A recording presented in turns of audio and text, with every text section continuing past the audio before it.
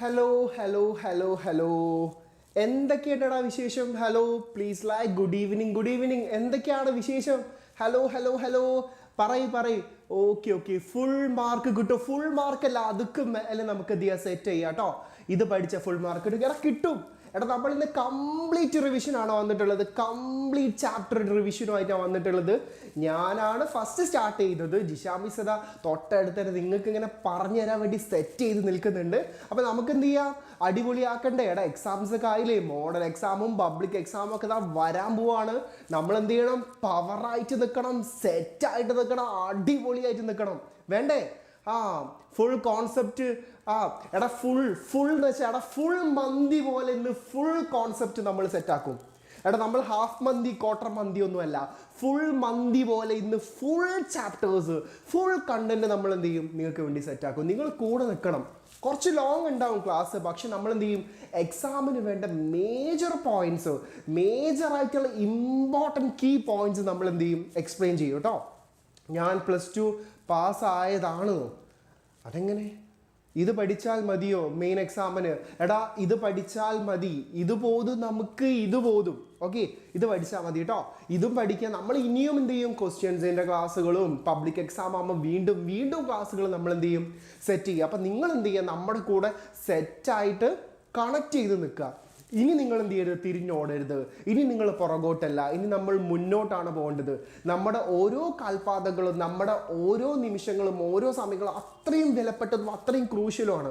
അപ്പം നിങ്ങൾ എന്ത് ചെയ്യണം, നിങ്ങൾ കൃത്യമായിട്ട്, നമുക്കറിയാം ഒരു ഓട്ട മത്സരത്തിന് നമ്മൾ ഇറങ്ങിയിട്ടുണ്ടെങ്കിൽ അല്ലേ, നമ്മൾ ചിലപ്പോൾ തുടക്കത്തിലൊക്കെ നല്ല സ്പീഡിൽ ഓടിയിട്ട് അവസാന ലാപ്പിൽ നമ്മൾ സ്ലോ ആയാൽ എല്ലാം പോയി അല്ലേ, കഥം ബൈ ടാറ്റ, അങ്ങനെ ആയിപ്പോവും. അതല്ല നമുക്ക് വേണ്ടത്.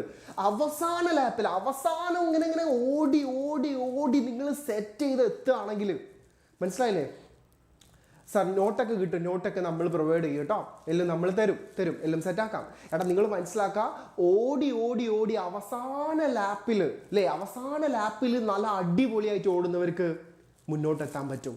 നിങ്ങൾ 10ാമതായിക്കോട്ടെ, 20ാമതായിക്കോട്ടെ, 100ാമതായിക്കോട്ടെ, നിങ്ങൾ ഓടി എത്തുക. രണ്ടാമതുള്ളവൻ ഒന്നാമതെത്തുക, ഒന്നാമനുള്ളത് ഒന്നാമൻ തന്നെ മെയിൻറ്റെയിൻ ചെയ്യുക. 100ാമതാണ് നിങ്ങളെങ്കിൽ നിങ്ങളൊരു 50ലേക്കോ 30ലേക്കോ ഓടി എത്തുക. മനസ്സിലായില്ലേ? നിങ്ങൾ എന്ത് ചെയ്യുക, കൃത്യമായിട്ട് എന്ത് ചെയ്യുക, കാര്യങ്ങൾ മനസ്സിലാക്കുക. എടാ നിങ്ങൾ ഇന്നലെ വരെ ഇനി എന്ത് പഠിച്ചു എന്ത് പഠിച്ചില്ല ഡസൻ മാറ്റർ, അതൊരു വിഷയമല്ല. നമ്മളിനി കത്തിക്കാൻ പോവാ, നമ്മളിനി എന്ത് ചെയ്യുക, കൂട്ടിയിട്ട് കത്തിക്കാൻ പോവാ. കംപ്ലീറ്റ് ചാപ്റ്റേഴ്സ്, നമ്മുടെ മൈക്രോ എക്കണോമിക്സിൻ്റെയും മാക്രോ എക്കണോമിക്സിൻ്റെയും കംപ്ലീറ്റ് ചാപ്റ്റേഴ്സ് നമ്മൾ എന്ത് ചെയ്യാൻ പോവാണ്, സെറ്റാക്കാൻ പോവാണ്. എക്സാംസ് ആണ് വരുന്നത്. മോഡൽ എക്സാമിന് നിങ്ങൾ എന്ത് ചെയ്യണം, ഒരു തീയാണെങ്കിൽ പബ്ലിക് എക്സാമിന് നമ്മളതൊരു കാട്ടു തീയാവണം. മനസ്സിലായില്ലേ? വൈൽഡ് ഫയർ, ഫ്ലവർ അല്ലടാ ഫയർ. അതുപോലെ നിങ്ങൾ എന്ത് ചെയ്യണം, അടിപൊളിയായിട്ട് മുന്നേറണം. നിങ്ങളെ മോട്ടിവേറ്റ് ചെയ്യാൻ ഏറ്റവും അടിപൊളി ആരാ? അത് നിങ്ങൾ തന്നെയാണ്. നിങ്ങൾ മനസ്സിലാക്കുക, +2 +1 +2 നിങ്ങൾ നല്ല രീതിയിൽ എൻജോയ് ചെയ്ത് പഠിച്ച ഒരു കാലഘട്ടമാണ്. ഞാൻ എൻ്റെ ലൈഫിൽ പഠിച്ചതിൽ ഏറ്റവും അടിപൊളി ഒരു കാലഘട്ടമായിരുന്നു +1 +2 എന്ന് പറയുന്നത്. അപ്പോൾ നിങ്ങൾ മനസ്സിലാക്കുക, നിങ്ങൾ ഒരുപാട് ഓർമ്മകളും ഒരുപാട് മെമ്മറീസും എല്ലാം നിങ്ങൾക്ക് കിട്ടിയിട്ടുണ്ട്. പക്ഷെ എല്ലാ ഫ്രണ്ട്സും എല്ലാവരും ഇനി കൂടെ ഉണ്ടാവണം എന്നില്ല. പലരും പല കോഴ്സ് എടുത്ത് പോയേക്കാം, ഡിഗ്രിക്ക് പോയേക്കാം, CA പല ഫീൽഡിലേക്കും പോയേക്കാം. അപ്പം നിങ്ങൾ മനസ്സിലാക്കേണ്ട ഒരു കാര്യം എന്താണ്? എന്താണെന്ന് വെച്ചാൽ, ഇനി നിങ്ങൾക്ക് കിട്ടുന്ന മാർക്ക്, ഇനി നിങ്ങൾക്ക് കിട്ടുന്ന സ്കോർ, ഇനി നിങ്ങൾക്ക് കിട്ടുന്ന A+, അത് നിങ്ങളുടേത് മാത്രമാണ്. ഇപ്പം നിങ്ങളെ കൂടെ കളിച്ച് നടക്കുന്ന ഫ്രണ്ട്സുകൾ ചിലപ്പോൾ വീട്ടിലിരുന്ന് ഒടുക്കത്തെ പഠിത്തമായിരിക്കും. നിങ്ങൾ വെറുതെ എന്താവരുത്, മൊയ്ന്തായി പോവരുത് അല്ലേ? നിങ്ങളും എന്ത് ചെയ്യണം, പഠിക്കണം. കൂടെയുള്ളവരെയും അറിയാത്ത കോൺസെപ്റ്റുകൾ പഠിപ്പിച്ചു കൊടുക്കണം.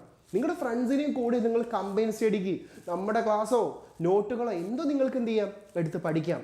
അപ്പം നിങ്ങൾ എന്ത് ചെയ്യുക, നോട്ട്സ് കിട്ടും സാർ, നോട്ട് നമുക്ക് ശരിയാക്കാം, സെറ്റാക്കാം. എക്സാം വിന്നറിലാണ്, നമ്മൾ എക്സാം വിൻ ചെയ്തിരിക്കും. ചെറിയ വിന്നിങ് അല്ല, വലിയൊരു മാർജിനിൽ നമുക്ക് ജയിക്കണം. സാറേ എന്തൊക്കെയുണ്ട്? എന്താണ്? എല്ലാവർക്കും ഗുഡ് ഈവനിങ് കേട്ടോ. എല്ലാവരും പഠിക്കാനിരിക്കുക. ഒരു കട്ടൻ ചായയും കുറച്ച് മിച്ചറൊക്കെ എടുത്തിട്ട് എന്ത് ചെയ്യുക, നമ്മളിവിടെ നോട്ടും കാര്യങ്ങളൊക്കെ ഉണ്ട്, അത് നിങ്ങൾ എന്ത് ചെയ്യുക, എഴുതുക. ഈ ക്ലാസ് നിങ്ങൾക്ക് വീണ്ടും ആക്സസ് ചെയ്യാൻ പറ്റും. പക്ഷെ എന്നാലും നിങ്ങൾ എന്ത് ചെയ്യുക, നമ്മൾ പറയുന്ന പോയിന്റുകൾ ശ്രദ്ധിക്കുക, പറയുന്ന കാര്യങ്ങൾ ശ്രദ്ധിക്കുക കേട്ടോ. സാർ കോഴിക്കോടാണ്, അത് ഞാൻ കാലിക്കറ്റ് ഫറൂഖ് കേട്ടോ. യദു സാർ പറയോ നോട്ട്സ് കിട്ടുമോ സാർ? യദു സാർ താഴെ ഉണ്ട്, +1 ലൈവിൽ യദു സാർ ഉണ്ട് കേട്ടോ. ആ എക്സാമിനർ. ഓക്കെ, എന്താണ് എടാ തുടങ്ങല്ലേ, നമുക്ക് തുടങ്ങല്ലേ? തുടങ്ങാം. എടാ നിങ്ങളൊന്ന് ഒന്ന് ഒന്ന് ഒന്ന് ബൂസ്റ്റ് ആക്ക്. ക്ലാസ് എത്ര മണിക്കൂറുണ്ടെന്ന് വെച്ചിട്ടുണ്ടെങ്കിൽ കുറച്ച് ലോങ് ഹവേഴ്സിൻ്റെ ക്ലാസ് ആണ് ഉള്ളത്. നിങ്ങൾ മാക്സിമം നിങ്ങൾ ഇവിടെ ഇരിക്കുക. നിങ്ങൾക്ക് വേണ്ടിയിട്ടാണ് ഞങ്ങൾ ഇവിടെ നിന്ന് ഇത്രയും ഹവേഴ്സ് ക്ലാസ് എടുക്കുന്നത്. അപ്പം നിങ്ങളൊരു കാര്യം മനസ്സിലാക്കുക. എന്താണ് സ്റ്റാർട്ട് ചെയ്യാം. നിങ്ങളൊരു കാര്യം മനസ്സിലാക്കുക, ഞങ്ങൾ ഇത്രയും സ്ട്രെയിൻ ചെയ്ത് നിങ്ങൾക്ക് വേണ്ടി നിൽക്കുമ്പോൾ നിങ്ങളൊന്ന് ചെയ്യാം, നമ്മുടെ കൂടെ നിൽക്കുക. എടാ നട്ടപ്പാതിര ആയിക്കോട്ടെ, 7-ാം പുലർച്ചെ ആയിക്കോട്ടെ, സമയം ഏതും ആയിക്കോട്ടെ, നിങ്ങൾ പഠിക്കണം.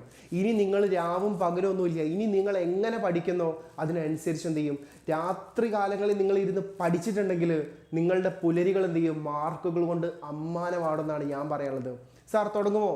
ചാപ്റ്ററിൽ ഇമ്പോർട്ടൻ്റ്, അതായത് ഇമ്പോർട്ടൻ്റേ പറയുന്നുള്ളൂ കേട്ടോ, ഇമ്പോർട്ടൻ്റ് വിത്ത് കീ പോയിന്റ്സ്. അപ്പം നമുക്ക് സ്റ്റാർട്ട് ചെയ്യാം. ഞാൻ സ്റ്റാർട്ട് ചെയ്യുന്നത് മാക്രോ എക്കണോമിക്സ്. വലിയ എക്കണോമിക്സ് തുടങ്ങാം. വേഗം നമുക്ക് എന്ത് ചെയ്യാം, എക്സാം പോയിന്റ് ഓഫ് വ്യൂവിൽ നമ്മൾ കാര്യങ്ങൾ chapter revision, complete chapter revision ആണ് പോകുന്നത്. നല്ല സ്പീഡിൽ പോവും. അപ്പം എന്ത് ചെയ്യാം, തുടങ്ങുകയാണെ നമുക്ക് നോക്കാം. ഫസ്റ്റ് തന്നെ എന്താണ്, ഫസ്റ്റ് തന്നെ എല്ലാ ക്വസ്റ്റ്യൻ പേപ്പറിലും ഏത് ചാപ്റ്റർ ഏത് ഭാഗം എടുത്ത് നോക്കിയിട്ടതാ ഈ ഒരു സാധനം കാണും, difference between micro economics and macro economics. എടാ ചെറിയ എക്കണോമിക്സും വലിയ എക്കണോമിക്സും തമ്മിലുള്ള വ്യത്യാസം എന്താണ് അല്ലേ? എന്താടാ വ്യത്യാസം നോക്കുക. മൈക്രോ എക്കണോമിക്സും മാക്രോ എക്കണോമിക്സും തമ്മിലുള്ള കമ്പാരിസൺ നിങ്ങൾക്ക് എന്ത് ചെയ്യും, എക്സാം ചോദിക്കും. അത് ഇമ്പോർട്ടൻ്റ് മാത്രമേ ഉള്ളൂ കേട്ടോ. കംപ്ലീറ്റ് സാധനങ്ങളുണ്ട്, but with important key points. നമ്മൾ ഒരു ഭാഗം ഒഴിവാക്കുന്നൊന്നുമില്ല, എല്ലാ കാര്യങ്ങളും ഇൻക്ലൂഡ് ചെയ്തുകൊണ്ട് ഇമ്പോർട്ടൻറ്റ് പോയിന്റ്സ് മാത്രം. ഓക്കെ, നിങ്ങളുടെ കമൻറ്റുകളൊക്കെ ഞാൻ കാണുന്നുണ്ട്, എല്ലാത്തിനും റിപ്ലൈ തരാം. നിങ്ങൾ എന്ത് ചെയ്യുക, നമ്മുടെ കൂടെ ഉണ്ടാവുക. Okay, start. മൈക്രോ എക്കണോമിക്സ് നോക്കുക. മൈക്രോ എന്ന് വെച്ചാൽ ചെറുതാണ്, നമുക്കറിയാം, സ്മോൾ ആണ്, ഇത് എല്ലാവരും പഠിച്ചിട്ടുള്ളതാണ്. It is a study about individual units. എടാ ഇൻഡിവിജ്വൽ യൂണിറ്റ്സിനെ കുറിച്ച് പഠിക്കാം, ചെറിയ കാര്യങ്ങളെ കുറിച്ച് പഠിക്കാം, എക്കണോമിക്സുമായിട്ട് റിലേറ്റ് ചെയ്യുന്ന ചെറിയ കാര്യങ്ങളെ കുറിച്ച് പഠിക്കാം, which is called micro economics. എടാ മൈക്രോ ചെറുതാണെങ്കിൽ മാക്രോ എന്തായിരിക്കും? It is the study about economy as a whole. Economy മൊത്തത്തിൽ പഠിക്കുക എന്നുള്ളതാണ് ഇത് മാക്രോ എക്കണോമിക്സ്. കണ്ടില്ലേ, എക്കോണമി ആസ് എ ഹോൾ, മൊത്തത്തിൽ. നമ്മൾ ഹോൾസെയിൽ എന്നൊക്കെ കേട്ടില്ലേ, ഹോൾസെയിൽ അല്ലേ, മൊത്ത കച്ചവടം എന്നൊക്കെ പറയാം. അതുപോലെ മാക്രോ എക്കണോമിക്സ് എന്ന് വെച്ചാൽ മൊത്തത്തിൽ പഠിക്കുക. അടുത്ത് നോക്കാം, ഇക്വിലിബ്രിയത്തിൻ്റെ രീതി നോക്കാം. നമുക്ക് ഇക്വിലിബ്രിയം എന്ന് പറഞ്ഞ ചാപ്റ്റർ തന്നെ പഠിക്കാറുണ്ട് മൈക്രോ എക്കണോമിക്സിൽ. ഇക്വിലിബ്രിയം എക്കണോമിക്സിലൊരു ഇമ്പോർട്ടൻറ്റ് സാധനമാണ്. അപ്പം നിങ്ങൾ നോക്കുക, മൈക്രോ എക്കണോമിക്സിൻ്റെ ഇക്വിലിബ്രിയം എന്ന് പറഞ്ഞാൽ എന്ത് ഇക്വിലിബ്രിയാണ്? പാർഷ്യൽ ഇക്വിലിബ്രിയം, പകുതി ഇക്വിലിബ്രിയം. അപ്പം മൈക്രോ എക്കണോമിക്സിൻ്റെ അടുത്ത പോയിന്റ് ആണ് എന്ത്? പാർഷ്യൽ ഇക്വിലിബ്രിയം എന്ന് പറയുന്നത് കേട്ടോ. Partial equilibrium. ഇപ്പോൾ പഠിച്ച മാർക്ക് കിട്ടത്തില്ല. എന്താ ഇപ്പോൾ പഠിച്ച മാർക്ക് കിട്ടാത്തത്? ഓക്കെ, സാറിൻ്റെ ക്ലാസ് അടിപൊളിയാണ്. Okay, thank you. നിങ്ങൾ എന്ത് ചെയ്യുക, നമുക്ക് നോക്കാം. മൈക്രോ എക്കണോമിക്സ് എന്താണ്? Partial equilibrium analysis. ഇതെന്തായിരിക്കും? General equilibrium analysis. Micro partial equilibrium analysis. Macro എന്താണ്? Macro economics. എടാ ജയിക്കും, നിങ്ങൾ ജയിക്കും. നിങ്ങളല്ലാതെ ആരാടാ ജയിക്കുക? നിങ്ങൾ ജയിച്ചിരിക്കും കേട്ടോ, ഷുവർ നിങ്ങൾ ജയിച്ചിരിക്കും. നിങ്ങൾ ഇത് പഠിച്ചാൽ മതി. മാക്രോ എക്കണോമിക്സ് എന്താണ്? It's equilibrium. എന്ത് അനാലിസിസ് ആണ്? General equilibrium. Micro economics partial equilibrium analysis, macro economics general equilibrium analysis. നോക്കുക, എടാ മൈക്രോ എക്കണോമിക്സിന്റെ കണ്ണ് എന്ന് പറയുന്നത്, അതിന്റെ കാഴ്ച എന്ന് പറയുന്നത്, അതിന്റെ വ്യൂ എന്ന് പറയുന്നത് എന്താണ്? Worms eye view. എടാ മൈക്രോ എന്ന് വെച്ചാൽ ചെറുതാണ്, അതായത് മണ്ണിരയുടെ കണ്ണുപോലെ, പുഴുവിൻ്റെ കണ്ണുപോലെ ചെറിയ കാര്യങ്ങൾ. സൂക്ഷ്മമായ എക്കണോമിക്സ് ആയതുകൊണ്ട് സൂക്ഷ്മമായ കാര്യങ്ങളാണ് ഇതിലൂടെ കാണാം, മൈക്രോ എക്കണോമിക്സിലൂടെ കാണാം. വേംസ് ഐ വ്യൂ, ചെറിയ കണ്ണ് അല്ലേ, ചെറിയ കണ്ണായിരിക്കും ഇതിലുണ്ടാവുക മൈക്രോ എക്കണോമിക്സിലും. മനസ്സിലായില്ലേ? മൈക്രോ എക്കണോമിക്സിന് നോക്കുക. മാക്രോ എക്കണോമിക്സിനോ ബേർഡ്സ് ഐ വ്യൂ. എടാ പക്ഷിയുടെ കണ്ണ്, പക്ഷി ആകാശത്തിലൂടെ പറക്കുകയാണെങ്കിൽ താഴെയുള്ള എല്ലാം കാണാൻ പറ്റും. അതാണ് മാക്രോ എക്കണോമിക്സ്. നിങ്ങൾ ബുർജ് ഖലീഫിൻ്റെ മുകളിലോ അല്ലെങ്കിൽ വലിയൊരു ബിൽഡിങ്ങിൻ്റെ മുകളിലോ താഴോട്ടോ നിങ്ങൾക്ക് എന്ത് ചെയ്യാൻ പറ്റും? ഒരുപാട് കാഴ്ചകൾ കാണാൻ പറ്റും, വിശാലമായത് കാണാൻ പറ്റും. അതുപോലെയാണ് മാക്രോ എക്കണോമിക്സിൻ്റെ വ്യൂ എന്ന് പറയുന്നത്, ബേർഡ്സ് ഐ വ്യൂ എന്ന് പറയുന്നത് കേട്ടോ. സർ ഈ ക്ലാസ് കണ്ട എക്സാം ജയിക്കുക. എടാ ജയിച്ചിരിക്കും, നീ ജയിച്ചിരിക്കും, ഷുവറായിട്ട് ജയിച്ചിരിക്കും കേട്ടോ. കമ്മ്യൂണിറ്റി ലിങ്ക് വർക്ക് ആവുന്നില്ല, നമുക്ക് ശരിയാക്കാം കേട്ടോ. അത് നമ്മൾ ശരിയാക്കാം, പറയാം കേട്ടോ. ഓക്കെ, കമ്മ്യൂണിറ്റി അത് ശരിയാക്കാം. ഓക്കെ, നോക്കാം. മൈക്രോ എക്കണോമിക്സ് എന്ന് പറയുന്നത് മൈക്രോസ്കോപ്പിക് സ്റ്റഡിയാണ്. നമ്മൾ മൈക്രോസ്കോപ്പിലൂടെ കാണുമ്പോൾ എന്താണ്? ചെറിയ കാര്യങ്ങളാണ് കാണുക. അപ്പം മൈക്രോ എക്കണോമിക്സ് എന്ന് പറയുന്നത് എന്താണ്? Micro microscopic study. ഇതെന്താണ്? Telescopic study. ടെലിസ്കോപ്പ് എന്താണ്? ഇവിടെ നിന്നിട്ട് ബാക്കിയുള്ള വിശാലമായ കാര്യങ്ങൾ കാണുന്നതാണ് ഇത് ടെലിസ്കോപ്പ്. അപ്പൊ നിങ്ങൾ അഡീഷണൽ പോയിന്റ് ആയിട്ട് മൈക്രോസ്കോപ്പിക് സ്റ്റഡി, ഇതെന്താണ്? Telescopic study. ഇനി മൈക്രോ എക്കണോമിക്സിനെ വിളിക്കുന്ന മറ്റൊരു പേര്, it is also called price theory. 1 word മാർക്കിന്റെ ചോദ്യം വരും കേട്ടോ. 1 വേർഡ് മാർക്കിന്റെ ചോദ്യം വരും. എന്താണ്? മൈക്രോ എക്കണോമിക്സിനെ വിളിക്കുന്ന മറ്റൊരു പേരെന്താണ്? Micro economics is also known as price theory. എന്താണ്? Micro economics is also known as price theory. അപ്പൊ മാക്രോനെ വിളിക്കുന്ന പേരെന്താ? എടാ മാക്രോനെ വിളിക്കുന്ന മറ്റൊരു പേരെന്താണ്? Income theory. ഇപ്പൊ നിങ്ങളെ വീട്ടിൽ ചിലപ്പം വേറൊരു പേരിട്ട് വിളിക്കൂലേ? ഇല്ലേ? വേറൊരു പേരിട്ട് വിളിക്കൂലേ? ഇപ്പൊ എന്നെ വീട്ടിൽ സിജു എന്നാണ് വിളിക്കുക. വീട്ടിൽ നിന്ന് എല്ലാവരും സിജു എന്ന് വിളിക്കും. ഇപ്പൊ നിങ്ങൾ ഇപ്പോൾ എന്താണ് ടുട്ടുവാവേ അല്ലെങ്കിൽ എന്താണ് മോൾട്ടി, അങ്ങനെ പല പല പേരിട്ടൊക്കെ വിളിക്കൂലേ? അതുപോലെ എന്താണ്? മൈക്രോനെ വിളിക്കുന്ന മറ്റൊരു പേര് പ്രൈസ് തിയറി, മാക്രോനെ വിളിക്കുന്ന മറ്റൊരു പേര് ഇൻകം തിയറി. ഇനി മൈക്രോ എക്കണോമിക്സിന് ഒരു എക്സാമ്പിൾ നോക്കാം. എന്താണ്? Wage rate, price of pencil, allocation of resources, equilibrium of output of a firm, rent of house. നിങ്ങൾ എന്ത് ചെയ്യുക? ഡിമാൻഡ് ഫോർ എ ആപ്പിൾ അല്ലെങ്കിൽ demand of a person, supply of a person, എന്ത് നിങ്ങൾക്ക് എഴുതാം കേട്ടോ. നിങ്ങൾ മൈക്രോ എക്കണോമിക്സിൽ എന്തൊക്കെ തിയറീസ് പഠിക്കുന്നത് അതിൽ ഏത് നിങ്ങൾക്ക് എന്ത് ചെയ്യാം? മൈക്രോ എക്കണോമിക്സിന് എക്സാമ്പിൾ ആയിട്ട് എഴുതാം. മാക്രോ എക്കണോമിക്സ് ഒബ്വിയസ്ലി എന്താണ്? Inflation, GDP, per capita income. നിങ്ങൾ മാക്രോ എക്കണോമിക്സിൽ എന്തൊക്കെ നിങ്ങൾ ടെക്സ്റ്റ് ബുക്കിൽ പഠിക്കുന്നോ അതൊക്കെ നിങ്ങൾക്ക് എന്ത് ചെയ്യാം? മാക്രോ എക്കണോമിക്സിൻ്റെ എക്സാമ്പിൾ ആയിട്ട് പറയാം. അപ്പം നിങ്ങൾ ഇത് പഠിക്കാതെ പോകരുത്. മൈക്രോ മാക്രോ തമ്മിലുള്ള ഡിഫറൻസ് എക്സാമിൽ ചോദിച്ചിരിക്കും. Micro means small, macro means large. Micro study about individual behaviour, macro study about group behaviour or economy as a whole. ഇനി microscopic study, telescopic study, worm's eye view, bird's eye view. Example ആയിട്ട് demand for a person, supply of a person അല്ലെങ്കിൽ consumption of a person. Macro എക്കണോമിക്സിന് example ആയിട്ട് inflation, unemployment, GDP എന്ത് നിങ്ങൾക്ക് എഴുതാം. Point okay ആണ്. നമ്മൾ അടുത്തതിലേക്ക് പോട്ടെ, അടുത്ത ഭാഗത്തേക്ക് പോട്ടെ. നമുക്ക് പെട്ടെന്ന് തന്നെ ഓടിച്ചു പോകണം, ഒരുപാട് ചാപ്റ്റേഴ്സ് പോകാനുണ്ട്. അപ്പം ഇത് പഠിച്ചു വെച്ച് പോകണം. ഇപ്പോഴും പറയുന്നത് ഇത് പോതും, നമുക്ക് ഇത് പോതുമേ, വേറൊന്നും വേണ്ട, ഇത് പോതുമേ, ഇത് പഠിച്ചാൽ മതി. ഓക്കെ, അടുത്തത് ഇവിടുന്ന് വരാൻ ചാൻസ് ഉള്ള മറ്റൊരു ചോദ്യമാണ്. എടാ മാക്രോ എക്കണോമിക്സ് എന്ന് പറയുന്ന ഒരു ബ്രാഞ്ച്, മൈക്രോ മാക്രോ ഇതാണല്ലോ നമ്മളിവിടെ പഠിച്ചുകൊണ്ടിരിക്കുന്നത്. മാക്രോ എന്ന് പറയുന്ന ഒരു ബ്രാഞ്ച്, ഇങ്ങനെ പുതിയൊരു സ്റ്റഡി ബ്രാഞ്ച്, ഒരു പുതിയൊരു സ്റ്റഡി ഗ്രൂപ്പ്, ഒരു ഫണ്ടമെൻ്റൽ ആയിട്ട് വരാനുണ്ടായ റീസൺ എന്തൊക്കെയാണെന്ന് നമുക്ക് നോക്കാം. അപ്പം നിങ്ങൾക്ക് ചോദ്യം വരാൻ ചാൻസ് ഉള്ള ഒരു സാധനം കൂടാണ് ഇത്. Write a note about emergence of macro economics. എങ്ങനെയാണ് മാക്രോ എക്കണോമിക്സ് എമർജ് ചെയ്തത്, വളർന്നു വന്നത്, അല്ലേ? ദാറ്റ് ഈസ് റോക്കീസ് KGF എന്നൊക്കെ പറയുന്ന പോലെ എങ്ങനെയാണ് ഈ മാക്രോ എക്കണോമിക്സ് ഇങ്ങനെ വളർന്ന് വളർന്ന് വളർന്ന് എന്ത് ചെയ്തത്, സെറ്റായത്? അതൊരു ചോദ്യമാണോ? അതിന് എന്തൊക്കെയാണ് കാരണങ്ങൾ? എമർജൻസ് ഓഫ് മാക്രോ എക്കണോമിക്സ് പഠിച്ചു വെച്ചോ. എന്താണ് macro economics? Emerged after the British economist. ഒരു ബ്രിട്ടീഷ് എക്കണോമിസ്റ്റ് ആണ് കേട്ടോ ഇതിന് ഏറ്റവും കൂടുതൽ ഇമ്പോർട്ടൻസ് കൊടുത്തത്. അയാളുടെ പേരെന്താ? John Maynard Keynes. ആരാണ്? John Maynard Keynes.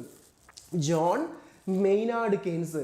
എടാ ഈ കെയ്ൻസ് ഉണ്ടല്ലോ, JM കെയ്ൻസ് നമ്മൾ വിളിക്കട്ടെ. എന്താ വിളിക്കുക? JM കെയ്ൻസ് കേട്ടോ.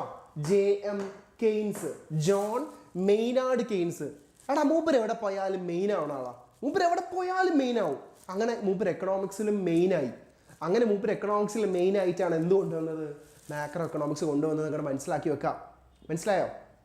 John Maynard Keynes. അപ്പം മാക്രോ എക്കണോമിക്സ് കൊണ്ടുവന്നത്, the father of modern macro economics. ആരാണത്? മൂപ്പരൊരു ഇമ്പോർട്ടൻറ്റ് സാമ്പത്തിക ശാസ്ത്രജ്ഞനാണ്. എടാ ഫാദർ ഓഫ് എക്കണോമിസ്റ്റ് ആരാണ്? Father of economist Adam Smith ആണ്. Father of economist Adam Smith ആണ്. Father of modern macro economics ആരാണ്? John Maynard Keynes. അപ്പം മാക്രോ എക്കണോമിക്സുമായിട്ട് ബന്ധപ്പെട്ട് ചോദിച്ചാൽ നിങ്ങൾ ആരെ പേര് എഴുതണം? ജോൺ മെയ്നാർഡ് കെയ്ൻസിന്റെ പേര് എഴുതണം. അങ്ങനെ മൂപ്പരാണ് കേട്ടോ ഇത് കൊണ്ടുവന്നിട്ടുള്ളത്. ഏത്? Macro economics. ഒരു ബുക്കിന്റെ പേര് പബ്ലിഷ്ഡ് ഈസ് മാസ്റ്റർ പീസ്. മൂപ്പരുടെ ഒരു മാസ്റ്റർ പീസ് ബുക്ക് അങ്ങോട്ട് എഴുതി. മൂപ്പര് ഒരുപാട് ബുക്ക് എഴുതിയിട്ടുണ്ട്. പക്ഷെ അതിൽ ഏറ്റവും അടിപൊളി ബുക്ക് ഏതാ? ഏതാണ് book? General theory of employment, interest and money. ബുക്കിന്റെ പേരെന്താ? General theory of employment, interest and money. ഇതാട്ടോ ബുക്കിന്റെ പേര്. General theory of employment interest and മണി 1936. 1936 അദ്ദേഹം ബുക്ക് എഴുതി. ബുക്കിന്റെ പേരെന്താ? General theory of employment interest and money. ഈ ബുക്കാണ് മാക്രോ എക്കണോമിക്സിന് ആധാരമായത്. ഈ ബുക്കാണ് മാക്രോ എക്കണോമിക്സിന്റെ എന്താണ് ഒരു ബേസ് ആയി വന്നത് കേട്ടോ. കൊണ്ടുവന്ന ആരാണ്? British economist John Maynard Keynes. നോക്കാം, ബിഫോർ കെയ്ൻസ്, ഈ കെയ്ൻസ് ഇവിടെ വരുന്നതിന് മുന്നേ, KGF റോക്കി ബായ് വരുന്നതിന് മുന്നേ അവിടെ ആരായിരുന്നു ഉണ്ടായിരുന്നത്? ഗരുഡന്റെ സാമ്രാജ്യമായിരുന്നു ഉണ്ടായിരുന്നത്. അപ്പൊ നമുക്ക് നോക്കാം, കെയ്ൻസ് വരുന്നതിന് മുന്നേ ഇവിടെ ആരുണ്ടായിരുന്നു? വേറൊരു കൂട്ടം ടീം ഉണ്ടായിരുന്നു. അവരുടെ പേരെന്താ? ബിഫോർ കെയ്ൻസ്, കെയ്ൻസിന് മുന്നേ classical economic idea were dominated. Classical economics എന്ന് പറയുന്ന ഒരു ടീം ഉണ്ടായിരുന്നു. കെയ്ൻസ് വരുന്നതിന് മുന്നേ ഇവിടുത്തെ എക്കണോമിക്സ് ഭരിച്ചിരുന്ന ടീം ആരാണ്? ക്ലാസിക്കൽസ്.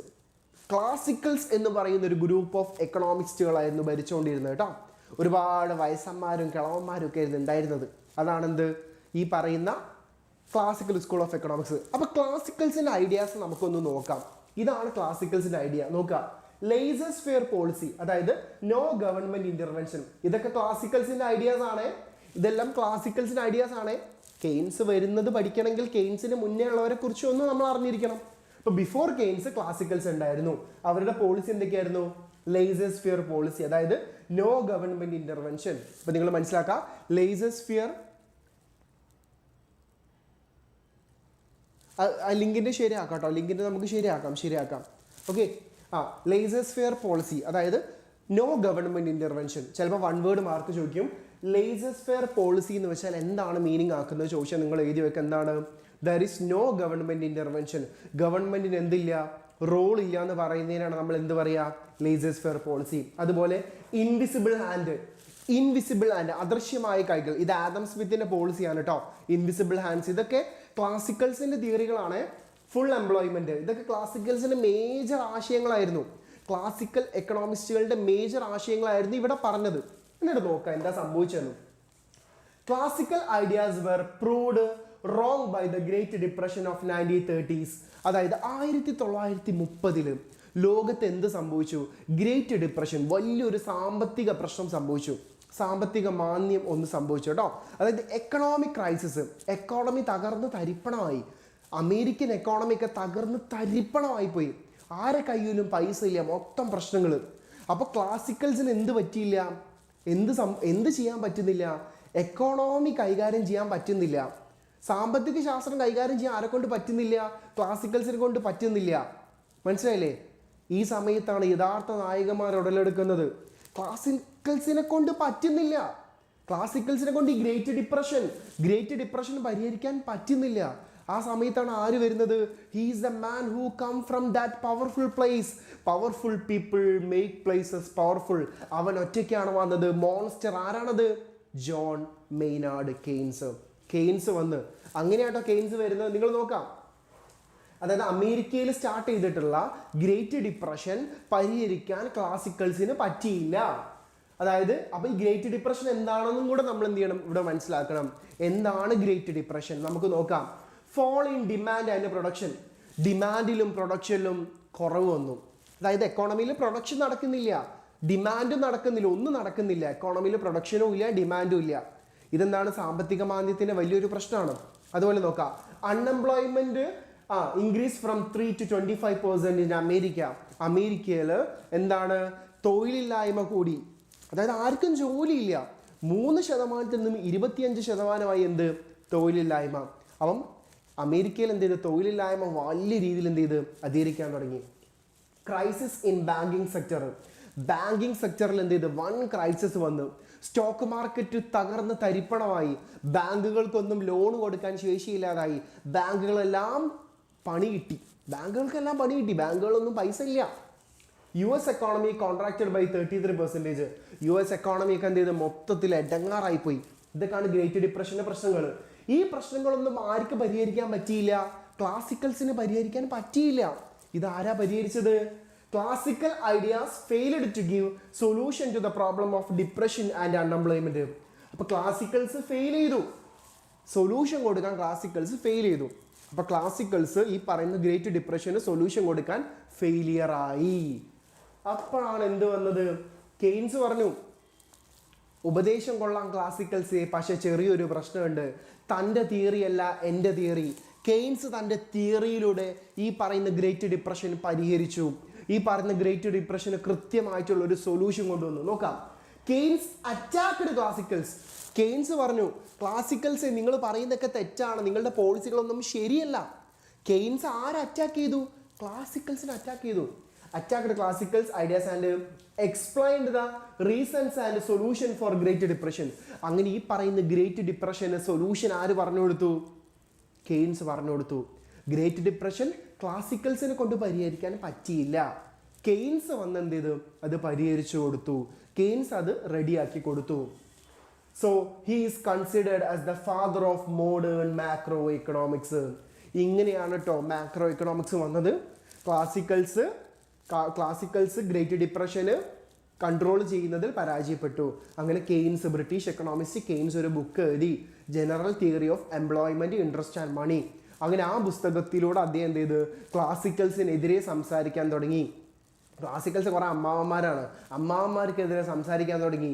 നിങ്ങൾ പറയുന്നതൊക്കെ തെറ്റാണ്, ഞാൻ പറയുന്നതാണ് ശരി. അങ്ങനെ കെയ്ൻസിൻ്റെ പോളിസികൾ വന്ന് കെയ്ൻസ് എന്ത് ചെയ്ത്? എക്കോണമിയെ സ്റ്റെബിലൈസ് ചെയ്തു, എക്കോണമിയെ റെഡിയാക്കി കേട്ടോ. ഓക്കെ, വോളിയം കൂട്ടാൻ പോകുന്നു. എന്തെങ്കിലും പ്രശ്നമുണ്ടോ? കേൾക്കുന്നത് എന്ത് കുറവുണ്ടോ? വെയിറ്റ് നോക്കട്ടെ, ജസ്റ്റ് ഒന്ന് വോയിസ് കൂട്ടാൻ പറ്റുമോ നോക്കട്ടെ. വെയിറ്റ്.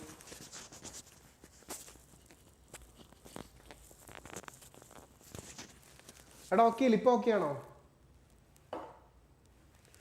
ഇമ്പോർട്ടൻ്റ് ആണ്, ഇതൊക്കെ ഇമ്പോർട്ടൻ്റ് ആണ്, ഒരു സംശയമില്ല. ഇതൊക്കെ വളരെ വളരെ ഇമ്പോർട്ടൻ്റ് ആണ്. ഇത് വളരെ വളരെ ഇമ്പോർട്ടൻ്റ് ആണ് കേട്ടോ. ഓക്കെ, ഇത് വളരെ ഇമ്പോർട്ടൻ്റ് ആയിട്ടുള്ള സാധനമാണ്, മനസ്സിലാക്കാം. ഇത് ഫസ്റ്റ് ചാപ്റ്ററിൽ ചോദിക്കുന്ന ഒരു ചോദ്യമാണ്. ഇനി അടുത്തത് sectors of N economy.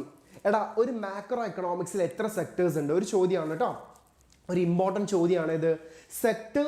Sectors in macro economy. Macro economics പ്രകാരം എത്ര സെക്ടേഴ്സ് ഉണ്ട്? നിങ്ങൾ മനസ്സിലാക്കി ഇപ്പം തന്നെ പഠിച്ചു വെച്ചോ. മാക്രോ എക്കണോമിക്സ് പ്രകാരം 4 സെക്ടേഴ്സാണ് ഉള്ളത്. മാക്രോ എക്കണോമിക്സ് പ്രകാരം 4 സെക്ടേഴ്സാണ് ഉള്ളത്. ഏതൊക്കെയാ അത്? First one house hold. അല്ല ആരാ ഈ ഹൗസ് ഹോൾഡ്? നമ്മളെ പോലെയുള്ള ആൾക്കാരാണ് ആര്? House hold. കൺസംഷൻ നടത്തുന്ന ആൾക്കാരാണ് ആര്? House hold. കൺസംഷൻ നടത്തുന്ന ആൾക്കാർ നമ്മൾ എന്ത് വിളിക്കും? We called household. നോക്കാം, it means a single or individual or group of individuals കേട്ടോ. ഹൗസ് ഹോൾഡ് വെച്ച് ആരാവാം? ഒരു സിംഗിൾ ആവാം, ഗ്രൂപ്പ് ഓഫ് ഇൻഡിവിജ്വൽസ് ആരും ആവാം. ഇവരെന്താ ചെയ്യുന്നത്? കൺസംഷൻ നടത്തുന്നു. സി കേട്ടോ, കൺസംഷൻ നടത്തുന്നു. രണ്ടാമത്തെ ആൾക്കാരാണ് അവര് ഫേംസ്. ഫേം എന്ന് വെച്ചാൽ എന്താ? Production units are called firms. Production നടക്കുന്ന യൂണിറ്റിനെയാണ് നമ്മൾ എന്ത് വിളിക്കുക? ഫേം എന്ന് വിളിക്കുക കേട്ടോ. Production units are called firms. Production നടക്കുന്ന യൂണിറ്റ് നമ്മൾ എന്ത് വിളിക്കും? ഫേം എന്ന് വിളിക്കും കേട്ടോ. പഠിച്ചത് മറന്നു പോകുന്നു. എടാ നിങ്ങൾ വീണ്ടും റിവൈസ് ചെയ്യുക, എന്നാൽ മാത്രമേ ഇത് തലയിൽ നിൽക്കുള്ളൂ. നിങ്ങൾ ചിലപ്പോൾ ഈ ക്ലാസ് തന്നെ ഒരു 5 വട്ടം നിങ്ങൾ കേട്ടോ, നിങ്ങൾ മൊത്തം ആൻസർ ചെയ്യും. നമ്മളിവിടെ കംപ്ലീറ്റ് റിവിഷൻ വെക്കുന്നുണ്ട്. നിങ്ങളിത് വേണമെങ്കിൽ ഫുൾ ഇരുന്ന് നമ്മൾ പാട്ട് കേൾക്കുന്ന പോലെ വീണ്ടും കേട്ട് വെക്കുക. സംഗതി കുറച്ചൊക്കെ ബോറടിക്കും, സ്വാഭാവികമാണ്, വീണ്ടും ഇങ്ങനെ ക്ലാസ് കേൾക്കുമ്പോൾ. പക്ഷേ ഇനി നമുക്ക് സമയമൊന്നുമില്ല. ഇനി നമുക്ക് എന്താണ്? ഇനി നമുക്ക് ഒറ്റ ലക്ഷ്യമുള്ളൂ, നല്ല മാർക്ക് സ്കോർ ചെയ്തിട്ട് നമ്മൾ എന്ത് ചെയ്യുക? +2 അങ്ങോട്ട് കംപ്ലീറ്റ് ചെയ്യുക. വേറെ ഒന്നും ചെയ്യാനില്ല കേട്ടോ. ഓക്കെ, നോക്കാം. ഫേം എന്ന് വെച്ചാൽ എന്താ? ഇൻവെസ്റ്റ്മെന്റ് നടത്തുന്ന ആൾക്കാരാണ് ആര്? ഫേം എന്ന് പറയുന്നത്. Production units are also called firm. Volume കുറവാണെന്നോ? ഞാൻ നോക്കട്ടെ, വോളിയത്തിന് എന്താ പ്രശ്നം? എന്തെങ്കിലും ഇഷ്യൂ ഉണ്ടോ? ഞാൻ മാക്സിമം വോയിസ് അത്ര റൈസ് ആയിട്ട് സംസാരിക്കുന്നത്.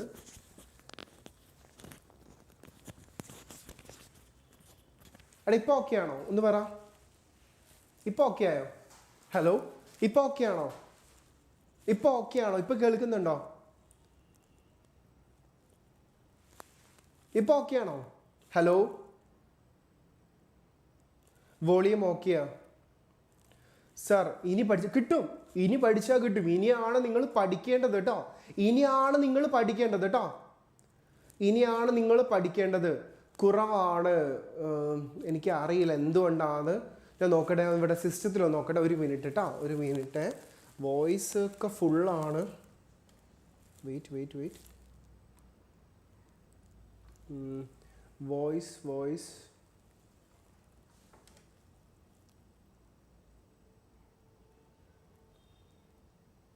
എടാ ഇപ്പോൾ ഓക്കെ ആണോ? ഒന്ന് പറ. വോയിസ് ഓക്കെ ആണോ?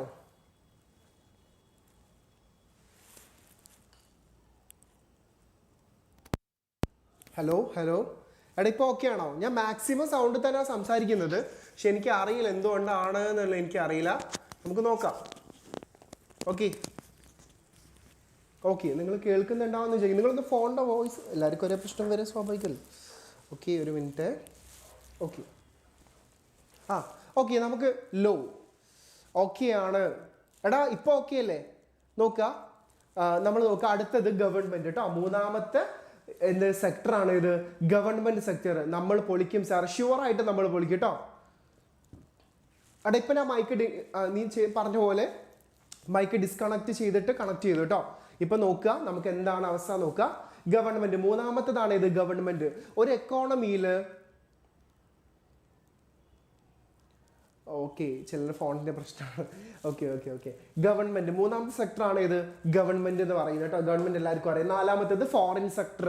ഫോറിൻ സെക്ടർ ഇവിടെ എന്താ ഉണ്ടാവുക? എക്സ്പോർട്ടും ഇമ്പോർട്ട് കേട്ടോ. ഇവിടെ എക്സ്പോർട്ട് ആൻഡ് ഇമ്പോർട്ട്, ഇതാണ് ഏത് സെക്ടറിൽ ഉണ്ടാവുക? ഫോറിൻ സെക്ടറിൽ. ഇപ്പം എക്സാമ്പിൾ ചോദിക്കുകയാണ്, what are the major sectors in macro economy? 4 എണ്ണം ഉള്ളത്. ഒന്ന് കമന്റ് ഇട്ടേ. House hold, firm, government, external sector or foreign sector കേട്ടോ. ഈ 4 സെക്ടേഴ്സ് ആണുള്ളത്. പഠിച്ചു വെച്ചോ. ഇതൊക്കെ നമ്മൾ വീണ്ടും വീണ്ടും പറഞ്ഞ കാര്യമാണ്. നിങ്ങൾ വീണ്ടും വീണ്ടും പഠിച്ചേ മതിയാവും കേട്ടോ. അടുത്തത്, എടാ ഇതൊന്ന് ഫില്ല് ചെയ്തേ. Factors of production. പ്രൊഡക്ഷന്റെ ഫാക്ടേഴ്സ് ഏതൊക്കെയാ? ഫാക്ടേഴ്സ് ഓഫ് പ്രൊഡക്ഷൻ, അതിന് കിട്ടുന്ന റെമ്യൂണറേഷൻ ഏതൊക്കെയാ? അല്ലെങ്കിൽ ഫാക്ടർ റിവാർഡുകൾ ഏതൊക്കെയാ? ഇത്ര ചെയ്താൽ മതി ചോദിച്ചു കഴിഞ്ഞാൽ അതൊക്കെ ചെറിയ ചെറിയ ക്വസ്റ്റ്യൻസ് ആണ് വരാറുള്ളത് കേട്ടോ. മനസ്സിലായില്ല? അതൊക്കെ ചെറിയ ചെറിയ ക്വസ്റ്റ്യൻസ് ആണ് വരാറുള്ളത്. നമ്മൾ അതിനനുസരിച്ചാണ് പറയുന്നത്. നിങ്ങൾ എന്ത് ചെയ്യുക? മേജർ പോയിന്റ്സുകളാണ് നമ്മൾ ഹൈലൈറ്റ് ചെയ്യുന്നത്. നിങ്ങൾ എപ്പോഴും മനസ്സിലാക്കുക, ഒരു എക്സാമിന് ഒരു വാല്യുവേഷൻ്റെ സമയത്ത് പോലെ ആൻസറുകൾ എങ്ങനെ വേണം, അതിന് മെയിൻ സാധനങ്ങൾ എങ്ങനെയാണ്, മേജർ പോയിന്റ്സ്, അതാണ് നമ്മൾ ഹൈലൈറ്റ് ചെയ്ത് പറയുന്നത്. മേജർ പോയിന്റുകൾ, ഒരു ആൻസർ ഷീറ്റിൽ വേണ്ട ഫണ്ടമെന്റൽ പോയിന്റ്സ്. അപ്പം നിങ്ങളിത് എഴുതിയ ഷുവർലി നിങ്ങൾക്ക് മാർക്ക് കിട്ടും. മനസ്സിലായില്ല? അത് ഉറപ്പാണ്. ഇവിടെ നോക്കുക. എടാ നിങ്ങളുടെ കയ്യിൽ ഭൂമിയുണ്ട്, ലാൻഡ് ഉണ്ടെങ്കിൽ നിങ്ങൾക്ക് എന്ത് കിട്ടും? നിങ്ങളെല്ലാവരും കമന്റ് ഇട്ട്, ഞാൻ പറയേണ്ട ആവശ്യമില്ല. ഭൂമിക്ക് എന്ത് കിട്ടും? റെന്റ് കിട്ടും. ലേബർ, നിങ്ങൾ ജോലി എടുത്ത, നിങ്ങളൊരു പണിക്കാരനാണ്, കൂലി അല്ലേ, എന്ത് കിട്ടും? നിങ്ങൾക്ക് വേജ് കിട്ടും. നിങ്ങളുടെ കയ്യിൽ കുറച്ച് ക്യാപിറ്റൽ ഉണ്ട്, ബാങ്ക് കൊണ്ടിട്ട് എന്ത് കിട്ടും? ഇൻട്രസ്റ്റ് കിട്ടും. ബാങ്ക് കൊണ്ടിട്ട് ഇൻട്രസ്റ്റ് കിട്ടും. നിങ്ങളൊരു ഓർഗനൈസേഷൻ നടത്തുകയാണെങ്കിൽ യു വിൽ ഗെറ്റ് പ്രോഫിറ്റ്. കഴിഞ്ഞ്. ഈ ചാപ്റ്ററിൽ മേജർ കാര്യങ്ങളാണ് പറഞ്ഞത്. ഈ ചാപ്റ്ററിൽ വേറെ ഒന്നും ഇനി ചോദിക്കാനില്ല. മൈക്രോ മാക്രോ ഡിഫറൻസ് ചോദിക്കും, എങ്ങനെയാണ് മാക്രോ എക്കണോമിക്സ് എമേർജ് ചെയ്ത് ചോദിക്കും, 4 സെക്ടേഴ്സ് ഇൻ മാക്രോ എക്കണോമി ചോദിക്കും, factors of production and remuneration. First chapter ഓകെയാ. ഇനി നമ്മൾ the most major important chapter second ചാപ്റ്ററിലേക്ക് കടക്കാണ്. നമുക്ക് കുറഞ്ഞ സമയം ഒരുപാട് കാര്യങ്ങൾ കേട്ടോ. അപ്പം നിങ്ങൾ നോക്കുക, നാഷണൽ ഇൻകം അക്കൗണ്ടിങ്, പലരുടെയും ഒരു പേടി സ്വപ്നമായ ചാപ്റ്റർ നാഷണൽ ഇൻകം അക്കൗണ്ടിങ്. പക്ഷേ ഏറ്റവും നല്ല വൃത്തിക്ക് മാർക്ക് സ്കോർ ചെയ്യാൻ പറ്റിയ ചാപ്റ്റർ ആണിത്, നാഷണൽ ഇൻകം അക്കൗണ്ടിങ് കേട്ടോ. നമുക്ക് നോക്കാം, പഠിച്ചു വെച്ചോ. എന്താണ് ആ നാഷണൽ ഇൻകം? ദേശീയ വരുമാനം എന്താ? എടാ നമ്മൾ എന്ത് ചെയ്യുന്നുണ്ട്? നമ്മുടെ അച്ഛനും അമ്മയൊക്കെ ജോലിക്ക് പോകുന്നുണ്ട് എന്ന് വിചാരിക്കുക, അല്ലെ ഉപ്പ അമ്മ ഒക്കെ ജോലിക്ക് പോകുന്നുണ്ട്. ഇവർ ജോലിക്ക് പോയിട്ട് ഇവർക്ക് കിട്ടുന്നൊരു ഇൻകം ഉണ്ട്. ഇതാണ് നമ്മുടെ ഫാമിലിയുടെ ഇൻകം. ഇതുപോലെ നമ്മുടെ ഗവൺമെൻറ്റിന്, അത് കേരള ഗവൺമെൻറ് ആയിക്കോട്ടെ കേന്ദ്ര ഗവൺമെൻറ് ആയിക്കോട്ടെ, അവർക്ക് ഒരു വർഷത്തിൽ കിട്ടുന്ന ഇൻകമാണ് ഇത് നാഷണൽ ഇൻകം. അവർക്ക് പല പല സോഴ്സിൽ നിന്നും കിട്ടുന്ന ഇൻകമാണ് ഇത് നാഷണൽ ഇൻകം എന്ന് പറയുന്നത് കേട്ടോ. മനസ്സിലായില്ലേ? അവർക്ക് ഇൻകം എവിടെ നിന്നൊക്കെ കിട്ടുന്നു അതിന് നമ്മൾ എന്ത് പറയും? National income. ദേശീയ വരുമാനം നമ്മുടെ നാഷണൽ ഇൻകം എന്താണ്? കൃത്യമായിട്ട് പഠിച്ചു വെച്ചോ. National income is the sum total of money value കേട്ടോ. എന്താണ്? Sum total of money value of all final goods and services. ആ പോയിന്റ് ഇമ്പോർട്ടൻ്റ് ആണ്. ഫൈനൽ ഗുഡ്സ് ആൻഡ് സർവീസസ്, നമ്മൾ ഫൈനൽ ഗുഡ് ആണ് എടുക്കുക കേട്ടോ. ഫൈനൽ ഗുഡ് ആണ് എടുക്കുക. Final goods and services produced in a country during a financial year. It is the income of the people of a nation during a year. ഒരു രാജ്യത്ത് ഒരു വർഷത്തിൽ ഉൽപ്പാദിപ്പിക്കുന്ന സാധന സേവനങ്ങളുടെ ആകെ തുക എന്താണ്? പഠിച്ചു വെച്ചോ. ഒരു രാജ്യത്ത് ഒരു വർഷത്തിൽ ഉൽപ്പാദിപ്പിക്കുന്ന സാധന സേവനങ്ങളുടെ ആകെ തുക, which is called a national income. National income is the sum total of the money value of all goods and services produced in a country during a particular year or financial year. മനസ്സിലായില്ലേ? പഠിച്ചു വെച്ചോ. മലയാളത്തിലാണെങ്കിൽ പോലും ഇങ്ങനെ മനസ്സിൽ വെക്കുക. ഒരു രാജ്യത്ത് ഒരു വർഷത്തിൽ ഉൽപ്പാദിപ്പിക്കുന്ന സാധന സേവനങ്ങളുടെ ആകെ തുക, ഇതിനാണ് നമ്മൾ എന്ത് പറയുക? National income. ചോദിക്കും കേട്ടോ, എന്താണ് നാഷണൽ ഇൻകം, എന്താണ് നാഷണൽ ഇൻകം, അല്ലെങ്കിൽ എന്താണ് GDP എന്നൊക്കെ ചോദിക്കും കേട്ടോ. അപ്പം നിങ്ങൾ എന്ത് ചെയ്യുക? അത് എഴുതി വെക്കുക. നാഷണൽ ഇൻകം എന്താണെന്നുള്ളത് കൃത്യമായിട്ട് പഠിച്ചു വെക്കുക കേട്ടോ. നോക്കാം ഇനി ഓരോരോ കാര്യങ്ങൾ. ഫൈനൽ ഗുഡ് എന്താ? What is final good? Final good അല്ലേ, അവസാനത്തെ ഗുഡ് അല്ലേ, നമ്മൾ ഫൈനൽ എക്സാം എന്നൊക്കെ പറയുന്ന പോലെ. നോക്കാം, goods used for final consumption കേട്ടോ, and not again subject to the process of production is called final good. എടാ ഞാൻ എന്ത് ചെയ്ത് ഒരു സാധനം വാങ്ങിച്ച് അത് എനിക്ക് കഴിക്കാൻ വേണ്ടിയിട്ടാണ് വാങ്ങിക്കുന്നത്, വിച്ച് ഈസ് കോൾഡ് എന്താണ്? Final good. ഞാൻ എന്ത് ചെയ്യുന്നുണ്ട്? ഒരു ഗുഡ് വാങ്ങിച്ചിട്ടുണ്ടെങ്കിൽ ആ ഗുഡ് എൻ്റെ ഫൈനൽ കൺസംഷന് വേണ്ടിയിട്ടാണ് ഞാൻ യൂസ് ചെയ്യുന്നതെങ്കിൽ which is called final good. ഞാൻ ആ ഗുഡ് എടുത്തിട്ട് വീണ്ടും പ്രൊഡക്ഷൻ പ്രോസസ്സിന് എടുക്കുന്ന ഗുഡ് ആവരുത് ഫൈനൽ ഗുഡ്.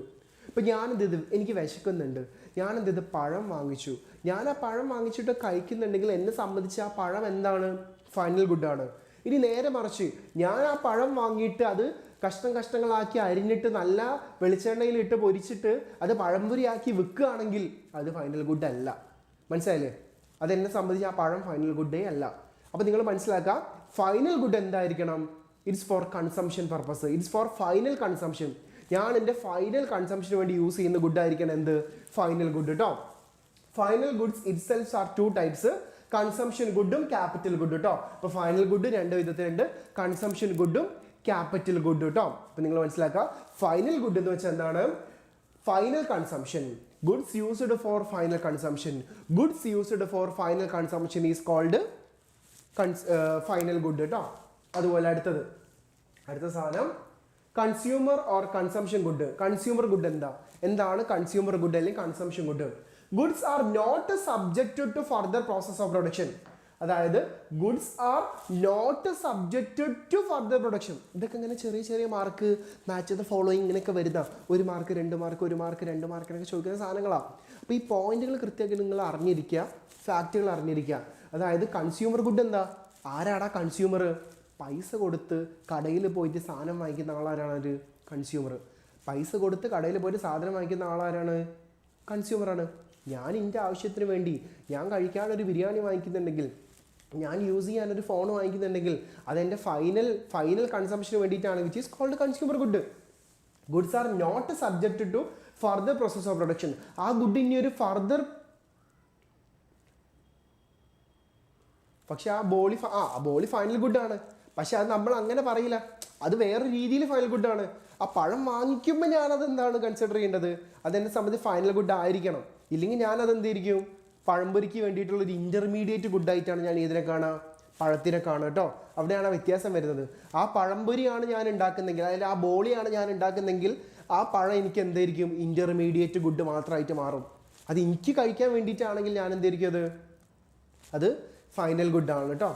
നിങ്ങൾ നോക്കുക, കൺസംഷൻ ഗുഡ്. പെന്നും പെൻസിൽ ഞാൻ വാങ്ങിച്ചത് എന്തിനു വേണ്ടിയിട്ടാണ്? എഴുതാനും വരയ്ക്കാനൊക്കെ വേണ്ടിയിട്ടാണ്. അതിൻ്റെ ആവശ്യത്തിന് വേണ്ടിയിട്ടാണ് ഞാൻ വാങ്ങിച്ചെങ്കിൽ, ഒരു കൺസ്യൂമർ എന്നുള്ള നിലയിൽ ഞാൻ പൈസ കൊടുത്ത് സാധനം വാങ്ങിച്ചിട്ടുണ്ടെങ്കിൽ അത് എൻ്റെ ആവശ്യത്തിന് വേണ്ടിയാണ്. ഇനി അത് വെച്ചിട്ട് ഞാൻ വേറൊരു കച്ചവടമോ ഒരു പ്രൊഡക്ഷൻ പ്രോസസ്സോ ചെയ്യുന്നില്ലെങ്കിൽ വിച്ച് ഈസ് കോൾഡ് എന്താണ്? കൺസ്യൂമർ ഗുഡ് കേട്ടോ. ഓക്കെ. ഇനി ഇൻ്റർമീഡിയറ്റ് ഗുഡ് എന്താണ്? Goods used an input of producing. Input of producing other good. Biryani എന്ന് പറയുന്ന ഔട്ട്പുട്ട്, ബിരിയാണി എന്താണ്? സപ്പോസ് ഔട്ട്പുട്ട് ആണ് കേട്ടോ. നിങ്ങളൊന്ന് ജസ്റ്റ് നോക്കാം, ബിരിയാണി എന്താണ്? ഔട്ട്പുട്ട് ആണ്. ബിരിയാണി എന്താണ്? ഔട്ട്പുട്ട് ആണ് കേട്ടോ. ഔട്ട്പുട്ട്. അപ്പോൾ ബിരിയാണിയുടെ ഇൻപുട്ട് എന്തൊക്കെയായിരിക്കും? ബിരിയാണിയുടെ ഇൻപുട്ട് പറയും. Inputs of biryani. ബിരിയാണി ഉണ്ടാക്കാൻ എന്തൊക്കെ വേണം? ഒന്ന് കമന്റ് ഇട്. അതിനെയാണ് നമ്മൾ എന്ത് വിളിക്കുക? Intermediate good. ബിരിയാണി ഉണ്ടാക്കാൻ വേണ്ട ഇന്റർമീഡിയറ്റ് ഗുഡ്. ഓക്കെ. ബിരിയാണി ഇത് മൈക്രോയിലല്ലേ? മൈക്രോ മാക്രോ ഒക്കെ കണക്റ്റഡ് ആണ്. നമ്മൾ പറയുമ്പോൾ എന്താണ്? മൈക്രോയിലെ പല ടേമുകളും വലുതാക്കി പഠിക്കണം ഇവിടെ മാക്രോ എക്കണോമിക്സിലും. ബിരിയാണിയുടെ ഇൻപുട്സ് എത്തിക്കുക. വാട്ടർ, ഫയർ, ചെമ്പ്, റൈസ്, പിന്നെന്താണ്? കുറേ സാധനങ്ങളുണ്ട്. ബസുമതി റൈസ് തന്നെ വേണമെന്നുണ്ടോ? ആയിക്കോട്ടെ, ബസുമതി. പിന്നെന്താണ്? ചിക്കൻ, ഗീ, എന്തോ ആയിക്കോട്ടെ, ചിക്കനോ ബീഫോ മട്ടണോ എന്തോ ആയിക്കോട്ടെ. ഇതൊക്കെ എന്താണ് ഇൻപുട്ടാണ്, വിച്ച് ഈസ് കോൾഡ് എന്താണ് ഇൻ്റർമീഡിയറ്റ് ഗുഡ്.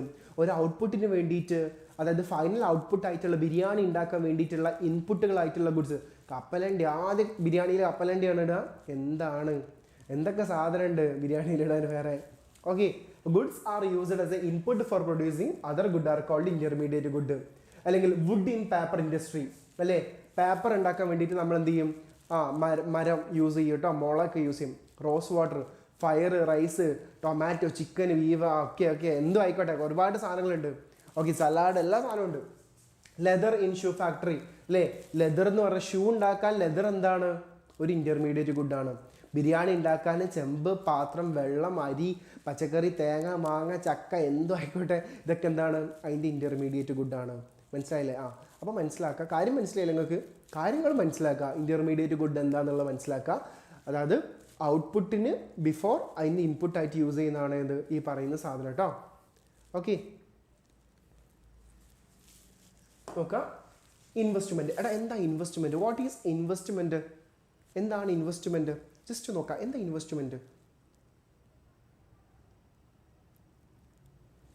ഫൈനൽ ഗുഡും കൺസ്യൂമർ ഗുഡും തമ്മിലുള്ള വ്യത്യാസം, വലിയ വ്യത്യാസമൊന്നുമില്ല.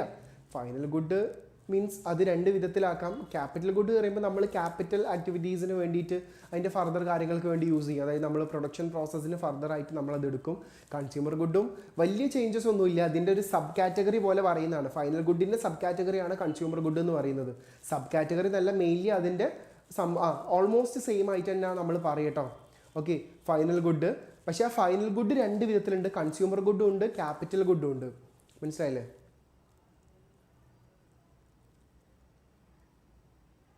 Okay, Kozhikode biryani or Thalassery biryani you like?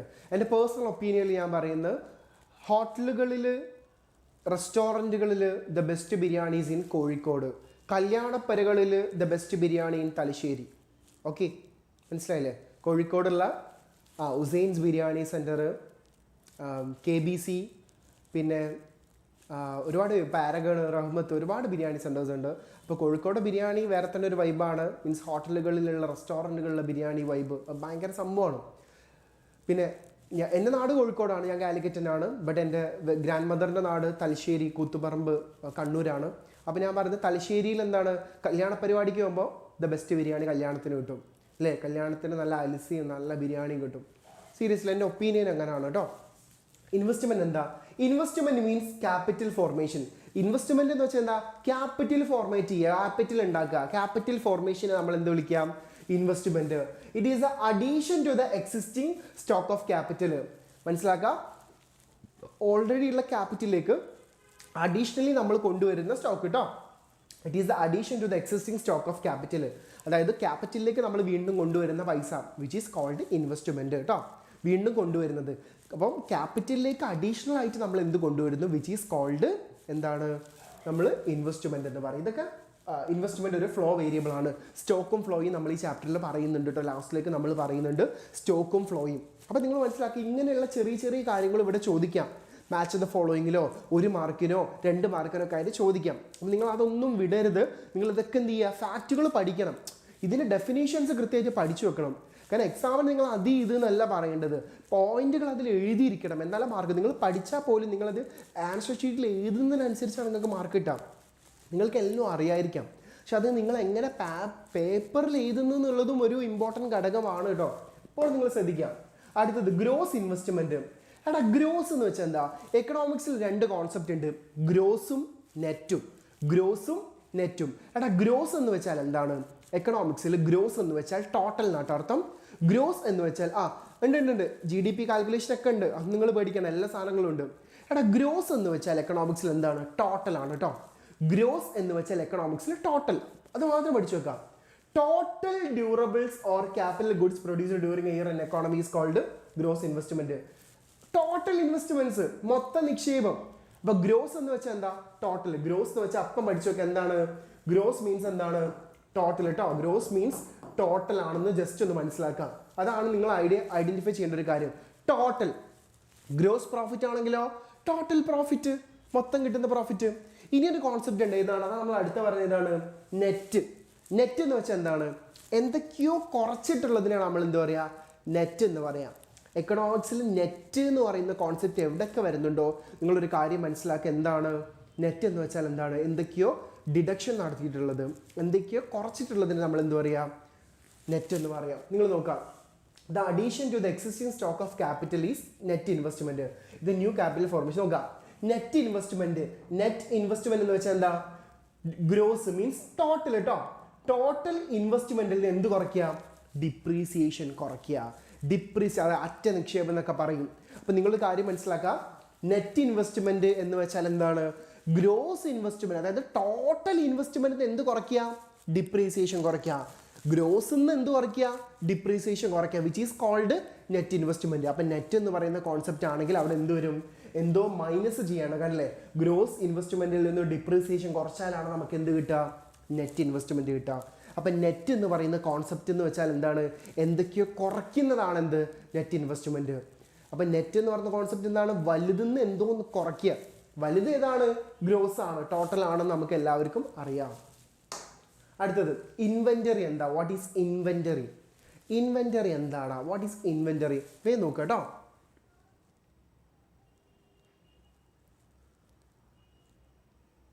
Okay, inventory, the quantity of output that a firm could not be sold is called inventory.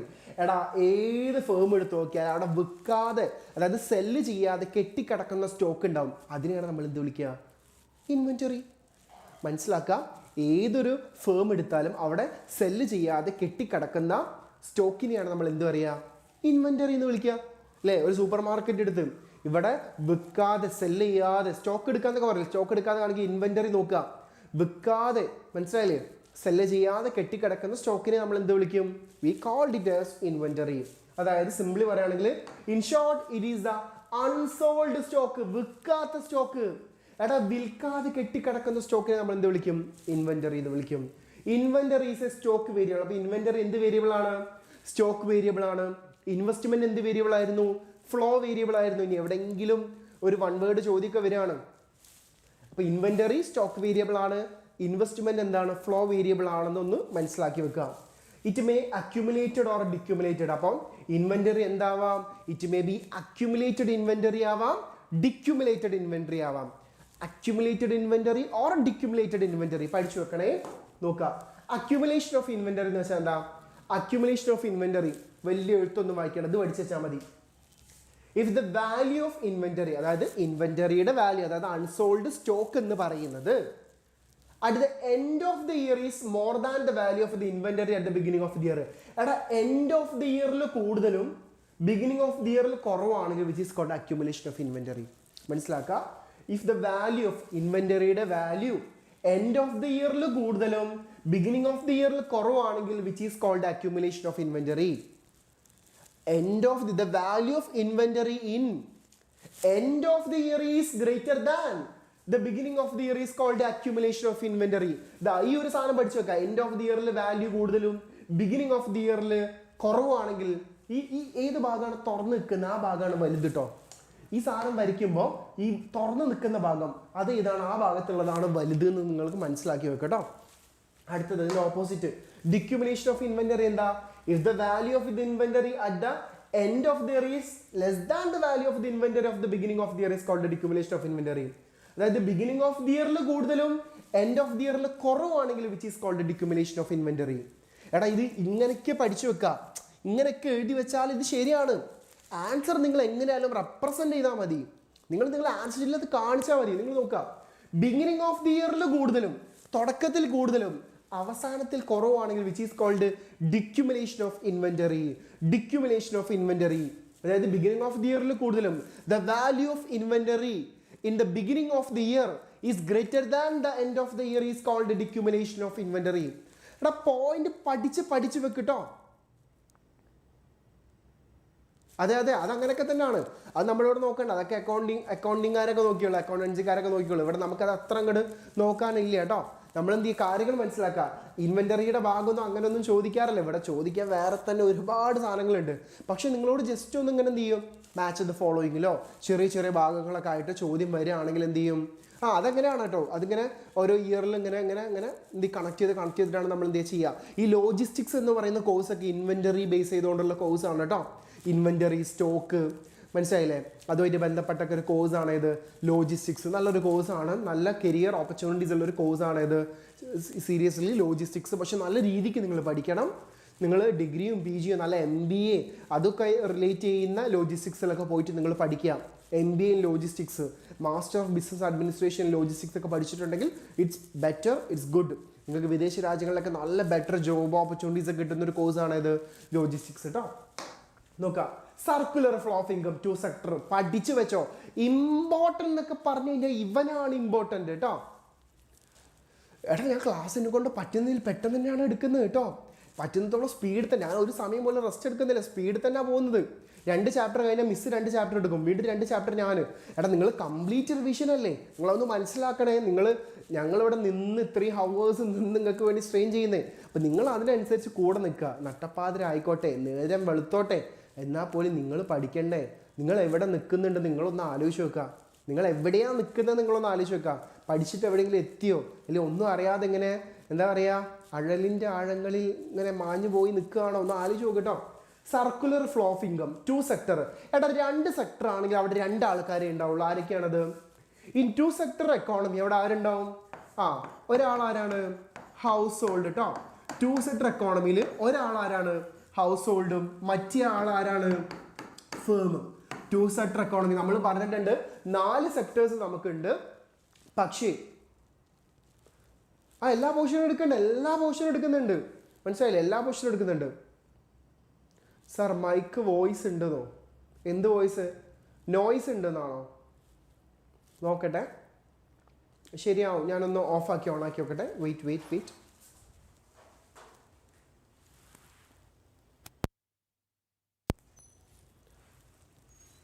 Okay, noise ഉണ്ടോ? നോയ്സ് ഉണ്ടെങ്കിൽ ഒന്ന് പറയണേ. കമ്മ്യൂണിറ്റി ഗ്രൂപ്പിൽ മെസ്സേജ് ഒന്നും വരുന്നില്ല, ഇപ്പം അപ്ഡേറ്റ് ചെയ്യുക കേട്ടോ. ഓക്കെ, നിങ്ങൾ നോക്കുക. 2 സെക്ടർ മോഡൽ ആണെങ്കിൽ എന്താണ്? ഹൗസ് ഹോൾഡും മറ്റേത് ഏതാണ്? ഫേമും ആണ് വരുന്നത്. അപ്പം നിങ്ങളൊരു കാര്യം മനസ്സിലാക്കുക. 2 സെക്ടർ മോഡൽ എക്കോണമിയിൽ എങ്ങനെയാണ് ഇൻകം സർക്കുലേറ്റ് ചെയ്യുന്നത്? നിങ്ങൾ ഇവിടെ ഒറ്റ കാര്യം നോക്കിയാൽ മതി. എന്താണ്? നിങ്ങൾ 2 സെക്ടർ മോഡൽ എക്കോണമിയിലാണെങ്കിൽ എന്താണ് അവിടെ വരിക? 2 സെക്ടർ എക്കോണമി മോഡലാണെങ്കിൽ ഹൗസ് ഹോൾഡ് നമ്മൾ എന്ത് ചെയ്യും? നമ്മുടെ ഫാക്ടർ സർവീസസ് ആർക്ക് കൊടുക്കും? Factor services. നിങ്ങൾ നോക്കുക, നമ്മൾ ഫാക്ടർ സർവീസസ് ആയിട്ടുള്ള എന്തൊക്കെയാണ് നമ്മൾ പഠിച്ചത്?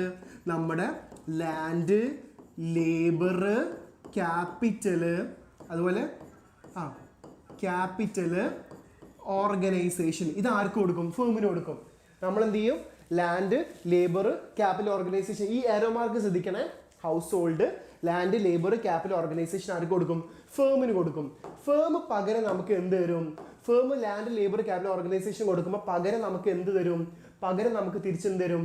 ഫാക്ടർ റിവാർഡ് തരും. ഇതിന് റിവാർഡ് തരും. ഫാക്ടർ റിവാർഡ് എന്തൊക്കെയത്? ഫാക്ടർ റിവാർഡായിട്ട് എന്ത് തരും? ഫാക്ടർ റിവാർഡ് നേരത്തെ പഠിച്ച അതേ സാധനം. ലാൻഡിന് എന്ത് കിട്ടും? റെന്റ് കിട്ടും. ലേബറിന് എന്ത് കിട്ടും? വേജ് കിട്ടും. അതായത് പൈസന്റെ രൂപത്തിൽ കിട്ടുകയാണെന്ന് മനസ്സിലായി. ക്യാപിറ്റലിന് എന്ത് കിട്ടും? ക്യാപിറ്റലിന് എന്ത് കിട്ടും? ഇൻട്രസ്റ്റ് കിട്ടും കേട്ടോ. ക്യാപിറ്റൽ എന്ത് കിട്ടും? ഇൻട്രസ്റ്റ്. ഓർഗനൈസേഷന് പ്രോഫിറ്റ്. ഇത് നമുക്ക് കിട്ടി. മനസ്സിലാക്കാം. ഫാക്ടർ സർവീസസ് കൊടുത്തു, പകരം തിരിച്ച് factor reward, rent, wage, interest, profit രൂപത്തിൽ നമുക്ക് കിട്ടി. ഇനി എന്താ ചെയ്യേണ്ടത്? ഇനി പറഞ്ഞ അതേ സാധനം ഹൗസ് ഹോൾഡിന് പൈസ കിട്ടി നമ്മൾ എന്ത് ചെയ്യും? അത് വീണ്ടും ചെലവാക്കാൻ വേണ്ടി ഇവരെ കയ്യിൽ തന്നെ കൊടുക്കും. ചെലവാക്കും. എന്താ ചെയ്യുക? കൺസംഷന് വേണ്ടി ചെലവാക്കും കേട്ടോ. കൺസംഷൻ എക്സ്പെൻഡിച്ചർ നടത്തും. കൺസംഷൻ എക്സ്പെൻഡിച്ചർ ആയിട്ട് ചെലവാക്കും. അപ്പം നമ്മൾ കിട്ടിയ പൈസ കൺസംഷൻ ചെലവാക്കാൻ വേണ്ടിയിട്ട് സാധനം വാങ്ങാൻ വേണ്ടി ഫേമിന് കൊടുക്കും. ഫേം അതിന് പകരം നമുക്ക് എന്ത് തരും? നമ്മൾ പൈസ കൊടുത്തു കഴിഞ്ഞാൽ ഫേം നമുക്ക് പകരം എന്താ തരിക? തിരിച്ച് നമുക്ക് എന്ത് തരും? ഗുഡ്സും സർവീസസും തരും കേട്ടോ. ഗുഡ്സ് ആൻഡ് സർവീസസും തിരിച്ചു വരും. ഗുഡ്സ് ആൻഡ് സർവീസസ് നമുക്ക് തിരിച്ചു വരും. പഠിച്ചു വെച്ചോ കേട്ടോ. ഈ സാധനം പഠിച്ചു വെച്ചോ. ഇത് പഠിച്ചു വെച്ചോ. വളരെ വളരെ ഇമ്പോർട്ടൻ്റ് ആണ് 2 സെക്ടർ മോഡൽ. ഏരോ മാർക്ക് എന്ത് ചെയ്യാം? എന്തൊക്കെ കമൻ്റ് ഇടണേ? കമൻറ്റ് ഡിലീറ്റ് ചെയ്യേ. ഓക്കെ, എന്ത് ചെയ്യാം? നമ്മൾ പഠിക്കാൻ വേണ്ടിയാണ് വന്നത്. അനാവശ്യ കമൻറ്റ് ഇടല്ലേ. ഓക്കെ, ഹൗസ് ഹോൾഡ് ഫേം എന്ത് ചെയ്യും? Factor service land labour capital organisation കൊടുക്കും, തിരിച്ച് factor reward rent wage interest profit കിട്ടും, അത് നമ്മൾ കൺസംഷൻ എക്സ്പെൻഡിച്ചർ ചിലവാക്കും, തിരിച്ച് ഗുഡ്സ് ആൻഡ് സർവീസസ് നമുക്ക് എന്ത് ചെയ്യും? തരും കേട്ടോ. അപ്പോൾ നിങ്ങളിത് പഠിച്ചു വെക്കാം. ഹൗസ് എന്താണ്? സർക്കുലർ ഫ്ലോ ഓഫ് ഇൻകം പഠിച്ചു വെച്ചോ. Circular flow of income two sector economy കേട്ടോ. ടു സെക്ടർ എക്കോണമി വളരെ ഇമ്പോർട്ടൻ്റ് ആയിട്ടുള്ള സാധനമാണ്. വളരെ വളരെ ഇമ്പോർട്ടൻ്റ് ആയിട്ട് എന്ത് ചെയ്യാം? ഇത് പഠിച്ചു വെക്കാം കേട്ടോ. ഓക്കെ, ഇത് പഠിച്ചു വെക്കണേ, വളരെ വളരെ ഇമ്പോർട്ടൻ്റ് ആയിട്ടുള്ള സാധനമാണ് കേട്ടോ. ഓക്കെ, ഇനി എന്ത് ചെയ്യാം? നമുക്ക് അടുത്ത സാധനം നോക്കാം. National income determination method. ഈ മെത്തേഡ് തിയറി ആയിട്ട് ചോദിക്കും. ഈ മെത്തേഡ് നിങ്ങൾക്ക് എന്ത് ചെയ്യും? സർ ഇൻട്രോവേർട്ട് ആണോ? Never, I M A extra ordinary extrovert. Okay, നിങ്ങൾ നോക്കുക. National income determination 3 methods, 3 method കേട്ടോ. എക്സാമിന് ചോദിക്കും. ഈ 3 മെത്തേഡ് തിയറി ആയിട്ടാണ് എക്സാമിന് ചോദിക്കാറുണ്ട് കേട്ടോ. നാഷണൽ ഇൻകം കാണാനുള്ള 3 മെത്തേഡുകൾ ഏതൊക്കെയാണ് 3 method? Product method, income method, expenditure method. ഇതൊന്നും പഠിക്കാതെ എക്സാമിന് പോകരുത് കേട്ടോ. ഇപ്പോൾ പഠിച്ച ഫുൾ മാർക്ക് കിട്ടും, ഷുവറായിട്ടും കിട്ടും. ഇപ്പം പഠിച്ചു കൊടുക്കണം, ഇപ്പോൾ ഈ നിമിഷം പഠിച്ചു കൊടുക്കണം, നാളത്തേക്ക് മാറ്റി വെക്കരുത്, ഇപ്പം പഠിച്ചു കൊടുക്കണം. ഓക്കെ, നോക്കാം. 3 മെത്തേഡ് നാഷണൽ ഇൻകം കാണാൻ 3 method: product method, income method, expenditure method. Product method, income method, expenditure method കേട്ടോ. 3 മെത്തേഡ് ഓരോന്നും നമുക്ക് പറയാം. First one product method or value added method. Product മെത്തേഡിനെ വിളിക്കുന്ന മറ്റൊരു പേരാണെന്ത്? Value added method. നോക്കാം. Under this method national income can be measured by adding. ഈ മെത്തേഡ് പ്രൊഡക്റ്റ് മെത്തേഡ് അല്ലെങ്കിൽ പ്രൊഡക്ഷൻ മെത്തേഡ് വഴി നാഷണൽ ഇൻകം എങ്ങനെയാണ് കാണാൻ നോക്കുക. എടാ തോക്ക് കയറി വെടി വെക്കല്ലേ സാർ. Difference between stock and flow, അതൊക്കെ ഉണ്ട്, പറയും. അതൊക്കെ നമ്മൾ പറയും, ഞാൻ പറഞ്ഞ അതൊക്കെ പറയും. അത് ഇവിടെ ഉണ്ട്. സ്ലൈഡ് ഒന്ന് അങ്ങോട്ടും ഇങ്ങോട്ടും റീചേഞ്ച് ചെയ്ത് അത്രേ ഉള്ളൂ. നിങ്ങൾ നോക്കാം. ഇവിടെ എങ്ങനെ നാഷണൽ ഇൻകം പ്രൊഡക്റ്റ് മെത്തേഡിൽ നാഷണൽ ഇൻകം കാണുന്നത് എങ്ങനെയാണെന്ന് വെച്ചാൽ മെഷേർഡ് ബൈ ആഡ് ചെയ്യുക. നോക്കുക. Adding all the final goods and services. All the final goods and services produced by each firms in the economy during a financial year. First line പഠിച്ചു വെച്ചോ. വേറെ ഒന്നും പഠിച്ചില്ലെങ്കിൽ first line പഠിച്ചു വെക്കാം. ആ underline ചെയ്ത ആ ഒരു ഭാഗം, റെഡിൽ അണ്ടർലൈൻ ചെയ്ത ആ ഒരു ഭാഗം നിങ്ങൾ എന്ത് ചെയ്യാം? പഠിച്ചു വെച്ചോട്ടോ. പഠിച്ചു വെച്ച് എന്താണ് നാഷണൽ ഇൻകം കാണുന്നത് എങ്ങനെയാണ്? നാഷണൽ ഇൻകം കാണുന്നത് എങ്ങനെയാണ്? National income can be measured by add ചെയ്യുക. Adding all the final goods and services produced by each firms in the economy. എക്കോണമിയിലുള്ള ഓരോ ഫേംസിൻ്റെയും പ്രൊഡക്ഷനെ ബേസ് ചെയ്തുകൊണ്ടാണ് നമ്മൾ എന്ത് ചെയ്യുന്നത്? പ്രൊഡക്റ്റ് മെത്തേഡ് അല്ലെങ്കിൽ പ്രൊഡക്ഷൻ മെത്തേഡ് എന്ത് ചെയ്യുന്നത്? കണ്ടുപിടിക്കുന്നത്. ഓക്കെ, ഈ മെത്തേഡ് പ്രകാരം നമുക്ക് എന്ത് ചെയ്യാം? We can avoid the problem of double counting കേട്ടോ. ഡബിൾ കൗണ്ടിങ് എന്ന പ്രശ്നം നമുക്ക് എന്ത് ചെയ്യാം? അവോയ്ഡ് ചെയ്യാം. ഡബിൾ കൗണ്ടിങ്, ഒരേ സാധനം 2 തവണ കണക്ക് കൂടുന്ന എന്ത് ചെയ്യും? തെറ്റു കേട്ടോ. ഒരേ സമയം മീൻസ് നമ്മൾ എന്ത് ചെയ്യാം? നമ്മളിപ്പോൾ സപ്പോസ് എന്ത് ചെയ്യാം? ടയറും കാറും ആണ് എടുക്കുന്നത് വിചാരിക്കാം. ടയർ ശരിക്കും ഒരു എന്താണ്? ഫൈനൽ ഗുഡാണ്. പക്ഷെ അത് കാറിലേക്ക് വരുമ്പോൾ എന്താണത്? ഒരു ഇൻ്റർമീഡിയറ്റ് ഗുഡാണ്, ഒരു മിഡിൽ ഗുഡായിട്ടാണ് വരിക. മനസ്സിലായില്ലേ? ഞാൻ പറഞ്ഞില്ലേ ഷോർട്ടാക്കാനതാ. ഫസ്റ്റ് ലൈൻ മാത്രം പഠിച്ചു വെക്കുക. ഈ റെഡിൽ എഴുതിയത് മാത്രം പഠിച്ചു വെക്കുക. ആ റെഡിൽ എഴുതിയത് മാത്രം പഠിച്ചു വെക്കുക. മനസ്സിലായില്ലേ? അപ്പം നിങ്ങൾ എന്ത് ചെയ്യുക? റൊണാൾഡോ ഒട്ടകലീഗോ അത് വേണ്ട. ഓക്കെ, അത് വേണ്ട. ഓക്കെ, അപ്പം ഡബിൾ കൗണ്ടിങ് എന്നുള്ള പ്രശ്നം നമുക്ക് ഏത് വഴി പരിഹരിക്കാൻ പറ്റും? ഓക്കെ, ഡബിൾ കൗണ്ടിങ് നമുക്ക് ഏത് പ്രശ്നം വഴി പരിഹരിക്കാൻ പറ്റും? We can using the product method. നമുക്ക് എന്ത് ചെയ്യാം? ഈ പ്രോബ്ലം എന്ത് ചെയ്യാം? പരിഹരിക്കാം. ഡബിൾ കൗണ്ടിങ്, ഒരേ സംഭവം 2 തവണ കണക്ക് കൂട്ടുന്നത് നമുക്ക് എന്ത് ചെയ്യാൻ പറ്റും? ഒഴിവാക്കാൻ പറ്റും with the help of product method കേട്ടോ. നിങ്ങൾ നോക്കുക. ഇനി ഇവിടെ നോക്കിയാൽ മതി. എന്താണ് value added or gross value added? GVA ആട്ടോ. ഗ്രോസ് വാല്യൂ ആഡഡ് മെത്തേഡ് എന്നാട്ടോ ഇതിനെ വിളിക്കുന്ന മറ്റൊരു പേര്. Gross value. Sir Ronaldo fan ആണെന്നോ? ഓക്കെ, GVA എന്ന് വെച്ചാൽ എന്താ? Gross value added. Okay, macro ആണോ കൂടുതൽ വെയിറ്റേജ്, മൈക്രോ ആണോ? രണ്ടും ഒരേപോലെയൊക്കെ തന്നെ കേട്ടോ. ഓക്കെ, ഗ്രോസ് വാല്യൂ ആഡഡ് എന്താണ്? ഇതിന്റെ ഇക്വേഷൻ എന്താ? വാല്യൂ ഓഫ് ഔട്ട്പുട്ട്, അതായത് QI minus value of intermediate consumption ZI. അപ്പോൾ gross value added is equal to QI minus ZI. ഇതാണ് equation. Gross value added is equal to, ഞാൻ പറയാം. Okay Fathima, ഞാൻ പറയാം കേട്ടോ. കമ്മ്യൂണിറ്റി ഗ്രൂപ്പിൻ്റെ കാര്യം ഞാൻ പറയാം കേട്ടോ. ഓക്കെ നോക്കാം. ഇതിൻ്റെ ഇക്വേഷൻ എന്താണ്? GVAI, അത് gross value added equal to quantity output minus intermediate consumption. ഇനി ഔട്ട്പുട്ട് ഈ Q കാണാൻ ഇക്വേഷൻ ആണ് ഇത്. Q മാത്രം കാണാൻ ചില സമയത്ത് ചോദിക്കാറുണ്ട്. QI equal to price into quantity, അതായത് market price into quantity of output. അപ്പോൾ നിങ്ങൾ എന്ത് ചെയ്യുക, ഈ ചോപ്പിൽ റെഡിൽ എഴുതിയത് പഠിച്ചു വെക്കുക, ഈ ഇക്വേഷൻ പഠിച്ചു വെക്കുക, ഈ ഇക്വേഷൻ പഠിച്ചു വെക്കുക. ഈ 3 കാര്യങ്ങൾ ഇവിടെ പഠിച്ചു വെച്ച് പോവാം. ആ 3 കാര്യങ്ങൾ മെയിൻലി ഫണ്ടമെന്റലി പഠിച്ചു വെച്ച് പോകാം കേട്ടോ. അപ്പോൾ നിങ്ങൾ എന്ത് ചെയ്യുക, ഇക്വേഷൻ പഠിച്ചു വെക്കുക. പ്രൊഡക്റ്റ് മെത്തേഡ് എന്താണ്? Product method equation GVAI is equal to അല്ലെങ്കിൽ GDP is equal to QI minus ZI, output minus intermediate consumption. ഔട്ട്പുട്ടിൽ നിന്നും ഇന്റർമീഡിയറ്റ് കൺസംഷൻ കുറയ്ക്കുക. ഔട്ട്പുട്ടിൽ നിന്നും ഇന്റർമീഡിയറ്റ് കൺസംഷൻ കുറയ്ക്കുക കേട്ടോ. തിയറി ചോദിച്ചിട്ടുണ്ടെങ്കിൽ നിങ്ങൾ എന്ത് ചെയ്യും, ഈ കാര്യങ്ങൾ എന്ത് ചെയ്യണം, എഴുതി വെക്കണം. ഇനി അടുത്ത മെത്തേഡ് അത് തന്നെ ഇവിടെ പറഞ്ഞു കേട്ടോ. GDP is equal to sigma, കണ്ടില്ലേ? GDP ഈസ് ഇക്വൽ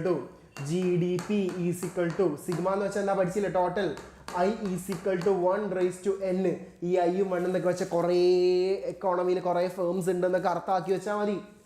എന്താണ് GVAI, gross value added is equal to എന്താണ് which is equal to QI minus ZI കേട്ടോ.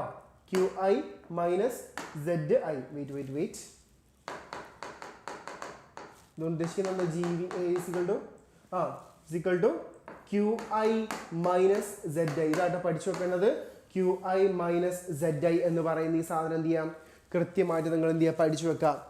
അതായത് ഔട്ട്പുട്ടിൽ നിന്നും ഇന്റർമീഡിയറ്റ് കൺസംഷൻ കുറയ്ക്കാം. ഔട്ട്പുട്ടിൽ നിന്നും ഇന്റർമീഡിയറ്റ് കൺസംഷൻ കുറയ്ക്കുക കേട്ടോ.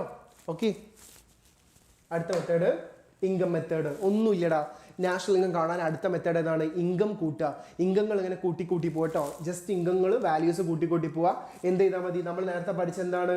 വേജ്, റെന്റ്, ഇൻട്രസ്റ്റ്, പ്രോഫിറ്റ് കൂട്ടട്ടോ. എന്തൊക്കെ കൂട്ടേണ്ടത്? വേജ്, റെന്റ്, അതുപോലെ എന്താണ്? ഇൻട്രസ്റ്റ്, ലാസ്റ്റ് വൺ എന്താണ്? പ്രോഫിറ്റ്. ഇതെല്ലാം കൂടെ എന്ത് ചെയ്യുക, കൂട്ടുക. ഓക്കെ ഈ വാല്യൂസ് എല്ലാം എന്ത് ചെയ്യുക, കൂട്ടുക. വേറെ ഒന്നും ചെയ്യേണ്ട.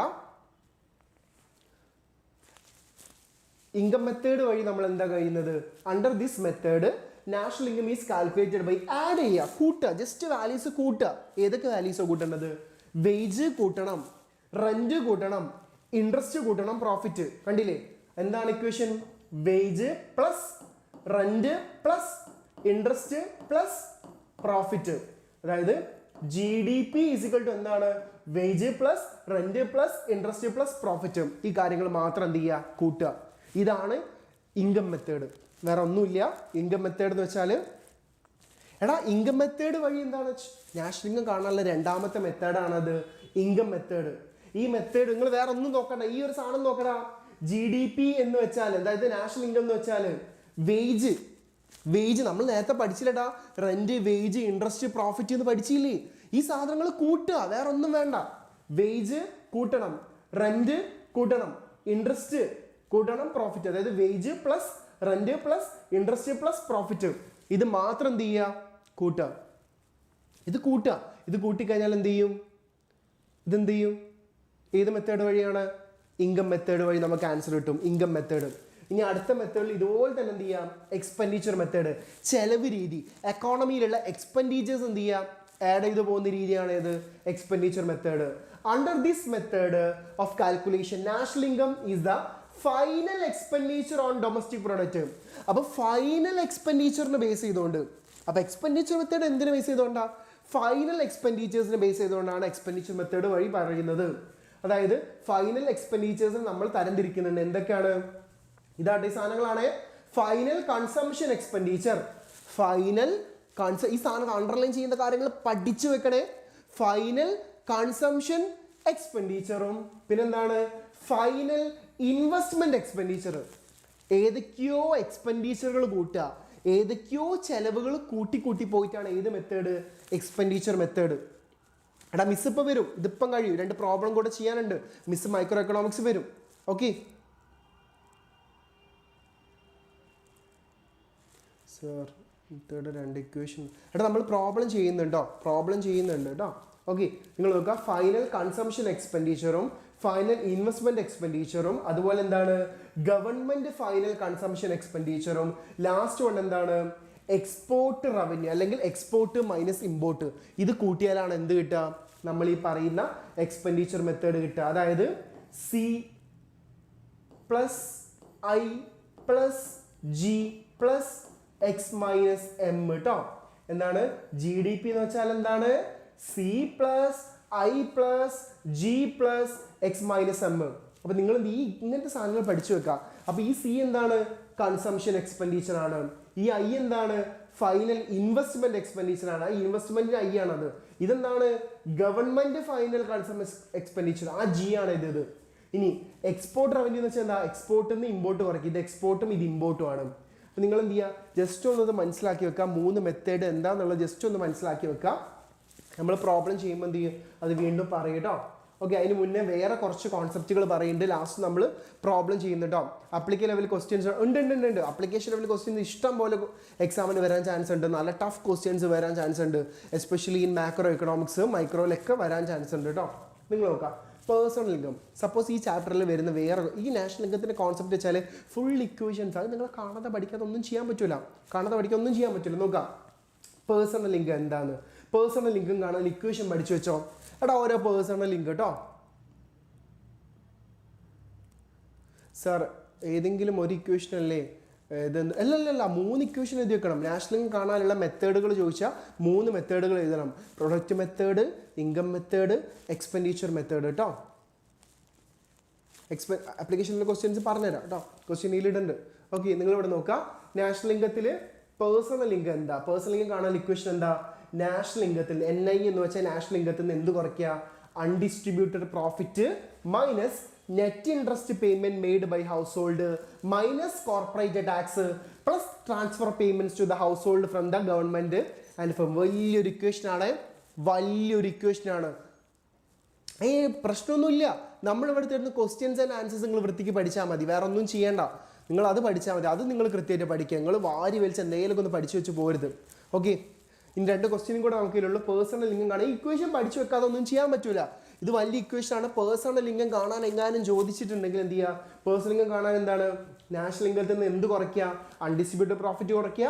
അതിൽ നിന്ന് നെറ്റ് ഇൻട്രസ്റ്റ് പേയ്മെന്റ് കുറയ്ക്കുക. അതിൽ നിന്ന് കോർപ്പറേറ്റ് ടാക്സ് കുറയ്ക്കുക. അതിൻ്റെ കൂടെ എന്ത് കൂട്ടുക? ട്രാൻസ്ഫർ പേയ്മെന്റ്സ് കൂട്ടുക.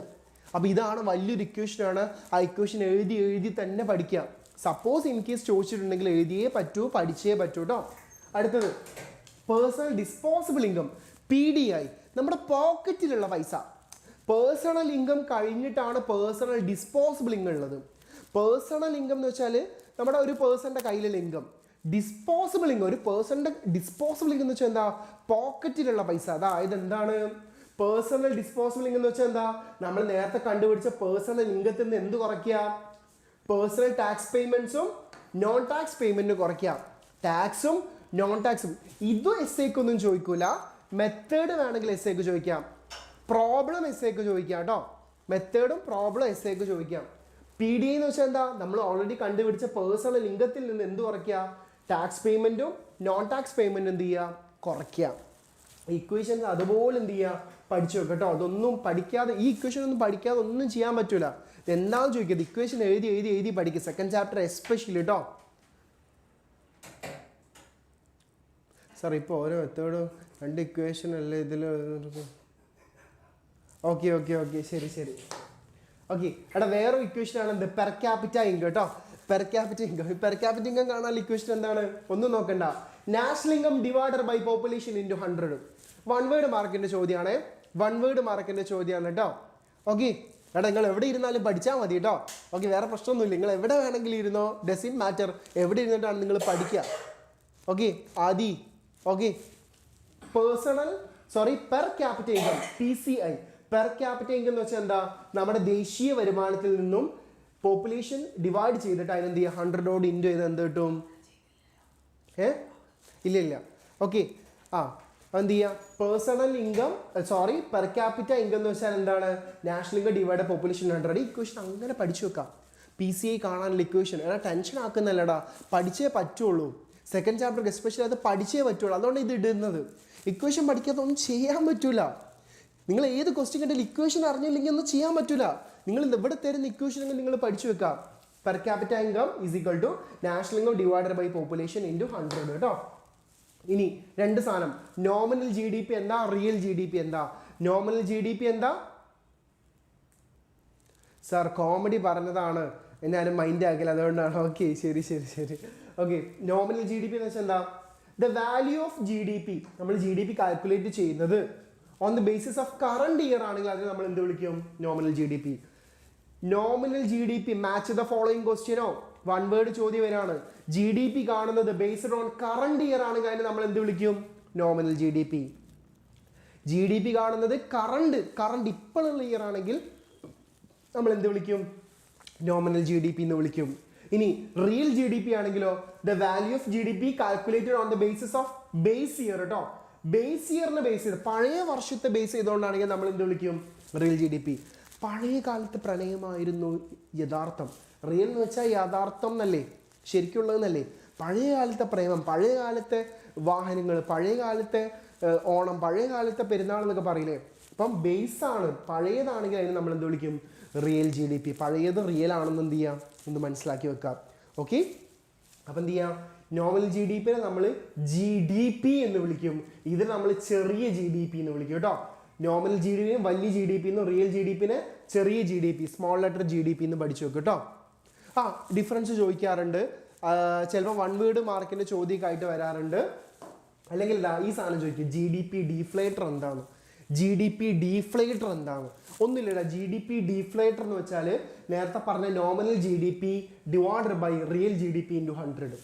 G D P deflator is equal to nominal G D P. അത് നമുക്ക് ചെയ്യാം കേട്ടോ, നമുക്ക് ചെയ്യാം. ഓക്കെ, ക്വസ്റ്റ്യൻ ചെയ്യാം. ജി ഡി പി ഡിഫ്ലേറ്റർ എന്ന് വെച്ചാൽ എന്താ? Nominal G D P divided by real G D P into 100. വേറൊരു ഇക്വേഷൻ കൂടെ നിങ്ങളുടെ പ്രോബ്ലം പാർട്ടൊക്കെ ചെയ്യാനും വൺ വേർഡ് മാർക്കിനും ആയിട്ടുള്ള ഒരു ചോദ്യമാണ് ഇത്. നെറ്റ് ഇൻഡയറക്റ്റ് ടാക്സ് എന്താണ്? നെറ്റ് ഇൻഡയറക്റ്റ് ടാക്സ് എന്ന് വെച്ചാൽ എന്താ? ഇൻഡയറക്റ്റ് ടാക്സിൽ നിന്നും സബ്സിഡി കുറച്ച് കഴിഞ്ഞാൽ നെറ്റ് ഇൻഡയറക്റ്റ് ടാക്സ് കിട്ടി. Net indirect tax is equal to indirect tax minus subsidy.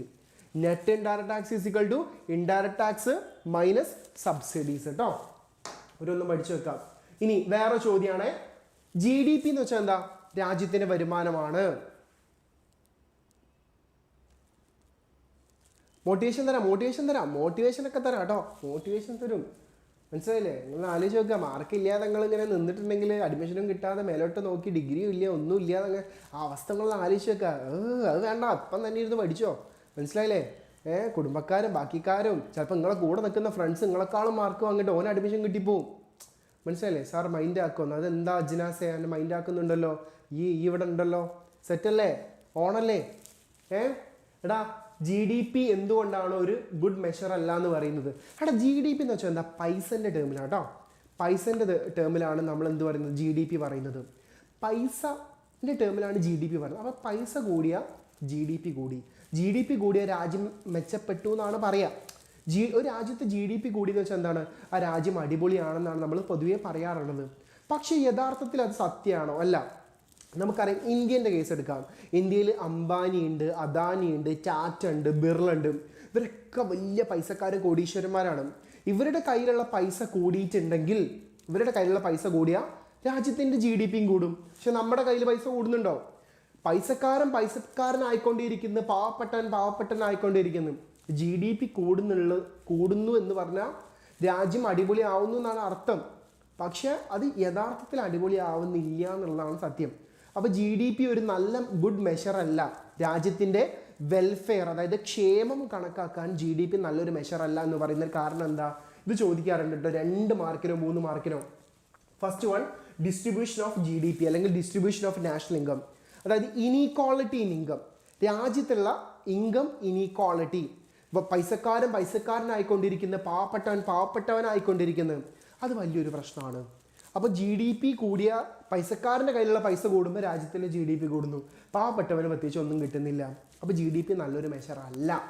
Welfare കണക്കാക്കാൻ ജി ഡി പി നല്ലൊരു മെഷർ അല്ല എന്ന് പറയുന്നതിൻ്റെ പ്രധാനപ്പെട്ട ഫസ്റ്റ് പോയിന്റ് ഇതാ. ഫസ്റ്റ് പോയിന്റ് എന്താണ്?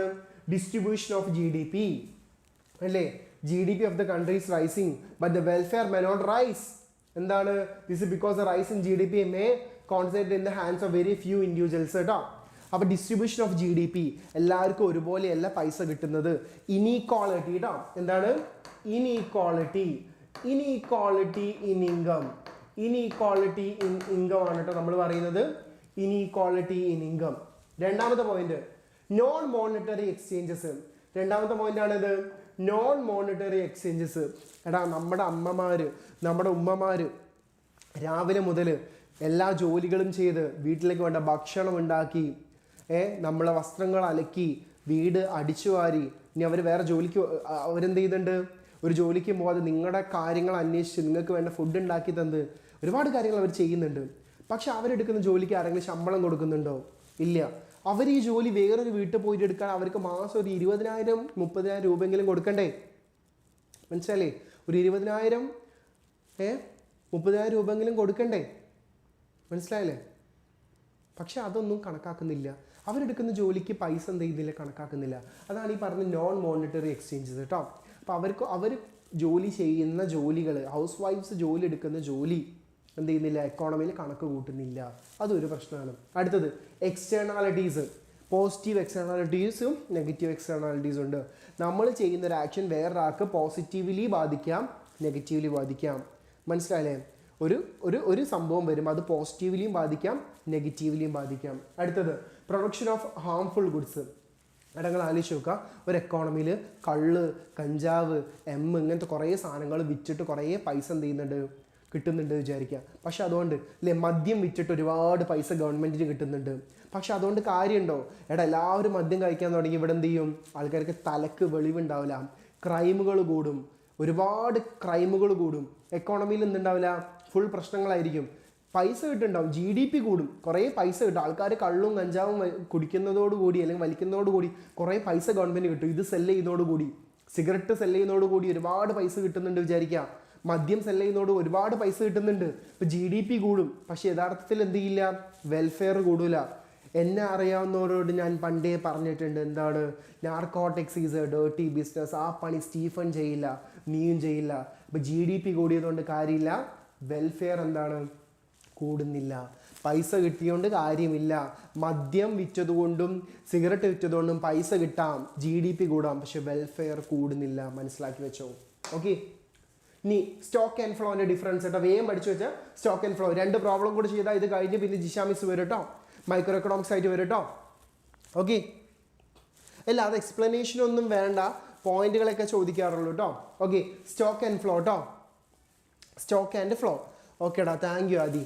ഓക്കെ, സ്റ്റോക്ക് എന്ന് വെച്ചാൽ എന്താ, സ്റ്റോക്ക് സ്റ്റാറ്റിക് പഠിച്ചു വെച്ചോ. Stock is a static concept. First point okay ആണ്, stock is a static concept. Flow എന്താടാ, ഫ്ലോ എന്ന് വെച്ചാൽ എന്താ, ഒഴുകാണ്, വിച്ച് ഈസ് ഡൈനാമിക് എന്ന് വെച്ചാൽ ഇങ്ങനെ ഒഴുകുക. ഓക്കെ, മനസ്സിലായില്ലേ?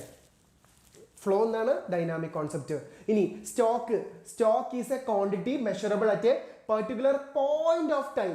സ്റ്റോക്ക് എന്ന് പറയുന്നത് പോയിന്റ് ഓഫ് ടൈമിനാണ് കണക്കാക്കുക.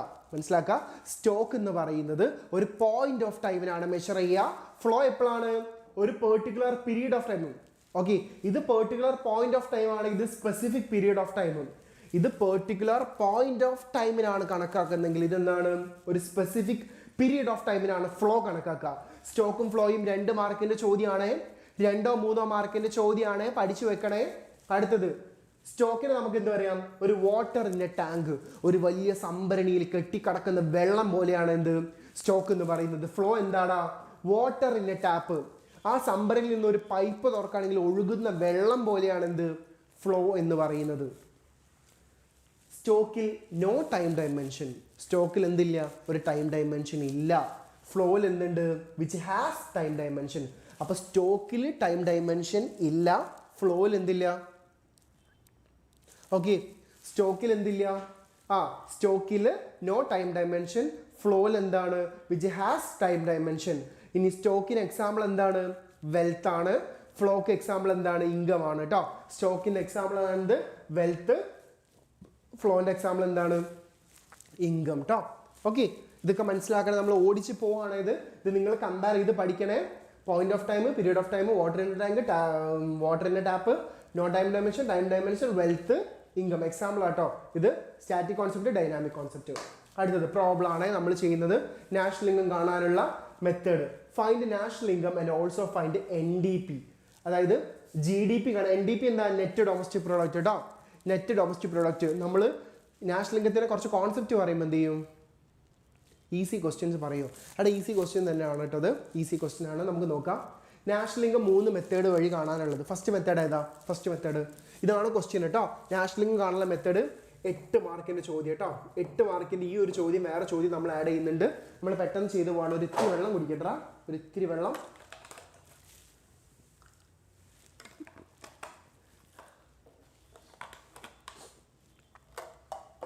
Okay okay. ഇവിടെ നാഷണൽ ഇൻകം കാണാനല്ല. ഫസ്റ്റ് മെത്തേഡ് പ്രൊഡക്റ്റ് മെത്തേഡ് കേട്ടോ. ആദ്യ മെത്തേഡ് ഞാൻ എഴുതാണ്. പ്രൊഡക്റ്റ് മെത്തേഡ് കേട്ടോ. പ്രൊഡക്റ്റ് മെത്തേഡ് കാണാൻ ഇക്വേഷൻ എന്താ? പ്രൊഡക്റ്റ് മെത്തേഡ് കാണാൻ എന്താണ്? GDP ഈസ് ഈക്വൽ ടു, പഠിച്ചു വെക്കണേ. ഇനി മെത്തേഡ് ചോദിച്ചാൽ ഇത് പഠിച്ചു വെക്കാൻ. ഞാൻ സ്പീഡിൽ പോകുന്നുണ്ട്. GDP ഈസ് ഈക്വൽ ടു എന്താണ്? GVAI ഈസ് ഈക്വൽ ടു, അതായത് gross value added is equal to എന്താണ്? QI minus ZI. ഇതാണ് ഇക്വേഷൻ. QI minus ZI. വെള്ളം പാഴാക്കാനല്ല, വെള്ളം ഞാൻ കുടിക്കാൻ വേണ്ടിയിട്ട് എടുത്തിട്ടുള്ളത്. ഓക്കെ. Q എന്ന് വെച്ചാൽ എന്താ? ഔട്ട്പുട്ട്. Q എന്ന് വെച്ചാൽ എന്താ? ഔട്ട്പുട്ട്. മൈനസ് ZI എന്ന് വെച്ചാൽ എന്താ? Intermediate consumption. ഇന്റർമീഡിയറ്റ് എന്താണ്? കൺസംഷൻ. ഇന്റർമീഡിയറ്റ് കൺസംഷൻ, അതായത് ഔട്ട്പുട്ടിൽ നിന്നും ഇന്റർമീഡിയറ്റ് കൺസംഷൻ കുറയ്ക്കുക. എടാ അവിടെ ഔട്ട്പുട്ട് എത്രയാ? വേഗം കമ്പനിയുടെ ഔട്ട്പുട്ട് എത്രയാ? ഔട്ട്പുട്ട് എടാ ഔട്ട്പുട്ട് ഇതാണ് QI. ഔട്ട്പുട്ട് കണ്ടില്ലേ? അതെത്രയാ? 1300 മൈനസ് ഇന്റർമീഡിയറ്റ് കൺസംഷൻ എത്ര നോക്കുക. ഈ ലിസ്റ്റിൽ ഇന്റർമീഡിയറ്റ് കൺസംഷൻ ഓരോന്നും വായിച്ചു പോവാ. ഇന്റർമീഡിയറ്റ് കൺസംഷൻ ഇത് കണ്ടില്ലേ? Intermediate consumption ഇതാണെന്ത്? ZI എന്ന് പറഞ്ഞത് എത്രയാണ്? 400 ആണ്. അപ്പൊ എത്ര കിട്ടും? 1300 minus 400 that is equal to 900. Answer കിട്ടി. ഫസ്റ്റ് മെത്തേഡ് വഴി നമുക്ക് കിട്ടി. എത്രയേ ഉള്ളൂ? First method. Okay. 1300 minus 400 which is equal to 900. ഇനി മനസ്സിലാക്കാം. ബാക്കി 2 മെത്തേഡ് വെച്ച് ചെയ്താലും നമുക്ക് സെയിം ആൻസർ കിട്ടാൻ പാടുള്ളൂ. നമുക്ക് നോക്കാം. രണ്ടാമത്തെ മെത്തേഡ് അതേതാണ്? രണ്ടാമത്തെ method income method. Income method. Second method ഏതാണ്? Income method. ഇൻകം മെത്തേഡിന്റെ ഇക്വേഷൻ എന്താ? GDP ഈസ് ഈക്വൽ ടു എന്താണ്? Wage plus rent plus interest plus profit കേട്ടോ. ഇൻട്രസ്റ്റ് പ്ലസ് പ്രോഫിറ്റ്, അതായത് W plus R plus IN plus P. ഇതാണ് എന്ത്? രണ്ടാമത്തെ method. എടാ വേജ് എത്ര? വേജ് വേഗം നോക്കുക. എവിടെ വേജ്? ഇതാ വേജ് കിട്ടി. വേജ് എത്രയാ? 300 അല്ലേ? വേജ് 300 പ്ലസ് അടുത്തത് റെന്റ്. വേഗം നോക്കുക. റെന്റ് എവിടെ ഉള്ളത്? റെന്റ് എത്രയാ? Rent rent 6. അതെത്രയാണ്? 150 പ്ലസ് അടുത്തത് ഇൻട്രസ്റ്റ് എത്രയാ? ഇതാണ് ഇൻട്രസ്റ്റ്. അതെത്ര? 200 കേട്ടോ. അതെത്രയാണ്? 200 പ്ലസ് പ്രോഫിറ്റ് എവിടെ നോക്കുക? ഇല്ലൊക്കെ പ്രോഫിറ്റ് എത്ര? ഇതാണ് പ്രോഫിറ്റ്. അതെത്രയാണ്? 250. അപ്പൊ എത്രയാണ്? 250. ഇത് ചെയ്ത് എത്ര നിങ്ങൾക്ക് ആൻസർ കിട്ടുക? ഇത് ചെയ്താൽ നിങ്ങൾക്ക് 900 ആണ് ആൻസർ കിട്ടുക. രണ്ടാമത്തെ മെത്തേഡും ഓക്കെ, സെക്കൻഡ് മെത്തേഡും ഓക്കെ. ലിസ്റ്റ് പ്രകാരം നിങ്ങൾ ഇക്വേഷൻ പഠിച്ചു വെച്ചോ. ക്വസ്റ്റ്യൻ എന്തും വന്നോട്ടെ നിങ്ങൾക്ക് ചെയ്യാൻ പറ്റും. രണ്ടാമത്തെ മെത്തേഡ് വെച്ചും 900. ഇനി മൂന്നാമത്തെ മെത്തേഡ്. അതെന്ത് മെത്തേഡാ? മൂന്നാമത്തെ മെത്തേഡ് ചെലവ് രീതി, അതായത് എക്സ്പെൻഡിച്ചർ മെത്തേഡ് കേട്ടോ. എക്സ്പെൻഡിച്ചർ മെത്തേഡ് വഴിയാണ് നമ്മൾ എന്ത് ചെയ്യുന്നത്? അടുത്തത് ചെയ്യുന്നത് കേട്ടോ. എക്സ്പെൻഡിച്ചർ മെത്തേഡ് ഇക്വേഷൻ എന്താ? GDP ഈസ് ഈക്വൽ ടു എന്താണ്? Final consumption expenditure. എന്താണ്? കൺസംഷൻ എക്സ്പെൻഡിച്ചർ പ്ലസ് എന്താണ്? Investment expenditure. എല്ലാത്തിനും ഫൈനലാണ്. ഇൻവെസ്റ്റ്മെന്റ് എക്സ്പെൻഡിച്ചർ പ്ലസ് എന്താണ്? Government expenditure plus export minus import കേട്ടോ. Export minus import. ഇതാണെന്ത്? അടുത്ത ഇക്വേഷൻ. അതായത് നമ്മൾ നേരെ ഇതാണെങ്കിൽ C plus I plus G plus X minus M. Export minus import. എടാ കൺസംഷൻ എക്സ്പെൻഡിച്ചർ എത്ര? നിങ്ങൾ നോക്കുക, ലിസ്റ്റിലേക്ക് നോക്കുക. കൺസംഷൻ എക്സ്പെൻഡിച്ചർ എത്രയാണ് നിങ്ങൾ നോക്കുക. കൺസംഷൻ എക്സ്പെൻഡിച്ചർ കണ്ടില്ലേ? ഇതാണ് കൺസംഷൻ എക്സ്പെൻഡിച്ചർ. ഇതാണെന്ത്? C. അതെത്രയാണ്? 500 ആണ്. Okay. Final consumption expenditure 500 plus I. Investment expenditure നോക്കുക. എവിടെയാണ് ഇൻവെസ്റ്റ്മെന്റ് എക്സ്പെൻഡിച്ചർ? കണ്ടില്ലേ? ഇൻവെസ്റ്റ്മെന്റ് എക്സ്പെൻഡിച്ചർ ഇതാണെന്ത്? I എന്ന് പറയുന്നത്. അതെത്രയാടാ? 200 പ്ലസ് അടുത്തത് ഗവൺമെന്റ് എക്സ്പെൻഡിച്ചർ. കണ്ടില്ലേ? ഗവൺമെന്റ് കൺസംഷൻ എക്സ്പെൻഡിച്ചർ അതെത്രയാണ്? 150 150 പ്ലസ് അടുത്ത എത്രയാണ് എക്സ്പോർട്ട് എത്രയാ 100 ഇതാണ് എക്സ്പോർട്ട് ഇമ്പോർട്ട് എത്രയാ 50 അതായത് 100 മൈനസ് 50 ഇത് ചെയ്താൽ നമുക്ക് എത്ര ആൻസർ കിട്ടുക 900 കിട്ടി നമ്മളെ 3 മെത്തേഡ് വഴി നമുക്ക് എന്ത് കിട്ടി 900 കിട്ടി കേട്ടോ 3 മെത്തേഡ് വഴി നമുക്ക് എന്ത് കിട്ടി സെയിം ആൻസർ കിട്ടി 3 മെത്തേഡ് പ്രകാരം നമുക്ക് എന്ത് കിട്ടി 3 ആൻസർ കിട്ടി നിങ്ങൾ മനസ്സിലാക്കുക ഒരു കാര്യം കൂടെ ചോദിച്ചിട്ടുണ്ട് എന്താ ചോദിച്ചിട്ടുള്ളത് ആൻഡ് ഓൾസോ ഫൈൻഡ് NDP ചോദിച്ചിട്ടുണ്ട് NDP കാണാൻ ഇക്വേഷൻ എന്താ NDP is equal to GDP minus depreciation GDP യിൽ നിന്നും ഡിപ്രീസിയേഷൻ കുറച്ച് NDP കിട്ടും GDP നമുക്കറിയാം എല്ലായിടത്തും ഒരേ GDP ആണ് എത്രയാണ് 900 മൈനസ് ഡിപ്രീസിയേഷൻ എത്ര ഇതാണ് ഡിപ്രീസിയേഷൻ D 20 അപ്പം എത്ര കിട്ടും 900 എന്ത് വെച്ചാൽ എത്ര കിട്ടും 880 കേട്ടോ ഇതാണെന്ത് NDP 8 മാർക്കിൻ്റെ ചോദ്യമാണ് നിങ്ങൾ നോക്കുക വേണമെങ്കിൽ സ്ക്രീൻഷോട്ട് എടുത്ത് വെക്കുക ചോദ്യം ഇങ്ങനെയാണ് പഠിച്ചു വെക്കട്ടെ കൃത്യമായിട്ട് പഠിച്ചു വെക്കുക എടാ ഓക്കെ അല്ലേ ഓക്കെ എടാ ഓക്കെ അല്ലേ മനസ്സിലായില്ലേ കാര്യം മനസ്സിലായില്ലേ സെറ്റല്ലേ അടുത്ത ചോദ്യം ഒരു ചോദ്യം കൂടെ ഒരു ഇമ്പോർട്ടൻറ്റ് ചോദ്യം കൂടെ ദ മോസ്റ്റ് മേജർ ചോദ്യം മനസ്സിലായില്ലേ ഏറ്റവും ഇമ്പോർട്ടൻറ്റ് ചോദ്യം കേട്ടോ ഓക്കെ അടുത്ത് കുറച്ച് കോൺസെപ്റ്റുകളാണ് നമുക്ക് ക്വസ്റ്റ്യൻ ത്രൂ പഠിച്ചു വെക്കാം കേട്ടോ GDP MP കാണാൻ വേജ് ഓക്കെ ഓരോ സാധനങ്ങൾ കാണാൻ നമുക്ക് ക്വസ്റ്റ്യൻ ത്രൂ പഠിക്കാം ഇതാണ് ഇക്വേഷൻ കേട്ടോ ഒരു എക്കോണമിയിൽ W വേജ് എത്രയാണ് 800 ആണ് rent 300 interest 400 profit 200 depreciation 50 NIT 100 NFI 150 okay ഇതാണ് തന്നിട്ടുള്ളത് കാണാൻ ചോദിച്ചെന്താ GNP MP GNP FC NNP MP NNP FC GDP MP GDP FC NDP MP NDP FC പഠിച്ചു വെക്കണേ ഓക്കെ ഇതാണ് ക്വസ്റ്റ്യൻ ഓരോന്നും പഠിച്ചു വെക്കാം ഫസ്റ്റ് സാധനം ഫസ്റ്റ് GNP MP ചോദിച്ചിട്ടുള്ളത് നമുക്ക് അത് ഇവിടെ തന്നെ എഴുതി തുടങ്ങാം ഇവിടെ തന്നെ എന്ത് ചെയ്യാം എഴുതി തുടങ്ങാം അല്ലെങ്കിൽ വേണ്ട ഇപ്പുറത്ത് എഴുതാം അടുത്ത പേജിൽ ഓക്കെ അടുത്ത പേജിൽ എന്ത് ചെയ്യാം ഫസ്റ്റ് ചോദിച്ചത് എന്താണ് GNP MP ആണ് ചോദിച്ചത് GNP MP കാണാൻ ഇങ്ങനെ ഡിവൈഡ് ചെയ്യാം കുറച്ചും കൂടി എളുപ്പമാണ് GNP MP കാണാൻ ഇക്വേഷൻ എന്താ എടാ ഈ ഇക്വേഷനാണ് നിങ്ങൾ പഠിച്ചു വെക്കേണ്ടത് എടാ നിങ്ങൾ നോക്കുക ഇക്വേഷനാണ് പഠിച്ചു വെക്കുക കാൽക്കുലേഷൻ വളരെ എളുപ്പമായിരിക്കും ഇക്വേഷനാണ് നിങ്ങൾ പഠിച്ചു വെക്കേണ്ടത് നിങ്ങൾ നോക്കുക GNP MP കാണുന്ന ഇക്വേഷൻ എന്താ wage plus rent plus interest plus profit plus depreciation plus NIT plus NFI കേട്ടോ NFI ഇതെല്ലാം കൂടെ കൂട്ടിക്കഴിഞ്ഞാൽ wage plus rent plus profit plus depreciation plus NIT plus NFI അതായത് ഏതൊക്കെയാ വാല്യൂസ് വെക്കുക 800 പ്ലസ് 300 പ്ലസ് 400 പ്ലസ് കണ്ടില്ലേ 800 പ്ലസ് ഏതൊക്കെയാ വാല്യൂസ് 800 300 400 800 300 400 ഡിപ്രിസിയേഷൻ എത്ര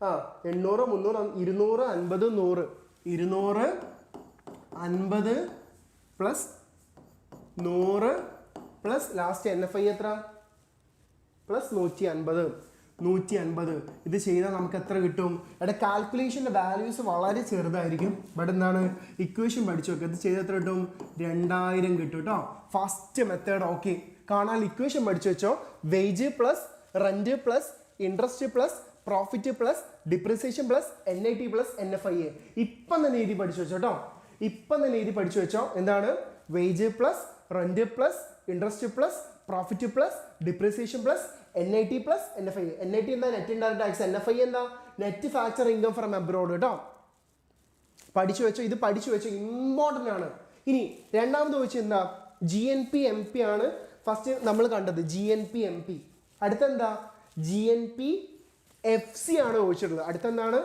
GNP FC കേട്ടോ രണ്ടാമത് GNP FC ആണ് ചോദിച്ചത് എടാ ഇവിടെയും GNP ഇവിടെയും GNP ഇവിടെ MP ഇവിടെ FC നോക്കണേ ഇവിടെ MP ഇവിടെ FC എടാ MP കണ്ടുപിടിച്ചിട്ടുണ്ടെങ്കിൽ FC കാണാൻ എന്ത് ചെയ്താൽ മതി MP യിൽ നിന്നും അതായത് GNP MP യിൽ നിന്നും എന്ത് കുറച്ചാൽ മതി NIT കുറച്ചാൽ മതി എടാ നമ്മൾ ഓൾറെഡി MP കോൺസെപ്റ്റ് പഠിച്ചിട്ടുണ്ടെങ്കിൽ അതിൻ്റെ സെയിം FC കോൺസെപ്റ്റ് കാണാൻ എന്ത് കുറച്ചാൽ മതി NIT കുറച്ചാൽ മതി എത്രയാണ് ഇത് 2000 ഓൾറെഡി കണ്ടുപിടിച്ച്. NIT എത്രയാണ് ക്വസ്റ്റ്യനിൽ? NIT എത്ര? NIT 100 ആണ്. 100 കുറച്ചാൽ മതി. അപ്പം എത്ര കിട്ടും? 100 കുറച്ച് എത്ര കിട്ടും? 1900. ഇത്രേ ഉള്ളൂ. കാൽക്കുലേഷൻ വളരെ എളുപ്പമാണ്. കാൽക്കുലേഷൻ വളരെ സിമ്പിളാണ്. പക്ഷെ എന്താണ് ഇക്വേഷൻ അറിഞ്ഞിരിക്കുക. GNP FC കാണാൻ എന്ത് ചെയ്താൽ മതി? GNP MP-യിൽ നിന്നും NIT കുറച്ചാൽ മതി. പിന്നെ ഓരോ സാധനം. ഓക്കെ, അടുത്ത എന്താണ്? NNP MP ആണ്. NNP MP. അടുത്ത സാധനം എന്താണ്? NNP MP കേട്ടോ. NNP MP. അതായത് ഈ GNP MP-യുടെ സബാണ് ആര്? NNP MP. ഇവിടെ നോക്കുക, ഇവിടെ MP ആണ്, ഇവിടെ MP ആണ്. ഇവിടെ G മാറി ഇവിടെ N ആകുമ്പോൾ എന്ത് കുറച്ചാൽ മതി? ഈ സാധനത്തിൽ നിന്നും, അതായത് GNP MP-യിൽ നിന്ന് എന്ത് കുറച്ചാൽ മതി? ഡിപ്രീസിയേഷൻ കുറച്ചാൽ മതി. ഇത് 8 സാധനം ഉണ്ട്. 8 സാധനം നിങ്ങൾ ഒറ്റ സ്ട്രെച്ചിൽ പഠിച്ചു വെക്കുക. വേറെ ഒന്നും ചെയ്യണ്ട. മനസ്സിലാക്കാം. GNP MP-യിൽ നിന്ന് എന്ത് കുറച്ചാൽ മതി?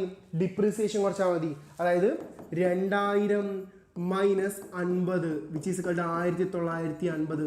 എടാ കാൽക്കുലേഷൻ വളരെ ചെറുതാണ്, ബട്ട് ഇക്വേഷൻ പഠിച്ചു വെക്കുക എന്നുള്ളതാണ് ഏറ്റവും ഇമ്പോർട്ടൻ്റ് കേട്ടോ. ഇനി നേരത്തെ പറഞ്ഞ പോലെ തന്നെ എന്ത് ചെയ്താൽ മതി? NNP FC ആണ് അടുത്ത് കാണുന്നത്. NNP FC ആണ് എന്ത് ചെയ്താൽ മതി? എടാ ഇവിടെ എന്താണ് MP കിട്ടിയിട്ട് അതിൻ്റെ FC ആണ് എന്ത് ചെയ്താൽ മതി? NNP MP-യിൽ നിന്ന് എന്ത് കുറച്ചാൽ മതി? NIT കുറച്ചാൽ മതി കേട്ടോ. MP കണ്ടുപിടിച്ചിട്ട് FC കാണാം, സെയിം FC കാണാൻ NIT കുറച്ചാൽ മതി. എത്ര ഇട്ടാ? NNP MP എത്ര? 1950 മൈനസ് 100. അത് എത്രയാണ്? 1850. സാധനം കിട്ടി. 4 സാധനം പഠിച്ചു വെച്ചോ. 1850 കേട്ടോ. 4 സാധനം ഒന്ന് പഠിച്ചു വെക്കാം കേട്ടോ. ഓക്കെ, ഇനി അടുത്ത എന്താണ്? GDP MP ആണ് കാണാൻ ചോദിച്ചത്. അടുത്തത് GDP MP. നെക്സ്റ്റ് കാണാനുള്ളത് GDP MP. GDP MP ആണ് എന്ത് ചെയ്താൽ മതി? GNP MP-യിൽ നിന്ന് എന്ത് കുറച്ചാൽ മതി? NFIA കുറച്ചാൽ മതി. GNP MP-യിൽ നിന്നും NFIA കുറച്ചാൽ മതി. അതായത് 2000 മൈനസ് NFI എത്രയാണ് ക്വസ്റ്റ്യനിൽ? NFI എത്ര നമുക്ക് വന്നിട്ടുള്ളത്? NFI എത്രയാണ്? 150 കേട്ടോ. NFI എത്രയാണ്? 150. അപ്പോൾ എത്ര കിട്ടും? 1850. ഇത് ഇക്വേഷൻ പഠിച്ചു വെക്കാൻ വേണ്ടിയിട്ടാണ് ഇതൊക്കെ തരുന്നത്. ഇക്വേഷൻ പഠിച്ചു വെക്കാൻ വേണ്ടിയിട്ട് ഓരോന്ന് തരുന്നത്. ഇനി GDP MP കിട്ടി. അടുത്ത എന്ത് ചെയ്താൽ മതി? FC ആണുള്ളത്. GDP FC is equal to, എടാ MP കിട്ടിയിട്ട് FC ആണ് എന്ത് ചെയ്താൽ മതി? GDP MP minus NIT. എടാ MP കോൺസെപ്റ്റ് കിട്ടിയിട്ട് അതേ FC കാണാൻ എന്ത് ചെയ്താൽ മതി? NIT കുറച്ചാൽ മതി. അതായത് 1850 മൈനസ് NIT എത്ര? 100 അല്ലേ? അപ്പോൾ എത്ര കിട്ടും? 1750. ഈ ഇക്വേഷൻ പഠിക്കാതെ ഒന്നും ചെയ്യാൻ പറ്റില്ല. ഇക്വേഷൻസ് പഠിക്കാതെ ഒന്നും ചെയ്യാൻ പറ്റില്ല. GDP FC കിട്ടി. ഇനി ഒറ്റ കാര്യം, എന്താണ്? NDP MP കേട്ടോ. NDP MP ആണ് എന്ത് ചെയ്താൽ മതി? NDP MP is equal to GDP MP-യിൽ നിന്ന് എന്ത് കുറച്ചാൽ മതി? ഡിപ്രീസിയേഷൻ. നിങ്ങൾ നോക്കുക, ഇവിടെ ചെയ്താൽ അതേപോലെ തന്നെ. ഇവിടെ ഡിപ്രീസിയേഷൻ, അവിടെ ഡിപ്രീസിയേഷൻ. ഇവിടെ NIT കുറയ്ക്കുക, NIT കുറയ്ക്കുക. സെയിം സാധനം തന്നെ. GDP MP എത്ര നമുക്ക് കിട്ടിയത്? 1850. ഡിപ്രീസിയേഷൻ എത്ര? 50 അല്ലേ? ഡിപ്രീസിയേഷൻ എത്രയാണ്? 50 അല്ലേ? ഓക്കെ, ഇത് 50 ആണ്. സോറി, ഇത് 50 ആണ്. 50 കുറച്ചാൽ മതി. അപ്പോൾ എത്ര കിട്ടും? 50 കുറച്ച് എത്ര കിട്ടും? 1800. ഇനി ഒരൊറ്റ സാധനം കൂടെ കണ്ടുപിടിച്ചാൽ മതി. ആരാണ്? സോറി, ഒറ്റ കാര്യം കൂടെ കണ്ടുപിടിച്ചാൽ കഴിഞ്ഞു കേട്ടോ. ഒറ്റ കാര്യം. ഇനി എന്താണ്? NDP FC. NDP FC ആണ് എന്ത് ചെയ്താൽ മതി? സെയിം സംഭവം പോലെ ഓരോന്ന് FC കാണാൻ എന്ത് ചെയ്താൽ മതി? MP കോൺസെപ്റ്റിൽ നിന്നും. NDP MP-യിൽ നിന്ന് എന്ത് കുറച്ചാൽ മതി? NIT. ഫുൾ NIT വെച്ചുള്ളൊരു കളിയാണ് കേട്ടോ. നെറ്റ് ഇൻഡയറക്ട് ടാക്സ് വെച്ചുള്ളൊരു പരിപാടിയാണ്. എത്രയാണ്? 1800 മൈനസ് NIT എത്രയാണ്? 100. അപ്പോൾ എത്ര കിട്ടും? 1700. ഈ സാധനം പഠിച്ചു വെച്ചൊരു എക്സാമിന് പോയത്. ഈ സാധനം പഠിച്ചു വെച്ച എക്സാം വേണമെങ്കിൽ സ്ക്രീൻഷോട്ട് എടുത്ത് വെച്ചോ. 8 സാധനങ്ങൾ 8 രീതിയിൽ പോയിന്റ് എഴുതി വെച്ചിട്ടുണ്ട്. നിങ്ങൾ ഇതെങ്കിലും പഠിച്ചു വെച്ച് പോകണം. പല ആൾക്കാരും സ്കിപ്പ് ചെയ്തിട്ടാണ് പോവുക. ഓക്കെ, അപ്പം നമ്മൾ എന്ത് ചെയ്തിട്ടുണ്ട്? ഈ ഒരു ക്വസ്റ്റ്യൻ കംപ്ലീറ്റ്ലി പറഞ്ഞിട്ടുണ്ട്. ഇനി ഞാൻ എന്ത് ചെയ്യാം? മിസ്സിനെ ക്ഷണിക്കുകയാണ്. നമ്മൾ 2 ചാപ്റ്റർ തീർത്തിട്ടുണ്ട്. പെട്ടെന്ന് തീർക്കണം. പക്ഷേ പ്രോബ്ലം പാർട്ട് ഉള്ളതുകൊണ്ടാണ് നമ്മൾ ഇത്തിരി ഒന്നങ്ങോട്ട് ഡിലേ ആയി പോയത്. അപ്പം മിസ്സ് വരും. ഓക്കെ, മിസ് ഇത് അവിടെ തന്നെ ഉണ്ട്. ഞാൻ മിസ്സിന് എന്ത് ചെയ്യാം? മൈക്ക് കൈമാറാണ് കേട്ടോ. മിസ്സിൻ്റെ സ്ലൈഡൊക്കെ ഒന്ന് എടുക്കട്ടെ. ഓക്കെ, നിങ്ങൾ ഫുൾ ടൈം നിങ്ങൾക്ക് വേണ്ടി സ്ട്രെയിൻ ചെയ്തിട്ടാണ് നമ്മൾ നിൽക്കുന്നത്. അപ്പം ഞങ്ങൾക്ക് വേണ്ടി നിങ്ങൾ ഉണ്ടാവണം. നിങ്ങൾ കൂടെ ഉണ്ടെങ്കിൽ ഓളങ്ങളിൽ തീരങ്ങളിൽ കൈകോർത്ത് നാം എന്നും നന്നാളിലും കണ്ണീരിലും ഒന്നായിടാം അല്ലേ? മാർക്ക് കൂടുതലാണെങ്കിലും കുറവാണെങ്കിലും നമ്മൾ ഒന്നിച്ചുണ്ടാവും കേട്ടോ. അപ്പം മിസ് വരും. ഓക്കെ, നമുക്ക് കുറഞ്ഞ സമയം ഒരുപാട് കാര്യങ്ങൾ കേട്ടോ. ഓക്കെ,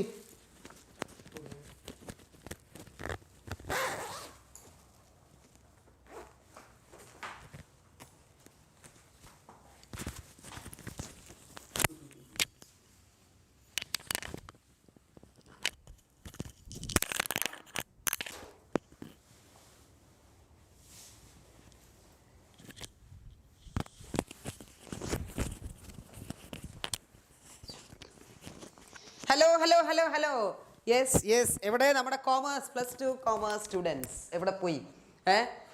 യെസ് ഋത്വാരാജ് അടിയേ ബ്രോക്ക് നമുക്ക് ഡിസ്കസ് ചെയ്യാനൊന്നും നേരമില്ല കേട്ടോ. നമ്മൾ നേരെ ചാപ്റ്ററിലേക്ക് കിടക്കുകയാണേ. മൈക്രോ ഇക്കണോമിക്സ് മിസ് എന്നെ അറിയോ? അറിയാന് ഓക്കെ അറിയാന് അസ്സലാമു അലൈക്കും. വലൈക്കും അസ്സലാം. യെസ് അറിയാം മല്ലു മാസ്റ്റർ ഗെയിമിംഗ്. നമുക്ക് ഓടാം കേട്ടോ. നിങ്ങൾക്കും വേഗം ഗുഡ് ഈവനിങ്. എല്ലാവരും വിഷ് ചെയ്ത് വരുമ്പോഴത്തേക്ക് നേരം വെളുക്കുമല്ലോ. നമുക്ക് ചാപ്റ്ററിലേക്ക് പെട്ടെന്ന് കിടക്കാം. നിങ്ങൾക്ക് അറിയുന്ന സാധനങ്ങൾ എങ്ങനെയാണെന്ന് മൈക്രോ എക്കണോമിക്സ് നിങ്ങൾ ഫുള്ള് ഹാഫ് ഇയറിലേക്ക് സെറ്റാക്കി പോയ പിള്ളേരാണ്. അപ്പോൾ നമുക്ക് പെട്ടെന്ന് ഓടാം കേട്ടോ. അപ്പോൾ നമുക്ക് introduction to micro economics start ചെയ്യാം. അറിയില്ല പറയും. എന്നാ അറിയില്ല. അദ്വൈതിന് അറിയാലോ? അദ്വൈതിന് അറിയാം കേട്ടോ. ഓക്കെ, അപ്പോൾ നമ്മൾ തുടങ്ങുന്നത് central problems of an economy ആണ്. What are the central problems of an economy? What to produce, how to produce and whom to produce. അല്ലടോ? What to produce, how to produce and whom to produce. These are the 3 problems of central problems of an economy. മാറിപ്പോവരുത്. What, how and for whom to produce. ഇവിടെ 1 word ചോദിക്കാൻ chance ഉണ്ട്. What to produce എന്നുള്ളതിൽ നമ്മൾ എന്താ പഠിക്കുന്നത്? Allocation of resources ആണ്. നേരെ മറിച്ച് ഹൗ ടു പ്രൊഡ്യൂസിൽ നമ്മൾ എന്ത് പഠിക്കും? നമ്മൾ 2 ടെക്നോളജി, സെലക്ഷൻ ഓഫ് ടെക്നോളജി ആണ് ഹൗ ടു പ്രൊഡ്യൂസ്. എങ്ങനെ സാധനങ്ങൾ ഉണ്ടാക്കാം. 2 ടെക്നോളജി ഉപയോഗിക്കാം. ലേബർ ഇൻറ്റൻസീവ്, ലേബറേഴ്സിനെ വെച്ചുകൊണ്ട് ഉണ്ടാക്കാം. അല്ലെങ്കിൽ എന്ത് ചെയ്യാം? ക്യാപിറ്റൽ ഇൻറ്റൻസീവ് എന്ന് പറഞ്ഞാൽ എന്താ? മെഷീൻസ് വെച്ചുകൊണ്ട് ഉണ്ടാക്കാം. മക്കളെ അതൊക്കെ അവിടെയൊക്കെ 1 വേർഡ് പെറുക്കാനുണ്ട് കേട്ടോ. നൗ ദ തേർഡ് വൺ എന്ന് പറയുന്നത് ഹൂം ടു പ്രൊഡ്യൂസ് ആണ്. ആർക്ക് വേണ്ടിയാണ് ഉണ്ടാക്കുന്നത്? ആർക്ക് വേണ്ടിയിട്ടാ? ഇത് ആർക്ക് വേണ്ടിയിട്ടാ? അതെ, പൈസ ഉള്ളവർക്കൊക്കെ ഇത് കിട്ടും അല്ലേ? നോക്കിയേ, it is related to distribution of national income. അപ്പൊ ഇതാണ് നമ്മുടെ first topic, central problems of an economy. മക്കളെ നമുക്ക് രണ്ടാമത്തെ ടോപ്പിക്കിലേക്ക് കിടക്കാം. This is production possibility curve. ഇത് വളരെ ഇമ്പോർട്ടൻ്റ് ആയിട്ടുള്ള ഒരു സാധനമാണ്. എന്താണ് PPC? ഓർമ്മയുണ്ടോ? What is PPC? PPCയുടെ വേറൊരു പേരാണ് PPF. നിങ്ങൾ ഒന്ന് ശ്രദ്ധിച്ചിരുന്നാൽ മതി, കാരണം ഇതെല്ലാം നിങ്ങൾക്ക് അറിയുന്നത് തന്നെയാണ് അല്ലേ? അപ്പൊ എന്താണ് പ്രൊഡക്ഷൻ പോസിബിലിറ്റി കർവ്? ഇതൊരു കർവ് ആണ് കേട്ടോ. It curve that consists what? Combination of 2 goods that an economy can produce with available resources and technology. അതായത് നമ്മുടെ ഇക്കോണമി നമ്മുടെ രാജ്യത്ത് ലഭ്യമായ റിസോഴ്സസും ടെക്നോളജിയും വെച്ചുകൊണ്ട് ഉൽപ്പാദിപ്പിക്കുന്ന 2 കമ്മോഡിറ്റീസിന്റെ കോമ്പിനേഷനെയാണ് നമ്മൾ എന്ത് വിളിക്കുക? PPC അല്ലെങ്കിൽ പ്രൊഡക്ഷൻ പോസിബിലിറ്റി കർവ് എന്ന് വിളിക്കുന്നത്. പിള്ളേരെ ഈ ടേബിൾ കണ്ടോ? നമ്മൾ 2 സാധനമാണ് പ്രൊഡ്യൂസ് ചെയ്തത്. ഒന്ന് കോൺ ആണ്, മറ്റത് കോട്ടൺ കേട്ടോ. അപ്പൊ നോക്കിയേ, കോൺ നമ്മൾ ചോളാണ് ഉൽപ്പാദിപ്പിക്കുന്നത്, 0 ഒന്നും ഉൽപ്പാദിപ്പിക്കുന്നില്ല. അങ്ങനെയാണെങ്കിൽ അതിന്റെ അർത്ഥം എന്താ? നമ്മുടെ കയ്യിലുള്ള വിഭവങ്ങൾ വെച്ച് നമ്മൾ കോട്ടൺ ഉൽപ്പാദിപ്പിക്കുന്നു 10. ഇനി നമുക്ക് ഈ ചോളത്തിന്റെ അളവ് കൂട്ടണം, കോട്ടന്റെ അളവ് കൂട്ടണമെങ്കിൽ നമ്മൾ എന്ത് ചെയ്യണം? കോണിന്റെ അളവ് കൂട്ടണമെങ്കിൽ നമ്മൾ കോട്ടന്റെ അളവ് എന്ത് ചെയ്യണം? റെഡ്യൂസ് ചെയ്യണം. കണ്ടോ? കോണിന്റെ അളവ് 1 2 3 4 കൂട്ടി കൊണ്ടുവരിക. അങ്ങനെ വരുന്ന സമയത്ത് നമ്മൾ കോട്ടന്റെ അളവ് എന്ത് ചെയ്യുന്നു മക്കളെ? കുറച്ച് കൊണ്ടുവരണം. കാരണം എന്താണ്? സാർ എവിടെ? സാർ ഇപ്പോൾ വരും. ഞാൻ ഈ 2 ചാപ്റ്റർ ഒന്ന് എടുത്തോട്ടെ, എന്നിട്ട് സാറ് വരും, പിന്നെയും ഞാൻ വരും, പിന്നെയും സാറ് വരും. അപ്പോഴത്തേക്കും ചാപ്റ്റർ തീരും കേട്ടോ. അപ്പൊ നോക്കിയേ, ഇതാണ്. അപ്പോൾ കോണിന്റെ അളവ് കൂട്ടണമെങ്കിൽ നമ്മൾ എന്ത് ചെയ്യണം? നമ്മൾ കോട്ടന്റെ അളവ് എന്ത് ചെയ്യണം? കുറച്ച് കൊണ്ടുവരണം. കാരണം നമ്മുടെ കയ്യിൽ റിസോഴ്സസ് കുറവാണ്. ഇപ്പൊ നമ്മൾ ആരായാലും അങ്ങനെ തന്നെയാ, നമ്മുടെ കയ്യിൽ പൈസ കുറവാണ്. അപ്പൊ നമ്മൾ എന്ത് ചെയ്യണം? നിങ്ങളുടെ വീട്ടിൽ നിങ്ങളുടെ അമ്മ പറയാണ്, നീ പോയിട്ട് പഞ്ചസാരയും വാങ്ങിച്ചോ, അല്ലെങ്കിൽ 1 കിലോ പഞ്ചസാരയും വാങ്ങിച്ചോ, 1 കിലോ അരിയും വാങ്ങിച്ചുകൊണ്ട് വരാൻ പറഞ്ഞൊന്നിരിക്കുക. 1 കിലോ അരിയുടെ വില 50 രൂപ, 1 കിലോ പഞ്ചസാരയുടെ വിലയും 50 രൂപയാണ്. അപ്പൊ നിങ്ങളോട് പറയാണ്, നിങ്ങൾക്ക് പഞ്ചസാരയുടെ അളവ് കൂട്ടണം കേട്ടോ. അപ്പൊ നിങ്ങൾ എന്ത് ചെയ്യണം? നിങ്ങളുടെ കയ്യിൽ 100 രൂപയേ ഉള്ളൂ. പഞ്ചസാരയുടെ അളവ് കൂട്ടണമെങ്കിൽ നിങ്ങൾ എന്തിൻ്റെ അളവ് കുറയ്ക്കണം? അരി വാങ്ങുന്നതിൻ്റെ അളവ് 1 കിലോന്ന് 1/2 കിലോ ആയിട്ട് കുറയ്ക്കേണ്ടി വരും. എന്തുകൊണ്ടാണ്? അങ്ങനെ കുറയ്ക്കേണ്ടി വരുന്നത്? Because the scarcity of resources കേട്ടോ. ഇനി പിള്ളേരെ നമ്മളെ പ്രൊഡക്ഷൻ പോസിബിലിറ്റി കർവിന്റെ ഷേപ്പ് നോക്കുക കേട്ടോ. ഇതാണ് പ്രൊഡക്ഷൻ പോസിബിലിറ്റി കർവിന്റെ ഷേപ്പ് എന്ന് പറയുന്നത്. It is concave. ഇതിന്റെ ഷേപ്പിന്റെ പേരെന്താണ്? കോൺകേവ് എന്നാണ് ഈ ഷേപ്പിന് പറയുന്നത്. ഓക്കെ, ഇനി പരീക്ഷയ്ക്ക് ചോദിക്കുന്നത് കുറച്ചും കൂടെ ഇൻഡയറക്റ്റ് വേയിലൊക്കെ ആയിരിക്കും. ഇവിടെ ഞാൻ 3 പോയിന്റ്സ് പ്ലോട്ട് ചെയ്യാണ്. ഒരു പോയിന്റ് ഇവിടെ ഉണ്ട് എ, ഒരു പോയിന്റ് ഈ പ്രൊഡക്ഷൻ പോസിബിലിറ്റീൻ്റെ ഉള്ളിലുണ്ട്, ഒരു പോയിന്റ് പ്രൊഡക്ഷൻ പോസിബിലിറ്റിയുടെ പുറത്ത് കിടപ്പുണ്ട്. ഓക്കെ, അങ്ങനെയാണെങ്കിൽ ഇതിന്റെ മീനിങ് എന്താണ്? എ ബി സി ഇതൊക്കെ എന്തിനെ കാണിക്കുന്നു? ഇപ്പൊ എ എന്ന പോയിന്റ് കാണിക്കുന്നത് on the P P C curve. ഈ പി പി സി കർവിടെ മുകളിൽ കിടക്കുന്നതാ. അങ്ങനെയാണെങ്കിൽ അത് പറയുന്നത് എന്താണ്? ഫുള്ളർ യൂട്ടിലൈസേഷൻ ഓഫ് റിസോഴ്സസ് ആണ്. അതായത് നമ്മുടെ കയ്യിലുള്ള റിസോഴ്സസ് മൊത്തം ഉപയോഗിച്ചുകൊണ്ട് നമ്മൾ ഉൽപ്പാദിപ്പിച്ചതാണ്. നേരെ മറിച്ച് ബി എന്ന പോയിന്റ് ഈ പ്രൊഡക്ഷൻ പോസിബിലിറ്റി കർവിന്റെ ഉള്ളിൽ കിടക്കുന്നതാണ്. Very good. This is called what? Under utilization. Okay, അങ്ങനെയാണെങ്കിൽ സി എന്ന് പറയുന്നത് എവിടെയാണ്? പുറത്ത് കിടക്കുന്നതല്ലേ? അത് കാണിക്കുന്ന എന്താ മക്കളെ? ഗ്രോത്ത് ആണ്. നമ്മുടെ ഇക്കോണമി വളർന്ന് വലുതാകുമ്പോൾ നമ്മുടെ ഈ പ്രൊഡക്ഷൻ പോസിബിലിറ്റി കർവ് ഇങ്ങോട്ട് പോകും. നേരെ മറിച്ച് നമ്മുടെ രാജ്യത്ത് വലിയ പ്രശ്നങ്ങളൊക്കെ ആണെങ്കിൽ നമ്മുടെ ഈ പ്രൊഡക്ഷൻ പോസിബിലിറ്റി കർവ് ഇങ്ങനെ ഉള്ളോട്ട് ചുരുങ്ങിയാണ് വരാറ് കേട്ടോ. അപ്പൊ പരീക്ഷയ്ക്ക് ഇങ്ങനെ ക്വസ്റ്റ്യൻ ചോദിക്കാൻ ചാൻസ് ഉണ്ട്. പഠിച്ചു വെച്ചോളൂ കേട്ടോ. Okay, now comes the next one. Features of P P C. Features of P P സിയുടെ നമുക്കറിയാം, ഇത് ഇങ്ങനെയാ, ഡൗൺവേർഡ്, ഇങ്ങനെ മുകളിൽ നിന്ന് താഴേക്ക് വരുന്നു. പിന്നെ ഇറ്റ് ഈസ് കോൺകേവ് ഷേപ്പ്. ഇത് ഷേപ്പിന് വിളിക്കുന്ന പേരാണെന്ത്? കോൺകേവ്. ഇനി നിങ്ങൾ ആ പി പി സി കർവ് കഴിഞ്ഞു. ഇനി നമ്മൾ നോക്കേണ്ടത് ഇക്കണോമിക് സിസ്റ്റം ആണ്. 3 ടൈപ്പ് ഇക്കണോമിക് സിസ്റ്റം ഉണ്ട്. ഓർമ്മയുണ്ടോ? ഏതൊക്കെയാ? 1 ക്യാപിറ്റലിസം, 2 സോഷ്യലിസം, 3-മത്തേതാണ് മിക്സ്ഡ് ഇക്കോണമി. ഇതാണ് 3 ടൈപ്പ് ഓഫ് ഇക്കണോമിക് സിസ്റ്റം. ഈ ഓരോ ഇക്കണോമിക് സിസ്റ്റത്തിന്റെയും എന്ത് പഠിക്കണം? ഒരു 2-3 ഫീച്ചേഴ്സ് പഠിക്കണം. അപ്പൊ നമുക്ക് ആദ്യം ക്യാപിറ്റലിസം എന്ന് പറയുന്നത് മുതലാളിത്ത വ്യവസ്ഥയാണ് കേട്ടോ. അതായത് ബ്രിട്ടൻ, അമേരിക്ക, ഫ്രാൻസ് ഇവരൊക്കെ ഫോളോ ചെയ്യുന്ന സിസ്റ്റമാണ് നമ്മുടെ ഈ ക്യാപിറ്റലിസം. ഇനി ഈ ക്യാപിറ്റലിസത്തിന്റെ പ്രത്യേകത എന്താണെന്ന് ചോദിച്ചു കഴിഞ്ഞാൽ അവിടെ പ്രൈവറ്റ് ഓണർഷിപ്പ് ആണ്. അതായത് എല്ലാ സാധനങ്ങളും ആരുടെ കയ്യിലാണ്? പ്രൈവറ്റ് ഇൻഡിവിജ്വൽസിന്റെ കയ്യിലാണ്. അതേപോലെ അവരുടെ മെയിൻ എയിം എന്താണ്? പ്രോഫിറ്റ് മോട്ടീവ് ആണ്. അതായത് ലാഭം ഉണ്ടാക്കുകയാണ്.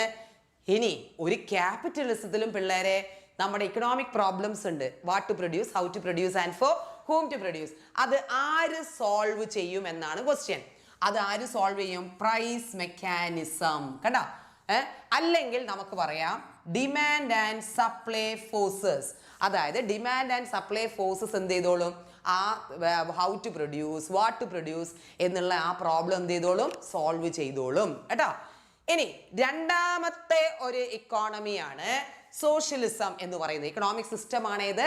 സോഷ്യലിസം. അതിനു മുന്നേ ഒന്നും കൂടെ പറയട്ടെ. ക്യാപിറ്റലിസത്തിന് വേറൊരു പേരുണ്ട്. എന്താണെന്നറിയോ? It is known as market economy. ക്യാപിറ്റലിസത്തിന് വേറെ പേരാണെന്ത്? Market economy. മറന്നു പോണ്ട, അത് 1 വേർഡ് ചോദിക്കാറുണ്ട്. Capitalism is also known as dash, that is also known as market economy. Now comes socialism. സോഷ്യലിസത്തിന് വേറെ പേരെന്താണെന്നറിയോ മക്കളെ? സെൻട്രലി പ്ലാൻഡ് ഇക്കോണമിയാണ്. സെൻട്രലി പ്ലാൻഡ് കേട്ടോ. അതിന് വേറെ പേര് പരീക്ഷയ്ക്ക് ചോദിക്കുന്നത് കൊണ്ടാണ് ഇങ്ങനെ എഴുതി തരുന്നത്. 1 വേർഡ്. Centrally planned ഇക്കോണമിയാണ്. അതായത് നമ്മുടെ റഷ്യ, ചൈന ഇതൊക്കെ നമ്മുടെ സോഷ്യലിസം ഫോളോ ചെയ്ത രാജ്യങ്ങളാണ്. സോഷ്യലിസത്തില് മെയിൻ എയിം എന്താന്ന് ചോദിച്ചു കഴിഞ്ഞാൽ വെൽഫെയർ മോട്ടീവാണ്. അതായത് ലാഭം ഉണ്ടാക്കുന്നതല്ല അവരുടെ മെയിൻ എയിം. അവരുടെ എയിം എന്താണ്? വെൽഫെയർ ആണ്.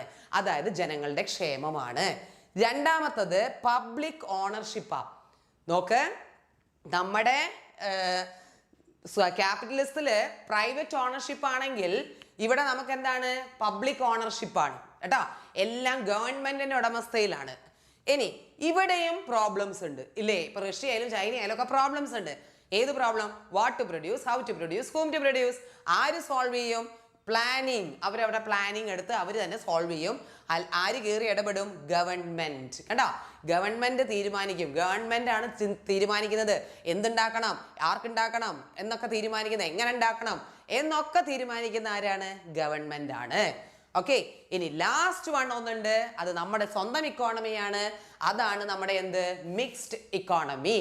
മിക്സ്ഡ് എന്ന് പറയുമ്പോൾ തന്നെ നമ്മൾ ആലോചിക്കണം, അതില് മിക്സ്ഡ് ഇക്കോണമിയിൽ ആരൊക്കെയുണ്ട്? Capitalism plus socialism. രണ്ട് ഇക്കണോമിക് സിസ്റ്റവും ഒരുപോലെ കാണുന്ന ഒരു ഇക്കണോമിക് സിസ്റ്റത്തെയാണ് നമ്മൾ എന്ത് വിളിക്കുന്നത്? Mixed economy. മക്കളെ, നമുക്കിവിടെ പ്രൈവറ്റ് ഓണർഷിപ്പുള്ള എത്രയോ സ്ഥാപനങ്ങളുണ്ട്, അതേപോലെ തന്നെ ഗവൺമെന്റ് ഓണർഷിപ്പുള്ള എത്രയോ സ്ഥാപനങ്ങളുണ്ട്, ഇല്ലേ? രണ്ടിന്റെയും എലമെന്റ് ഒരുപോലെ കാണുന്ന ഇക്കോണമിയാണ് മക്കളെ എന്ത്, മിക്സ്ഡ് ഇക്കോണമി. ഇനി നമ്മുടെ മിക്സ്ഡ് ഇക്കോണമിയിൽ എന്താ മെയിൻ എയിം? രണ്ടും ഉണ്ട്. ഏതൊക്കെയുണ്ട്? പ്രോഫിറ്റ് മോട്ടീവും ഉണ്ട്, അതേപോലെ എന്തുണ്ട്, വെൽഫെയർ മോട്ടീവും ഉണ്ട്. രണ്ടും ഉണ്ട് കേട്ടോ. ഇനി നമ്മുടെ ഇക്കോണമിയിലും പ്രോബ്ലം ഇല്ലേ? What to produce, how to produce, for whom to produce ഉള്ള പ്രോബ്ലം ഇല്ലേ? ഇത് ആര് സോൾവ് ചെയ്യും? ആര് സോൾവ് ചെയ്യും? ഡിമാൻഡ് ആൻഡ് സപ്ലൈ ഫോഴ്സസ്, അല്ലെങ്കിൽ ആര് തീരുമാനിക്കും? Price mechanism. രണ്ടും ഉണ്ടല്ലോ, രണ്ടും കൂടെ ഒരുമിച്ച് അങ്ങോട്ട് ഇത് തീരുമാനിച്ചോളൂ. What to produce, how to produce and private ഓണർഷിപ്പിനോ? എന്തിനാ അധികം പറയുന്നത്? പ്രൈവറ്റ് ഓണർഷിപ്പിന് ഞാനൊരു എക്സാമ്പിൾ പറയാം. ഇപ്പം പ്രൈവറ്റ് സ്കൂൾസ് ഇല്ലേ, പ്രൈവറ്റ് സ്കൂൾസ് ഉണ്ട്, പ്രൈവറ്റ് ഹോസ്പിറ്റൽസ് ഇല്ലേ, അതൊക്കെ സ്വകാര്യ വ്യക്തികളുടെ കീഴിലല്ലേ? അതാണ് പ്രൈവറ്റ് ഓണർഷിപ്പ്. പബ്ലിക് ഓണർഷിപ്പ് എന്ന് പറഞ്ഞാൽ ഗവൺമെന്റ് സ്കൂളില്ലേ, ഗവൺമെന്റ് മെഡിക്കൽ കോളേജസ് ഇല്ലേ, അതാണ് ഗവൺമെന്റ് പബ്ലിക് ഓണർഷിപ്പ് എന്ന് പറയുന്നത് കേട്ടോ. അപ്പൊ ഇതാണ് നമ്മുടെ എന്ത്, ഇക്കണോമിക് സിസ്റ്റം. അപ്പൊ ഏതൊക്കെയാ മൂന്ന് economic system? Socialism, capitalism and mixed economy. മക്കളെ പഠിച്ചു വെക്കണം ഓരോ ഇക്കണോമിക് സിസ്റ്റത്തിന്റെയും ഫീച്ചേഴ്സ്. എക്സ്പ്ലനേഷൻ ഒന്നും ചോദിക്കാറില്ല കേട്ടോ. Okay, now comes difference between. ഇത് ഞാൻ എടുക്കുന്നില്ല, ഇത് നേരത്തെ നിങ്ങളുടെ സിറാജ് സാറ് നിങ്ങൾക്ക് കറക്റ്റ് ആയിട്ട് എടുത്തു തന്നാണ്. Difference between micro economics and macro economics. Example CBSE, ICSE, ISE schools. Yes, അതൊക്കെ private. Okay, now comes factors of production. ഇതും നിങ്ങളുടെ സിറാജ് സാർ എടുത്തു തന്നാണ്, അറിയില്ലേ?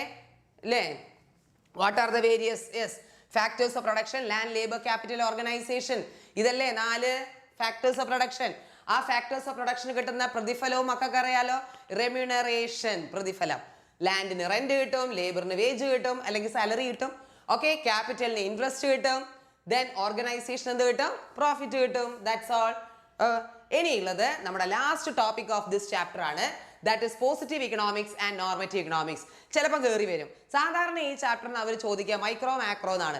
ഇനിയിപ്പോൾ ചോദിച്ചും അടുത്തത് കൊണ്ട് അവർ ചിലപ്പോൾ ഇത് കയറി പിടിച്ചാലോ, ഏത് പോസിറ്റീവ് ഇക്കണോമിക്സും നോർമറ്റീവ് ഇക്കണോമിക്സും. അങ്ങനെയാണെങ്കിൽ എന്താണ് positive economics? Positive economics deals what is, മറ്റേ വാട്ട് ഈസ് അല്ല, എന്താണ് എന്ന് പറയുന്നതാണ് നോർമറ്റീവ് ഇക്കണോമിക്സ്. നമ്മുടെ രാജ്യത്തിന്റെ അൺഎംപ്ലോയ്മെന്റ് റേറ്റ് കൂടുതലാണ്. യെസ്, വാട്ട് ഈസ് കൂടുതലാണ്. ഓക്കെ, നേരെ മറിച്ച് നോർമറ്റീവ് ഇക്കണോമിക്സ് എന്ത് പറയും? What ought to be, what ought to be എന്ന് പറഞ്ഞാൽ എന്തായിരിക്കണം. ക്ലിയർ? നമ്മുടെ അൺഎംപ്ലോയ്മെന്റ് റേറ്റ് ഇങ്ങനെ കൂടുകയാണെങ്കിൽ അത് നമുക്ക് ദാരിദ്ര്യം വരും എന്ന് പറഞ്ഞു കഴിഞ്ഞാൽ അത് നോർമറ്റീവ് ഇക്കണോമിക്സ് ആ കേട്ടോ. അപ്പൊ ഇവിടെ നമ്മൾ വാട്ട് ഈസ് ആണേ പറയുള്ളൂ, പക്ഷെ ഇവിടെ എന്ത് പറയും? വാട്ട് ഓട്ട് ടു ബി എന്ന് പറയും. ഇനി ഇവിടെ പോസിറ്റീവ് ഇക്കണോമിക്സിൽ വാല്യൂ ജഡ്ജ്മെന്റ് ഒന്നുമില്ല, നമ്മൾ ജസ്റ്റ് സ്റ്റേറ്റ്മെന്റ് അങ്ങോട്ട് പറയുള്ളൂ. അവിടെ നമ്മൾ അതിനെ വിശകലനം ചെയ്യില്ല ആ സ്റ്റേറ്റ്മെന്റിനെ. പക്ഷേ നോർമറ്റീവ് ഇക്കണോമിക്സിന് വാല്യൂ ജഡ്ജ്മെന്റ് ഉണ്ട്, നമ്മൾ അതിന് കറക്റ്റ് പറയും. ഇത് സംഭവിച്ചാൽ ദേ അപ്പുറത്തേക്ക് അത് സംഭവിച്ചിരിക്കും. ഇപ്പൊ അൺഎംപ്ലോയ്മെന്റ് റേറ്റ് ഇങ്ങനെ കൂടിക്കൂടി വരികയാണെങ്കിൽ ഭാവിയിൽ ദാരിദ്ര്യം ഉണ്ടാവും എന്ന് നമുക്ക് ജഡ്ജ് ചെയ്യും. അതാണ് നമ്മുടെ നോർമറ്റീവ് ഇക്കണോമിക്സ്. മക്കളെ, ഈ 2 പോയിന്റും പഠിച്ചിരിക്കണം.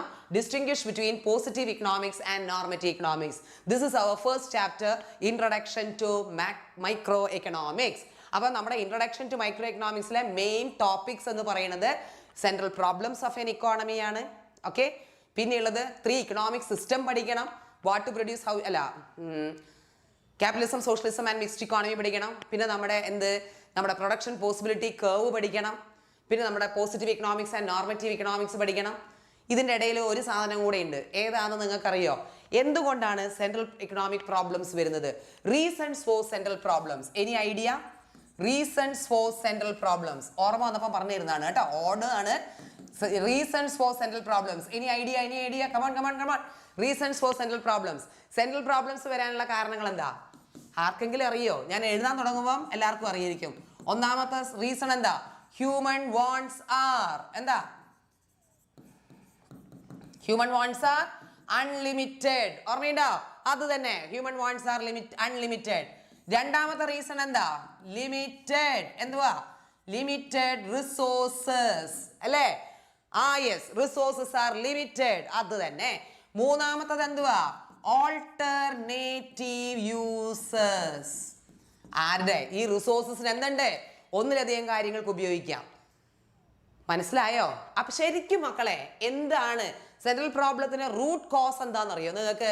അതായത് അടിസ്ഥാനപരമായിട്ട് ഈ സെൻട്രൽ പ്രോബ്ലംസ് വരാനുള്ള കാരണം എന്താണെന്നറിയോ? സ്കേഴ്സിറ്റി ഓഫ് റിസോഴ്സസ് ആണ് കേട്ടോ. സ്കേഴ്സിറ്റി ഓഫ് റിസോഴ്സസ്, അതായത് വിഭവങ്ങളുടെ ദൗർലഭ്യം കൊണ്ടാണ് പ്രശ്നങ്ങൾ വരുന്നത്. ഇപ്പൊ നമുക്ക് ഇഷ്ടംപോലെ ആഗ്രഹങ്ങളുണ്ട്.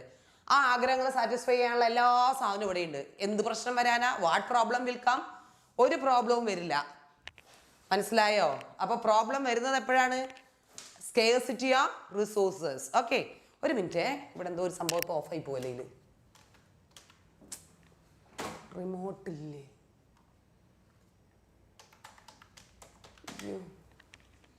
വെയിറ്റ്. ഓക്കെ, ഇനി അപ്പൊ നമ്മുടെ ഫസ്റ്റ് ചാപ്റ്റർ തീരുകയാണ്. Now come second chapter, that is theory of consumer behaviour. ഇതും ഞാൻ ഓടും, ഞാൻ പറക്കും, നിങ്ങൾ പറഞ്ഞോ കേട്ടാ. ഓക്കെ, ആദ്യത്തത് യൂട്ടിലിറ്റി. ഇതൊക്കെ പഠിച്ചത് കൊണ്ടാട്ടോ. ഓക്കെ, യൂട്ടിലിറ്റി മീൻസ്, വെയിറ്റ് ആക്കണ്ട, അവിടെ എന്തോ ഒരു പവർ ബട്ടൺ, ഇവിടെ ഞാൻ റിമോട്ട് ഒന്നും കാണുന്നില്ല, അതാണ് ഇവിടെ വേറെ ഒരു സാധനം.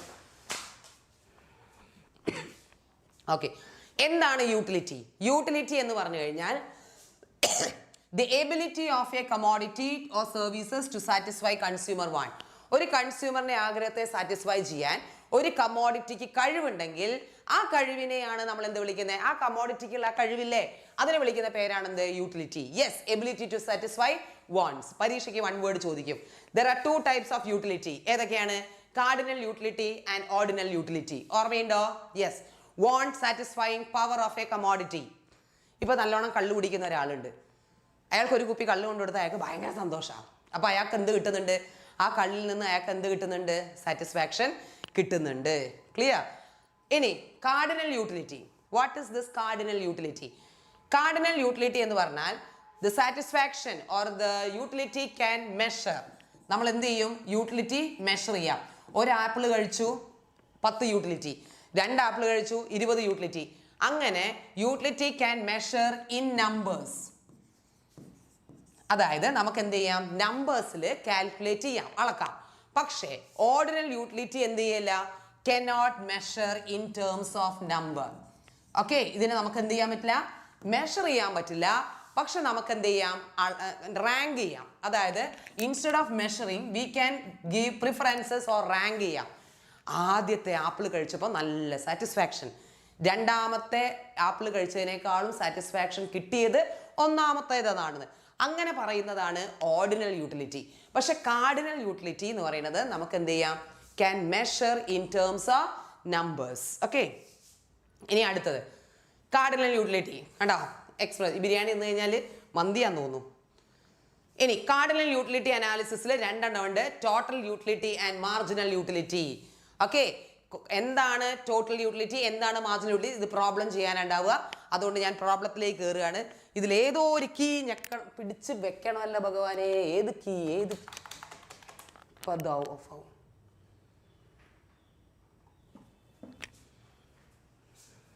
ഒരു ചായ കുടിക്കാൻ പോയാലോ ഒന്ന്? അപ്പോൾ ഇതൊക്കെ തീരാ മതി.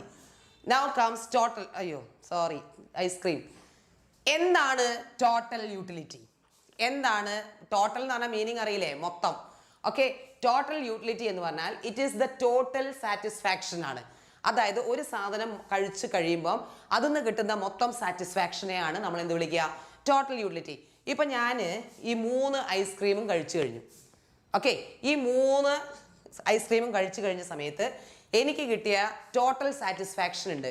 അതിനെയാണ് ഞാൻ എന്ത് വിളിക്കുന്നത്? ടോട്ടൽ യൂട്ടിലിറ്റി എന്ന് വിളിക്കുന്നത്.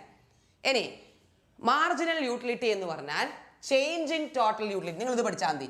Change in total utility. Total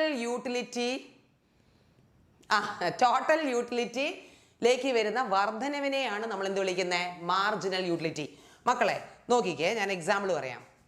ഞാൻ ഇത് കഴിച്ചു. ഓക്കെ, ഇത് ഓറഞ്ചോ പൈനാപ്പിളൊക്കെ ആയിരിക്കും. എനിക്ക് 10 യൂട്ടിലിറ്റി കിട്ടി. ഞാൻ രണ്ടാമത്തെ ഇത് കഴിച്ചു, നട്ട്സ് ഒക്കെ ഉള്ള ഒരു ചോക്ലേറ്റാണ്. അപ്പോൾ ഇത് ഞാൻ കഴിച്ചപ്പോൾ എനിക്ക് കിട്ടിയത് 30 യൂട്ടിലിറ്റിയാണ്. അപ്പോൾ മൊത്തം എനിക്കിപ്പോൾ 40 ഇല്ലേ? അപ്പോൾ എനിക്ക് ഇതിലേക്ക് വന്ന വർധനവ് എത്രയാ? 20 അല്ലേ? ഈ 20 എന്ത്? Marginal utility. ഇനി മാംഗോ ബാർ, ചോക്കോബാർ ഒക്കെ ഉണ്ട്. ഓക്കെ, ഇനി ഞാൻ ഇതും കഴിക്കുക. ഇത് കഴിച്ചപ്പോൾ 60. എൻ്റെ ടോട്ടൽ യൂട്ടിലിറ്റി ഇപ്പം എത്രയായി? 60. 30 ഉണ്ടായി, ഇവിടെ 30 ഇപ്പൊ 60. അപ്പൊ എത്രയാ വർധനവ് വന്നത്? 30ന്റെ അഡീഷണലേ വന്നത്. ഈ 30 മക്കളെ എന്ത്? Marginal utility. കണ്ടോ? അതായത് ഓരോന്ന് കഴിക്കുമ്പോൾ നമുക്ക് സാറ്റിസ്ഫാക്ഷൻ കൂടും. ആ വരുന്ന വർധനവാണ് സാറ്റിസ്ഫാക്ഷനിലേക്ക് വരുന്ന ആ വർധനവിനെയാണ് നമ്മൾ എന്ത് വിളിക്കുന്നത്? Marginal utility. മക്കളെ നമുക്കൊരു എക്സാമ്പിൾ എഴുതാനുണ്ട്, അല്ല പ്രോബ്ലം ചെയ്യാനുണ്ട്. കണ്ടോ? യൂണിറ്റ് കൺസ്യൂംഡ് ആണ്, ടോട്ടൽ യൂട്ടിലിറ്റി തന്നിട്ടുണ്ട്, മാർജിനൽ യൂട്ടിലിറ്റി കണ്ടുപിടിക്കണം. ഓക്കെ, അയ്യോ എല്ലാം പോയി. ഒറ്റ മിനിറ്റ്, 1 സെക്കൻഡ്.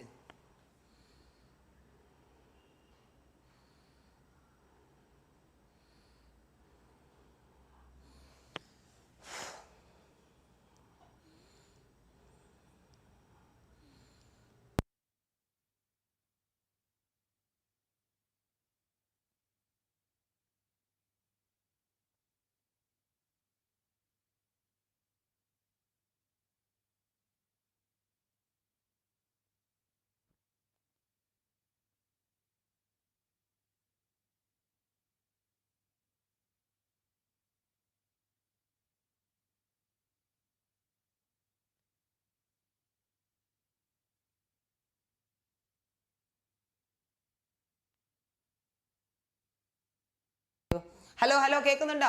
ഓക്കെ, നമ്മൾ ഇനി ടോട്ടൽ യൂട്ടിലിറ്റി ഉണ്ട്, മാർജിനൽ യൂട്ടിലിറ്റി കണ്ടുപിടിക്കാൻ പോവാണ് കേട്ടോ. ഹലോ ഹലോ, ഞാൻ വന്നു. എനിക്ക് നിങ്ങളുടെ ചാറ്റ് ബോക്സ് കാണാനില്ലായിരുന്നു, അത് കാണാൻ വേണ്ടിയിട്ട് അവിടെ ഒരു സാധനം, ടിവിയുടെ അവിടെ ഒരു സാധനം പിടിച്ചേക്കുക. ഓക്കെ, നമ്മൾ ആദ്യം ഒന്നും കഴിച്ചില്ല. അപ്പോൾ ഒന്നും കഴിച്ചില്ലെങ്കിൽ ടോട്ടൽ യൂട്ടിലിറ്റി ഒന്നുമില്ല, ഒരു സാറ്റിസ്ഫാക്ഷൻ ഇല്ല. ഒന്നാമത്തെ ആപ്പിൾ കഴിച്ചു, എനിക്ക് 8 കിട്ടി. അപ്പം ഞാനിവിടെ എന്ത് ചെയ്യും? ഞാൻ കളർ മാറ്റട്ടെ. ഓക്കെ, അപ്പം എനിക്ക് ഇവിടെ ഒന്നും എഴുതണ്ട. ആദ്യത്തെ മാർജിനൽ യൂട്ടിലിറ്റി ബ്ലാങ്ക്. രണ്ടാമതൊരു ആപ്പിൾ കഴിച്ചു, അപ്പൊ എൻ്റെ 8ന്ന് 14. അപ്പൊ എത്രയാ? അവിടെ ആരോ ആൻസർ എഴുതിയിട്ടുണ്ട്. അല്ലെങ്കിൽ 8ന്ന് എഴുതാം കേട്ടോ, നിങ്ങൾക്ക് ബോങ് ഗെയിമിങ്. ഇവിടെ 8ന്ന് എഴുതിയാലും പ്രശ്നമൊന്നുമില്ല, ബ്ലാങ്ക് ആക്കിയാലും പ്രശ്നമില്ല. ഓക്കെ, 8ന്ന് 14 ഇവിടെ എനിക്ക് എത്രയാ വർധനവ്? 6. 14ന്ന് 18. അപ്പൊ എത്രയാ? 4 അല്ലേ? 18ന്ന് 20. 2. 20ന്ന് 20. 0. വല്ല വർധനവ് ഉണ്ടാവോ? നോ വർധനവ്. 20ന്ന് 18. -2. കണ്ടോ? ഇത് പരീക്ഷയ്ക്ക് 2 മാർക്കിന് ക്വസ്റ്റ്യൻ ഉണ്ടാവും കേട്ടോ. നിങ്ങൾക്ക് യൂണിറ്റ്സ് ഇവിടെ തരും, ടോട്ടൽ യൂട്ടിലിറ്റി തരും. നിങ്ങളോട് പറയും മാർജിനൽ യൂട്ടിലിറ്റി കണ്ടുപിടിച്ചോ എന്ന് പറയും. അപ്പം നിങ്ങൾ ഇങ്ങനെ അഡീഷൻ നോക്കിയാൽ മതി. 8ന്ന് 14 6 അല്ലേ? 14ന്ന് 18 4, 18ന്ന് 20 2, 20ന്ന് 20 0. അങ്ങനെ കേട്ടോ. ഓക്കെ, ഇനി അടുത്താണ് law of diminishing marginal utility. എന്താന്ന് മാത്രം പഠിച്ചു വെച്ചാൽ മതി. ഡിഫൈൻ എന്ന് പറഞ്ഞ് ചിലപ്പോൾ പരീക്ഷയ്ക്ക് ചോദിക്കും. ഓക്കെ, ഇതെന്താന്ന് ചോദിച്ചു കഴിഞ്ഞാൽ the marginal utility from consuming each additional unit of a commodity declines when consumption increases. നമ്മളിങ്ങനെ ഒരു സാധനം, ഇപ്പൊ ആപ്പിൾ ഇങ്ങനെ നിരത്തി വെച്ചിട്ടുണ്ട്. ഇപ്പൊ ഒരു സാധനം കൂടുതൽ കഴിക്കും തോറും അതിന്ന് കിട്ടുന്ന യൂട്ടിലിറ്റി, എന്ത് യൂട്ടിലിറ്റി? മാർജിനൽ യൂട്ടിലിറ്റി എന്ത് ചെയ്യും? കുറഞ്ഞു വരും. അതിനെ പറയുന്ന പേരാണ് ഡിമിനിഷിങ് മാർജിനൽ യൂട്ടിലിറ്റി. അതായത് when we consume more and more unit of a commodity, marginal utility starts to decline. കൂടുതൽ കഴിക്കുന്നതോറും അതിന് കിട്ടുന്ന സാറ്റിസ്ഫാക്ഷൻ എന്ത് ചെയ്യും മക്കളെ? കുറഞ്ഞു വരും. That is known as law of diminishing marginal utility. ഇനി അടുത്തത് ഇൻഡിഫറൻസ് കർവ്. ഇനിയിപ്പോൾ ആ യൂട്ടിലിറ്റിയും ഗീട്ടിലിറ്റിയും ഒക്കെ അങ്ങ് വിടുക.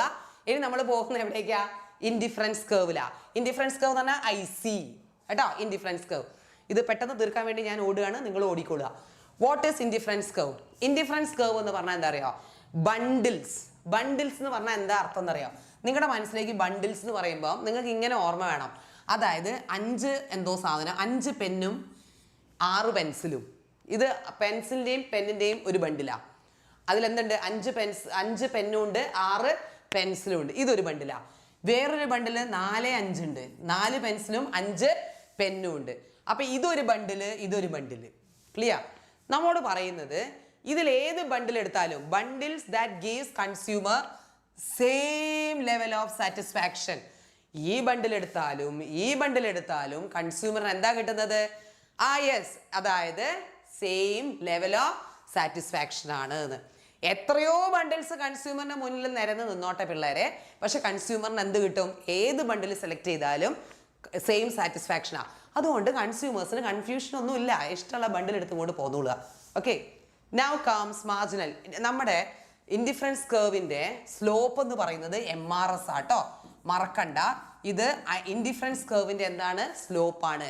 പരീക്ഷയ്ക്ക് ചോദിച്ചിട്ടുണ്ട് ഇൻഡിഫറൻസ് കർവിന്റെ സ്ലോപ്പ് MRS ആണ്. കാരണം നമ്മൾ ഇനി ബഡ്ജറ്റ് ലൈൻ പഠിക്കുമ്പോൾ അത് വേറെ സ്ലോപ്പാ കേട്ടോ. Now comes this is indifference map. ഇങ്ങനെയാണ് ഇൻഡിഫറൻസ് കർവ് ഇരിക്കുക. ഇതിൽ കുറെ ഇൻഡിഫറൻസ് കർവ് ഉണ്ട്. ഇതൊരു ഇൻഡിഫറൻസ് കർവ്, ഇതൊരു ഇൻഡിഫറൻസ് കർവ്, ഇതൊരു ഇൻഡിഫറൻസ് കർവ്. ഇങ്ങനെ ഒരുപാട് ഇൻഡിഫറൻസ് കർവ്സ് ഉണ്ടെങ്കിൽ അതിനെ വിളിക്കുന്ന പേരാണ് മക്കളെ ഇൻഡിഫറൻസ് മാപ്പ് കേട്ടോ. അപ്പൊ ഇൻഡിഫറൻസ് മാപ്പ് എന്ന് പറയുമ്പോൾ ഇവിടെ എന്തുണ്ട്? ഫാമിലി, അച്ഛനും അമ്മയും കുട്ടികളും നിങ്ങളെ ഒരുപാട് ഇൻഡിഫറൻസ് കർവ്സ് ഉള്ളതിനെയാണ് നമ്മൾ എന്ത് വിളിക്കുക? ഇൻഡിഫറൻസ് മാപ്പ് എന്ന് വിളിക്കുക. ഇനി ഇൻഡിഫറൻസ് കർവിന്റെ ഫീച്ചേഴ്സ് മക്കളെ, ഇത് വളരെ ഇമ്പോർട്ടന്റ് ആണ്. ഇത് 3-4 മാർക്കിന് ചോദിക്കാറുണ്ട് കേട്ടോ. Features of indifference curve, properties of indifference curve, അങ്ങനെ എന്ത് ക്വസ്റ്റ്യൻ ചോദിച്ചാലും ഈ പോയിന്റ്സ് എഴുതിയിട്ടാൽ മതി. അതിൽ ഒന്നാമത്തെ ഫീച്ചർ എന്താണെന്ന് ചോദിച്ചു കഴിഞ്ഞാൽ indifference curve slopes downward from left to right. ഇതാണ് ഇൻഡിഫറൻസ് കർവ് കണ്ടോ? IC indifference curve slopes downward from left to right. ഇനി ഇതിന്റെ ഷേപ്പ് എന്താണ് മക്കളെ? കോൺവെക്സ്. കണ്ടോ? ഇത് കോൺവെക്സ് ഇൻ ഷേപ്പ്. ഇങ്ങനെ വരയ്ക്കുന്നതിന് നമ്മൾ കോൺവെക്സ് എന്നാണ് പറയാം. രണ്ടാമത്തത് higher indifference curve gives higher level of satisfaction. ഇനി ഇവിടെ ഒരു ഇൻഡിഫറൻസ് കർവ് ഉണ്ടെന്ന് വിചാരിക്കുക. ഓക്കെ, ഇത് IC2. അപ്പൊ higher indifference curve gives what? Higher level of satisfaction. ഇനിയിപ്പോ ഇവിടെ ഒരു ഇൻഡിഫറൻസ് കർവ് ഉണ്ടെന്ന് വിചാരിക്കുക. അപ്പൊ അതായിരിക്കും കൺസ്യൂമർ എന്ത് കിട്ടുക? More satisfaction. ഇനി ഇവിടെ ഉണ്ടെന്ന് വിചാരിക്കാം, അതിലായിരിക്കും കൂടുതൽ സാറ്റിസ്ഫാക്ഷൻ. അപ്പൊ ഏതൊരു കൺസ്യൂമറും എവിടെയാ ചാടി എത്താൻ നോക്കുക? ഇവിടെ കയറി ഈ ഇൻഡിഫറൻസ് കർവിൽ എത്താൻ നോക്കും. കാരണം അവിടെ അയാൾക്ക് എന്തുണ്ട്? Higher level of satisfaction. അതാണ് നമ്മുടെ മൂന്നാമത്തെ പ്രോപ്പർട്ടി. ഇനി നാലാമത്തത് എന്താണെന്നറിയോ? Indifference curve never ever intersect each other. ഒരിക്കലും എന്ത് ചെയ്യുന്നില്ല? ഇൻഡിഫറൻസ് കർവ് കൂട്ടിമുട്ടുന്നില്ല. മക്കളെ, ഞാൻ ഇതൊക്കെ വരച്ച സമയത്ത് ഇൻഡിഫറൻസ് കർവ് കൂട്ടിമുട്ടിയോ? ഇല്ല. കൂട്ടിമുട്ടിയടോ? ഇല്ല. ഇൻഡിഫറൻസ് കർവ് ഞാൻ ഇങ്ങനെയല്ലേ വരച്ചേ? ഒരിക്കലും ഇൻഡിഫറൻസ് കർവ് ഇങ്ങനെ കൂട്ടിമുട്ടാറില്ല. ഇത് തെറ്റാണ്. ക്ലിയർ? കൂട്ടിമുട്ടുന്നില്ല. അപ്പൊ ഇതാണ് നമ്മുടെ 4 properties or features of indifference curve. Oh ma'am say please പറയാട്ടോ മോനെ പറയാം. ഓക്കെ, അപ്പൊ ഇതാണ് ഫീച്ചേഴ്സ് ഓഫ് ഇൻഡിഫറൻസ് കർവ് മക്കളെ. അപ്പൊ ഇൻഡിഫറൻസ് കർവ് എന്താന്ന് പഠിക്കുക. ഓക്കെ, ഇൻഡിഫറൻസ് കർവിന്റെ ഫീച്ചേഴ്സ് പഠിക്കുക, ഇൻഡിഫറൻസ് മാപ്പ് പഠിക്കുക. ഇത്രയും സാധനങ്ങൾ അതിനകത്ത് പഠിച്ചു വെക്കണം കേട്ടോ. Okay, now comes consumer budget. This is very very important. നമ്മുടെ സെക്കൻഡ് ചാപ്റ്ററിലുള്ള ഒരു ഇമ്പോർട്ടൻ്റ് ആയിട്ടുള്ള സാധനമാണ് ഈ കൺസ്യൂമർ ബഡ്ജറ്റ്. ഇപ്പൊ ആൽബർട്ട് മാർട്ടിൻ വിചാരിക്കണ്ടാവും ഈ മിസ്സിന് എന്തൊരു ഡിമാൻഡ് ആണ്. No demand. പക്ഷെ എൻ്റെ പേരൊക്കെ അറിയുന്ന കുറേ ആൾക്കാർ ഇതിനകത്തുണ്ട്. അവരിപ്പോൾ ടൈപ്പ് ചെയ്ത് പെട്ട് തരുവാണെങ്കിൽ. ഓക്കെ, എന്താണ് കൺസ്യൂമർ ബഡ്ജറ്റ്? ഇപ്പൊ നമ്മുടെ കൺസ്യൂമർ ബഡ്ജറ്റ്, നമുക്കൊരു ബഡ്ജറ്റ് ഉണ്ട് ഇല്ലേ? എന്താ നമ്മുടെ budget? The amount of money available with the consumers for spending on 2 goods. അതായത് നമ്മുടെ കയ്യിലുള്ള പൈസ ഇല്ലേ? ആ പൈസ വെച്ചുകൊണ്ട് നമുക്ക് എത്ര സാധനങ്ങൾ വാങ്ങിക്കാം. ഇപ്പൊ നമ്മൾ സാധാരണ ഇവിടെ വാങ്ങിക്കാൻ പോകുന്നത് 2 കമ്മോഡിറ്റീസാണ്. കാരണം കൂടുതൽ വാങ്ങിച്ചാൽ പക്ക കോംപ്ലിക്കേറ്റഡ് ആണ്. അതുകൊണ്ട് നമ്മൾ എപ്പോഴും ഇവിടെ 2 കമ്മോഡിറ്റീസിന് വെച്ചാൽ കളിക്കുക. അപ്പം ബഡ്ജറ്റ് എന്ന് പറയുമ്പോൾ നമ്മുടെ കയ്യിലുള്ള പൈസയാണ്. എനിക്കത് അറിഞ്ഞൂടാ, വാട്സപ്പ് ലിങ്ക് എക്സ്പയർഡ്, എനിക്ക് അതൊന്നും അറിയില്ല, ഞാൻ പറയാം കേട്ടോ.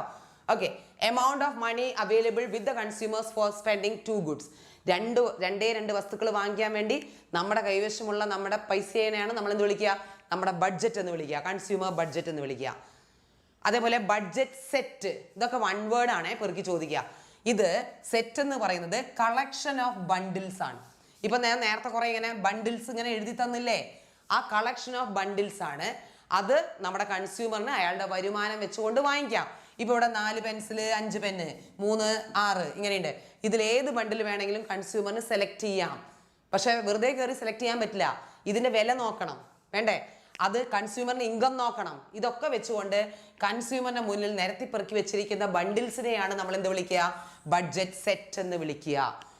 ഓക്കെ, ഇപ്പോൾ സപ്പോസ് ഇതിന് 100 രൂപയാണ്, ഇതിന് 80 രൂപയാണ്. എൻ്റെ കയ്യിൽ എത്രയുണ്ട്? 90 രൂപയുണ്ട്. എൻ്റെ കൈവശം എൻ്റെ മണി ഇൻകം 90 റുപ്പീസ്. ഓക്കെ, അങ്ങനെയാണെങ്കിൽ ഈ ബണ്ടിൽ വാങ്ങോ, ഈ ബണ്ടിൽ വാങ്ങിക്കോ? ഞാൻ അതാ ജിഷ, ദാറ്റ് കെയിം, ജോൺ അടിക്കാടം, പേരൊക്കെ അവിടെ ഇട്ടു. ഓക്കെ, ഒക്കെ കറക്റ്റ് ആണ്. അതിന് പറ, ക്വസ്റ്റ്യൻ പറ. എൻ്റെ കയ്യിൽ 100 രൂപയുള്ളത്, എൻ്റെ ഇൻകം 90 രൂപ, സോറി 90 രൂപ. ഇത് വാങ്ങിക്കണമെങ്കിൽ 100 രൂപ കൊടുക്കണം, ഇത് വാങ്ങിക്കണമെങ്കിൽ 80 രൂപ കൊടുക്കണം. ഞാൻ ഏത് ബണ്ടിൽ വാങ്ങിക്കും? എനിക്ക് ഇത് വാങ്ങിക്കാൻ പറ്റുമോ? വാങ്ങിക്കാൻ പറ്റുമോ? ഇത് ഞാൻ ഫോർഗെറ്റ് ഇറ്റ്, എനിക്ക് വാങ്ങിക്കാൻ പറ്റില്ല, എനിക്ക് ഇതല്ലേ വാങ്ങിക്കാൻ പറ്റുള്ളൂ അല്ലേ? അപ്പൊ അതാണ് ബഡ്ജറ്റ് സെറ്റ്. ക്ലിയർ? കുറേ ബഡ്ജറ്റ് സെറ്റ് ഉണ്ടാവും പിള്ളേരെ, പക്ഷെ എല്ലാം ഒന്നും പെറുക്കി കൂട്ടി നമുക്ക് വാങ്ങിക്കാൻ പറ്റില്ല. നമുക്ക് എന്തേ പറ്റുള്ളൂ? നമ്മുടെ വരുമാനവും അതിൻ്റെ ആ ബണ്ടിലിൻ്റെ കോസ്റ്റും നോക്കിയിട്ടല്ലേ നമുക്ക് സെലക്ട് ചെയ്യാൻ പറ്റുള്ളൂ കേട്ടോ. നൗ ബഡ്ജറ്റ് ലൈൻ, ഇതൊക്കെ ഇമ്പോർട്ടൻ്റ് ആട്ടോ, ഓരോ ടോപ്പിക്കാണ്. എന്താണ് ബഡ്ജറ്റ് ലൈൻ എന്ന് പറയുന്നത്? ബഡ്ജറ്റ് ലൈൻ എന്ന് പറഞ്ഞാൽ ഇറ്റ്സ് എ ലൈൻ, അതൊരു ലൈനാ. അതെന്താണ്? ഇറ്റ്സ് എ ലൈൻ, ദേ കിടക്കുന്നു, അതൊരു ലൈനാ. ഈ ലൈനിൽ എന്താ ഉള്ളത്? ഡിഫറെൻറ്റ്, ഇവിടെ ഗുഡ് 1 ആയിരിക്കും, ഓക്കെ, ഇവിടെ ഗുഡ് 2. നമ്മൾ ഗുഡ് 1 ഗുഡ് 2 എന്നേ പഠിക്കുന്നുള്ളൂ. എന്തോ ആയിക്കോട്ടെ, ചായയോ പഞ്ചസാരയോ എന്തോ ആയിക്കോട്ടെ. ഓക്കെ, ഈ 2 good combination that cost exactly, കണ്ടോ, കൺസ്യൂമേഴ്സ് ഇൻകം. ഇതാണ് പോയിന്റ്. ഈ ഒരു ലൈനിൽ ഇഷ്ടംപോലെ ബണ്ടിൽസ് ഉണ്ട്. ക്ലിയർ? ഈ ബണ്ടിലിന്റെ കോസ്റ്റ്, വില എന്ന് പറയുന്നത് നമ്മുടെ കൺസ്യൂമറിന്റെ മണി ഇൻകത്തിനോട് എന്തായിരിക്കും? സെയിം ആയിരിക്കും. സപ്പോസ് മക്കളെ ഇവിടെ ഒരു ബണ്ടിൽ ഉണ്ട്, എ എന്ന് ഞാൻ പേര് കൊടുക്കുകയാണ്. ഓക്കെ,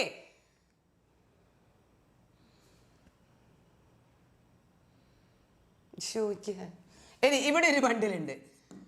ഈ ബണ്ടില് 100 രൂപയാണ് ഇതിന്റെ കോസ്റ്റ്, ഇതിന് 100 രൂപയാണ് കോസ്റ്റ്. പക്ഷെ എൻ്റെ മണി ഇൻകോ എത്ര തന്നെയാണ്? എൻ്റെ മണി ഇൻകോ എത്ര തന്നെയായിരിക്കണം? 100. കണ്ടോ? അപ്പൊ ഇതിൽ ഏത് ബണ്ടിലിന്റെയും കോസ്റ്റ് എന്ന് പറയുന്നത് എന്തിനോട് ഈക്വൽ ആണ്? Cost equal to what? Money income. Okay, ഈ ബണ്ടിൽ മേടിക്കാൻ 100 രൂപ, എൻ്റെ മണി ഇൻകവും 100 രൂപ. അതാണ് ഇതിൻ്റെ മുകളിലുള്ള ബണ്ടിൽസിന്റെ പ്രത്യേകത. മനസ്സിലായോ? ആ ബണ്ടിൽസിന്റെ പ്രത്യേകത എന്ന് പറയുന്നത് ആ ബണ്ടിൽസിന്റെ കോസ്റ്റ് എന്ന് പറയുന്നത് കൺസ്യൂമറിന്റെ മണി ഇൻകത്തിനോട് എന്തായിരിക്കും? സെയിം ആയിരിക്കും.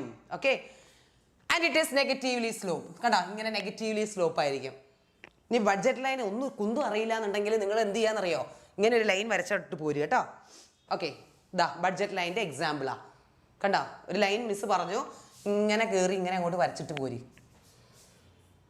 ഇനി horizontal intercept and vertical intercept നോക്കിക്കോളേ. ഞാനത് വരച്ച് കാണിച്ചു തരാം. ഹൊറിസോണ്ടൽ ആൻഡ് വെർട്ടിക്കൽ ഇന്റർസെപ്റ്റ് ഇതൊക്കെ മനസ്സിൽ പതിയണം കേട്ടോ. ഇവിടെ നമ്മൾ ഗുഡ് 1 മാർക്ക് ചെയ്യും, ഇവിടെ നമ്മൾ എന്ത് മാർക്ക് ചെയ്യും? ഗുഡ് 2 മാർക്ക് ചെയ്യും. ഓക്കെ, ഞാൻ ഇങ്ങനെ ഒരു ലൈൻ വരച്ചു. കണ്ടോ, ബഡ്ജറ്റ് ലൈൻ ഒരു സ്ട്രേറ്റ് ലൈൻ ആണ്. ഇവിടെ എക്സ് ആണ്, ഇവിടെ വൈ ആണ്, എക്സ് ആക്സിസും വൈ ആക്സിസും. ഇവിടെ m ഡിവൈഡഡ് ബൈ P1 എന്നും ഇവിടെ ഞാൻ m ഡിവൈഡഡ് ബൈ P2 എന്നും കൊടുക്കുന്നു. ഇതാണ് മക്കളെ ഹൊറിസോണ്ടൽ ഇന്റർസെപ്റ്റ്. ദാ ഇങ്ങനെ ഹൊറിസോണ്ടൽ ഇന്റർസെപ്റ്റ്. ദാ ഇതാണ് മക്കളെ എന്ത്? Vertical intercept. ദാ ഈ പോയിന്റ്. ഓക്കെ, അപ്പോൾ ഹൊറിസോണ്ടൽ ഇന്റർസെപ്റ്റിന്റെ ഫോർമുല എന്താ? m divided by P1. Vertical ഇന്റർസെപ്റ്റിന്റെ ഫോർമുല എന്താ? m divided by P2. എടാ, m എന്ന് പറഞ്ഞാൽ മണി ഇൻകം, P1 എന്ന് പറഞ്ഞാൽ പ്രൈസ് ഓഫ് ഗുഡ് 1, ഈ P2 എന്ന് പറയുന്നത് പ്രൈസ് ഓഫ് ഗുഡ് 2 ആണ്. 2 കമ്മോഡിറ്റീസ് അല്ലേല്ലോ, good 1 and good 2. Yes, vertical അങ്ങനെ തന്നെ. ഇത് പരീക്ഷയ്ക്ക് ചോദിക്കും. ഇപ്പം തന്നെ ഞാനൊരു ക്വസ്റ്റ്യൻ എടുത്തിടും, അപ്പോൾ തന്നെ ചെയ്യണം. ഇനി അടുത്തത് slope of the budget line minus P1 by P2. ഇതാണ് slope of budget line. Slope of indifference curve ഏതാണെന്നറിയോ? ഓ, ഇനിയിപ്പോൾ കമ്മ്യൂണിറ്റിയിൽ ജോയിൻ ചെയ്യാൻ പറ്റില്ലേ? ഈശ്വര, സ്ലോപ്പ് ഓഫ് ഇൻഡിഫറൻസ് കർവ് ഏതാ മക്കളെ? ഞാൻ നേരത്തെ പറഞ്ഞു തന്നു. MRSXY, marginal rate of substitution. Very good, അത് തന്നെ. ഓക്കെ, ഇനി നമ്മൾ points on above and below the budget line അതിലേക്ക് കയറുക.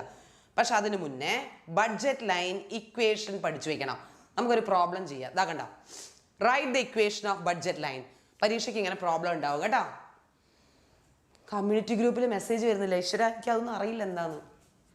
ഓക്കെ, എം എന്ന് പറയുന്നത് കൺസ്യൂമേഴ്സ് മണി ഇൻകം 20, P1 2, അതായത് പ്രൈസ് ഓഫ് ഗുഡ് വൺ, ഇതാണ് 1 ഗുഡ് വൺ 2 രൂപ, പ്രൈസ് ഓഫ് P2 5 രൂപ. നിങ്ങളോട് പറഞ്ഞത് ഇക്വേഷൻ ഓഫ് ബഡ്ജറ്റ് ലൈൻ. ഞാൻ ഇവിടെ ഓരോന്ന് ആൻസർ എന്ന് പറഞ്ഞ് എഴുതാം. ഒന്നാമത്തത് ബഡ്ജറ്റ് ലൈൻ ഒരു common equation, very good, P1 x1 plus P2 x2 equal to M. ഇതാണ് ബഡ്ജറ്റ് ലൈൻ ഇക്വേഷൻ. ഇനി മക്കൾക്ക് അറിയുന്ന ഇൻഫർമേഷൻ ഈ ഒരു ഇക്വേഷനിൽ ഫിറ്റ് ചെയ്യാം. P1 വില നമുക്കറിയാം 2, x1 അറിയില്ല, അപ്പൊ നിങ്ങൾ x1 തന്നെ എഴുതിക്കോളൂ, നോ പ്രോബ്ലം. P2 വില അറിയാം, എത്രയാ 5, x2 അറിയോ ഇല്ല, ഈക്വൽ ടു 20. അപ്പൊ നമ്മുടെ ബഡ്ജറ്റ് ലൈൻ ഇക്വേഷൻ സെറ്റായി. രണ്ടാമത്തെ question, draw the budget line. കുടുങ്ങി കേട്ടോ. രണ്ടാമത്തെ ക്വസ്റ്റ്യൻ ആണ് എന്ത്, draw the budget line. Draw the budget line എന്ന് പറയുമ്പോൾ നമുക്കറിയാം ഇങ്ങനെ അങ്ങോട്ട് വരച്ചാൽ ബഡ്ജറ്റ് ലൈൻ ആയി. പക്ഷെ അങ്ങനെ വരച്ചാൽ മാർക്ക് കിട്ടൂല. എവിടെ എന്താണെന്ന് അറിയോ, ഈ സാധനം എവിടെ ടച്ച് ചെയ്യണം, ഈ സാധനം എവിടെ ടച്ച് ചെയ്യണം എന്ന് നമ്മൾ കറക്റ്റ് എഴുതണം, എന്നാലേ മാർക്ക് കിട്ടും. അതിന് നമ്മൾ എന്ത് കണ്ടുപിടിക്കണം എന്നറിയോ, x1 കാണണം. x1 കാണാൻ m ഡിവൈഡ് ബൈ P1, അതായത് ഹൊറിസോണ്ടൽ ഇന്റർസെപ്റ്റ് ആണ് അത് തന്നെ. അതേപോലെ നമ്മൾ എന്ത് ചെയ്യണം, x2 വെർട്ടിക്കൽ ഇന്റർസെപ്റ്റ് ഇല്ലേ, m ഡിവൈഡ് ബൈ P2. എമ്മിന്റെ വാല്യൂ പറ, എമ്മിന്റെ value 20 divide by 2 10, very good 10. ഇത് എത്രയാ, 20 ഡിവൈഡ് ബൈ 5 4. ഇതാണ് നമ്മുടെ എന്ത്, ഹൊറിസോണ്ടൽ ഇന്റർസെപ്റ്റ്. ഇതാണ് നമ്മുടെ എന്ത്, വെർട്ടിക്കൽ ഇന്റർസെപ്റ്റ് അല്ലേ. അപ്പൊ നമ്മൾ ഇനി ഡയഗ്രാം വരയ്ക്കണേ. ഡയഗ്രാം എങ്ങനെ വരയ്ക്കുന്നറിയോ, അതാണ് രസം. ഇവിടെയല്ലേ ഗുഡ് വൺ, കാണുന്നുണ്ടോ, ഇവിടെയല്ലേ ഗുഡ് 2. ഗുഡ് വൺ എവിടെയാ, 10ലേക്ക്. ഓക്കെ, 10. ഗുഡ് 2 എത്രയിലേക്കാ, 4ലേക്ക്. ഇതാ 4ലേക്ക്. ബഡ്ജറ്റ് ലൈൻ ആയി. കണ്ടോ, ഇങ്ങനെയാണ് ബഡ്ജറ്റ് ലൈൻ വരയ്ക്കുക. അല്ലാതെ വെറുതെ കയറി ഒരു വര വരച്ചാൽ എന്ത് കിട്ടില്ല, മാർക്ക് കിട്ടൂല.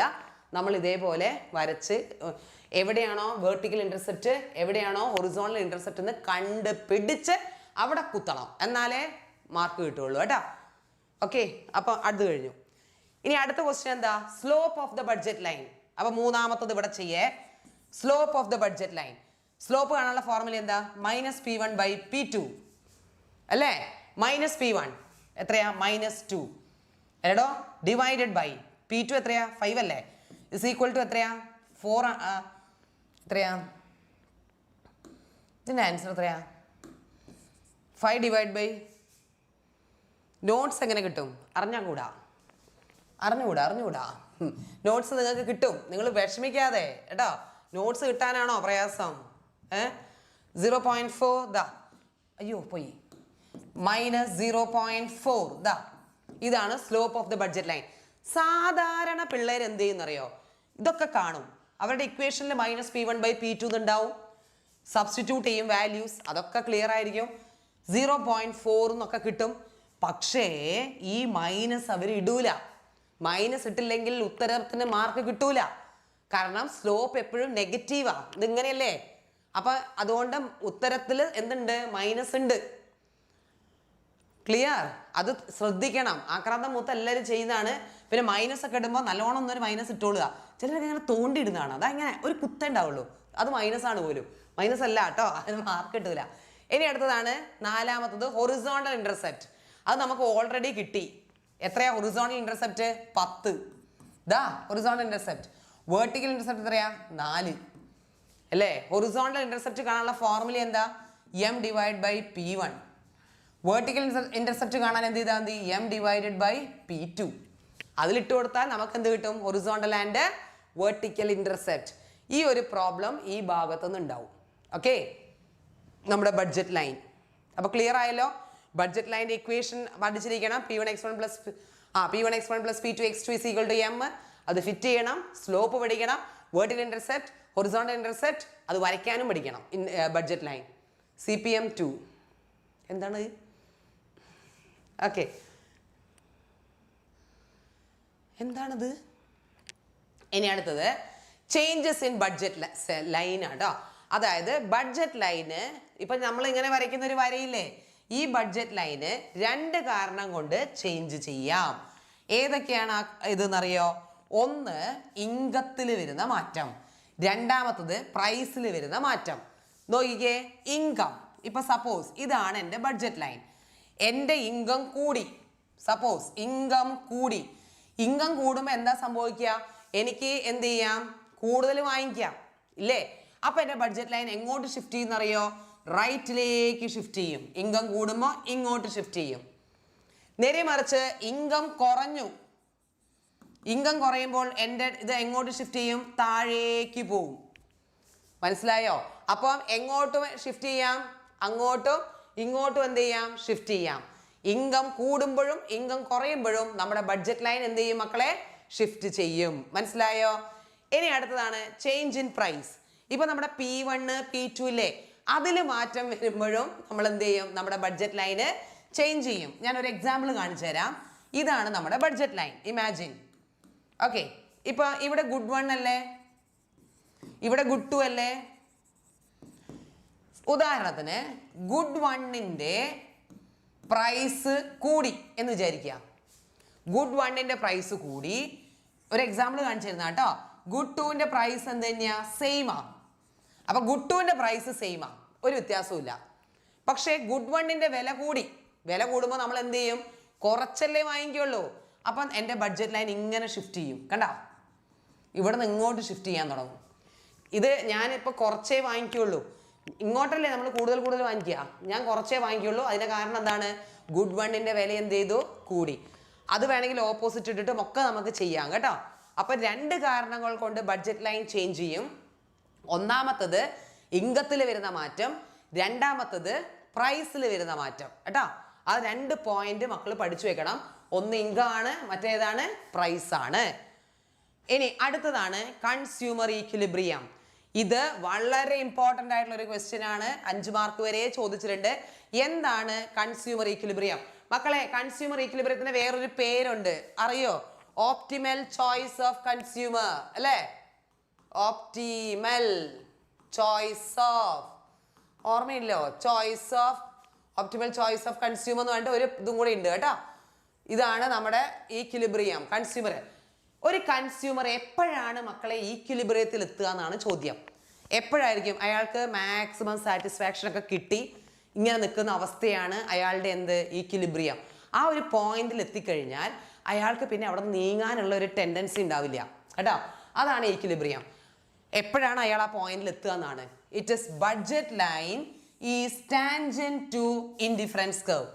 അതായത് ബഡ്ജറ്റ് ലൈനും ഇൻഡിഫറൻസ് കർവും കൂടെ ടാൻജൻസി കൂട്ടിമുട്ടുക. ആ ഭാഗത്താണ് എന്ത് സംഭവിക്കുക? നമ്മുടെ കൺസ്യൂമർ ഈക്വിലിബ്രിയം. നമ്മുടെ ബഡ്ജറ്റ് ലൈനിനെ നമ്മൾ BL എന്ന് എഴുതും, ഇൻഡിഫറൻസ് കർവിനെ നമ്മൾ IC എന്ന് എഴുതും. ഇത് തമ്മിൽ എന്ത് ചെയ്യുക? ടാൻജന്റ് കൂട്ടിമുട്ടുന്ന സ്ഥലത്താണ് നമ്മൾ കൺസ്യൂമർ ഈക്വിലിബ്രിയം. കൺസ്യൂമർ ഈക്വിലിബ്രിയത്തിന് മക്കളെ ഈ 3 കണ്ടീഷൻസ് നിങ്ങൾ എഴുതണം. 5 മാർക്കിന്റെ ക്വസ്റ്റ്യൻ ആണെങ്കിൽ വെറുതെ ഈ സാധനവും ഒരു ഡയഗ്രവും വരച്ചിട്ടാൽ മാർക്ക് കിട്ടൂല. നമ്മൾ എന്ത് ചെയ്യണം? ഇതിന്റെ കണ്ടീഷൻസ് എഴുതണം. എന്തൊക്കെയാ കണ്ടീഷൻ? പ്രൈസ് ലൈൻ, അതായത് BL. ബഡ്ജറ്റ് ലൈനിന്റെ വേറെ പേരാണ് എന്ത്? പ്രൈസ് ലൈൻ കേട്ടോ. ഇത് എന്തിനോട് ടാൻജന്റ് ആവണം? ഇൻഡിഫറൻസ് കർവിനോട് എന്ത് ചെയ്യണം? ടാൻജന്റ് ആവണം, കൂട്ടിമുട്ടണം. ഓക്കെ. രണ്ടാമത്തത് MRSXY. എന്താ MRSXY? നമ്മുടെ ഇൻഡിഫറൻസ് കർവിന്റെ സ്ലോപ്പ് അല്ലേ? അതും നമ്മുടെ ബഡ്ജറ്റ് ലൈനിന്റെ സ്ലോപ്പും എന്താവണം? ഈക്വൽ ആവണം. ഇനി slope of the indifference curve is equal to slope of budget line. ഇത് 3 എഴുതി വെച്ചേക്കണം. ഇതാണ് നമ്മുടെ എന്ത്? കൺസ്യൂമർ ഈക്വിലിബ്രിയത്തിന്റെ 3 കണ്ടീഷൻസ്. മറന്നു പോവരുത്. ഇനിയാണ് മക്കളെ നമ്മളൊരു ഡയഗ്രാം വരച്ചിവിടെ പിടിപ്പിക്കാനുണ്ട്. നോക്കിക്കോളൂ. ഇവിടെ നമ്മൾ മാർക്ക് ചെയ്യും ഗുഡ് 1. ഓക്കെ. ഇവിടെ നമ്മൾ മാർക്ക് ചെയ്യും ഗുഡ് 2. എന്നിട്ട് നിങ്ങൾ ചെയ്യേണ്ടത് ആദ്യം കയറി ഒരു ബഡ്ജറ്റ് ലൈൻ അങ്ങ് വരയ്ക്കുക. കണ്ടോ? ഈ ബഡ്ജറ്റ് ലൈൻ ഇവിടെ നമ്മൾ M/P1 എഴുതും, ഇവിടെ നമ്മൾ M/P2 എന്ന് എഴുതും. ഓക്കെ. ഇനി നമ്മൾ എന്ത് ചെയ്യണം? ഒരു 2-3 ഇൻഡിഫറൻസ് കർവ് വരയ്ക്കുക. Okay. This is IC1, indifference curve 1. and this is Indifference Curve 2, IC2, and this is Indifference Curve 3, IC3. മൂന്നെണ്ണം വരച്ചു. ഇനി ചോദ്യം, ഇതിലെവിടെയാണ് ഈക്വിലിബ്രിയം പോയിന്റ് മാർക്ക് ചെയ്യേണ്ടത്? മക്കളെ, ഇവിടെയാണ് ഈക്വിലിബ്രിയം പോയിന്റ് അല്ലേ? അവിടെയാണ് ഈക്വിലിബ്രിയം പോയിന്റ്. മക്കളെ, ഇതും കൂട്ടിമുട്ടിയുണ്ട്, ഇവിടെയും കൂട്ടിമുട്ടിയുണ്ട്. ഇതാ ഈ സ്ഥലത്തും കൂട്ടിമുട്ടിയുണ്ട്, ഈ സ്ഥലത്തും കൂട്ടിമുട്ടിയുണ്ട്. പക്ഷേ അത് ഈക്വിലിബ്രിയം പോയിന്റ് അല്ല. എന്താണ് കാരണം? കാരണം ഇത് ലോവർ ഇൻഡിഫറൻസ് കർവിലാ, IC1ലാ. പക്ഷേ ഈ എന്ന പോയിന്റ് IC2ലാ. കണ്ടോ? അപ്പൊ എപ്പോഴും നമ്മുടെ കൺസ്യൂമറിന് എവിടെ പോകാൻ ആഗ്രഹം? ഹയർ ഇൻഡിഫറൻസ് കർവിൽ പോകാനല്ലേ ആഗ്രഹം. അതുകൊണ്ടാണ് ഇത് ഈക്വിലിബ്രിയം പോയിന്റ്. അപ്പൊ ഈ ഡയഗ്രാം മക്കൾ വരച്ചിടണം. ഓക്കെ, ഇത് എത്രയായി കഴിഞ്ഞാൽ നിങ്ങളുടെ 5 മാർക്കുകൾ സെറ്റായി. കൺസ്യൂമർ ഈക്വിലിബ്രിയം എന്ന് പറയുന്നത് സംഭവം ക്ലിയർ ആയി. ഓ, അനാമിക അർജുൻ വീടൊക്കെ ചോദിക്കുന്നുണ്ട്, നാട് വീട് എവിടാ എന്നൊക്കെ ചോദിക്കുന്നുണ്ട്. ഇതാ ഡയഗ്രാം കണ്ട. ഇനി അടുത്തത്, നമ്മൾ ഇത്രയും നേരം കഴിഞ്ഞു നമ്മുടെ സെക്കൻഡ് ചാപ്റ്ററിന്റെ ഒരു ഫസ്റ്റ് പാർട്ടാണ് നമ്മളിപ്പോൾ അവിടെ സൈഡാക്കി വെച്ചത് കേട്ടോ. ആ ഫസ്റ്റ് പാർട്ടിൽ കൺസ്യൂമർ ഈക്വിലിബ്രിയം എന്ന് പറയുന്ന ആ ചാപ്റ്ററിനെ ശരിക്കും നമുക്ക് രണ്ടായിട്ട് ഡിവൈഡ് ചെയ്തിട്ട് തന്നെ പഠിക്കാം. ആദ്യത്തെ ഭാഗത്തിൽ നമ്മൾ നമ്മുടെ എന്തുവാ പഠിച്ചേ? ബഡ്ജറ്റ് ലൈന്, ബഡ്ജറ്റ് സെറ്റ്, നമ്മുടെ ഇൻഡിഫറൻസ് കർവ് അല്ലേ, പിന്നെ നമ്മുടെ യൂട്ടിലിറ്റി, അങ്ങനത്തെ സാധനങ്ങളൊക്കെ അങ്ങോട്ട് തീർക്കുക. ഇനി നമ്മൾ പഠിക്കാൻ പോകുന്നത് വേറെ തന്നെ സംഭവമാണ്. That is called demand. വളരെ സിമ്പിളാണ്. ഇതിൽ കുറച്ച് ടോപ്പിക്സുകളുണ്ട്, അങ്ങോട്ട് പഠിച്ച് നമുക്ക് വേഗം തീർക്കാം. നോക്കിയേ, ഒരു പ്രോബ്ലം ഒക്കെ ചെയ്യാനുണ്ട് കേട്ടോ, പെട്ടെന്ന് തീർക്കാം. ഇപ്പം സമയം 9:15, ഞാൻ സമയം വെച്ച് ഓക്കെ. അയ്യോ, എത്ര നേരം ഉണ്ടെന്ന് പറയാനില്ല. ഇതിപ്പോൾ മാക്രോ എക്കണോമിക്സ് 2 ചാപ്റ്റർ ഇരുന്നു. ഇതിപ്പോൾ മൈക്രോ എക്കണോമിക്സ് 2 ചാപ്റ്ററാണ്. ഇനി മൈക്രോ എക്കണോമിക്സിൽ 3 ചാപ്റ്റർ ഉണ്ട്, മാക്രോ എക്കണോമിക്സ് 4 ചാപ്റ്റർ ഉണ്ട്. ഇത് ലേറ്റ് ആവും, നമുക്ക് സമയമില്ല, നമുക്ക് ഓടാം. എന്താണ് ഡിമാൻഡ്? ഡിമാൻഡ് എന്ന് പറയുന്നത് വില്ലിംഗ് ടു ബൈ, ഒരു സാധനം വാങ്ങിക്കാനുള്ള എന്താ പറയുക, വില്ലിങ്നെസ്, സന്നദ്ധത. ഏബിൾ ടു അഫോർഡ്, വാങ്ങിക്കാനുള്ള കഴിവ്. ഓക്കെ, ഇത് ഒക്കെ കൂടെ കൂടുന്നതാണ് നമ്മുടെ എന്ത് ഡിമാൻഡ് എന്ന് പറയുന്നത്.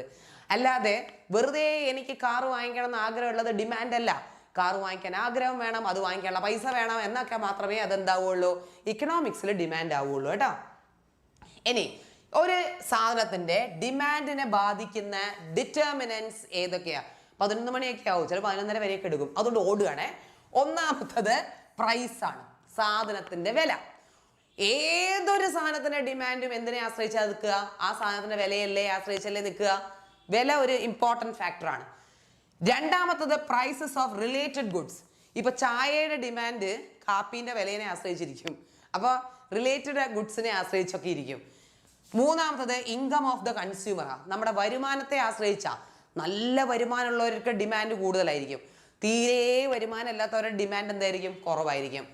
അടുത്തതാണ് എന്ത്? Taste and preferences. കണ്ടോ, ഒരാളുടെ ടേസ്റ്റ് ആൻഡ് പ്രിഫറൻസസ്. ഓ ശരി, 1 മണി വരെ ഇരിക്കുന്നു. ഞാനും സിറാജ് സാറും ഇവിടെ തൂങ്ങി ഉറങ്ങിയിട്ടുണ്ടാവും.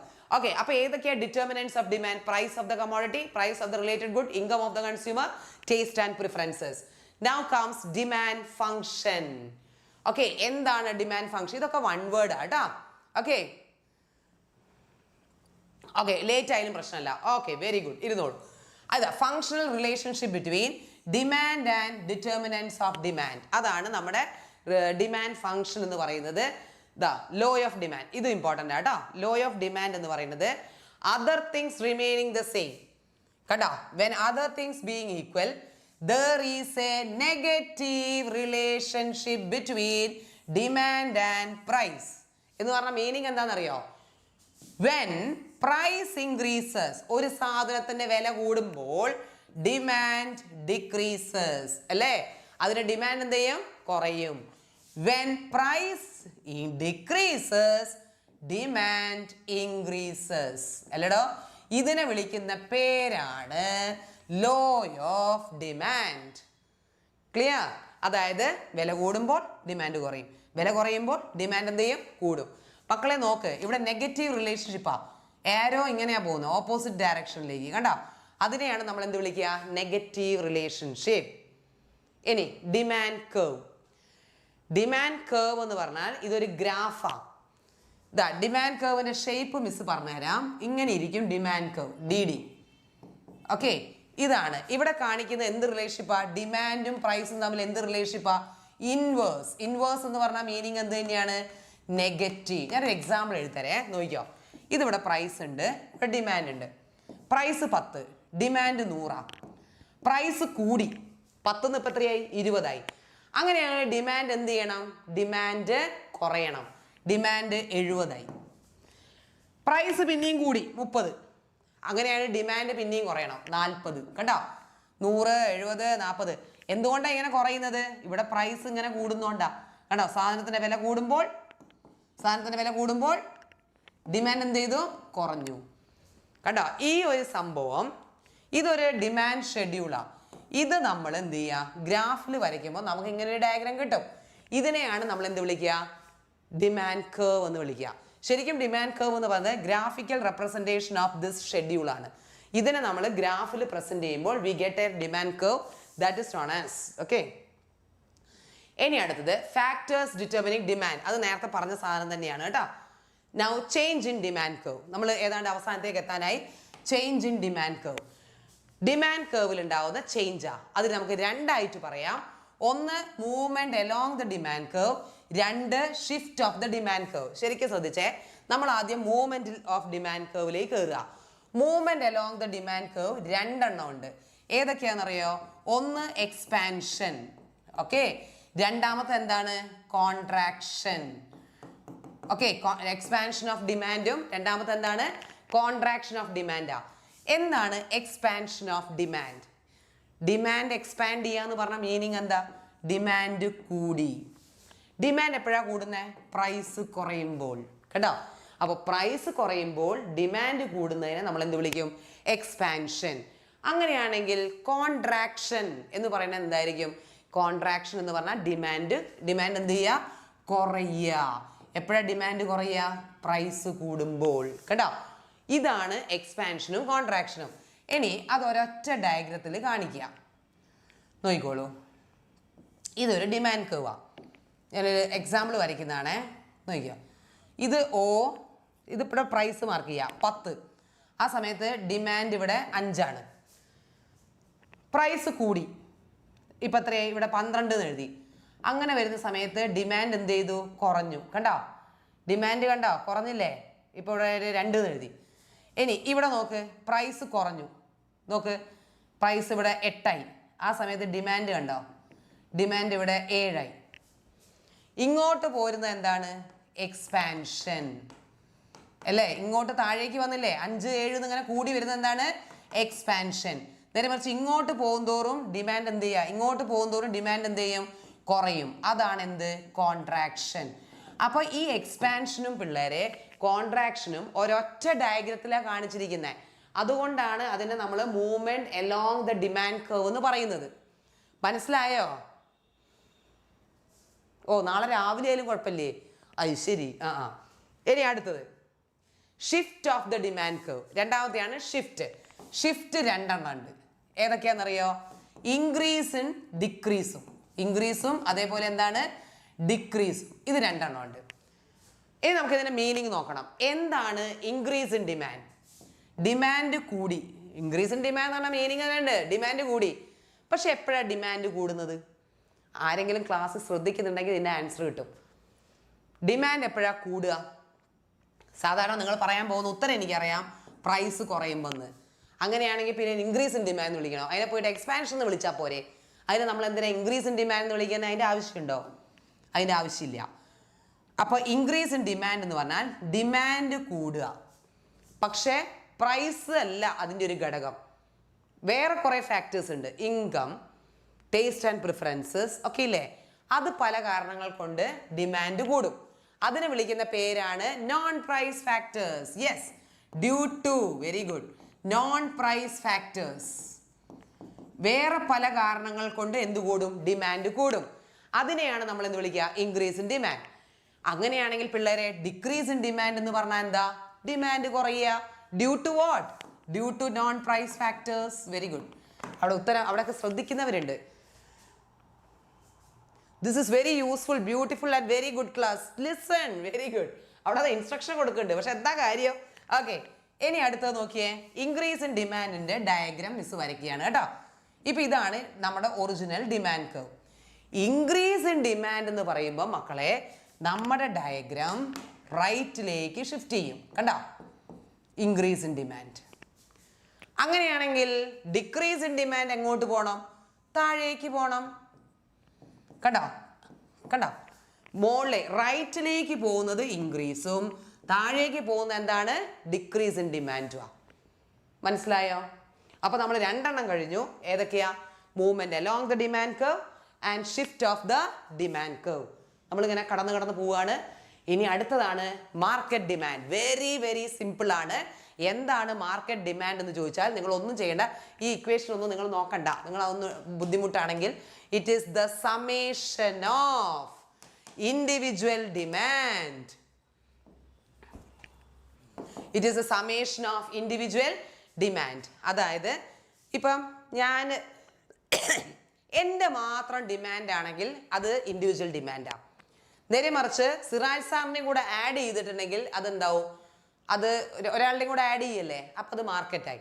ഇപ്പം ഈ ക്ലാസ്സിലിരിക്കുന്ന എല്ലാവരുടെയും ഡിമാൻഡുകളും നമ്മൾ കൂട്ടുമ്പം അത് മാർക്കറ്റ് ഡിമാൻഡായി. അപ്പം സമേഷൻ എന്ന് പറഞ്ഞാൽ കൂട്ടുക. ഇപ്പം A B C D E F എന്ന് പറഞ്ഞാൽ കുറേ വ്യക്തികളുണ്ടെന്ന് വയ്ക്കുക. അവരുടെ എല്ലാം കൂടെ ഒരു മാർക്കറ്റിൽ 10 വ്യക്തികളുണ്ടെങ്കിൽ അവരുടെ മൊത്തം ഡിമാൻഡുകൾ കൂട്ടുന്നതാണ് എന്ത്? Market demand.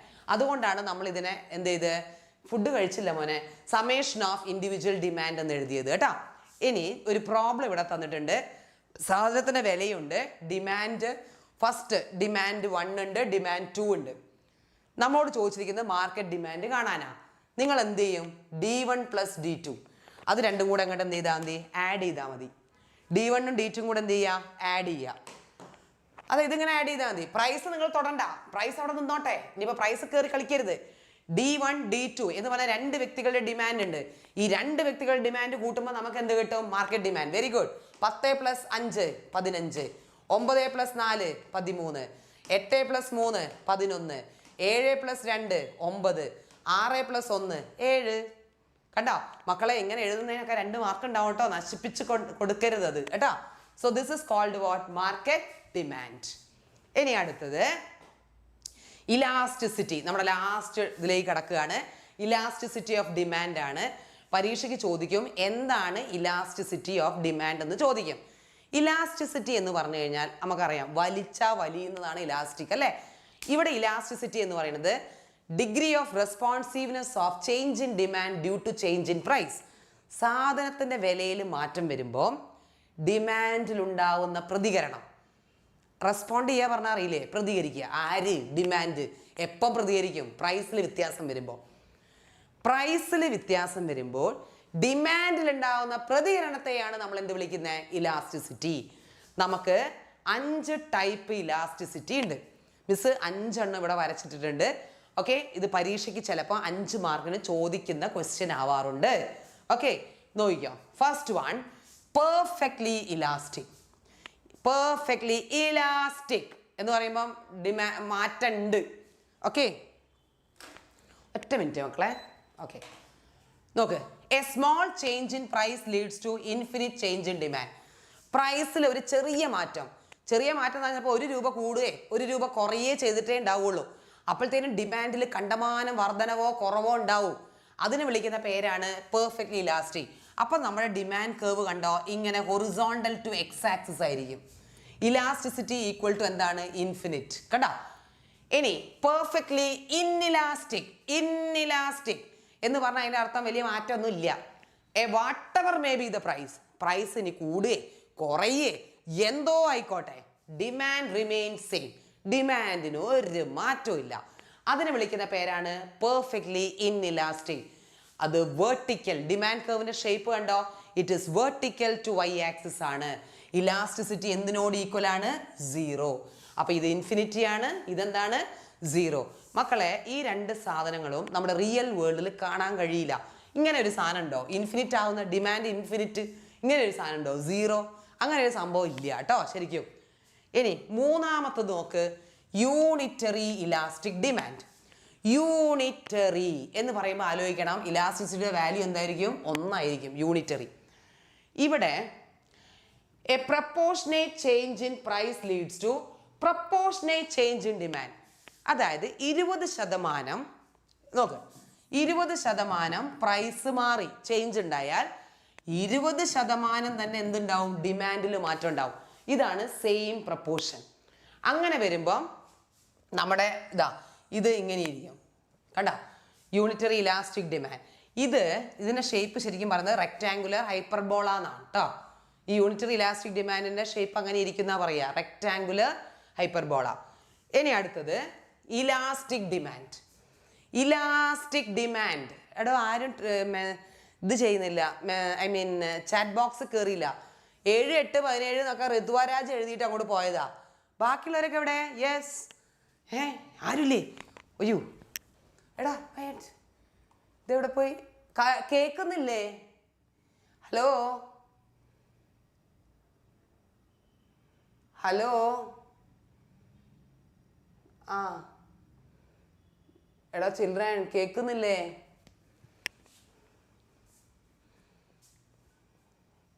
വെയിറ്റ് എന്തൊക്കെയോ സംഭവിക്കുന്നു. What happened here?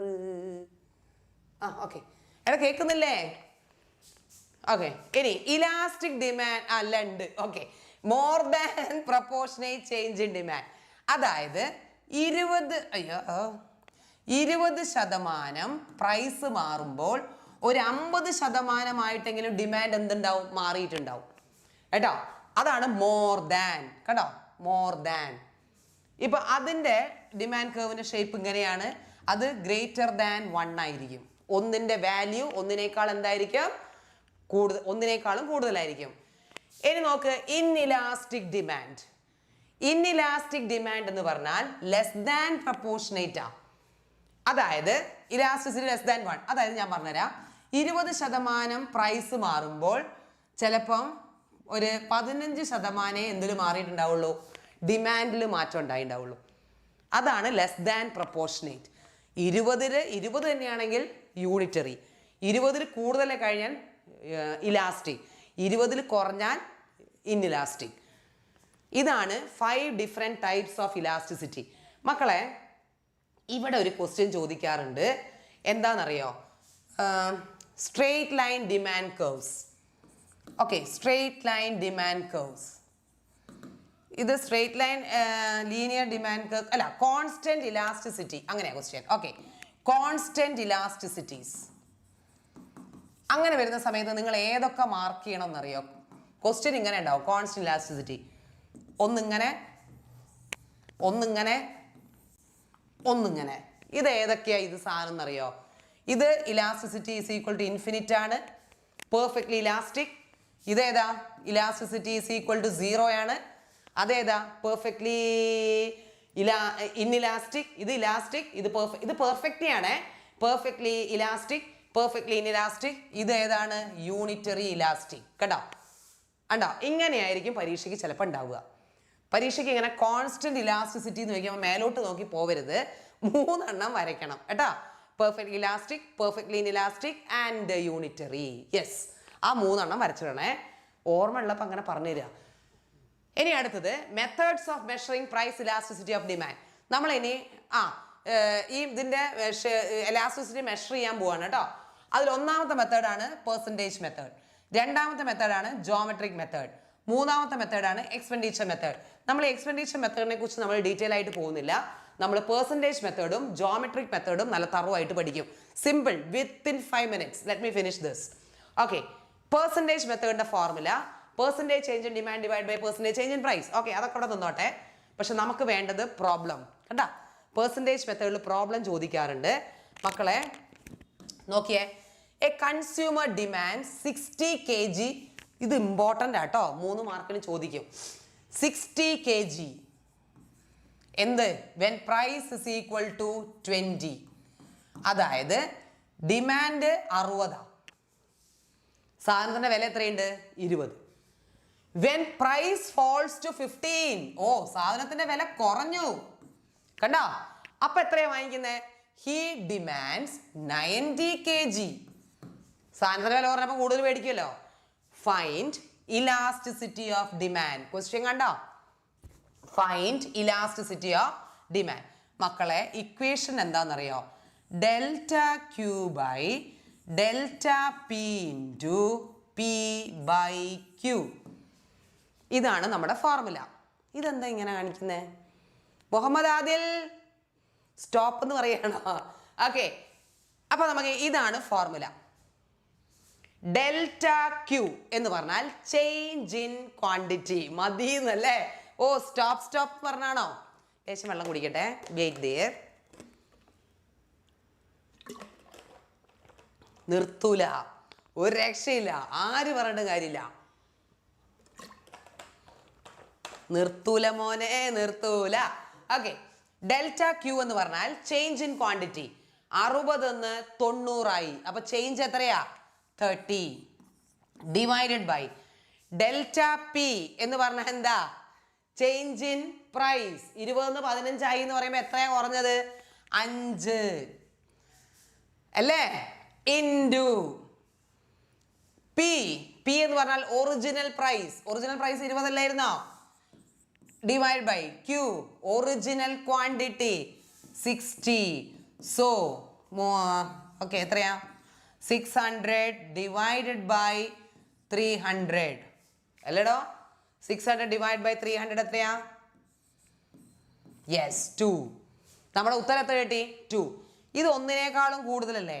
അതിന്റെ അർത്ഥം ഇലാസ്റ്റിസിറ്റി ഈസ് ഗ്രേറ്റർ ദാൻ 1. നമുക്ക് കിട്ടിയ ഇലാസ്റ്റിസിറ്റിയുടെ വാല്യൂ എന്താ മക്കളെ? ഇലാസ്റ്റിസിറ്റിയുടെ value ED is equal to 2 എന്നല്ലേ? അത് ഒന്നിനേക്കാളും കൂടുതലല്ലേ? ഒന്നിനേക്കാളും കൂടുതലാണെങ്കിൽ ഇലാസ്റ്റിസിറ്റി ഗ്രേറ്റർ ദാൻ 1, അതായത് ഇലാസ്റ്റിക് ഡിമാൻഡ് ആണ്. ഇനി ഒന്നിനേക്കാളും കുറഞ്ഞിരുന്നെങ്കിലോ? 0.2 0.5 ഒക്കെ ആണെങ്കിൽ ഇൻഇലാസ്റ്റിക് ആണ്. എക്സാക്ട്ലി ഉത്തരം 1 ആണെങ്കിലോ യൂണിറ്ററി ആണ്. മനസ്സിലായോ? 3 എന്തായാലും വരും കേട്ടോ. യൂണിറ്ററി വരാം, പെർഫെക്റ്റ്ലി ഇലാസ്റ്റിക് ഡിമാൻഡ് വരാം, ആൻഡ് ഇൻഇലാസ്റ്റിക് ഡിമാൻഡ് വരാം. ഇതാണ് മക്കളെ നിങ്ങൾ എവിടെ പഠിക്കേണ്ടത്? നമ്മുടെ പെർസെൻറ്റേജ് മെത്തേഡിൽ ഇലാസ്റ്റിസിറ്റി കാണാൻ നിങ്ങൾ ഈ പ്രോബ്ലം ഇതും പഠിക്കണം കേട്ടോ. Now comes measurement of elasticity along A linear demand curve. മക്കൾ എപ്പോഴും ചിന്തിക്കണം, ലീനിയർ ഡിമാൻഡ് കർവ് എന്ന് പറഞ്ഞാൽ it's A straight line demand curve ആണ്. ലീനിയർ എന്ന് പറഞ്ഞാൽ സ്ട്രെയിറ്റ് ലൈൻ ആണ്. അത് ചിന്തിച്ചോളൂ കേട്ടോ. നോക്കിയേ, അതിന്റെ ഫോർമുല എന്താ? അത് തന്നെയാണ് ജോമെട്രിക്. രണ്ടാമത്തെ മെത്തേഡാണ് ശരിക്കും ജോമെട്രിക് മെത്തേഡ്. ഒന്നാമത്തെ മെത്തേഡ് പെർസെൻറ്റേജ് മെത്തേഡ് ആയിരുന്നു.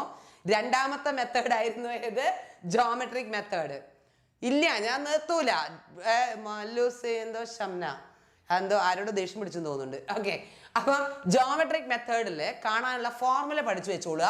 Lower segment divide by upper segment ഇത് പഠിക്കുക.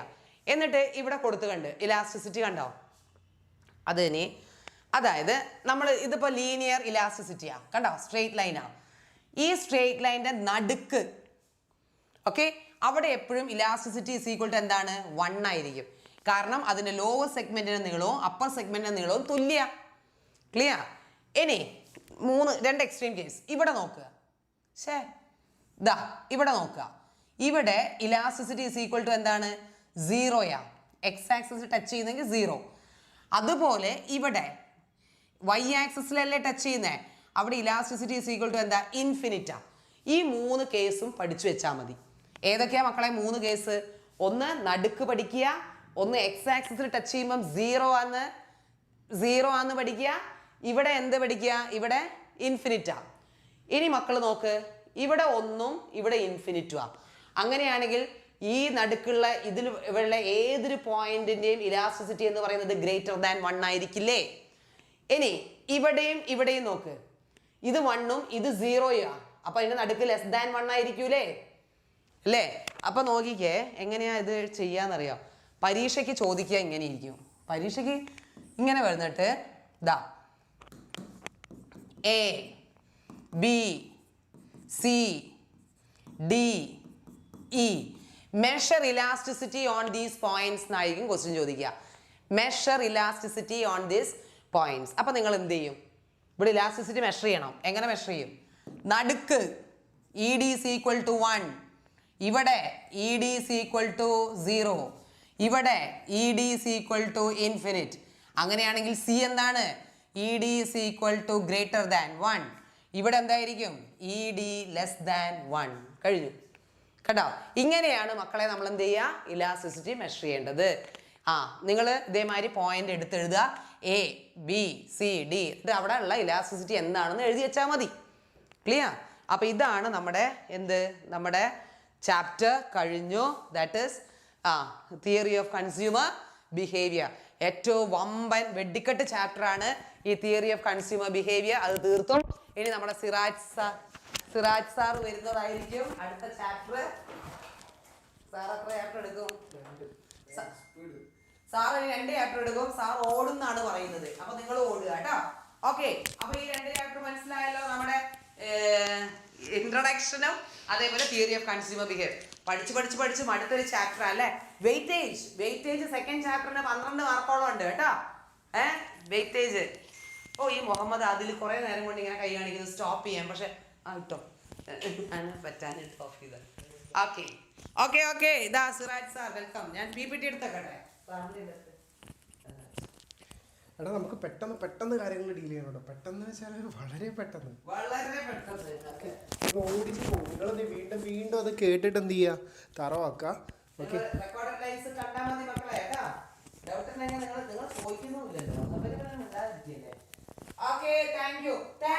ഞാൻ പോകുന്നില്ല. I will come back again. Okay, sir എടുക്കട്ടെ കേട്ടാ.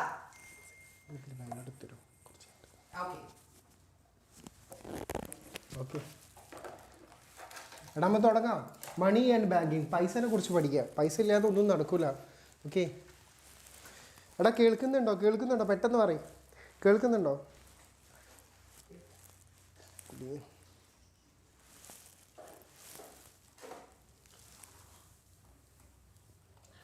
ഓക്കെ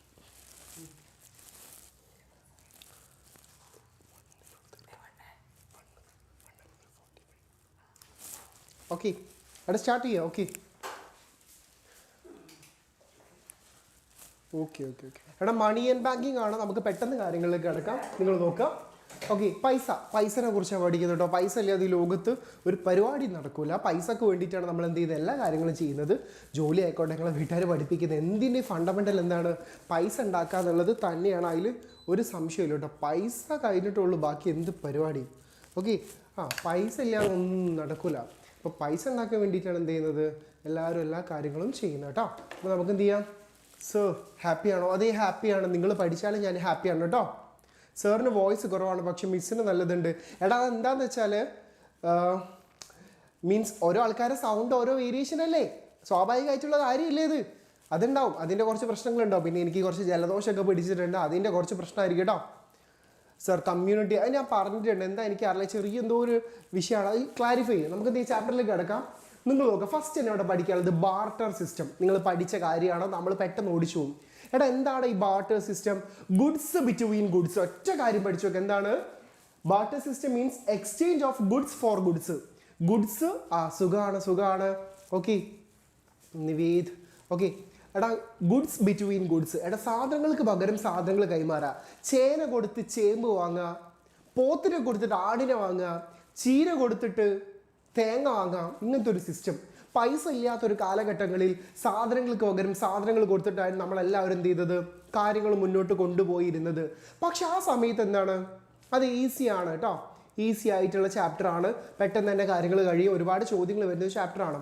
അപ്പോൾ നിങ്ങൾ മനസ്സിലാക്കുക, പൈസ വരുന്നതിന് മുമ്പ് ഗുഡ്സ് ബിറ്റ്വീൻ ഗുഡ്സ് ആണ് നമ്മൾ ഡീൽ ചെയ്തുകൊണ്ടിരുന്നത്. പക്ഷെ ഒരു പ്രശ്നമുണ്ട്. എന്താണത്? ഇങ്ങനെ സാധനങ്ങൾ പകരം സാധനങ്ങൾ കൊടുക്കുന്നതിന് എന്തെങ്കിലുമൊക്കെയോ പ്രശ്നങ്ങളുണ്ടായിരുന്നു. അത് എക്സാമിന് ചോദിക്കും, അത് പരീക്ഷയ്ക്ക് ചോദിക്കാറുണ്ട്. What are the major difficulties of barter system? Barter സിസ്റ്റത്തിൻ്റെ പ്രശ്നങ്ങൾ എന്തൊക്കെയാണ്? പെട്ടെന്ന് ഓടിച്ചു പോവാം. ഫസ്റ്റ് പോയിന്റ് എന്താണ്? Absence of double coincidence of wants. എടാ 2 ആൾക്കാരുടെ ആവശ്യം. സർ നെയിം പറയാമോ? എൻ്റെ പേര് Siraj. Okay Siraj Muhammad. You can call me Siju. Okay it's better to say Siju. നിങ്ങൾ നോക്കുക, absence of double coincidence of wants. എടാ 2 ആൾക്കാരുടെയും ആവശ്യം ഒരേ സമയം നടന്നാൽ ഇവിടെ എന്ത് നടക്കുള്ളൂ? ട്രാൻസാക്ഷൻ നടക്കുള്ളൂ. ഒന്ന് ആലോചിച്ച് നോക്കാം. ഞാനും ജിഷാമിസും ഉണ്ട്. എൻ്റെ കയ്യിൽ ചീര ഉണ്ട്, മിസ്സിൻ്റെ കയ്യിൽ ചേമ്പുണ്ട്.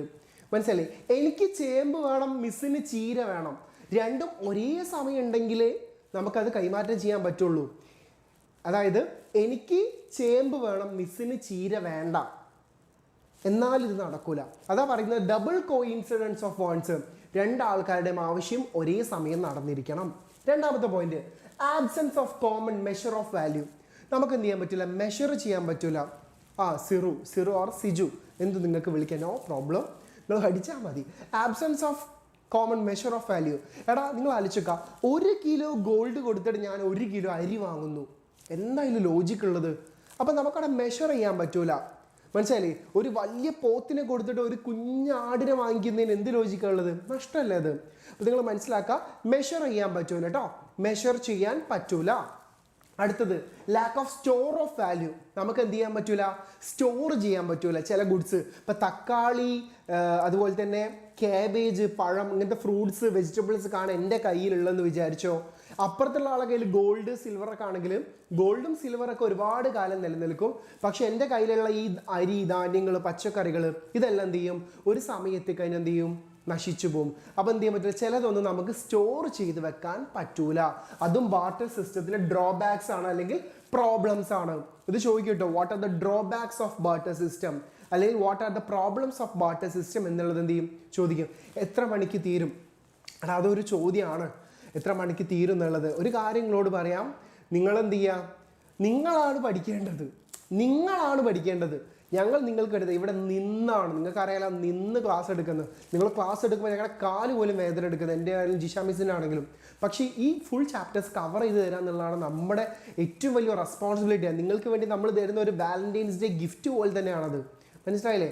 അതാണ്, അതുപോലെ തരികയാണ്. അപ്പം നിങ്ങൾ എന്ത് ചെയ്യുക, നിങ്ങൾ മാക്സിമം ഇവിടെ ഇരിക്കുക. അത് എത്ര സമയം ആയിക്കോട്ടെ നിങ്ങൾ ഇരിക്കുക. ഈ ക്ലാസ് നിങ്ങൾക്ക് വീണ്ടും എടുത്ത് കേൾക്കാൻ പറ്റും. അപ്പം നമ്മൾ പറയുന്ന ഓരോ പോയിന്റുകൾ നിങ്ങൾക്ക് എന്ത് ചെയ്യാം, എങ്ങനെ വേണമെങ്കിലും വായിച്ചു നോക്കുക, എന്ത് വേണമെങ്കിലും ചെയ്യാം കേട്ടോ. നിങ്ങൾ പഠിക്കുക എന്നുള്ളതാണ് ഫണ്ടമെൻ്റൽ കേട്ടോ. അതാണ് വേണ്ടത്. നമ്മളൊരു ഞാനിപ്പോൾ 2 ചാപ്റ്റർ തീർക്കും, മിസ് അതിനേഷ് 2 ചാപ്റ്റർ, പിന്നെ എനിക്ക് 2 ചാപ്റ്റർ, മിസ്സിന് 1 ചാപ്റ്റർ, അങ്ങനെയാണുള്ളത്. കുറച്ച് സമയം എടുക്കും, എന്നാൽ പോലും നമ്മൾ എന്ത് ചെയ്യും, സെറ്റ് ചെയ്യും. ഫുഡൊന്നും കഴിച്ചിട്ടില്ല കേട്ടോ. ഓക്കെ, അടുത്തത് lack of standard of deferred payments. അതായത് ബാർട്ടർ സിസ്റ്റത്തിൽ നമുക്ക് ഫ്യൂച്ചർ പേയ്മെൻറ്റ് എന്തല്ല, പോസിബിൾ അല്ല. ബാർട്ടർ സിസ്റ്റത്തിൽ ഫ്യൂച്ചർ പേയ്മെൻറ്റ് പോസിബിൾ അല്ല, ഭാവിയിലേക്ക് കൊടുക്കാൻ പറ്റൂല കേട്ടോ. ഡിഫേർഡ് പേയ്മെൻറ്റ്സ് പോസിബിൾ അല്ല, മനസ്സിലാക്കുക. In barter system there is no deferred payments. അടുത്തത് പ്രോബ്ലം ഓഫ് ഡിവിസിബിലിറ്റി. ചില ഗുഡ്സ് ഒന്നും എന്ത് ചെയ്യാൻ പറ്റില്ല, ഡിവിസിബിൾ അല്ല. ചില ഗുഡ്സ് ഒന്നും നമുക്ക് എന്ത് ചെയ്യാൻ പറ്റില്ല, ഡിവൈഡ് ചെയ്ത് കൊടുക്കാൻ പറ്റില്ല. അത് വലിയൊരു പ്രശ്നമാണ്, ഡിവൈഡ് ചെയ്ത് കൊടുക്കാൻ പറ്റില്ല ചില ഗുഡ്സ് ഒന്നും. കാരണം എന്താ, ചില ഇത് എന്ത് ചെയ്യും, ജീവികളായിരിക്കും, പോത്തായിരിക്കാം, ആടായിരിക്കാം, മുയലായിരിക്കാം, അങ്ങനത്തെ ഓരോ ജീവികളൊക്കെ ആയിരിക്കും. ഇതിനൊന്നും പകുതിയൊന്നും കൊടുക്കാൻ പറ്റില്ല, ചില സമയത്ത് ഫുള്ളായിട്ടേ കൊടുക്കാൻ പറ്റുള്ളൂ. അപ്പോൾ ഡിവിസിബിലിറ്റി എന്ന് വെച്ചാൽ അത് വലിയൊരു എന്താണ്, പ്രോബ്ലം ആണെന്ന് മനസ്സിലാക്കാം. അപ്പം 5 പോയിന്റ്സ് ഉണ്ട്. 5 ഡ്രോബാക്സ് ഫോർ ബാർട്ടർ സിസ്റ്റം. പഠിച്ചു വെക്കണേ. അടുത്തതിലേക്ക് പോവാം. Functions of money. പൈസ അല്ലേ, പൈസ ഇല്ലാതെ ഒരു കാര്യം നടക്കൂല. പൈസയുടെ ധർമ്മങ്ങൾ എന്തൊക്കെയാ, what are the functions of money കേട്ടോ. Functions of money, what are the functions of money പഠിച്ചു വെച്ചോ. ഫസ്റ്റ് പ്രൈമറി ഫങ്ഷൻസ്, പ്രാഥമിക ഫങ്ഷൻസ്. പൈസയുടെ പ്രാഥമിക ഫങ്ഷൻസ് എന്തൊക്കെയാണ്, primary functions of a money. നോക്ക് എന്താണത്, മീഡിയം ഓഫ് എക്സ്ചേഞ്ച്. പൈസ എന്തിനു വേണ്ടിയിട്ടാ, മീഡിയം ഓഫ് എക്സ്ചേഞ്ച്. പൈസ എന്തിനു വേണ്ടിയിട്ടാണ്, കൈമാറ്റം ചെയ്യാൻ വേണ്ടിയിട്ട്. മീഡിയം ഓഫ് എക്സ്ചേഞ്ചിന് വേണ്ടിയിട്ടാണ് പൈസ. രണ്ടാമത്തത് മെഷർ ഓഫ് വാല്യൂ, സാധനങ്ങളുടെ വില മെഷർ ചെയ്യാൻ വേണ്ടിയിട്ട്. 10 രൂപയുടെ ബിസ്ക്കറ്റ്, 1 രൂപയുടെ തീപ്പെട്ടി, 100 രൂപയുടെ എന്തെങ്കിലും ഒരു സാധനം, ബോട്ടിൽ. മനസ്സിലായില്ലേ? ഇങ്ങനത്തെ ഓരോ സാധനങ്ങൾ. മനസ്സിലായില്ലേ? ഇങ്ങനത്തെ ഓരോ സാധനങ്ങൾ. അപ്പം നിങ്ങൾ മനസ്സിലാക്കുക, മെഷർ ചെയ്യുക. പൈസ കൊണ്ട് നമ്മൾ സാധനം വില അല്ലേ, 1 പവൻ ഗോൾഡിന് 1,12,000. മെഷറബിൾ ആണത്. ഇത് പൈസയുടെ ധർമ്മമാണ്. പൈസ കൊടുത്തിട്ട സാധനം വാങ്ങിക്കുന്നത്. മനസ്സിലായില്ലേ? എൻ്റെ കയ്യിലുള്ള ഫോണ് ഇതിന് എന്ത് വിലയുണ്ട്, ഐഫോൺ 16 പ്രോ അല്ലെങ്കിൽ 17 പ്രോ, ഇതിന് എന്ത് വിലയുണ്ട്, ഇതൊക്കെ പ്രൈസിലാണ് നമ്മൾ പറയുന്നത് കേട്ടോ. ഓക്കെ, അപ്പോൾ ഇതാണ് മേജർ ഫങ്ഷൻസ്. അതായത് primary functions, medium of exchange, measure of value. 2 M ആണ്, എം കേട്ടോ. Measure of value, medium of exchange, medium of exchange, measure of value. അടുത്തത് സെക്കൻഡറി ഫങ്ഷൻസ് ഏതൊക്കെയാ, സ്റ്റാൻഡേർഡ് ഫോർ ഡിഫേർഡ് പേയ്മെന്റ്സ്. പൈസ നമുക്ക് എന്ത് ചെയ്യാൻ പറ്റും, ഫ്യൂച്ചറിൽ കൊടുക്കാൻ പറ്റും. മെഷേർഡ് ഫോർ ഡിഫേർഡ് പേയ്മെന്റ്സ്, അതായത് money is accepted as a standard for deferred payments. Deferred payments refers to the payment which are made sometimes in the future. അല്ലേ, ഞാൻ എനിക്ക് അടുത്ത ആഴ്ച പൈസ തരാം, തിരിച്ചു തരാം, അല്ലെ അടുത്ത മാസം ഞാൻ റോൾ ചെയ്യാൻ വാങ്ങിച്ച പൈസ എനിക്ക് തിരിച്ചു തരാം. Deferred payments is possible. ഭാവിയിൽ നമുക്ക് എന്ത് ചെയ്യാൻ പറ്റും? പൈസ തിരിച്ചു കൊടുക്കൽ ഇത് ഈസ് പോസിബിൾ ആണ്. അടുത്തത് സ്റ്റോർ ഓഫ് വാല്യൂ. പൈസ നമുക്ക് എന്ത് ചെയ്യാം? വെൽത്തിന്റെ രൂപത്തിൽ അല്ലേ. ഞാൻ എൻ്റെ വീട്ടിൽ കുറേ പൈസ എടുത്ത് വെച്ചിട്ടുണ്ട്, കുറേ പൈസ ഞാനിങ്ങനെ കുറേ സെറ്റ് ചെയ്ത് വെച്ചിട്ടുണ്ട് വെൽത്തിന്റെ രൂപത്തിൽ അല്ലേ. ഞാൻ എടുത്ത് വെക്കുന്ന പൈസയൊക്കെ എൻ്റെ സമ്പാദ്യമാണ്. അപ്പോൾ പൈസ എന്ത് ചെയ്യാൻ പറ്റും? സ്റ്റോർ ചെയ്ത് വെക്കാൻ പറ്റും. അടുത്തത് ട്രാൻസ്ഫർ ഓഫ് വാല്യൂ അല്ലേ. നിങ്ങളിങ്ങനെ നിൽക്കുമ്പോൾ എടാ ഒരു 100 രൂപ ഗൂഗിൾ പേ ചെയ്തുകൊണ്ടിടാ, എനിക്കൊരു 50 രൂപ തരും, ഒരു 500 രൂപ തരും, ഒരു 200 രൂപ തരും, ട്രാൻസ്ഫർ ചെയ്യുക അല്ലേ. പൈസ നമുക്ക് എന്ത് ചെയ്യാൻ പറ്റും? ട്രാൻസ്ഫർ ചെയ്യാൻ പറ്റും. ഒരാളെ കയ്യിൽ നിന്നും വേറൊരാൾക്ക് എന്ത് ചെയ്യാൻ പറ്റും? സാർ ബ്ലോക്ക് ആക്കി, എനിക്കിപ്പോൾ അതിന് കഴിയില്ല, ഞാനിപ്പോൾ ക്ലാസ് എടുത്തുകൊണ്ട് വെക്കുക. ഓക്കെ, നമ്മൾ ചെയ്യാം. എടാ നല്ലപോലെ കമൻറ്റ് ഇടാ. എന്തൊക്കെയാണ് കമൻറ്റ് ബോക്സിൽ കാണിച്ചു കൂട്ടുന്നത്? മുഹമ്മദ് ആദിൽ, എന്താണ് ആദിലെ, എന്താണ് പ്രശ്നം? Adil cool okay. Transfer of value നിങ്ങളത് മൈൻഡ് ചെയ്യണ്ട, നിങ്ങൾ ക്ലാസ് കേൾക്കുക. ട്രാൻസ്ഫർ ഓഫ് വാല്യൂ, പൈസ എന്ത് ചെയ്യാൻ പറ്റും? ട്രാൻസ്ഫർ ചെയ്യാൻ പറ്റും. ലാസ്റ്റ് കോണ്ടിജന്റ് ഫംഗ്ഷൻസ് അല്ലേ. മൂന്നാമത്തെ ഫംഗ്ഷൻ ആണ് കോണ്ടിജന്റ് ഫംഗ്ഷൻസ്. ബേസിസ് ഓഫ് ക്രെഡിറ്റ്, പൈസ എന്ത് ചെയ്യാൻ പറ്റും? കടം കൊടുക്കാൻ പറ്റും അല്ലേ. പൈസ കടം കൊടുക്കാൻ പറ്റും. പൈസ എന്ത് ചെയ്യാൻ പറ്റും? കടം കൊടുക്കാൻ പറ്റും. പൈസ എന്ത് ചെയ്യാൻ പറ്റും? കടം. ബേസിസ് ഓഫ് ക്രെഡിറ്റ്, പൈസ കടത്തിന്റെ രൂപത്തിൽ കൊടുക്കാൻ പറ്റും. അടുത്തത് liquidity. It means ready to purchasing power. Money provides liquidity. പൈസ എന്താണ്? മോസ്റ്റ്ലി ലിക്വിഡ് ആണ് അല്ലേ. ലിക്വിഡിറ്റി പ്രൊവൈഡ് ചെയ്യും എന്നുള്ളത് നിങ്ങൾ എന്ത് ചെയ്യാം? മനസ്സിലായില്ലേ? Simple explanation. Instruments of physical policy ഒക്കെ നമ്മൾ പറയുന്നുണ്ട് കേട്ടോ അവിടെ. അടുത്തത് മെഷർമെന്റ് ഓഫ് നാഷണൽ ഇൻകം. നമ്മുടെ നാഷണൽ ഇൻകം കണക്കാക്കുന്നത് പൈസയുടെ രൂപത്തിലാണ്. മണിയുടെ ഫംഗ്ഷൻസ് ആണ് പറയുന്നത്. Primary function, secondary function, contingent functions. എക്സാമിന് ചോദ്യം വരാണ് what are the major functions of money. നിങ്ങൾ എഴുതി വെക്കണം. പൈസയുടെ ഫംഗ്ഷൻസ് ഏതൊക്കെയാണെന്നുള്ളത് നിങ്ങൾ എന്ത് ചെയ്യണം? എഴുതി വെക്കണം കേട്ടോ. കൃത്യമായിട്ട് നിങ്ങൾ എന്ത് ചെയ്യുക? എഴുതി വെക്കുക. ഓക്കെ, നമ്മൾ അടുത്തേക്ക് പോവാണ്. ഡിമാൻഡ് ഫോർ മണി കേട്ടോ. ഡിമാൻഡ് ഫോർ മണി, പൈസയുടെ ഡിമാൻഡ് അല്ലേ. ഡിമാൻഡ് ഫോർ മണി നിങ്ങൾ മനസ്സിലാക്കുക. ഡിമാൻഡ് ഫോർ മണി എന്ന് പറയുമ്പോൾ നമുക്ക് 3 തിയറീസ് ഉണ്ട്. We have 3 theories for demand for money. ഏതൊക്കെയാണത്? ഡിമാൻഡ് ഫോർ മണി വെച്ചാൽ എന്താ? Demand for money is also called liquidity, okay, preference. Okay, sometimes നിങ്ങൾ ഈ 3 സാധനം നമുക്ക് പഠിക്കാനുള്ളത്. നിങ്ങൾ നോക്കുക, 3 തിയറീസാണ് പഠിക്കാനുള്ളത്. Demand for money we have 3 theories. First one transaction demand for money, രണ്ടാമത്തേത് പ്രീക്യൂഷണറി ഡിമാൻഡ് ഫോർ മണി, മൂന്നാമത്തേത് speculative demand for money. 3 demand theories ആണ് നമുക്കുള്ളത്. Transaction demand for money, precautionary demand for money, speculative demand for money. ഈ 3 theories നിങ്ങൾ എന്ത് ചെയ്യുക? പഠിച്ചു വെക്കുക. Transaction demand for money, precautionary demand for money, speculative demand for money. അപ്പൊ demand for മണി ചോദിച്ചിട്ടുണ്ടെങ്കിൽ ഈ 3 തിയറീസും എഴുതി വെക്കണം. നിർബന്ധമായിട്ട് എന്ത് ചെയ്യണം? എഴുതി വെക്കണം കേട്ടോ. ഓക്കെ, അടുത്തത് നമുക്ക് ഓരോന്ന് എക്സ്പ്ലെയിൻ ചെയ്യാം. Transaction demand for money. എടാ നമ്മൾ പൈസ കയ്യിൽ എന്തിനാണ് ഹോൾഡ് ചെയ്ത് വെക്കുന്നത്? നമ്മൾ പൈസ എന്തിനാണ് കയ്യിൽ ഹോൾഡ് ചെയ്ത് വെക്കുന്നത്? ഇതൊരു ചോദ്യമാണ്. എന്തിനാണ് നമ്മൾ പൈസ കയ്യിൽ വെക്കുന്നത്? അതൊരു ഇമ്പോർട്ടൻറ്റ് ചോദ്യമാണ് അല്ലേ. എന്തിനാണ് നമ്മൾ എന്ത് ചെയ്യുന്നത്? പൈസ കയ്യിൽ വെക്കുന്നത്? First transaction demand for money. Transaction നടത്താൻ നമ്മൾ എന്ത് ചെയ്യുന്നത്? പൈസ എന്തിനാണ്? ട്രാൻസാക്ഷൻ നടത്താൻ വേണ്ടിയിട്ട്. ഞാൻ എന്ത് ചെയ്ത് രാവിലെ പോകുമ്പോൾ പെട്രോൾ അടിക്കും, പോകുന്ന വഴിക്ക് ചായ കുടിക്കും, ഇനി ബസ് പോകണമെങ്കിൽ ബസ്സിൽ പൈസ കൊടുക്കും, അത് കഴിഞ്ഞിട്ട് ഫ്രൂട്ട്സ് വാങ്ങുകയാണെങ്കിൽ അവിടെ പൈസ കൊടുക്കും. ഇങ്ങനെ എന്ത് ചെയ്യും? ഓരോ കാര്യത്തിന് വേണ്ടിയിട്ട് എന്ത് ചെയ്യും? പൈസ എന്ത് ചെയ്യും? സ്പെൻഡ് ചെയ്യും. അതിനൊക്കെ വേണ്ടി പൈസ കുറച്ച് കയ്യിൽ വെക്കും. ട്രാൻസാക്ഷൻ നടത്താൻ വേണ്ടിയിട്ട് ഓരോ സ്ഥലങ്ങളിൽ പോകുമ്പോൾ, ബസ് സ്റ്റോപ്പിൽ പോകുന്ന സമയത്ത്, റേഷൻ ഷോപ്പ് പോകുന്ന സമയത്ത്, ചായ കുടിക്കാൻ ഹോട്ടലിൽ പോകുന്ന സമയത്ത്, അല്ലെങ്കിൽ എന്താണ് ഉച്ചയ്ക്ക് ബിരിയാണി കഴിക്കാൻ പോകുന്നത്, ഇതിനൊക്കെ വേണ്ടി ഞാൻ ട്രാൻസാക്ഷൻ നടത്താൻ വേണ്ടി കയ്യിൽ കുറച്ച് പൈസ വെക്കും. Which is called transaction demand for money കേട്ടോ. നിങ്ങൾ നോക്കുക, here people demand for money for meeting day to day എക്സ്പെൻസസിന് വേണ്ടിയിട്ട് പൈസ എന്ത് ചെയ്യും? കയ്യിൽ വെക്കും. ഈ പ്രോസസ്സ് നമ്മൾ എന്ത് വിളിക്കും? Transaction demand for money. നോക്കുക, transaction demand for money is equal to KT. K എന്ന് വെച്ചാൽ എന്താണ്? Positive fraction. T എന്താണ്? Total value of transaction. നിങ്ങളോട് എക്സാമിന് ചോദിക്കുകയാണെങ്കിൽ നിങ്ങൾ ഈ ഒരു ബോക്സ് എന്തായാലും വരച്ചു വെക്കണം. MTD എന്ന് വെച്ചാൽ എന്താ? T എന്താ? Transaction demand for money is equal to KT. അതായത് പോസിറ്റീവ് ഫ്രാക്ഷൻ ഇൻറ്റു T എന്ന് വെച്ചാൽ എന്താ? ടോട്ടൽ വാല്യൂ ഓഫ് ട്രാൻസാക്ഷൻ ആണ് കേട്ടോ. ഇതൊരു ഇക്വേഷൻ ആണ്. അത് പഠിച്ചു വെക്കുക കേട്ടോ. അത് പഠിച്ചു വെക്കുക, കൃത്യമായിട്ട് പഠിച്ചു വെക്കുക. MTD is equal to KT. K എന്ന് വെച്ചാൽ എന്താ? It's a positive fraction. T എന്താണ്? Total value of transaction. അപ്പം നേരെ മറിച്ച് വേറൊരു കാര്യം, വെലോസിറ്റി ഓഫ് സർക്കുലേഷൻ, പൈസ എങ്ങനെയാണ് സർക്കുലേറ്റ് ചെയ്യുന്നത്. നമ്മളിങ്ങനെ ഒരാൾക്ക് ട്രാൻസാക്ഷൻ നടത്തുന്നു, ആ പൈസ വേറെ ആൾക്ക് പോകുന്നു, ആ പൈസ വേറെ ആൾക്ക് പോകുന്നു, ഇങ്ങനെ ഇങ്ങനെ ഇങ്ങനെ പോയി പോയി പോയി പോയി ഇങ്ങനെ സർക്കുലേറ്റ് ചെയ്താണ് വെലോസിറ്റി ഓഫ് സർക്കുലേഷൻ. അതിൻ്റെ ഇക്വേഷൻ എന്താ? V is equal to, V എന്ന് വെച്ചാൽ എന്താ?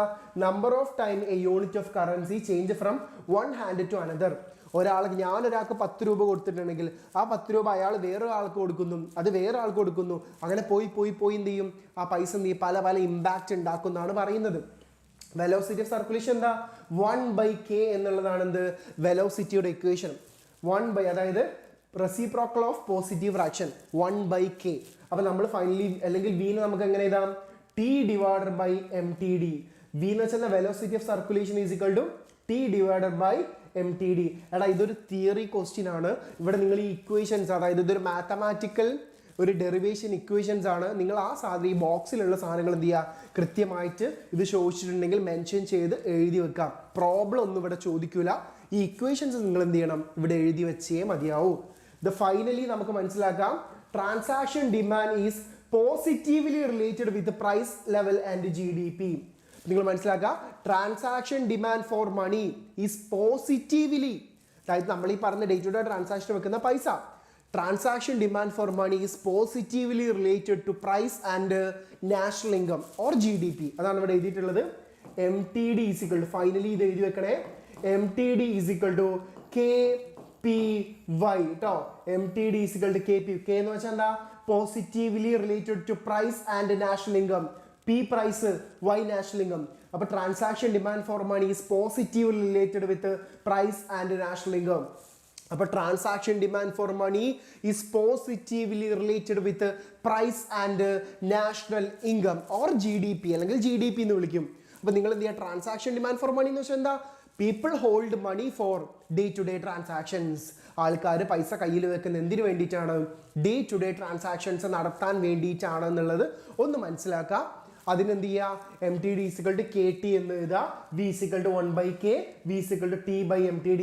And finally at last transaction demand for money is a positive function of positively related with price and national income. നിങ്ങൾ എന്ത് ചെയ്യും? ഈ പോയിന്റുകൾ കൃത്യമായി എഴുതുക. ഈ ബോക്സിലുള്ള ഇക്വേഷൻ പോയിന്റുകൾ എന്ത് ചെയ്യുക? ഇതിൽ മെൻഷൻ ചെയ്യുക. നിങ്ങളോട് സപ്പോസ് 8 മാർക്കിനോ 4 മാർക്കിനോ ഡിമാൻഡ് തിയറീസ് ഓഫ് മണി ചോദിക്കുകയാണെങ്കിൽ നിങ്ങൾ ഇത് ചെയ്യണം, കൃത്യമായിട്ട് എഴുതണം. അടുത്തത് പ്രീക്വഷണറി. ഇത് വളരെ കുറച്ചേ ഉള്ളൂ കേട്ടോ. പ്രീക്വഷണറി ഡിമാൻഡ് ഫോർ മണി എന്താണ്? What is precautionary demand for money? എടാ എന്താടാ പ്രീക്വഷണറി ഡിമാൻഡ് ഫോർ മണി എന്ന് വെച്ചാൽ എന്തായിരിക്കും അത്?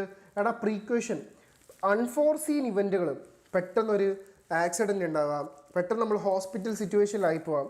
അങ്ങനെ ഹോസ്പിറ്റൽ സിറ്റുവേഷനിലൊക്കെ ആയി പോകുന്ന സമയത്ത് നമുക്ക് തിരിക്കാൻ വേണ്ട പൈസ അല്ലേ, നമ്മളെ കയ്യിൽ പെട്ടെന്ന് എന്ത് ചെയ്യും? റോൾ ചെയ്യാൻ വേണ്ടി നമ്മൾ വീട്ടുകാരൊക്കെ എടുത്തു വെക്കുന്ന ഒരു പൈസ ഉണ്ടാവില്ലേ? പെട്ടെന്നൊരു അൺഫോർസീൻ ഇവൻറ്റ് ഉണ്ടാകുമ്പോൾ, പെട്ടെന്നൊരു എമർജൻസി സിറ്റുവേഷൻ ഉണ്ടാകുമ്പോൾ റോൾ ചെയ്യാൻ വേണ്ടി എടുത്ത് കയ്യിൽ ഹോൾഡ് ചെയ്ത് വെക്കുന്ന, ഡിമാൻഡ് ചെയ്ത് വെക്കുന്ന പൈസയെ നമ്മൾ എന്ത് പറയാം? Precautionary demand for money. കണ്ടില്ലേ? Here people keep money for meeting unforeseen emergencies. Unforeseen emergencies കേട്ടോ.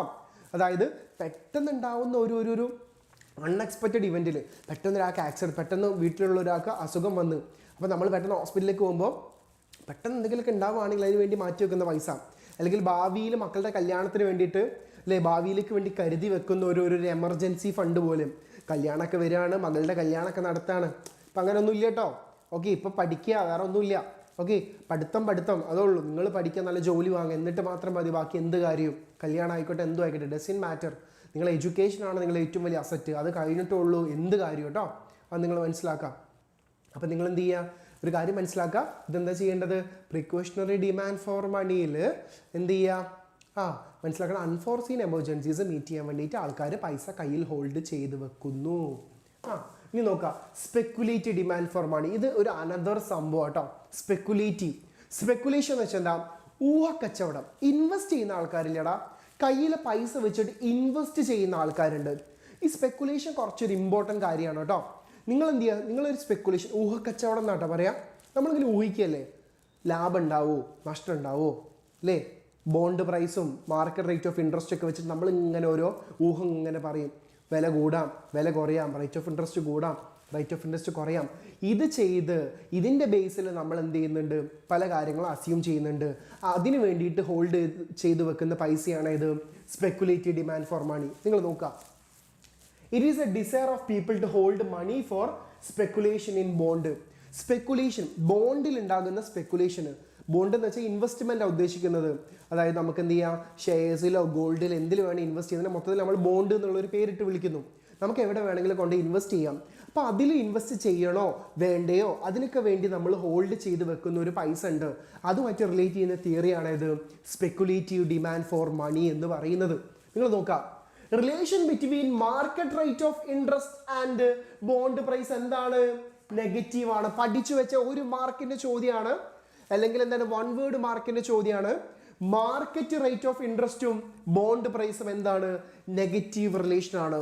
മാർക്കറ്റ് റേറ്റ് ഓഫ് ഇൻട്രസ്റ്റും ബോണ്ട് പ്രൈസും നെഗറ്റീവ് റിലേഷൻ ആണ് കേട്ടോ. മാർക്കറ്റ് റേറ്റ് ഓഫ് ഇൻട്രസ്റ്റ് കൂടുതലാണെങ്കിൽ ബോണ്ടിന്റെ പ്രൈസ് എന്തായിരിക്കും, കുറവായിരിക്കും. അതായത് നെഗറ്റീവ് റിലേഷൻ ആണ്. ഒന്ന് കൂടുമ്പോൾ മറ്റേത് കുറയുന്നു, ഒന്ന് കൂടുമ്പോൾ മറ്റേത് കുറയുന്നു. Market rate of interest and bond price are negatively related. ഈ തിയറിയിലെ ഏറ്റവും important point. Higher the market rate of interest higher ആണെങ്കിൽ ലോവർ ദ ബോണ്ട് പ്രൈസ്. അപ്പം നിങ്ങൾ വൺ വേർഡ് മാർക്കിന്റെ ചോദ്യത്തിലാണെങ്കിലും സ്പെക്കുലേറ്റീവ് ഡിമാൻഡ് ഫോർ മണിയിലാണെങ്കിലും നിങ്ങൾ എന്ത് ചെയ്യുക, ഈ പോയിന്റ് ഇവിടെ എന്ത് ചെയ്യുക, കൃത്യമായിട്ട് മെൻഷൻ ചെയ്യുക. മനസ്സിലാക്കണം, മാർക്കറ്റ് റേറ്റ് ഓഫ് ഇൻട്രസ്റ്റും ബോണ്ട് പ്രൈസും എന്താണ്, ഇറ്റ്സ് നെഗറ്റീവ്ലി റിലേറ്റഡ് കേട്ടോ. നിങ്ങൾ നോക്കുക, relation between speculative demand for money and rate of interest ആണ് ശരിക്കും ഇവിടെ പറയുന്നത് കേട്ടോ. നോക്കുക, negative relation between speculative demand for money and rate of interest. എന്താണ് സ്പെക്കുലേറ്റീവ് ഡിമാൻഡ് ഫോർ മണിയും അതുപോലെ തന്നെ എന്താണ് റേറ്റ് ഓഫ് ഇൻട്രസ്റ്റും എന്താണ്, നെഗറ്റീവ് റിലേഷൻഷിപ്പ് തന്നെയാണ്. അപ്പോൾ നിങ്ങൾ ഇവിടെ നോക്കേണ്ട ഒരു കാര്യം എന്ന് വെച്ചാൽ, ഈ ഒരു ബോക്സ് എക്സാമിന് ചിലപ്പോൾ ചോദിക്കും. ഈ ഒരു ബോക്സ് നിങ്ങൾ പഠിച്ചു വെക്കാം. ആ ബോക്സ് പറയുന്നതിന് മുമ്പ് നമ്മൾ എന്ത് ചെയ്യണം, ഈ ഒരു സാധനം പറയണം. ഇതാണ് എന്ത്, സ്പെക്കുലേറ്റീവ് ഡിമാൻഡ് ഫോർ മണി എന്ന് പറയുന്ന സാധനം. സ്പെക്കുലേറ്റീവ് ഡിമാൻഡ് ഫോർ മണിയുടെ എന്താണ് ചോദിച്ചിട്ട് നിങ്ങൾ വരയ്ക്കേണ്ട ലിക്വിഡിറ്റി ട്രാപ്പ്. എന്താണ് ലിക്വിഡിറ്റി ട്രാപ്പ് കേട്ടോ. ലിക്വിഡിറ്റി ട്രാപ്പ് ഇതൊരു കെണിയാണ്. ലിക്വിഡിറ്റി ട്രാപ്പ് എന്തോ ഒരു കെണിയാണ് കേട്ടോ.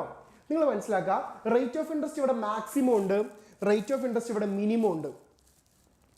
റേറ്റ് ഓഫ് ഇൻട്രസ്റ്റ് മാക്സിമം ഉണ്ട്, റേറ്റ് ഓഫ് ഇൻട്രസ്റ്റ് മിനിമം ഉണ്ട്. ലിക്വിഡിറ്റി ട്രാപ്പ് എന്ന് വെച്ചാൽ ദ പെർഫെക്റ്റ്ലി ഇലാസ്റ്റിക് സെഗ്മെന്റ്. ഇവിടെ കണ്ടില്ല ഇങ്ങനെ ഇലാസ്റ്റിക് ആയിട്ട് ഇങ്ങനെ പോണ ഈ ഒരു ഭാഗത്തെയാണ് നമ്മൾ എന്ത് വിളിക്കുക, ലിക്വിഡിറ്റി ട്രാപ്പ്. അപ്പൊ ഈ ഒരു ഗ്രാഫ് തന്നിട്ട് ഇവിടെ എവിടെയാണ് ലിക്വിഡിറ്റി ട്രാപ്പ് എന്ന് വെച്ചാൽ നിങ്ങൾ എന്ത് ചെയ്യുക, ഈ ഒരു ഭാഗം നിങ്ങൾ മനസ്സിലാക്കുക. ദ പെർഫെക്റ്റ്ലി ഇലാസ്റ്റിക് സെഗ്മെന്റ് കേട്ടോ. എന്താണ് perfectly elastic segment, the perfectly elastic segment. ഇതാണ് നമ്മൾ എന്ത് പറയാ, the perfectly elastic segment of speculative demand for money is called liquidity trap. Liquidity trap കൊണ്ടുവന്ന എക്കണോമിസ്റ്റ് ആരാണ്, അത് കെയ്ൻസ് ആണ് കേട്ടോ. ലിക്വിഡിറ്റി ട്രാപ്പ് കൊണ്ടുവന്ന എക്കണോമിസ്റ്റ് ആരാണ്, അത് കെയ്ൻസ് ആണ്. ദ പെർഫെക്റ്റ്ലി ഇലാസ്റ്റിക് സെഗ്മെന്റ് കേട്ടോ. ദ പെർഫെക്റ്റ്ലി, ഇത് കണ്ടില്ല, ദ പെർഫെക്റ്റ്ലി ഇലാസ്റ്റിക് അല്ലേ നമ്മൾ പഠിപ്പോൾ ഇലാസ്റ്റിസിറ്റി മിസ് പഠിപ്പിച്ചിട്ടുള്ളൂ. The perfectly elastic segment of, ഇതിങ്ങനെ അനന്തമായി കൊണ്ടുപോകും. ഈ ഒരു ട്രാപ്പിൽ ആൾക്കാർ വരും. അത് എന്തുകൊണ്ട്, വൈ എന്ന് ചോദിച്ചിട്ടുണ്ടെങ്കിൽ നിങ്ങൾ മനസ്സിലാക്കാം, റേറ്റ് ഓഫ് ഇൻട്രസ്റ്റ് മാക്സിമം ആവുന്ന സമയത്ത് സ്പെക്കുലേറ്റീവ് ഡിമാൻഡ് ഫോർ മണി എന്തായിരിക്കും, സീറോ ആണ് അല്ലേ, സീറോ അല്ലേ. സ്പെക്കുലേറ്റീവ് ഡിമാൻഡ് ഫോർ മണി എന്തായിരിക്കും, സീറോ ആണ്. ഇനി റേറ്റ് ഓഫ് ഇൻട്രസ്റ്റ് മിനിമം ആവുന്ന സമയത്ത് ആൾക്കാരെന്ത് ചെയ്യും, ആൾക്കാരെന്ത് ചെയ്യും, അവരുടെ പൈസ എന്ത് ചെയ്യും, ഇവിടെ ഹോൾഡ് ചെയ്ത് ഇങ്ങനെ വെക്കും. കാരണം ഇവിടെ എന്താ, റേറ്റ് ഓഫ് ഇൻട്രസ്റ്റ് കൂടാം കുറയാം ഇങ്ങനെ ഒരു സ്പെക്കുലേഷനിലാണ് ആൾക്കാർ പോകുന്നത്. ആൾക്കാർ ഊഹിക്കുകയാണ് ഭാവിയിൽ കൂടാം അല്ലെങ്കിൽ ഭാവിയിൽ കുറയാം, റേറ്റ് ഓഫ് ഇൻട്രസ്റ്റ് കൂടുമ്പോൾ ബോണ്ട് പ്രൈസ് കുറയും, ഇങ്ങനെ പല പല കാരണങ്ങൾ. അതാണ് ഫ്ലക്ച്വേഷൻസ് അല്ലെങ്കിൽ സ്പെക്കുലേഷൻ, ഊഹം എന്നൊക്കെ പറയാം. നമ്മൾ ഇൻവെസ്റ്റ് ചെയ്യുന്ന എന്തിൻ്റെ അടിസ്ഥാനത്തിലാണ്, ഊഹത്തിൻ്റെ അടിസ്ഥാനത്തിലല്ലേ. വില കൂടുമോ വില കുറയും. ഇപ്പം നിങ്ങളൊന്ന് ആലോചിച്ച് നോക്കാം, ഗോൾഡിൽ ഇപ്പം ഇൻവെസ്റ്റ് ചെയ്യണോ ചെയ്യണ്ടേ. കാരണം ഗോൾഡിൽ ചില ദിവസം പ്രൈസ് വളരെ കൂടും, ചില ദിവസം ഇങ്ങനെ കുറഞ്ഞു വരുന്നുണ്ട്. ഇപ്പം സിൽവർ ഇങ്ങനെ കൂടിക്കൊണ്ടേയിരിക്കുകയാണ്. വെള്ളിയിൽ ഇൻവെസ്റ്റ് ചെയ്യുന്നവർക്ക് നല്ല ലാഭമുണ്ട്. അപ്പോൾ ഇതൊക്കെ ഒരു ഊഹത്തിൻ്റെ പുറത്താണ് നമ്മൾ എന്ത് ചെയ്യുന്നത്, ഇൻവെസ്റ്റ് ചെയ്യുന്നത്. അതുപോലെ തന്നെയാണ് ഇവിടെയും പറയുന്നത്. പക്ഷെ നിങ്ങൾ മനസ്സിലാക്കാം, റേറ്റ് ഓഫ് ഇൻട്രസ്റ്റ് മിനിമം ആകുമ്പോൾ ആൾക്കാർ എന്ത് ചെയ്യും, ഈ സ്പെക്കുലേറ്റീവ് ഡിമാൻഡ് ഫോർ മണി എന്തായിരിക്കും, ഇൻഫിനിറ്റ് ആയിട്ട് മാറും കേട്ടോ. റേറ്റ് ഓഫ് ഇൻട്രസ്റ്റ് മിനിമം ആവുന്ന സമയത്ത് ആൾക്കാർ എന്ത് ചെയ്യും, സ്പെക്കുലേറ്റീവ് ഡിമാൻഡ് ഫോർ മണി എന്തായിരിക്കും, പെർഫെക്റ്റ്ലി ഇലാസ്റ്റിക് ആയി മാറും. ആൾക്കാർ എന്ത് ചെയ്യും, അവിടെ ഹോൾഡ് ചെയ്ത് വെച്ചാൽ അതൊരു പെർഫെക്റ്റ്ലി ഇലാസ്റ്റിക് സെഗ്മെന്റ് ആവും, which is called liquidity trap. ആൾക്കാർ ഈ ട്രാപ്പിൽ ഇങ്ങനെ നിന്ന് പോകും കേട്ടോ. റേറ്റ് ഓഫ് ഇൻട്രസ്റ്റ് മിനിമം ആവുന്ന സമയത്ത്, അപ്പോൾ നിങ്ങൾ മനസ്സിലാക്കുക, റേറ്റ് ഓഫ് ഇൻട്രസ്റ്റ് മാക്സിമം ആവുന്ന സമയത്ത് സ്പെക്കുലേറ്റീവ് ഡിമാൻഡ് ഫോർ മണി 0 ആയിരിക്കും. റേറ്റ് ഓഫ് ഇൻട്രസ്റ്റ് മിനിമം ആവുന്ന സമയത്ത് ഇറ്റ് റൈസ് ടു ഇൻഫിനിറ്റി. അതെന്തായിരിക്കും, ഇൻഫിനിറ്റി ആയിരിക്കും. ഇപ്പോൾ സ്പെക്കുലേഷൻ ചോദിച്ചിട്ട് നിങ്ങൾ ഈ ഗ്രാഫ് ഇമ്പോർട്ടൻ്റ് ആയിട്ട് വരച്ചു വെക്കാം. അതിൻ്റെ ഒരു ഇക്വേഷനും കൂടെ ഉണ്ട്. Speculative demand for money is equal to rate of interest maximum minus rate of interest divide by rate of interest minus rate of interest minimum. ഈ ഒരു ഇക്വേഷനും കൂടെ എന്ത് ചെയ്യുക, ഇമ്പോർട്ടൻ്റ് ആയിട്ട് നിങ്ങൾ തിയറി എഴുതുമ്പോൾ എന്ത് ചെയ്യുക, മെൻഷൻ ചെയ്ത് വെക്കുക. തിയറി എഴുതുമ്പോൾ മെൻഷൻ ചെയ്ത് വെക്കുക. ഇമ്പോർട്ടൻ്റ് ആയിട്ട് എന്ത് ചെയ്യുക, അതും കൂടെ നിങ്ങൾ എന്ത് ചെയ്യുക, മെൻഷൻ ചെയ്ത് വെക്കുക. അപ്പോൾ നിങ്ങൾ മനസ്സിലാക്കുക, ഈ ഗ്രാഫും ഈ ഒരു ഇക്വേഷനും relationship between bond price and rate of ഇൻട്രസ്റ്റും നിങ്ങൾ എന്ത് ചെയ്യുക, എക്സാമിന് എഴുതി വെക്കണം. നിർബന്ധമാണത് കേട്ടോ. നിർബന്ധം വെച്ചാൽ ഫണ്ടമെൻ്റൽ നിർബന്ധമാണ്. അടുത്ത് supply of money. Demand for money പറഞ്ഞ പോലെ തന്നെ എന്ത് ചെയ്യുക, സപ്ലൈ ഓഫ് മണി. എടാ നമ്മൾ കുറച്ച് സ്പീഡിൽ പോകുന്നുണ്ട് കേട്ടോ. സ്പീഡിലാണ് നമ്മൾ പോകുന്നത്, കാരണം സമയം കുറച്ചേ ഉള്ളൂ, ഒരുപാട് ചാപ്റ്റേഴ്സ് തീർക്കാനുണ്ട്. നിങ്ങൾ നോക്കുക, it is a total money available in the economy. ഒരു എക്കോണമിയിൽ അവൈലബിൾ ആയിട്ടുള്ള മൊത്തം പൈസയെ നമ്മൾ എന്ത് പറയും, മണി സപ്ലൈ. പൈസ ഇങ്ങനെ ഒഴുകുക, സപ്ലൈ ചെയ്യാം. നമ്മൾ കല്യാണ പരിപാടിക്കൊക്കെ പോയി ഞാൻ സപ്ലൈ ചെയ്യൂലേ, നെയ്ച്ചോറും ബീഫും ചിക്കനും അച്ചാറും തൈരും വെള്ളമൊക്കെ ഇങ്ങനെ സപ്ലൈ ചെയ്യുക. അതേപോലെ തന്നെ എന്താണ്, പൈസ ഇങ്ങനെ സപ്ലൈ ചെയ്യാം. ഒരു എക്കോണമിയിൽ ഇങ്ങനെ സപ്ലൈ ചെയ്തിട്ടുള്ള മൊത്തം പൈസയെ നമ്മൾ എന്ത് പറയും, മണി സപ്ലൈ എന്ന് പറയും. It shows the purchasing power of the economy. ഒരു എക്കോണമിയുടെ പർച്ചേസിംഗ് പവറിനെ കാണിക്കുന്ന ഏതാണ്, ഈ പറയുന്ന സാധനമൊക്കെ തന്നെയാണ് കേട്ടോ. നിങ്ങൾ നോക്കാം, ഇമ്പോർട്ടൻ്റ് എന്നൊക്കെ പറഞ്ഞാൽ വളരെ ഇമ്പോർട്ടൻ്റ്. ഇതുവരെ ഏതൊക്കെ എക്സാം വന്നിട്ടുണ്ടോ, എക്സാമിനൊക്കെ ചോദിച്ചിട്ടുള്ള ഒരു ഇമ്പോർട്ടൻറ്റ് ക്രൂഷ്യൽ ചോദ്യം. M1 money, M2 money, M3 money, M4 money. M1, M2, M3, M4 4 type of money. ഇന്ത്യയിലെ money supply 4ആയിട്ട് തരംതിരിക്കുന്നുണ്ട്. M1, M2, M3, M4. M1, M2, M3, M4 മണി കേട്ടോ. M1 മണി എന്ന് വെച്ചാൽ എന്താ, currency plus demand deposit, CU plus DD കേട്ടോ. CU plus DD. M1 money is equal to CU plus DD. ഈ equations പഠിച്ചു വെച്ച് പോകണം. നിങ്ങൾക്കറിയാം എക്കണോമിക്സിൽ ഒരുപാട് ഇക്വേഷൻസ്, ഒരുപാട് ഗ്രാഫുകൾ, ഒരുപാട് പ്രോബ്ലംസ് ഉണ്ട്. ഇതൊക്കെ പഠിച്ചേ പോകാൻ പാടുള്ളൂ. വീണ്ടും വീണ്ടും റിവൈസ് ചെയ്യണം.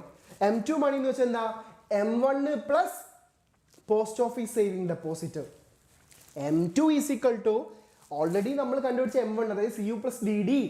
അതിന് M1 plus post office saving deposit. Post office saving deposit, post office ബാങ്കുകൾ ഉണ്ട് കേട്ടോ. ഇന്ത്യയിലെ നല്ല ബാങ്കുകളാണ് പോസ്റ്റ് ഓഫീസ് ബാങ്ക് കേട്ടോ. ഓക്കെ, മനസ്സിലാക്കണം. പോസ്റ്റ് ഓഫീസ് ബാങ്കുകൾ അടിപൊളി ബാങ്കാണെന്ന് മനസ്സിലാക്കാം. M3 മണി എന്താ, M3 money is equal to എന്താണ്, M1 plus net time deposit with commercial banks. Net time deposit with commercial banks. എടാ ഇങ്ങനെ തന്നെ പഠിക്കണേ. ഇക്വേഷൻ 4 എണ്ണം കൃത്യമായിട്ട് പഠിച്ചു വെക്കണം. Net time deposit with commercial banks. Last വണ്ണാണ് M4 മണി.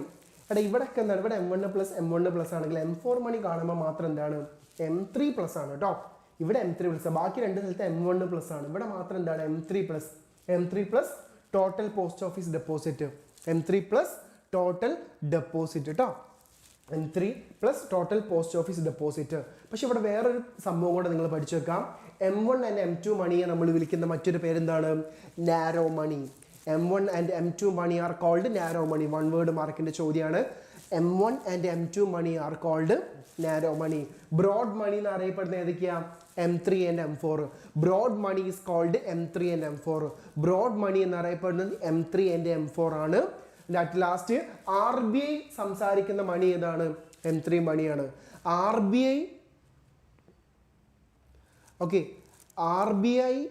സംസാരിക്കുന്ന, RBI സ്പീക്ക് ചെയ്യുന്ന പൈസ എന്ന് പറയുന്നത് എന്താണ്, M3 മണിയാണ് കേട്ടോ.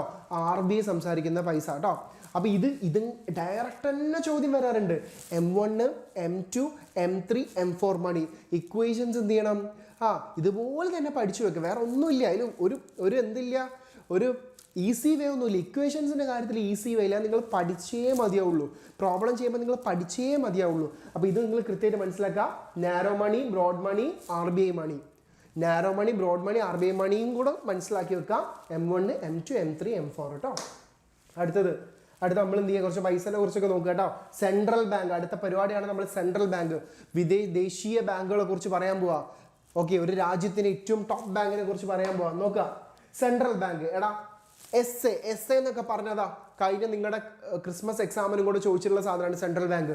പബ്ലിക് എക്സാമിനും ചോദിക്കും, ഒരു സംശയം വേണ്ട, മോഡലിനും ചോദിക്കും. സെൻട്രൽ ബാങ്ക് എന്ന് വെച്ചാൽ എന്താ?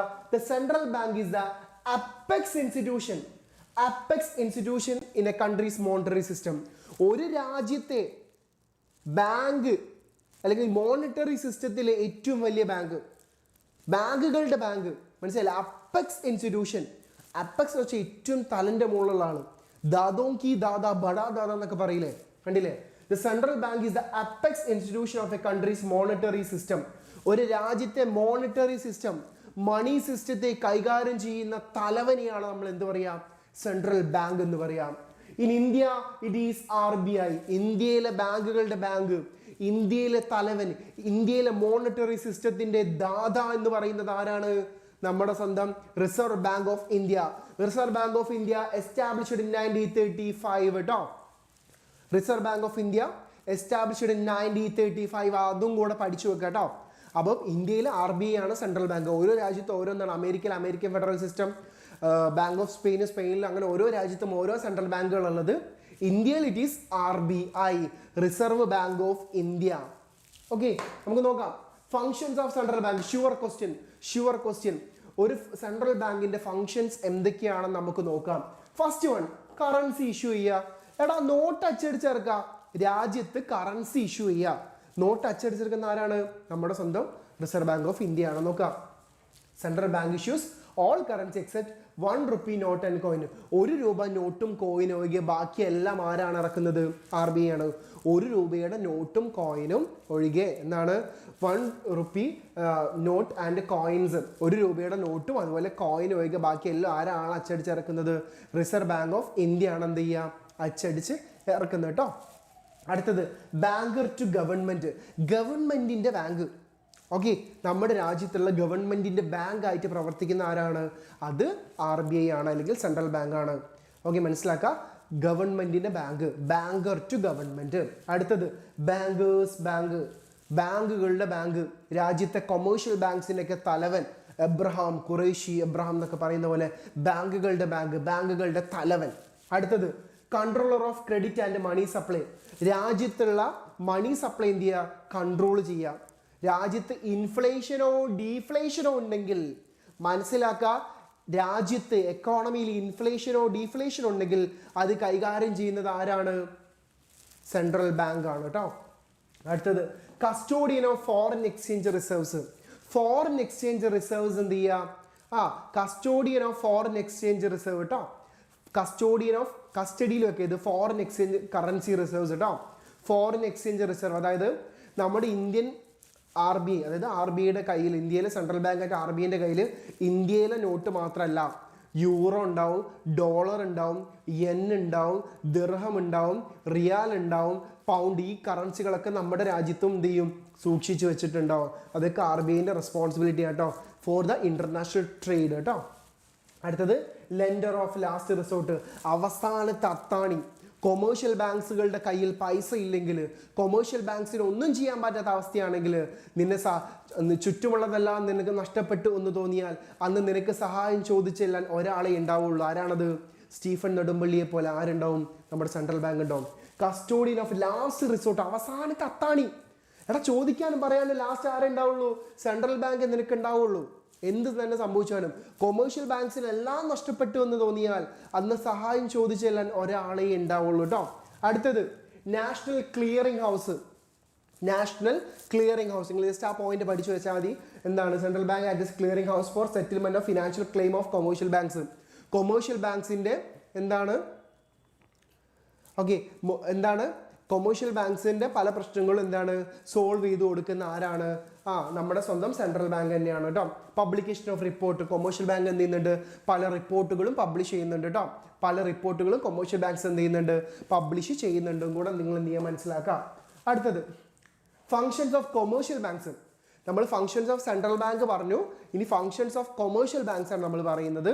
നോക്കാം, 3 ഫംഗ്ഷൻ ഉണ്ട്. എല്ലാവർക്കും അറിയുന്നതാണ്. Primary function, secondary function, development function. Important ആണ്. ഓടിച്ചു പോവാണ്, സ്പീഡിൽ പോവാണ്.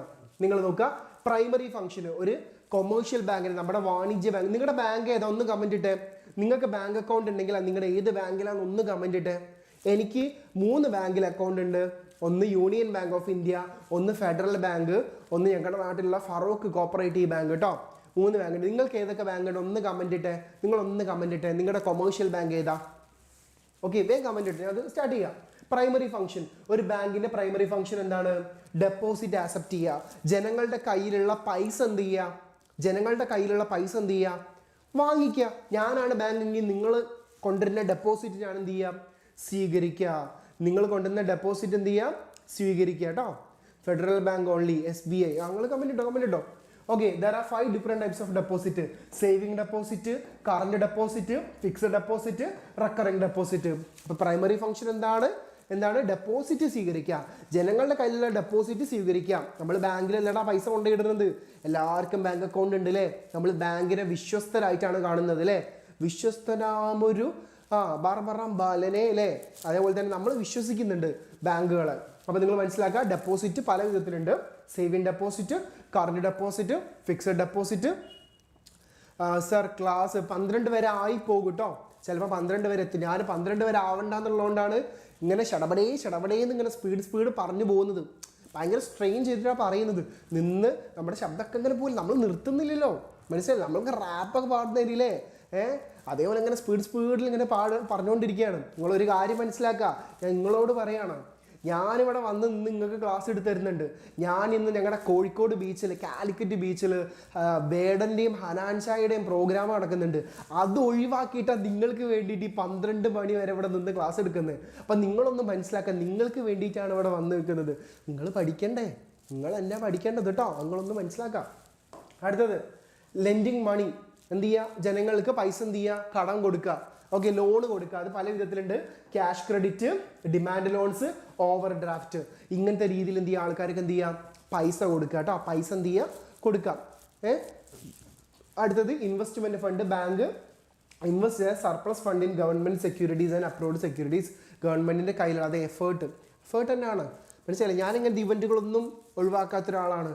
എസ്പെഷ്യലി ഇങ്ങനത്തെ പ്രോഗ്രാംസിനൊക്കെ പോയിട്ട് നന്നായിട്ട് എൻജോയ് ചെയ്യുന്ന ആളാണ്. നിങ്ങൾക്ക് വേണ്ടിയിട്ടാണ് എന്ത് ചെയ്യുന്നത്? ഇവിടെ വന്ന് ക്ലാസ് എടുക്കുന്നത്. നിങ്ങൾ മനസ്സിലാക്കാം. അപ്പം ഞങ്ങൾ ബുദ്ധിമുട്ടുന്ന പോലെ നിങ്ങൾ എന്ത് ചെയ്യണം? കുറച്ച് ബുദ്ധിമുട്ടണം, കുറച്ച് ഉറക്കൊക്കെ ഒന്ന് ഒഴിവാക്കണം. മനസ്സിലായില്ലേ? ഓക്കെ.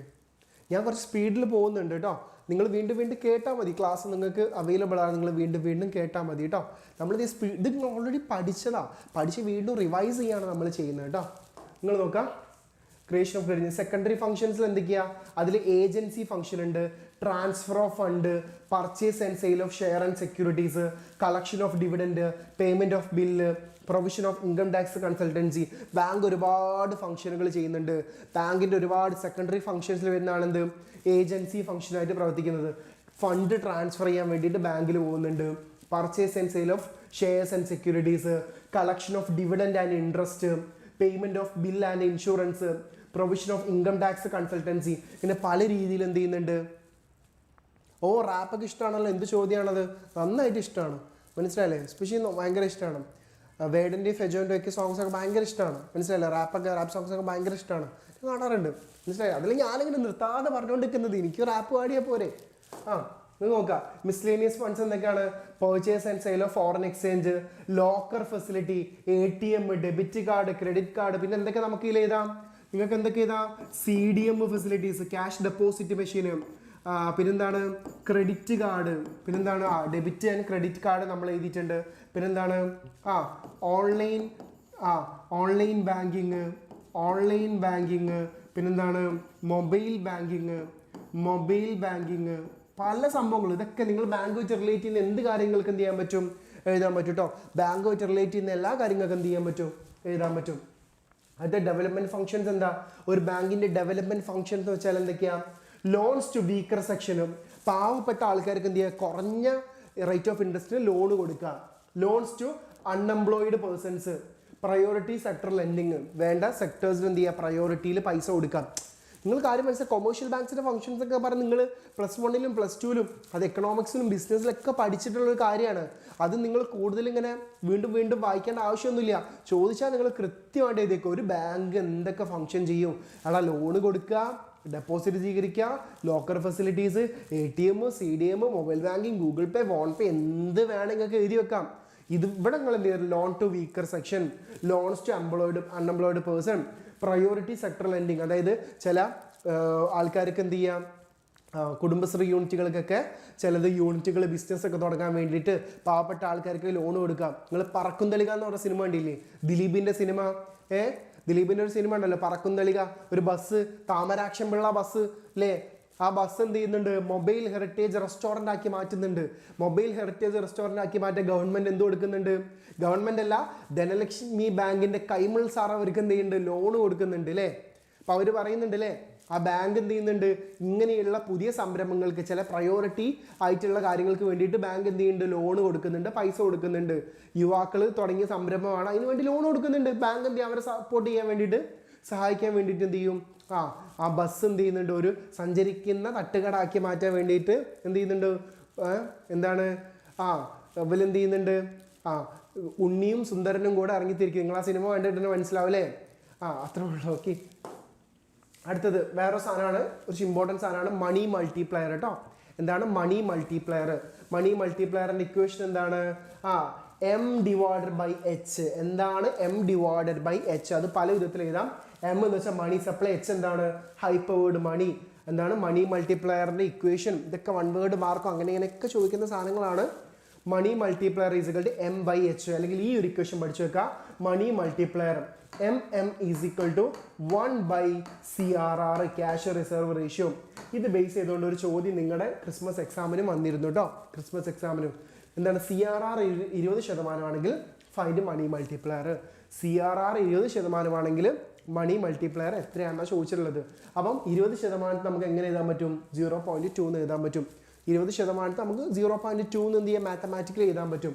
1/0.2 എന്ന് വെച്ചാൽ എത്രയാണ്? which is equal to 5. Money multiplier എന്താണ്? 5 ആണെന്ന് എല്ലാവർക്കും അറിയാം. കാരണം സിമ്പിൾ ചോദ്യമാണ്, 1 മാർക്കിൻ്റെ ഒക്കെ ചോദ്യമായിട്ട് 1 വേർഡിലൊക്കെ വരുന്നതാണ്. അപ്പോൾ നിങ്ങൾ മനസ്സിലാക്കാം, മണി മൾട്ടിപ്ലയർ കാണാൻ എന്ത് ചെയ്യുക? M/H, അതായത് മണി സപ്ലൈ / ഹൈപ്പർ വേർഡ് മണി എഴുതാം. അല്ലെങ്കിൽ ഈ ഇക്വേഷൻ 1 + CDR / CDR + RDR. ഇവിടെ ഒരുപാട് സാധനങ്ങളുണ്ട്. അപ്പോൾ നിങ്ങൾ എന്ത് ചെയ്യുക? ഇങ്ങനത്തെ ചെറിയ ചെറിയ ഇക്വേഷൻസും കൂടെ എന്ത് ചെയ്യുക? മനസ്സിലാക്കുക. അപ്പം ഈ ഒരു ഇക്വേഷൻ ഇമ്പോർട്ടൻറ്റ് പഠിച്ചൊക്കെ മണി മൾട്ടിപ്ലയർ = 1/CRR, 1/CRR എന്നുള്ള CRR എന്ന് വെച്ചാൽ ക്യാഷ് റിസർവ് റേഷ്യോ. എല്ലാ കൊമേഴ്ഷ്യൽ ബാങ്ക്സും അവരുടെ കയ്യിലുള്ള റിസർവിൻ്റെ ഒരു certain percentage ആരെ കയ്യിൽ കൊടുക്കണം? RBIൻ്റെ കയ്യിൽ കൊടുക്കണം. അതിനെ നമ്മൾ എന്ത് വിളിക്കുക? ആ റേഷ്യോനെ നമ്മൾ എന്ത് വിളിക്കുക? ആ പെർസെൻറ്റേജ് ഡെപ്പോസിറ്റിനെ നമ്മൾ എന്ത് വിളിക്കുക? Cash reserve ratio. എടാ നമ്മളാണെങ്കിൽ ഏത് ബാങ്കും ആയിക്കോട്ടെ, യൂണിയൻ ബാങ്ക്, SBI, ഏത് ബാങ്കും ആയിക്കോട്ടെ, എല്ലാ ബാങ്കിൻ്റെ കയ്യിലുള്ള 1/CRR തന്നെ. എല്ലാ ബാങ്കിൻ്റെ കയ്യിലുള്ള ഡെപ്പോസിറ്റിൻ്റെ റിസർവിൻ്റെ certain ഒരു പെർസെൻറ്റേജ് ആരെ കയ്യിൽ കൊടുക്കണം? കൊമേഴ്ഷ്യൽ ബാങ്ക്സിൻ്റെ കയ്യിലുള്ള റിസർവിൻ്റെ ഡെപ്പോസിറ്റിന് certain percentage RBIൻ്റെ കയ്യിൽ കൊടുക്കണം. ആ റേഷ്യോ ആണെന്ത്? CRR, cash reserve ratio. ആ ക്യാഷ് എന്ത് ചെയ്യണം? RBIൻ്റെ കയ്യിൽ കൊടുക്കണം, ഒരു certain percentage കേട്ടോ. അതിനെയാണ് നമ്മൾ എന്ത് വിളിക്കുക? CRR എന്ന് വിളിക്കുക കേട്ടോ. അടുത്ത് നിങ്ങൾ നോക്കുക, മോണിറ്ററി പോളിസി കേട്ടോ. ഇമ്പോർട്ടൻറ്റ് സാധനമാണ്. നമ്മൾ നേരത്തെ പഠിച്ച സെൻട്രൽ ബാങ്ക്, ഒരു രാജ്യത്തെ സെൻട്രൽ ബാങ്ക് കൊണ്ടുവരുന്ന പോളിസിയാണ് ഏത്? Monetary policy. ഒരു രാജ്യത്ത് ഇൻഫ്ലേഷനോ ഡീഫ്ലേഷനോ ഉണ്ടാകുമ്പോൾ, മനസ്സിലാക്കുക, ഇൻഫ്ലേഷനോ ഡീഫ്ലേഷനോ ഉണ്ടാകുമ്പോൾ ആ രാജ്യത്തെ എന്താണ്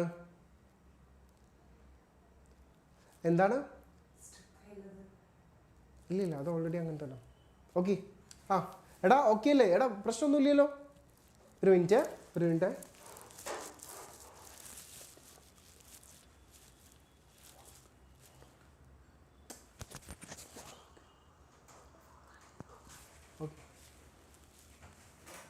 ഓക്കെ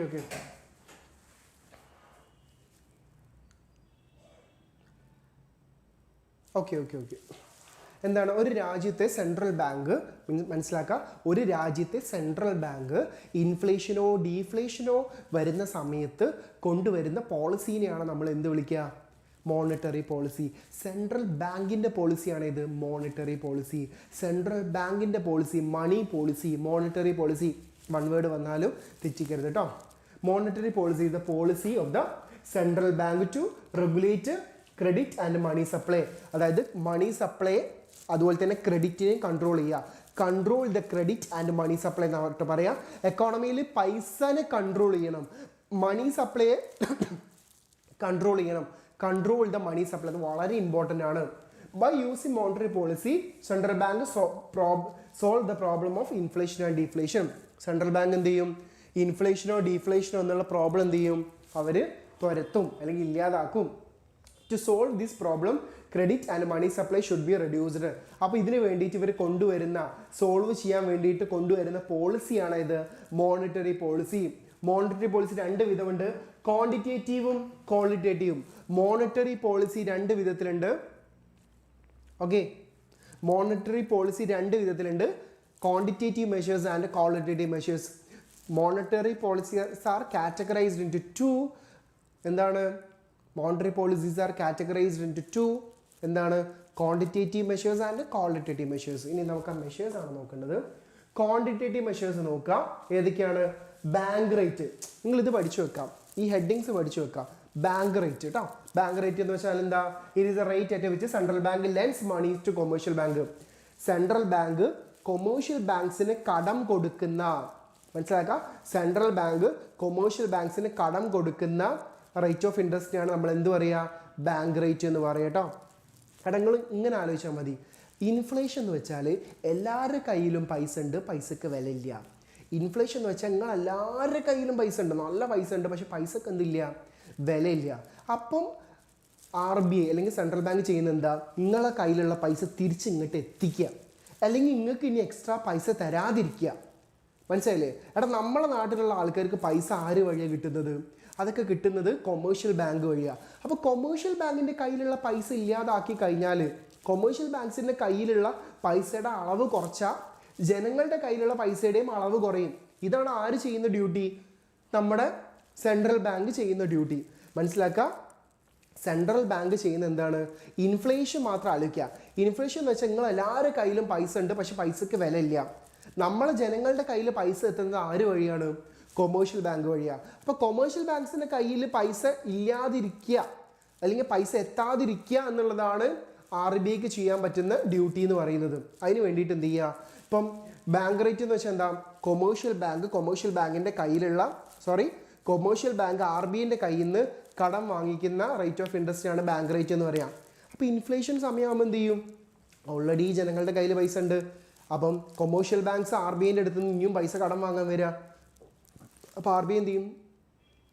ബാങ്ക് റേറ്റ് അങ്ങോട്ട് കൂട്ടും, അതായത് റേറ്റ് ഓഫ് ഇൻട്രസ്റ്റ് കൂട്ടും. നമ്മളൊരു ബാങ്ക് പോയിട്ട് ലോൺ എടുക്കാൻ പോയാൽ റേറ്റ് ഓഫ് ഇൻട്രസ്റ്റ് വളരെ കൂടുതലാണ്, നമ്മൾ ലോൺ എടുക്കുമോ? ഇല്ല. അപ്പോൾ ഇൻഫ്ലേഷൻ സമയം ആകുമ്പോൾ എന്ത് ചെയ്യും? RBI എന്ത് ചെയ്യും? ബാങ്ക് റേറ്റ് കൂട്ടും. ഇത്രേ ഉള്ളൂ. അടുത്തത് റെപ്പോ റേറ്റ് കേട്ടോ. അടുത്തത് repo rate. Okay, repo rate it is a rate at which central bank lends money to commercial banks for short time period. അതായത് സെൻട്രൽ ബാങ്ക് എന്ത് ചെയ്യും? സെൻട്രൽ ബാങ്ക് ഇവർക്ക് കൊടുക്കുന്ന സെയിം സാധനം തന്നെ, ഷോർട്ട് ടേം പീരീഡ്. മറ്റേത് ലോങ് ടൈം പീരീഡ് ആട്ടോ. ഇത് ലോങ് ടൈം പീരീഡ് ആണ് ബാങ്ക് റേറ്റ്. റെപ്പോ റേറ്റ് എന്താണ്? ഷോർട്ട് ടൈം പീരീഡ് ആണ്. ഇനി ക്യാഷ് റിസർവ് റേഷ്യോ CRR എന്താണ്? Commercial bank should keep A certain percentage of their deposit with central bank reserve. This portion is known as CRR. Commercial ബാങ്ക്സിന്റെ കയ്യിലുള്ള പൈസയുടെ certain percent RBIൻ്റെ കൈ കൊടുക്കണം. അപ്പോൾ ഇൻഫ്ലേഷൻ സമയമാണെങ്കിൽ എന്ത് ചെയ്യും? കൊമേഴ്ഷ്യൽ ബാങ്ക്സിന്റെ കയ്യിലുള്ള പൈസന്റെ അളവ് കൂടുതൽ ആര് വാങ്ങി വെക്കും? RBI വാങ്ങി വെക്കും. കൊമേഴ്ഷ്യൽ ബാങ്ക്സിന്റെ കയ്യിലുള്ള പൈസയുടെ അളവ് കുറയ്ക്കാൻ വേണ്ടിയിട്ട്. മനസ്സിലായില്ല? അപ്പോൾ ഇൻഫ്ലേഷൻ സമയത്ത് CRR എന്ത് ചെയ്യും? ഇൻക്രീസ് ചെയ്യും. അടുത്തത് SLR എന്താണ്? ഇൻ ദ ഫോം ഓഫ് എന്താണ്? Government securities and gold. അതും എന്താണ്? At the time of inflation SLR എന്താണ്? ഇൻക്രീസ് ചെയ്യുന്നു. മനസ്സിലാക്കാം. ഇനി open market operation, buying and selling of securities. Government അതായത് RBI ഒരു പേപ്പർ ഇറക്കാണ്. ഈ പേപ്പറിന് വില ഉണ്ട്, എല്ലാവർക്കും അറിയാം. ഈ പേപ്പർ ഇപ്പം വാങ്ങിച്ചു കഴിഞ്ഞാൽ ഭാവിയിൽ എന്ത് ചെയ്യാം? ഡീഫ്ലേഷൻ അതിൻ്റെ ഓപ്പോസിറ്റ്. അല്ല ഡീഫ്ലേഷൻ എന്ന് പറഞ്ഞ അവസ്ഥ എക്കോണമിയിൽ അങ്ങനെ പെട്ടെന്നൊന്നും ബാധിക്കില്ല. നിങ്ങൾ ആലോചിക്കുക, ഇന്ത്യയിൽ ഇൻഫ്ലേഷൻ ഇടയ്ക്കിടയ്ക്ക് വരാറുണ്ട്, പക്ഷേ ഡീഫ്ലേഷൻ വരാത്ത എന്തുകൊണ്ടാണ്? ഡീഫ്ലേഷൻ എന്ന് വെച്ചാൽ ഒന്നുമില്ലാത്ത അവസ്ഥ, ഇവിടെ ഒരു കഷ്ണം ബ്രെഡ് പോലും കിട്ടാത്ത അവസ്ഥ, അങ്ങനത്തെ ഒരു അവസ്ഥ അല്ല ഇപ്പോൾ ഉള്ളത്. ഒരു ജനങ്ങൾക്കും ബ്രെഡ് പോയിട്ട് ഒരു പാത്രം കഞ്ഞി പോലും കിട്ടും, ഒരാളെ കയ്യിൽ ₹1 പോലും ഇല്ലാത്ത അവസ്ഥയാണ് ഇത് ഡീഫ്ലേഷൻ എന്ന് പറയുന്നത്. ഡീഫ്ലേഷൻ ഒരു റയർ സിറ്റുവേഷൻ ആണ്. ഇൻഫ്ലേഷൻ എപ്പോൾ വേണമെങ്കിലും എക്കോണമീസിന് എന്ത് ചെയ്യാം? ബാധിക്കാം കേട്ടോ. അപ്പോൾ നിങ്ങൾ മനസ്സിലാക്കുക, ഓപ്പൺ മാർക്കറ്റ് ഓപ്പറേഷൻ OMO എന്ന് വെച്ചാൽ ഇപ്പോൾ ഓൾറെഡി ഇൻഫ്ലേഷനാണ് എക്കോണമിയിൽ, എല്ലാവരുടെ കയ്യിലും പൈസ ഉണ്ട്. അപ്പോൾ RBIൻ്റെ കയ്യിലുള്ളൊരു പേപ്പർ എന്ത് ചെയ്യും? ജനങ്ങളുടെ ഇടയിലേക്ക് അങ്ങോട്ട് കൊടുക്കും, സെല്ല് ചെയ്യും. അപ്പോൾ ജനങ്ങൾ എന്ത് ചെയ്യും? ആ പേപ്പർ വാങ്ങിക്കും. ജനങ്ങൾ ആ പേപ്പർ വാങ്ങിക്കുമ്പോൾ ജനങ്ങൾ RBIക്ക് എന്ത് കൊടുക്കും? പൈസ കൊടുക്കും.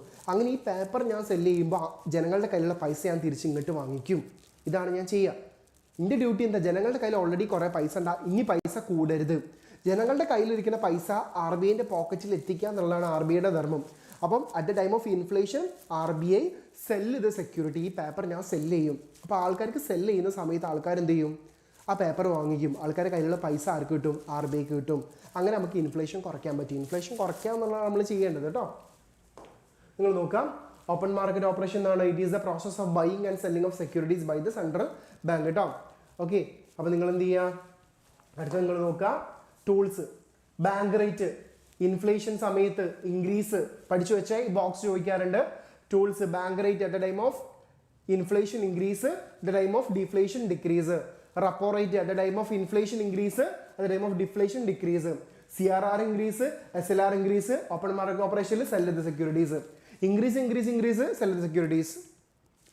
പേപ്പറോ എടാ അത് നിങ്ങൾ ഗാന്ധിജീൻ്റെ പടമുള്ള നോട്ട്, അത് RBI ഇറക്കുന്ന സാധനമാണ്. അത് നിങ്ങൾ വിശ്വസിച്ച് വാങ്ങില്ലേ? അതല്ലേ നമ്മളെ നാട്ടിലെല്ലാവരും കൊണ്ടുനടക്കുന്നത്.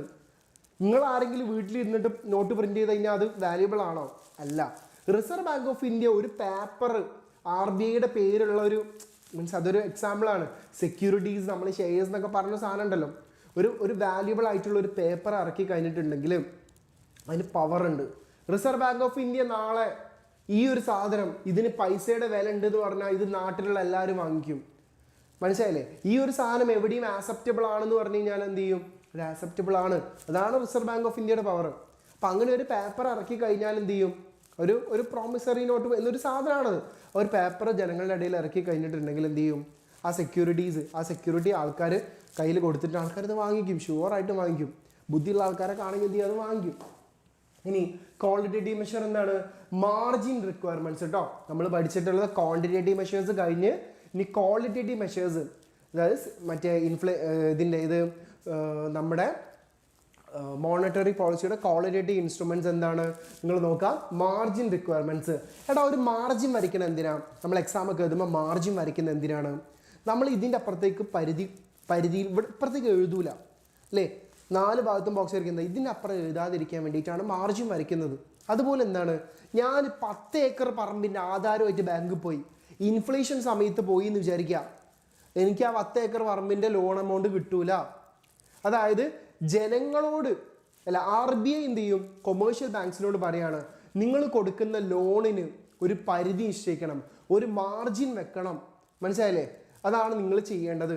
ഇനി ആൾക്കാർക്ക് എന്ത് ചെയ്യരുത്? ലോണ് വഴി പൈസ കൊടുക്കരുത്. ഇനി 100 ഏക്കർ പറമ്പിൻ്റെ ആധാരമായിട്ട് വന്നാലും അതിനുള്ള പൈസ കൊടുക്കാൻ പറ്റൂല. അതാണ് മാർജിൻ റിക്വയർമെന്റ്സ്. നിങ്ങൾ നോക്കാം, when a borrower borrows money by giving collateral security, bank do not lend full value of the collateral offered. ഞാൻ എൻ്റെ പറമ്പിൻ്റെ ആധാരം വെച്ച് പോയി കഴിഞ്ഞാൽ 10 ഏക്കർ പറമ്പിൻ്റെ ആധാരം വെച്ച് പോയി കഴിഞ്ഞാൽ എനിക്ക് ഞാൻ വിചാരിച്ച പൈസ കിട്ടൂല ഇൻഫ്ലേഷൻ ആണെങ്കിൽ. അത് RBI കൊമേഴ്ഷ്യൽ ബാങ്ക്സിനോട് പറയുന്ന ഒരു റൂളാണ് മാർജിൻ റിക്വയർമെന്റ്സ്. അടുത്തത് മോറൽ സുവേഷൻ. എന്താ? RBI കൊമേഴ്ഷ്യൽ ബാങ്ക്സിനോട് മോറലി പറയണം, വിനയത്തോടെ പറയണം, ഞങ്ങൾ പറയുന്ന ഗൈഡ് ലൈൻസ് ഒക്കെ പാലിക്കണം കേട്ടോ, നമ്മൾ പറയുന്ന കാര്യങ്ങളൊക്കെ സ്വീകരിക്കണം കേട്ടോ, റൂൾസ് ആൻഡ് റെഗുലേഷൻസ് പാലിക്കണം, എക്കോണമിയിൽ ഇൻഫ്ലേഷൻ ആണ്, മാർജിൻ റിക്വയർമെന്റ്സ് ഒക്കെ പാലിക്കണം. അങ്ങനെ മോറലി പറയുന്ന ഒരു പ്രോസസ്സാണ് ഇത് മോറൽ സുവേഷൻ. പക്ഷെ അത് കേൾക്കുന്നില്ല. ആര് കേൾക്കുന്നില്ല? കൊമേഴ്ഷ്യൽ ബാങ്ക്സ് കേൾക്കുന്നില്ല. ആരെന്ത് ചെയ്യും? RBI ഡയറക്റ്റ് ആക്ഷൻ എടുക്കും. RBI ആ ബാങ്കിനെതിരെ ഡയറക്റ്റ് ആക്ഷൻ എടുക്കും. ഇൻഫ്ലേഷൻ ആണ് എക്കോണമിയിൽ, ഇനി നിങ്ങൾ എന്തിനാണ് ലോൺ കൊടുക്കുന്നത്? RBIന്റെ റൂൾസ് ആൻഡ് റെഗുലേഷൻസ് തെറ്റിച്ചിട്ടുണ്ടെങ്കിൽ ആ ബാങ്ക് എന്നേക്കുമായി പൂട്ടാൻ എന്ത് ചെയ്യും? RBI ഓർഡർ ഇടും. കാരണം ബാങ്കാണ് ആര്? RBI. It involves central bank taking strong measures against commercial banks when they do not cooperate with the central bank. It refusing to give further loans to charging penal interest rate കേട്ടോ. അതായത് RBI പറയുന്ന rules and regulations പാലിച്ചിട്ടില്ലെങ്കിൽ direct action എടുക്കാൻ RBIക്ക് എന്തുണ്ട്, role ഉണ്ട്. ഇതാണ് പറയുന്നത് കേട്ടോ. ഓക്കെ, അപ്പോൾ നമ്മൾ എന്ത് ചെയ്യും, മണി ആൻഡ് ബാങ്കിങ് ചാപ്റ്റർ കഴിഞ്ഞ് നമ്മൾ ഇൻകം ഡിറ്റർമിനേഷൻ, ഞാൻ ഇത്തിരി വെള്ളം കുടിക്കട്ടെ. Okay,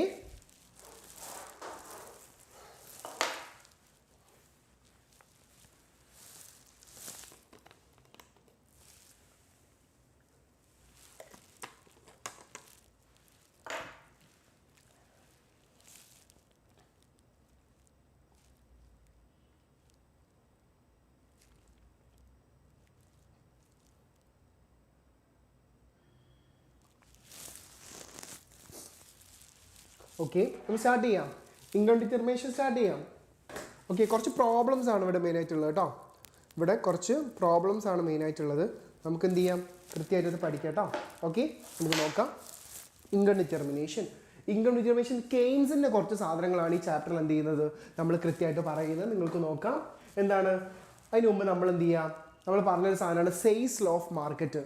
okay, Say's law of market, അതായത് നമ്മൾ ഇതിന് മുമ്പേ പറഞ്ഞിട്ടുള്ള സാധനം ഉണ്ട്. എന്ത്, നമ്മൾ ക്ലാസിക്കൽ സ്കൂൾ ഓഫ് എക്കണോമിസ്റ്റുകൾ, അതായത് ക്ലാസിക്കൽസ് കെയ്ൻസ് രണ്ട് വിഭാഗമായിരുന്നു ഇവിടെ ഉണ്ടായിരുന്നു നമുക്കറിയാം.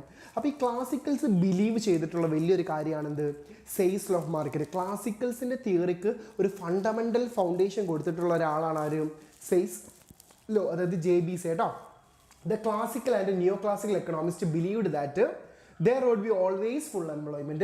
അപ്പോൾ ക്ലാസിക്കൽസ് വിശ്വസിച്ച് എന്താ, എക്കോണമിയിൽ ഫുൾ എംപ്ലോയ്മെൻ്റ് ആണ്, എല്ലാവർക്കും ജോലിയുണ്ട്. Classicals believed that in an economy there is full employment, എല്ലാവർക്കും ജോലിയുണ്ട്.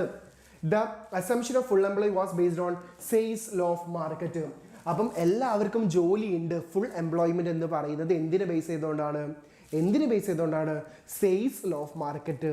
JBC എന്ന് പറയുന്ന എക്കണോമിസ്റ്റിൻ്റെ തിയറിയുമായിട്ട് ബന്ധപ്പെട്ടാണ്. നിങ്ങൾ നോക്കാം, Say's law of market state that, ഈ പോയിന്റ് പഠിച്ചു വെക്കണേ, സെയ്സ് ലോ എന്താണെന്ന്, supply creates its own demand കേട്ടോ.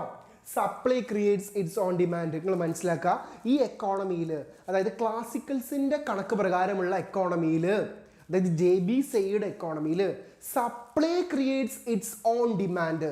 അവിടെ ഇവിടെ എന്ത് തന്നെ സപ്ലൈ ചെയ്താലും, ഇപ്പം ഞാൻ നിൽക്കുന്ന ഈ സ്ഥലം, നമ്മൾ നിൽക്കുന്ന ഈ സ്ഥലം എന്ന് പറയുന്നത് സെയ്സ് ലോ ഓഫ് മാർക്കറ്റ് പ്രകാരമുള്ള ക്ലാസിക്കൽ എക്കോണമി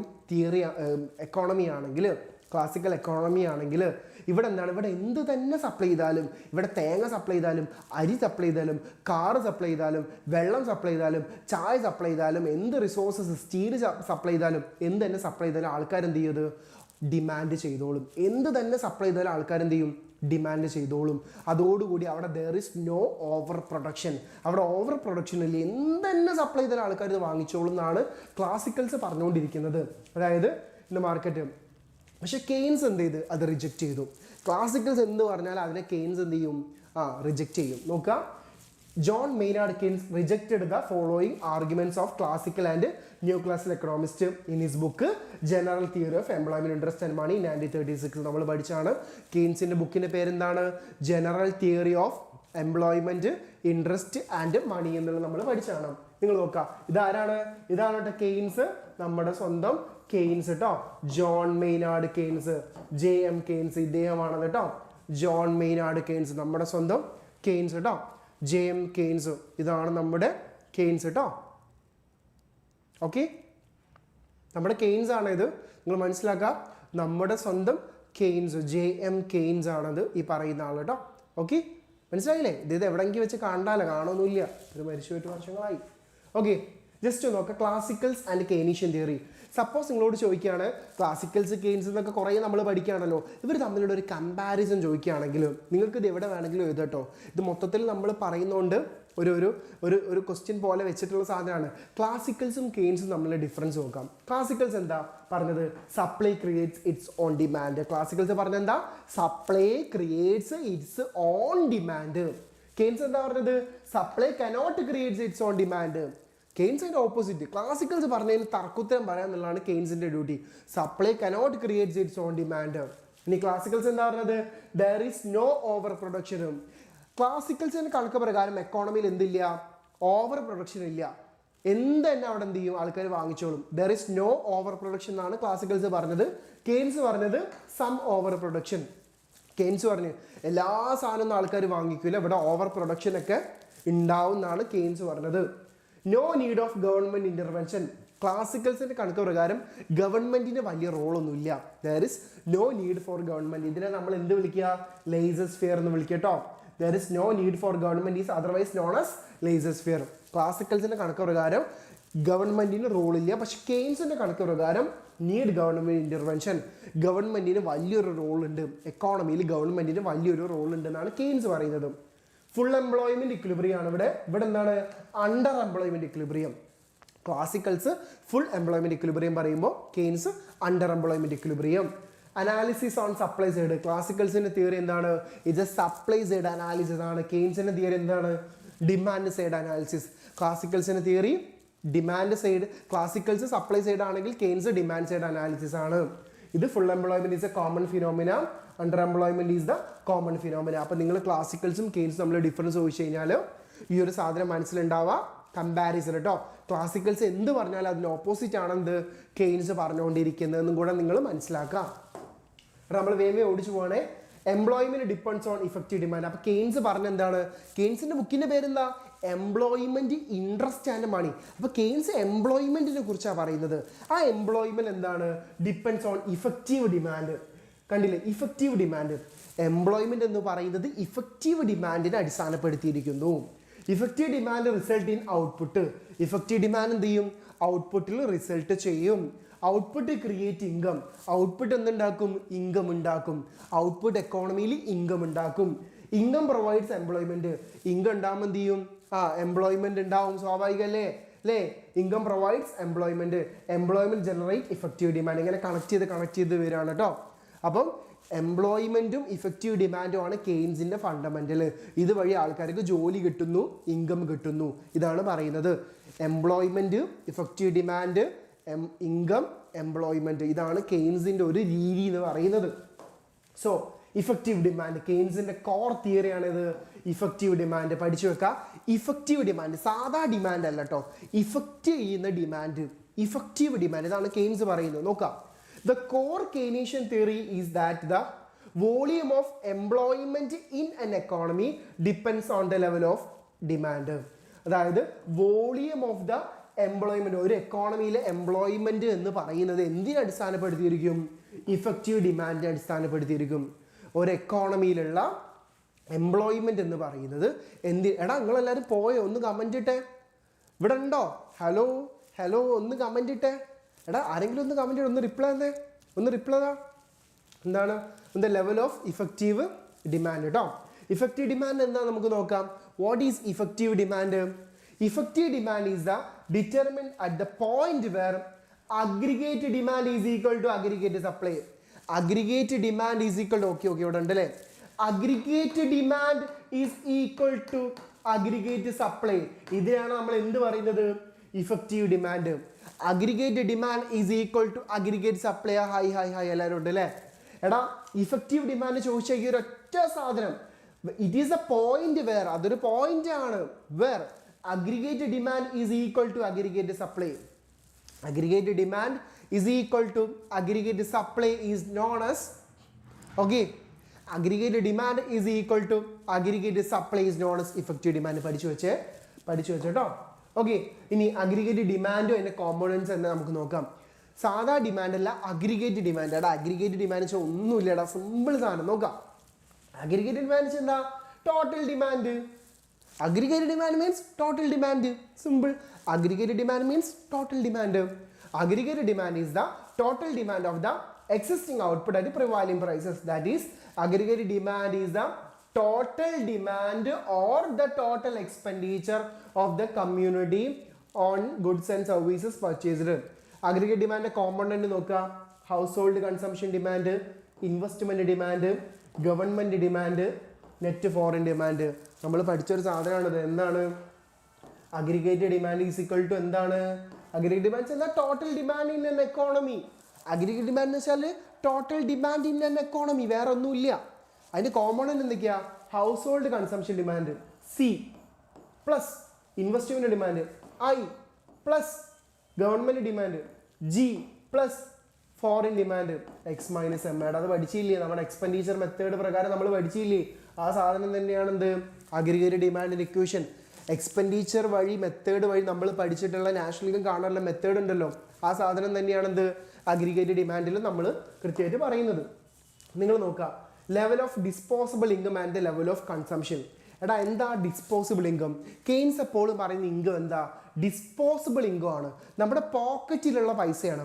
നമ്മൾ ടാക്സും നോൺ ടാക്സ് പേയ്മെൻറ്റും കഴിച്ചിട്ടുള്ള, അതായത് ഡിസ്പോസിബിൾ എന്ന് വെച്ചാൽ നമ്മൾ ടാക്സുകളൊക്കെ അടച്ചു തീർത്തിട്ടുള്ള ബാക്കി പൈസ, നമ്മുടെ പോക്കറ്റിലിരിക്കുന്ന പൈസ. മനസ്സിലായില്ലേ?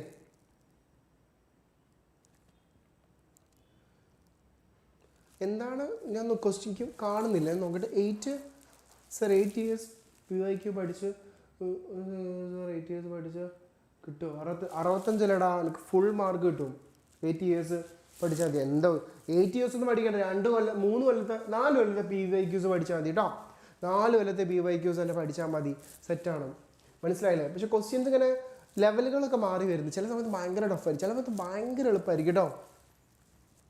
എടാ ഞാൻ വാട്സപ്പ് ജോയിൻ ചെയ്യാൻ ഞാൻ അത് പറയാം കേട്ടോ. അത് എന്താണെന്നുള്ളത് എനിക്ക് അറിയില്ല, പെട്ടെന്ന് എന്താ സംഭവിച്ചതെന്ന് അറിയില്ല. ഞാൻ പറഞ്ഞിട്ടുണ്ട്, നമുക്ക് ശരിയാക്കാം. ഓക്കെ, നിങ്ങൾ നോക്കുക. The direct relationship between the level of disposable income and the level of consumption. മനസ്സിലാക്കുക എന്താണ്? As disposable income increases the total consumption also increases. എടാ when income increases consumption also increases. എടാ നിങ്ങൾ ജോലിക്ക് പോവുകയാണ്, നിങ്ങൾക്ക് 50,000 രൂപയാണ് മാസം സാലറി. ഈ 50,000-ൽ 20,000 രൂപ നിങ്ങൾ എന്താണ്? കൺസംഷനാണ്. നിങ്ങളുടെ ഇൻകം 50,000 ആണ്, നിങ്ങളുടെ കൺസംഷൻ 20,000 ആണ്. സപ്പോസ് ഇൻകം 50,000-ൽ നിന്ന് 1 ലക്ഷമായിട്ട് കൂടി, നിങ്ങളുടെ മാസത്തെ സാലറി 50,000-ൽ നിന്ന് 1 ലക്ഷമായിട്ട് കൂടിയാൽ വെൻ ഇൻകം ഇൻക്രീസസ് നിങ്ങൾ 20,000-ന് പകരം എത്ര ചിലവാക്കും? ചിലപ്പോൾ 40,000 ഒക്കെ ചിലവാക്കും. When income increases consumption also increases. നമ്മുടെ ഇൻകം കൂടുമ്പോൾ നമ്മുടെ ചിലവും കൂടും. നമുക്ക് നമ്മുടെ സാലറി കൂടുന്നതനുസരിച്ച് നമ്മൾ എന്ത് ചെയ്യും? ചിലവാക്കുന്നതിൻ്റെ അളവും കൂടും. When income increases consumption also increases. അതിനാണ് നമ്മൾ എന്ത് പറയുന്നത്? കണ്ടില്ലേ, consumption is a function of income കേട്ടോ. C is a function of income. കൺസംഷൻ എന്ന് പറയുന്നത് എന്താണ്? നമ്മൾ ചിലവാക്കുന്ന എന്തിൻ്റെ അടിസ്ഥാനത്തിലാണ്? It's a function of income. Macro എക്കണോമിക്സിൽ വൈ എന്ന് വെച്ചാൽ ഇൻകം ആണ് കേട്ടോ അർത്ഥം. മാക്രോ എക്കണോമിക്സിൽ വൈ എന്ന് വെച്ചാൽ ഇൻകം ആണെന്ന് കേട്ടോ അർത്ഥം. നിങ്ങൾ നോക്കുക, കുറച്ച് ഇക്വേഷൻസ് പഠിച്ചു വെക്കാം കേട്ടോ. ഇക്വേഷൻസ് പഠിക്കാതെ എക്സാമിന് പോകരുത് കേട്ടോ. ഈ ഇക്വേഷൻസ് പഠിക്കാതെ നിങ്ങൾ പോകരുത്. APC average propensity to consumer equation എന്താ? C/Y consumption divided by income. C എന്ന് വെച്ചാൽ എന്താ? സി കൺസംഷൻ കേട്ടോ. C consumption. വൈ എന്താണ്? ഇൻകം. മാക്രോ എക്കണോമിക്സിൽ വൈ എന്ന് വെച്ചാൽ ഇൻകം ആണ്. ഇനി MPC മാർജിനൽ പ്രോപ്പൻസിറ്റി കൺസ്യൂം എന്താ? Change in consumption divided by change in income. Delta എന്ന് കണ്ട അപ്പം നിങ്ങൾ മനസ്സിലാക്കാം ഈ സാധനത്തിന് എന്താ വിളിക്കുക? ഇതാണ് ഡെൽറ്റ കേട്ടോ. ഡെൽറ്റ അല്ലെങ്കിൽ നമ്മൾ എന്ത് വിളിക്കും? ചേഞ്ച് കേട്ടോ. ഡെൽറ്റ അല്ലെങ്കിൽ ചേഞ്ച് എന്നാണ് നമ്മൾ വിളിക്കുക.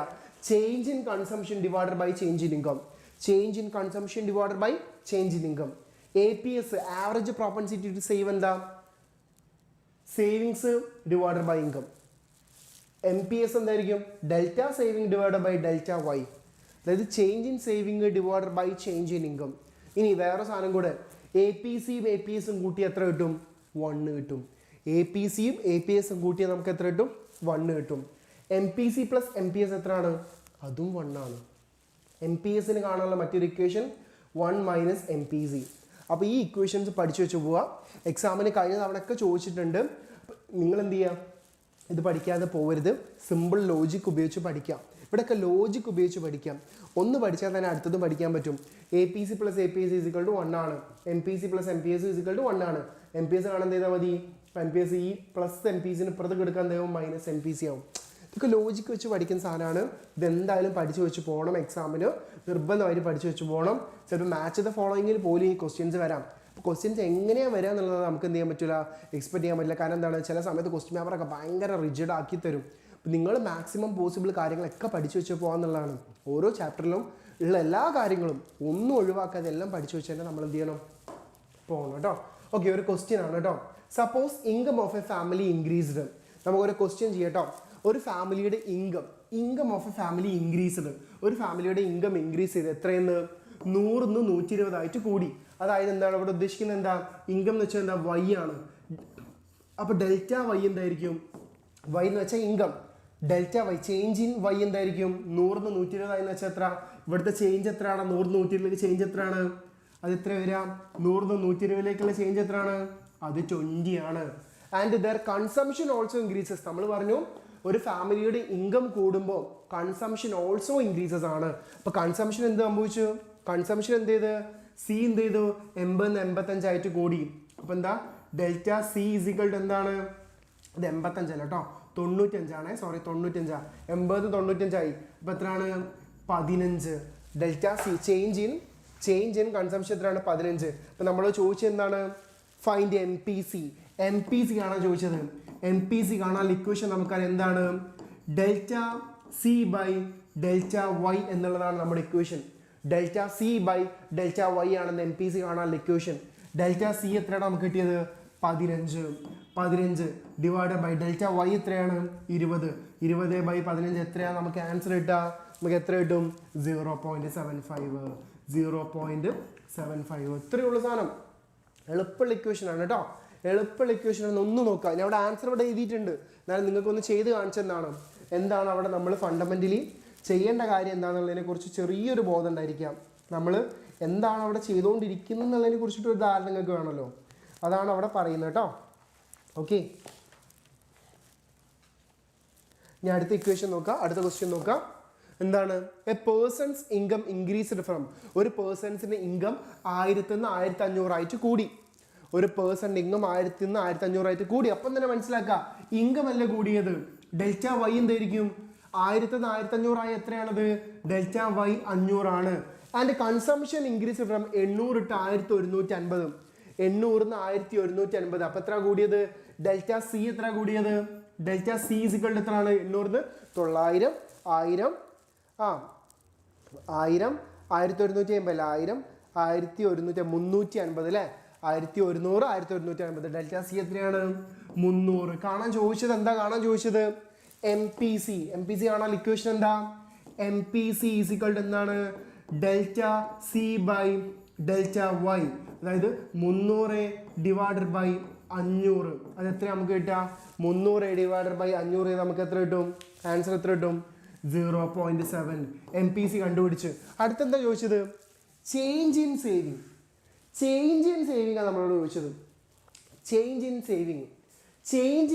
സേവിങ്ങിലുള്ള ചേഞ്ച് എത്രയാണെന്ന് ചോദിച്ചത്. എടാ നിങ്ങളൊരു കാര്യം മനസ്സിലാക്കുക. ഇൻകം എന്ന് വെച്ചാൽ ശരിക്കും എന്താ? ഇൻകം വൈ ഈസിക്വൽ ടു എന്താണ്? നമ്മുടെ ഇൻകം എന്ന് വെച്ചാൽ എന്താ? നമ്മൾ ചിലവാക്കുന്ന പൈസയും നമ്മൾ എടുത്തു വെക്കുന്ന പൈസയല്ലേ? അതായത് കൺസംഷനും സേവിങ്ങും കൂട്ടിയാലല്ലേ നമ്മുടെ ഇൻകം കിട്ടുക. Income is equal to consumption plus saving ആണ്. അപ്പോൾ ചേഞ്ച് ഇൻ സേവിങ് ആണ്. അപ്പോൾ ഡെൽറ്റ എസ് എന്ന് വെച്ചാൽ എന്താണ്? നമ്മൾ ചേഞ്ച് ചെയ്യുന്ന ഇൻകത്തിൽ നിന്ന് എന്ത് കുറച്ചാൽ മതി? ചേഞ്ച് ചെയ്യുന്ന കൺസംഷൻ കുറച്ചാൽ മതി. ഡെൽറ്റ വൈ എത്ര? 500 മൈനസ് ഡെൽറ്റ സി എത്രയാ? 300. That is equal to 200. ഇതാണ് നമുക്ക് എന്ത് കിട്ടുന്നത്? ചേഞ്ച് ഇൻ സേവിങ് കിട്ടുന്നത്. ഒരു കാര്യം കൂടെ ചോദിച്ചിട്ടുണ്ട്. എന്താണ്? എം പി എസ് കാണാൻ. Marginal propensity to saving. ഇതിൻ്റെ ഇക്വേഷൻ എന്താ? Delta S by delta Y ആണ്. അത് നമുക്ക് എന്ത് ചെയ്യാം? വേറെ രൂപത്തിൽ എഴുതാം. എന്താണ്? എം പി എസിൻ്റെ ഇക്വേഷൻ എന്താ? M P S is equal to 1 minus M P C ആണ്. അതായത് 1 മൈനസ് എം പി സി നമ്മൾ ഓൾറെഡി കണ്ടുപിടിച്ച് എത്രയാണ്? 0.7. അപ്പോൾ എത്ര കിട്ടും? 0.3. ഇങ്ങനെയും നമുക്ക് എന്ത് ചെയ്യാൻ പറ്റും? 0.6 350 ആണ്. ഇവിടെ തെറ്റിയണേ. ഇവിടെ 350 ആണ്. സോറി 350. ഇവിടെ 350 ആണ്. 350 അതാണ് 0.7 കിട്ടുന്നത് കേട്ടോ. എടാ 1150 അല്ലേ? 800 900 1000 1100 1150 350 അല്ലേ ഇവിടെ വ്യത്യാസം? ഇവിടെ 350 അല്ലേ ഡിഫറൻസ്? ഞാൻ എഴുതിയപ്പോൾ തെറ്റിയതാണ് 300. അത് നിങ്ങൾ ശ്രദ്ധിക്കുക കേട്ടോ. അതെ. ഓക്കെ, പെട്ടെന്ന് സംഭവിച്ചാണ്. സോ 0.7 കേട്ടോ. 350. നിങ്ങൾ അത് കറക്റ്റ് ചെയ്യണേ. നമ്മൾ പറയുമ്പോൾ ചിലപ്പോൾ സ്വാഭാവികമായിട്ട് തെറ്റൊക്കെ സംഭവിക്കും. അത്രേ ഉള്ളൂ. നിങ്ങൾ മനസ്സിലാക്കാം. ഓക്കെ, ഇനി നിങ്ങൾ ഇവിടെ ഡെൽറ്റ എസ് നമുക്ക് 200 കിട്ടിയിട്ടുണ്ട്. ഇതൊന്നും കൂടെ ചെയ്ത് നോക്കാം. 200 ഡിവൈഡഡ് ബൈ എത്രയാണ് നമുക്ക്? ഡെൽറ്റ വൈ എത്രയായിരുന്നു? 500. ഇത് ചെയ്താലും നമുക്ക് എത്ര കിട്ടുക? ഇത് ചെയ്താലും നമുക്ക് എത്ര കിട്ടുക? 0.3 തന്നെയാണ് കിട്ടുക. മനസ്സിലായോ? ഇത് ചെയ്താലും അത് ചെയ്യേണ്ട ആവശ്യമില്ല. ഒന്നിന്ന് എം പി എസ് കാണാനും 1 മൈനസ് എം പി എസ് ചെയ്താലും നിങ്ങൾക്ക് എന്ത് കിട്ടും? ഇത് ആൻസർ കിട്ടും. അപ്പോൾ ഇങ്ങനത്തെ ചോദ്യങ്ങൾ ഇവിടുന്ന് എന്ത് ചെയ്യുക, നിങ്ങൾ എക്സ്പെക്റ്റ് ചെയ്യുക കേട്ടോ. ഇങ്ങനത്തെ ചോദ്യങ്ങളും എക്സ്പെക്റ്റ് ചെയ്യുക. അടുത്ത നമ്മൾ ആൻസർ ഇവിടെ എഴുതി കാണിച്ചാണ് കേട്ടോ. നോക്കിയേ, ഇതാണ് ആൻസർ. അടുത്തത് കെയ്നീഷ്യൻ ഇൻവെസ്റ്റ്മെൻറ്റ് മൾട്ടിപ്ലയർ. നമുക്ക് ശരിക്കും അടുത്ത ചാപ്റ്ററിലാണ് മൾട്ടിപ്ലയേഴ്സിനെ കുറിച്ച് കാര്യമായിട്ട് പഠിക്കാനുള്ളത്. എന്നാൽ നിങ്ങൾ നോക്കുക, മൾട്ടിപ്ലയർ എന്ന് വെച്ചാൽ ഇവിടെ നോക്കുക, multiplier implies the cumulative effect on investment upon income. Keynes borrowed this concept from R.F. Kahn. ശരിക്കും കെയ്ൻസ് മൾട്ടിപ്ലയർ എന്ന് പറയുന്ന കോൺസെപ്റ്റ് കടമെടുത്തത് ആരെടുത്തെന്നാണ്? R.F. ഗാൻ എന്ന് പറയുന്ന ഒരു എക്കണോമിസ്റ്റിൻ്റെ അടുത്തതാണ് കേട്ടോ. Multiplier is a ratio of, ഇത് മാത്രം എഴുതിയാൽ മതി. മൾട്ടിപ്ലയർ എന്താണെന്ന് ചോദിച്ചു കഴിഞ്ഞാൽ, കെയ്ൻസ് പറയുന്ന മൾട്ടിപ്ലയർ ഇൻവെസ്റ്റ്മെൻറ്റ് മൾട്ടിപ്ലയർ ആണ്. കെയ്ൻസിൻ്റെ മൾട്ടിപ്ലയർ ഇൻവെസ്റ്റ്മെൻറ്റ് മൾട്ടിപ്ലയർ ആണ്. Investment multiplier is a ratio of total change in income due to the initial change in investment കേട്ടോ. അതായത് എന്താണ് multiplier? K is equal to, ഇതൊന്നും നിങ്ങളിപ്പോൾ തൽക്കാലം നോക്കണ്ട, ഇതൊക്കെ നമ്മൾ വേറെ ഈ ഡോ വൈ ബൈ ഡോ ഐ എന്ന് എഴുതിയത്, അതിന് നമ്മൾ ഡെൽറ്റ എന്ന് എഴുതിയാൽ മതി. Delta Y by delta I കേട്ടോ. Change in income divided by change in investment. Change in income divided by change in investment. മനസ്സിലായില്ലേ? Change in income divided by change in investment. ഇതിനാണ് നമ്മൾ എന്താ പറയുക, മൾട്ടിപ്ലയർ എന്ന് പറയുക കേട്ടോ. സിംപ്ലി മൾട്ടിപ്ലയർ എന്ന് പറയുന്നതാണ് കേട്ടോ. So K is the multiplier, delta Y change in income, delta I എന്നാണ് ചേഞ്ച് ഇൻ ഇൻവെസ്റ്റ്മെൻറ്റ്. അപ്പോൾ delta Y by delta I, change in income divided by change in investment. ഇത് investment multiplier ഉണ്ട്, tax multiplier ഉണ്ട്, balance budget multiplier ഉണ്ട്, transfer payment multiplier, കുറേ multipliers ഉണ്ട്. ഓരോന്നിനും ഓരോ ഇക്വേഷൻസ് ഉണ്ട് കേട്ടോ. അല്ലെങ്കിൽ നമുക്ക് മൾട്ടിപ്ലയറിന് ഇങ്ങനെ എഴുതാം, ഈസ് ഇക്വൽ ടു എന്താണ്, K is equal to 1 by 1 minus M P C എന്ന് എഴുതാം, അല്ലെങ്കിൽ 1 ബൈ എം പി എസ് എന്നും എഴുതാം. മൂന്ന് വിധത്തിൽ എഴുതാം. K is equal to delta Y by delta I എന്ന് എഴുതാം, അല്ലെങ്കിൽ K is equal to, K എന്ന് വെച്ചാൽ multiplier, 1 by 1 minus M P C എന്ന് എഴുതാം, അല്ലെങ്കിൽ 1 ബൈ എം പി എസ് എന്ന് എഴുതാം. കാരണം 1 മൈനസ് എം പി സി എന്ന് വെച്ചാൽ എന്താ, എം പി എസ് അല്ലേ. ഇങ്ങനെ ഓരോ രീതിയിൽ എന്ത് ചെയ്യാം, ഓരോ കാര്യങ്ങൾ അനലൈസ് ചെയ്ത് മനസ്സിലാക്കാം. ഓക്കെ, ഇത് നമ്മൾ നേരത്തെ പറഞ്ഞ കാര്യം തന്നെയാണ്. M P C plus M P S, ഈ സാധനം മാത്രം നിങ്ങൾ നോക്കിയാൽ മതി. നമ്മൾ നേരത്തെ പറഞ്ഞ കാര്യമാണ്. 1 മൈനസ് 1 ഈസ് ഇക്വൽ ടു എന്താണ്, 1 എന്ന് വെച്ചാൽ എന്താ, M P C plus M P S ചെയ്താൽ നമുക്ക് എന്ത് കിട്ടും, 1 കിട്ടും. അല്ലെങ്കിൽ M P S is equal to എന്താണ്, 1 മൈനസ് എം പി സി ആണെന്നും കൂടെ എന്ത് ചെയ്യാം, മനസ്സിലാക്കി വെക്കാം. ഓക്കെ, ഇനി X and exposed variable. X and exposed, X and എന്ന് വെച്ചാൽ എന്താ, മുന്നേ കാണുന്നതാണ് എക്സ് ആൻഡ് എന്ന് പറയുന്നത്. നോക്കുക, എക്സ് ആൻഡ് എന്ന് വെച്ചാൽ എന്താ, പ്ലാൻഡ് ഓർ എസ്റ്റിമേറ്റഡ് വേരിയബിൾസ്. അത് എന്ത് സാധനം വയ്ക്കട്ടെ, പ്ലാൻ ചെയ്യുന്നത്, നിങ്ങൾ ടൂർ പോകാൻ പ്ലാൻ ചെയ്യുന്ന പോലെ പ്ലാൻ ചെയ്യുന്ന കാര്യമാണ് എന്ത്, എക്സ് ആൻഡ് എന്ന് പറയുന്നത്. എക്സ് ആൻഡ് മീൻസ് എന്താണ്, പ്ലാൻഡ് ഓർ എസ്റ്റിമേറ്റഡ്. നമ്മൾ പ്ലാൻ ചെയ്യുന്നതോ എസ്റ്റിമേറ്റ് ചെയ്യുന്നതോ ആയിട്ടുള്ള കാര്യങ്ങൾ. അതായത് എക്സ് ആൻഡ് സേവിങ് ആവാം, എക്സ് ആൻഡ് ഇൻവെസ്റ്റ്മെൻറ്റ് ആവാം, എക്സ് ആൻഡ് ഇൻകം ആവാം. നമ്മൾ ഡിസൈർ ചെയ്യുന്നതും പ്ലാൻ ചെയ്യുന്നതുമായിട്ടുള്ള ഇൻകം ആയിക്കോട്ടെ, പ്രോഫിറ്റ് ആയിക്കോട്ടെ, എന്തും ആയിക്കോട്ടെ. അതായത് ബിഫോർ, മനസ്സിലായില്ലേ, നമ്മൾ പ്ലാൻ ചെയ്യുന്നത് എസ്റ്റിമേറ്റ് ചെയ്യുന്നതാണ് എന്ത്, എക്സ് ആൻഡ് എന്ന് പറയുന്നത്. എക്സ്പോസ്റ്റ് എന്താണ്, എക്സ്പോസ്റ്റ് എന്ന് വെച്ചാൽ എന്താ, എക്സ്പോസ്റ്റ് എന്ന് വെച്ചാൽ എന്താ, ശേഷം. പോസ്റ്റ് എന്ന് വെച്ചാൽ ശേഷം എന്നല്ല നമുക്കുള്ള മീനിങ്. നിങ്ങൾ നോക്കുക, means realised or actual variable. നമ്മൾ റിയലൈസ് ചെയ്യുന്നത് അല്ലെങ്കിൽ ആക്ച്വൽ ചെയ്യുന്നതാണ് എന്ത്, എക്സ്പോസ്റ്റ് എന്ന് പറയുന്നത് കേട്ടോ. അടുത്ത് നോക്കുക, ഒരു പ്രോബ്ലം ഉണ്ട്. ഓക്കെ, ഈ പ്രോബ്ലം ചില സമയങ്ങളിൽ മാത്രമേ ചോദിക്കാറുള്ളൂ. നിങ്ങൾ ഒന്നും മനസ്സിലാക്കേണ്ട. ഈ ഒരു ഇക്വേഷൻ കണ്ടില്ലേ, C is equal to 100 plus 0.6y. ഇവിടെ ഈ വൈൻ്റെ ഭാഗം മാത്രം നമ്മൾ എന്ത് ചെയ്യുക, ഇവിടെ നിങ്ങൾ നോക്കാം. ഒറ്റ മിനിറ്റ്, ഇവിടെ നിങ്ങൾ വൈ നോക്കുക. ഇവിടെ എന്താണ്, ഇവിടെ 100 പ്ലസ് 0.6. ഈ വൈ എന്ത് ചെയ്യുക, ഈ വൈ വാല്യൂസ് പുട്ട് ചെയ്ത് കൊടുക്കുക, വേറെ ഒന്നും ചെയ്യാനില്ല. ആ വൈ വാല്യൂസ് മാത്രം പുട്ട് ചെയ്ത് കൊടുക്കുക. ഈ ഒരു ഇക്വേഷൻ കണ്ടില്ലേ, നിങ്ങൾ നോക്കുക. ഈ ഒരു ഇക്വേഷനിൽ നമ്മൾ ചോദിച്ചത് എന്താ, സി കൺസംഷൻ ഫംഗ്ഷൻ തന്നിട്ടുണ്ട്. എന്താണ്, 100 plus 0.65. Draw A consumption curve. ഒരു കൺസംഷൻ കർവ് വരയ്ക്കുക. ഇത് നിങ്ങൾക്ക് വരയ്ക്കാറ്, നിങ്ങൾ പ്ലസ് 1 പ്ലസ് 2 പഠിച്ചിട്ടുള്ളതാണ്. ഇവിടെ ഇൻകം, ഇവിടെ കൺസംഷൻ എടുത്തിട്ട് ഒരു കൺസംഷൻ ലൈൻ വരയ്ക്കാനാണ്. എപ്പോഴും ഇതൊരു സ്ട്രൈറ്റ് ലൈനൊക്കെ ആയിട്ടാണ് പൊതുവെ വരയ്ക്കാൻ ഉണ്ടാവാറുള്ളത്. നിങ്ങൾ നോക്കുക, ഇൻകം 0, 100, 200, 300, 400, 500, 600, 700 ഇതാവുന്ന സമയത്ത് കൺസംഷൻ ലൈൻ എങ്ങനെ പോകുന്നതാണ് നമ്മളോട് ചോദിക്കുന്നത്. കൺസംഷൻ ഇക്വേഷൻ എന്താണ്, എന്ത്, സി ഈസിക്വൽ ടു എന്താണ്, 100 പ്ലസ് 0.6y. എടാ, ഈ വൈ എന്ന് പറയുന്ന സാധനത്തിൻ്റെ വാല്യൂസ് മാത്രം മാറ്റി കൊടുത്താൽ മതി. ഇവിടെ കല്ലേ വൈ 0, അപ്പോൾ ഇവിടെ നമ്മൾ 0 ഇട്ട് 100 പ്ലസ് 0.6 0, അപ്പോൾ ഇതെന്താവും, 0 ആവില്ലേ. 100 പ്ലസ് 0 100. ഇനി ഈ വൈൻ്റെ ഇവിടെ എന്ത് ചെയ്യുക, നമ്മൾ എന്ത് ചെയ്യുക, 100 ആഡ് ചെയ്ത് കൊടുക്കുക. 100 പ്ലസ് 0.6 ഇൻറ്റു 100. അപ്പം 0.6 ഇൻറ്റു 100 എത്രയാണ്, 60. 100 പ്ലസ് 60 160. 200 ആക്കുമ്പോൾ എന്ത് ചെയ്യും, അത് 220. കാരണം എന്താണ്, ടോട്ടൽ ചെയ്യുമ്പോൾ 220. അപ്പോൾ നമ്മൾ ഈ വൈൻ്റെ ഭാഗത്തുള്ള വാല്യൂസ് മാത്രം എന്ത് ചെയ്യുക, ചേഞ്ച് ചെയ്ത് കൊടുക്കുക. വൈയുടെ ഭാഗത്തുള്ള വാല്യൂസ് മാത്രം ചേഞ്ച് കൊടുക്കുക. എന്നിട്ട് എന്ത് ചെയ്യുക, എക്സ് ആക്സിസിൽ വൈ എടുക്കുക. വൈ എങ്ങനെയാണ്, 0, 100, 200, 300, 400, 500, 600, 700, 700 വരെയാണ് നമുക്ക് എന്ത് ചെയ്യുന്നത് ക്വസ്റ്റ്യനിൽ തന്നിട്ടുള്ളത്. അതുപോലെ എന്താണ് കൺസംഷൻ ഏത് വരെയാ, കൺസംഷൻ 520 വരെയാണ്. അപ്പോൾ നമ്മൾ 100, 200, 300, 400, 500, 600 വരെ എടുത്തിട്ട് പോവാം. എന്നിട്ട് എന്ത് ചെയ്യുക, ഈ ഗ്രാഫ് വരയ്ക്കുക. ഗ്രാഫ് വരയ്ക്കുമ്പോൾ ഇങ്ങനെ ഒരു സ്ട്രൈറ്റ് ലൈനേക്ക് വരിക. മനസ്സിലാക്കുക, ഇങ്ങനെ ഒരു സ്ട്രൈറ്റ് ലൈൻ മാത്രമേ വരുള്ളൂ. നിങ്ങൾ ഇവിടെ എന്ത് ചെയ്യുക, ഈ വൈൻ്റെ അവിടെ എന്ത് ചെയ്യുക, 0, 100, 200, 300, അങ്ങനെ ഓരോ വാല്യൂസ് ഇട്ട് കൊടുത്തു കഴിഞ്ഞാൽ നിങ്ങൾക്ക് ഇത് കിട്ടും. പിന്നെ ഇത് എക്സ് ആക്സിസിൽ എടുക്കുക, ഈ ഭാഗം വൈ ആക്സിസിൽ എടുത്തിട്ട് എന്ത് ചെയ്യുക, ഒരു ഗ്രാഫ് വരയ്ക്കുക. ഇത്ര എങ്ങനെ ചെയ്യാനുള്ളത് വളരെ സിമ്പിൾ ആയിട്ടുള്ള ചോദ്യമാണ്. 2 മാർക്കിൻ്റെ ചോദ്യമൊക്കെ ആയിട്ട് വരാറുണ്ട്.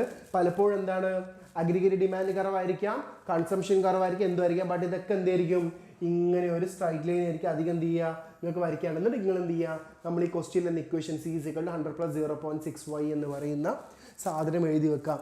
നിങ്ങൾ ഗ്രാഫിൻ്റെ ഭാഗമാണത്, എളുപ്പത്തിൽ നിങ്ങൾക്ക് എന്ത് ചെയ്യാൻ പറ്റും, അത് വരയ്ക്കാൻ പറ്റും കേട്ടോ. ഓക്കെ, ഇനി determination of equilibrium income and output in 2 sector economy കേട്ടോ. ഒരു 2 സെക്ടർ എക്കോണമിയിൽ എങ്ങനെയാണ് എന്ത് ചെയ്യുന്നത്, ഇക്വിലിബ്രിയം ഇൻകം ഇതൊക്കെ ഡിറ്റർമിൻ ചെയ്യാന്നുള്ളത്. ഇത് ചില സമയത്ത് essay ക്വസ്റ്റ്യനൊക്കെ ചോദിക്കാറുണ്ട്. നിങ്ങൾ നോക്കുക, 2 സെക്ടർ എക്കോണമിയിൽ ആരൊക്കെ ഉണ്ടാവും, ഹൗസ് ഹോൾഡും ഫേമും കേട്ടോ. ആരൊക്കെ ഉണ്ടാവുക, ഹൗസ് ഹോൾഡും ഫേമും ഉണ്ട്. അതായത് C + I ഇവർ 2 ആൾക്കാരാണ് എന്ത് ചെയ്യുക 2 സെക്ടർ എക്കോണമിയിൽ ഉണ്ടാവുക എന്ന് മനസ്സിലാക്കാം. അപ്പോൾ ഇക്വിലിബ്രിയം ഇൻകം കാണാം. Equilibrium income and output in 2 sector എക്കോണമിയാണ് ഇവിടെ പറയുന്നത്. അടുത്ത ചാപ്റ്ററിൽ എന്ത് ചെയ്യും, 3 സെക്ടർ എക്കോണമിയാണ് നമ്മൾ എന്ത് ചെയ്യുക പറയാറുള്ളത്. നിങ്ങൾ നോക്കുക, an economy is in equilibrium. ഒരു എക്കോണമി എപ്പോഴും ഇക്വിലിബ്രിയം ആവാം. ഇക്വിലിബ്രിയം എന്ന് വെച്ചാൽ എന്താ, ഒരു എക്കോണമി ഇക്വിലിബ്രിയം ആവുന്ന എപ്പോഴാണ്, when aggregate demand is equal to aggregate supply. അതായത് aggregate demand is equal to aggregate supply. ഈ ഒരു പോയിന്റിലാണ് എന്ത് ചെയ്യുന്നത് എക്കോണമി ഇക്വിലിബ്രിയം ആവുന്നത്. Aggregate demand is equal to aggregate supply ആവുന്ന പോയിന്റാണ് എന്ത് പറയുന്നത് equilibrium. So equilibrium income is the national income determined at equilibrium. അപ്പോൾ ഇക്വിലിബ്രിയം ഇൻകം എന്ന് പറയുന്നത് എന്ത് ഇൻകം ആണ്, നാഷണൽ ഇൻകം ആണെന്ന് മനസ്സിലാക്കുക. ഇക്വിലിബ്രിയം ഇൻകം എന്ത് ഇൻകം ആണ്, നാഷണൽ ഇൻകം ആണെന്ന് മനസ്സിലാക്കുക. Equilibrium income can be calculated mathematically by using the formula. അപ്പം ഈ ഫോർമുല നിങ്ങൾ എഴുതി വെക്കണം. ഈ ഫോർമുല നിങ്ങൾ എന്ത് ചെയ്യണം, ഇക്വിലിബ്രിയം ഇൻകം ഇൻ 2 സെക്ടർ മോഡലാണ് ചോദിച്ചതെങ്കിൽ നിങ്ങൾ ഫണ്ടമെന്റലി എന്ത് ചെയ്യുക, എടാ ഒരു ഇക്കോണമി ഇക്വിലിബ്രിയം ആകുമ്പോൾ എപ്പോഴാണ് aggregate demand is equal to aggregate supply എഴുതാൻ പറ്റും. എക്കോണമി എന്താണ് include household and firms, അത് നിങ്ങൾക്ക് ചെയ്യാൻ പറ്റും. ഇവിടെ നിങ്ങൾ നോക്കുക, ഇക്വിലിബ്രിയം ഇൻകത്തിന് ഇക്വേഷൻ എന്താ, y is equal to a bar divided by 1 - c. Okay, a bar divided by 1 - c. a bar എന്ന് വെച്ചാൽ എന്താ, c bar plus i bar. c bar plus i bar ഒരു ക്വസ്റ്റ്യൻ ഉണ്ട്. അപ്പോൾ നിങ്ങൾ മനസ്സിലായി എന്താണ് c bar എന്താണ് i bar. ഒന്നുമില്ലടാ, ഇത് കൺസംഷനും ഇതെന്താണ് ഇൻവെസ്റ്റ്മെന്റ് ആണ്. ഇവിടെ 1 - c. c എന്താ, c എന്ന് വെച്ചാൽ നമ്മുടെ MPC ആണ് കേട്ടോ. ഈ c എന്ന് പറയുന്നത് 1 - MPC ആണ് പറയുന്നത്. എന്നിട്ട് എന്ത് ചെയ്യാം, നിങ്ങളോടൊരു ഗ്രാഫ് ചോദിക്കും. ഈ 45 ഡിഗ്രിയിൽ വരയ്ക്കുന്ന ഈ സാധനമാണെന്ത് അഗ്രിഗേറ്റ് സപ്ലൈ, ഇതാണെന്ത് അഗ്രിഗേറ്റ് ഡിമാൻഡ്. അഗ്രിഗേറ്റ് സപ്ലൈയും അഗ്രിഗേറ്റ് ഡിമാൻഡും ഈക്വൽ ആവുന്ന പോയിന്റാണ് നമ്മൾ എന്ത് പറയാം, ഇക്വിലിബ്രിയം പോയിന്റ്. അതായത് AD = AS എന്ന് പറയുന്ന പോയിന്റ്. ഇതാണ് ഇക്വിലിബ്രിയം ഇൻകം എന്ന് പറയുന്നത് കേട്ടോ. ഈ ഒരു ഭാഗം നോക്കുക, ഇവിടെ ഈ കർവ് അതായത് അഗ്രിഗേറ്റ് ഡിമാൻഡ് മുകളിലും അഗ്രിഗേറ്റ് സപ്ലൈ താഴെയാണുള്ളത്. അഗ്രിഗേറ്റ് ഡിമാൻഡ് മുകളിലും അഗ്രിഗേറ്റ് സപ്ലൈ താഴെയാണുള്ളത്. ഇവിടെ നമ്മൾ എന്ത് ചെയ്യും, ഡിമാൻഡ് മുകളിലും സപ്ലൈ താഴെയാണെങ്കിൽ, ഡിമാൻഡ് മുകളിലും സപ്ലൈ ആണെങ്കിൽ എക്സസ് ഡിമാൻഡ്. ഇവിടെ നോക്കുക, ഈ ഒരു ഭാഗം എത്തുമ്പോൾ സപ്ലൈ കർവ് മുകളിലും ഡിമാൻഡ് കർവ് താഴെയും. ഇത് സപ്ലൈ കർവ്, ഇത് ഡിമാൻഡ് കർവ്.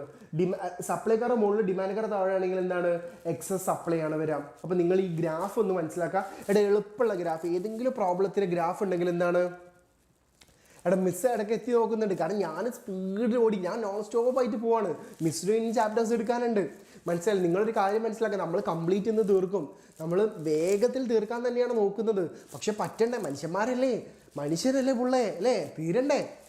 അതാണ് നമ്മൾ നിങ്ങൾ ചില കമൻ്റ് ഒന്നും നോക്കാത്തത്. നിങ്ങൾ ഉറങ്ങരുതേ, നിങ്ങൾക്ക് വേണ്ടി അതൊക്കെ ചെയ്യുന്നത്. നമുക്ക് ഭയങ്കര സ്ട്രെയിൻ ഉണ്ട്, നിന്ന് ക്ലാസ് എടുക്കുന്നുണ്ട്, നിങ്ങളോട് ഇങ്ങനെ കണ്ടിന്യൂസ്ലി പറയുന്നുണ്ട്, നിങ്ങൾക്ക് വേണ്ടി അതൊക്കെ ചെയ്യുന്നത് കേട്ടോ. അത് നിങ്ങൾ മനസ്സിലാക്കണേ, നിങ്ങളത് ആക്സെപ്റ്റ് ചെയ്യണം. ഓക്കെ, അപ്പോൾ നിങ്ങളൊരു ചോദ്യം എക്സാമിൻ്റെ നിങ്ങൾ എന്തെങ്കിലും മനസ്സിലാക്കുക. അഗ്രിഗേറ്റ് ഡിമാൻഡ് എന്ന് വെച്ചാൽ 2 സെക്ടർ എക്കോണമിയിൽ C + I ആണ്, കൺസംഷൻ പ്ലസ് ഇൻവെസ്റ്റ്മെന്റ് ആണ്. ഓക്കെ, C + I ആണ്. അപ്പോൾ നമ്മൾ ഈ അഗ്രിഗേറ്റ് ഡിമാൻഡ് വേറെ രീതി എഴുതും, C bar plus C Y plus I എന്നുള്ള രീതിയിൽ നമ്മൾ എന്ത് ചെയ്യും, എഴുതും. അതായത് സി ബാർ എന്ന് വെച്ചാൽ consumption expenditure, C M P C Y Y D എന്ന് പറയുന്ന സാധനം വരിക. അത് നിങ്ങൾ എന്ത് ചെയ്യുക, ഫൈനലി നമ്മൾ എന്ത് ചെയ്യും, C bar plus I plus C Y എന്ന് പറഞ്ഞ് എഴുതും. എന്നിട്ട് നിങ്ങൾ എന്ത് ചെയ്യുക, ഫൈനലി ഈ ഒരൊറ്റ സാധനം പഠിച്ചു വെക്കാം, ഇത് പഠിച്ചു വെക്കാം. എ ബാർ ഈസിക്കൽ ടു എന്താണ്, C bar plus I bar ആണ്. എ ബാർ എന്ന് വെച്ചാൽ എന്താ, C bar plus I bar ആണെന്ന് നിങ്ങൾ എന്ത് ചെയ്യുക, മനസ്സിലാക്കുക. A bar is equal to C bar plus I bar. നിങ്ങൾ ഈ റൗണ്ട് ചെയ്യുന്ന സാധനങ്ങൾ പഠിച്ചു വെക്കുക. A bar is equal to C bar plus I bar. Problem ചെയ്യുമ്പോൾ നമുക്ക് ഇതിനെ കുറച്ചും കൂടി ക്ലിയർ ആവും. അപ്പോൾ determination of equilibrium income in output closed എക്കോണമിയിൽ എന്താണ് ഇക്വേഷൻ, വൈ ഈസിക്കൽ ടു, അതായത് equilibrium income in closed economy is equal to C bar plus I bar divided by 1 minus C. C bar plus I bar divided by 1 minus ഈ C എന്താണ്, ഈ ചെറിയ സീനെ നമ്മൾ എന്ത് വിളിക്കാം, എം പി സി കേട്ടോ. നമ്മുടെ എം പി സി ആണ് ഈ സാധനം. ഈ സി ബാർ പ്ലസ് ഐ ബാറിനെ മൊത്തത്തിൽ നമുക്ക് എങ്ങനെ വിളിക്കാം, എ ബാർ എന്ന് വിളിക്കാം. സി ബാർ പ്ലസ് ഐ ബാറിന്റെ മൊത്തത്തിൽ നമുക്ക് എന്ത് വിളിക്കാം, എ ബാർ എന്ന് വിളിക്കാം. ഇപ്പൊ A bar divided by 1 minus C ആണ് ഇവിടുത്തെ എന്ത് വരുന്നത്, ഇക്വേഷൻ വരുന്നത്. ഇക്വേഷൻ നിങ്ങളൊന്ന് അറിഞ്ഞിരിക്കണം. കാരണം ഓരോ ഇക്വേഷൻ വരുമ്പോൾ നിങ്ങൾ കൺഫ്യൂസ്ഡ് ആണ്, നമുക്ക് നന്നായിട്ട് അറിയാം. പക്ഷെ നമ്മളത് സോർട്ട് ചെയ്ത് ചെറുതാക്കിയിട്ടാണ് പറയുന്നത്. നിങ്ങൾ സി ബാർ എന്താ ഐ ബാർ എന്താന്ന് കേൾക്കുമ്പോൾ പ്രത്യേകിച്ച് ഒന്നുമില്ലടാ, എളുപ്പമാണ്. നമുക്കൊരു പ്രോബ്ലം നോക്കാം. സി ഈസിക്വൾ ടു ഒരു എക്കോണമിയിൽ സി ഈസിക്വൾ ടു എന്താണ്, സി എന്ന് വെച്ചാൽ എന്താ, സി ഈസിക്വൾ ടു എന്താണ് 20 പ്ലസ് 0.82 വൈ ആണ്. ഐ എത്രയാണ്, 20 ആണ്. Consider equilibrium income. എളുപ്പത്തിൽ ആൻസർ ചെയ്യാൻ പറ്റും. ഇക്വിലിബ്രിയം ഇൻകം കാണാൻ ഇക്വേഷൻ എന്താണ്, y is equal to C bar plus I bar divided by 1 minus C. അതാണ് നമ്മളിവിടെ എഴുതിയിട്ടുള്ളത്. സി ബാർ എത്ര, സി ബാർ ഇതാ 20 പ്ലസ് ഐ ബാർ എത്രയാ, അതും 20 plus 20 divided by 1 already equation 1 minus M P C എത്ര, എം പി സി ഈ സാധനമാണ് എന്ത്, എം പി സി 0.8y എന്ന് പറയുന്നത്. ചിലപ്പോൾ ക്വസ്റ്റ്യനിൽ ഡയറക്ട്ലി എം പി സി തരും. അപ്പോൾ എത്രയാണ്, 20 പ്ലസ് 20 എത്രയാണ്, 40 divide by 0.2 which is equal to 200 കേട്ടോ. ഒരു ക്വസ്റ്റ്യനും കൂടെ നോക്കുക. Okay, in an economy, miss ഇടക്ക് നോക്കിയിട്ടുണ്ട്. Okay in an economy consumption expenditure എത്രയാണ്, കൺസംഷൻ എക്സ്പെൻഡിച്ചർ എന്ന് വെച്ചാൽ എന്താ, സി ബാർ എത്രയാണ്, 200. ഇൻവെസ്റ്റ്മെന്റ് എക്സ്പെൻഡിച്ചർ അത് എത്രയാണ്, ഇൻവെസ്റ്റ്മെന്റ് ഐ സി ബാർ ഇത് എത്രയാണ്, 100. എം പി സി എത്രയാണ്, 0.7. എന്താ ചോദിച്ചത്, ഇക്വിലിബ്രിയം ഇൻകം കാണാൻ ചോദിച്ചിട്ടുണ്ട്. 200 പ്ലസ് 100 ഡിവൈഡ് ബൈ 1 മൈനസ് 0.7 ചെയ്ത് കഴിഞ്ഞാൽ നിങ്ങൾക്ക് എത്ര കിട്ടും, 1000 കിട്ടും. ഈ കാൽക്കുലേഷൻസ് ഒക്കെ നമ്മൾ സ്പീഡിൽ പോവാണ്. ഇതുപോലുള്ള 1 മാർക്ക് 2 മാർക്കിനൊക്കെ ചോദ്യം ഇങ്ങനെ ഇടയ്ക്കിടയ്ക്ക് ഇങ്ങനെ വരാറുണ്ട്. അത് നിങ്ങൾ എന്ത് ചെയ്യുക, ജസ്റ്റ് ഒന്ന് എന്ത് ചെയ്യുക, നോക്കുക കേട്ടോ. അടുത്തത് ഒറ്റ ക്വസ്റ്റ്യനും കൂടെ. സി ഈസിക്വൽ ടു എന്താണ്, 50 plus 0.5 Y. I is equal to 25. Find equilibrium income. Equilibrium income കാണാൻ നിങ്ങളോട് ചോദിച്ചിട്ടുള്ളത്. ഇക്വിലിബ്രിയം ഇൻകം കാണാൻ എന്ത് ചെയ്താൽ മതി, ഇക്വിലിബ്രിയം ഇൻകം കാണാൻ ഇക്വേഷൻ എന്താ, ഇക്വിലിബ്രിയം ഇൻകം ഈസിക്വൽ ടു, നിങ്ങൾ പഠിച്ചിട്ടുണ്ട്. ഇക്വിലിബ്രിയം ഇൻകം കാണാൻ എന്ത് ചെയ്താൽ മതി, അവിടെ ഇക്വിലിബ്രിയം ഇൻകം കാണാൻ എന്താണ്, നമ്മൾ ഒന്നാമത്തേന് ആൻസർ അപ്പുറത്ത് എഴുതിയിട്ടുണ്ട്, എന്നാലും നോക്കുക. ഇക്വിലിബ്രിയം ഇൻകം എന്താണ്, C bar plus I bar divided by 1 minus C.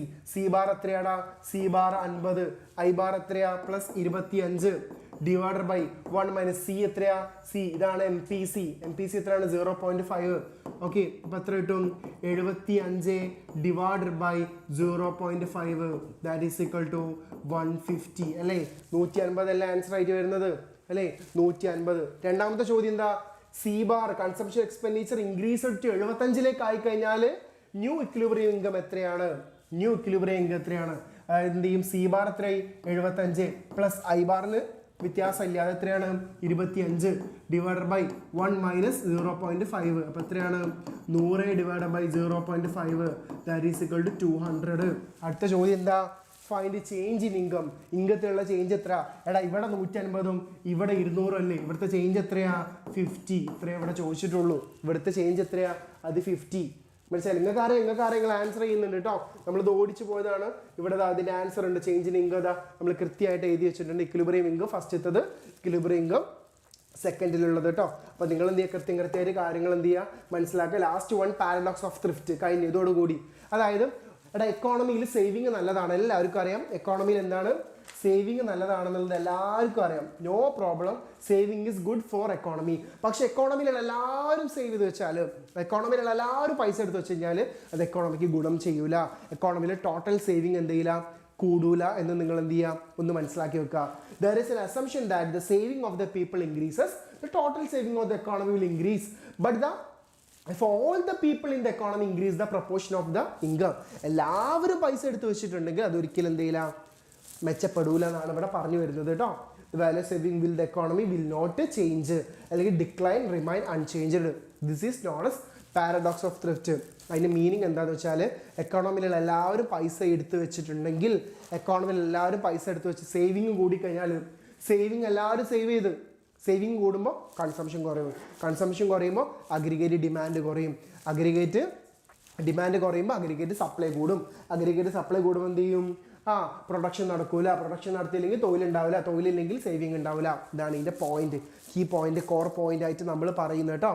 അപ്പം മനസ്സിലാക്കുക, ഇതാണ് നമ്മൾ എന്ത് ചെയ്യുന്നത് മനസ്സിലാക്കേണ്ട പാരഡോക്സ് ഓഫ് ത്രിഫ്റ്റ് എന്ന് പറയുന്നത് കേട്ടോ. ഓക്കെ, അപ്പോൾ ഇനി ഞാൻ എന്ത് ജിഷാമിസിനെ വിളിക്കുകയാണ്. ഓക്കെ, ഞാൻ മെല്ലെ പോവാണ് കേട്ടോ.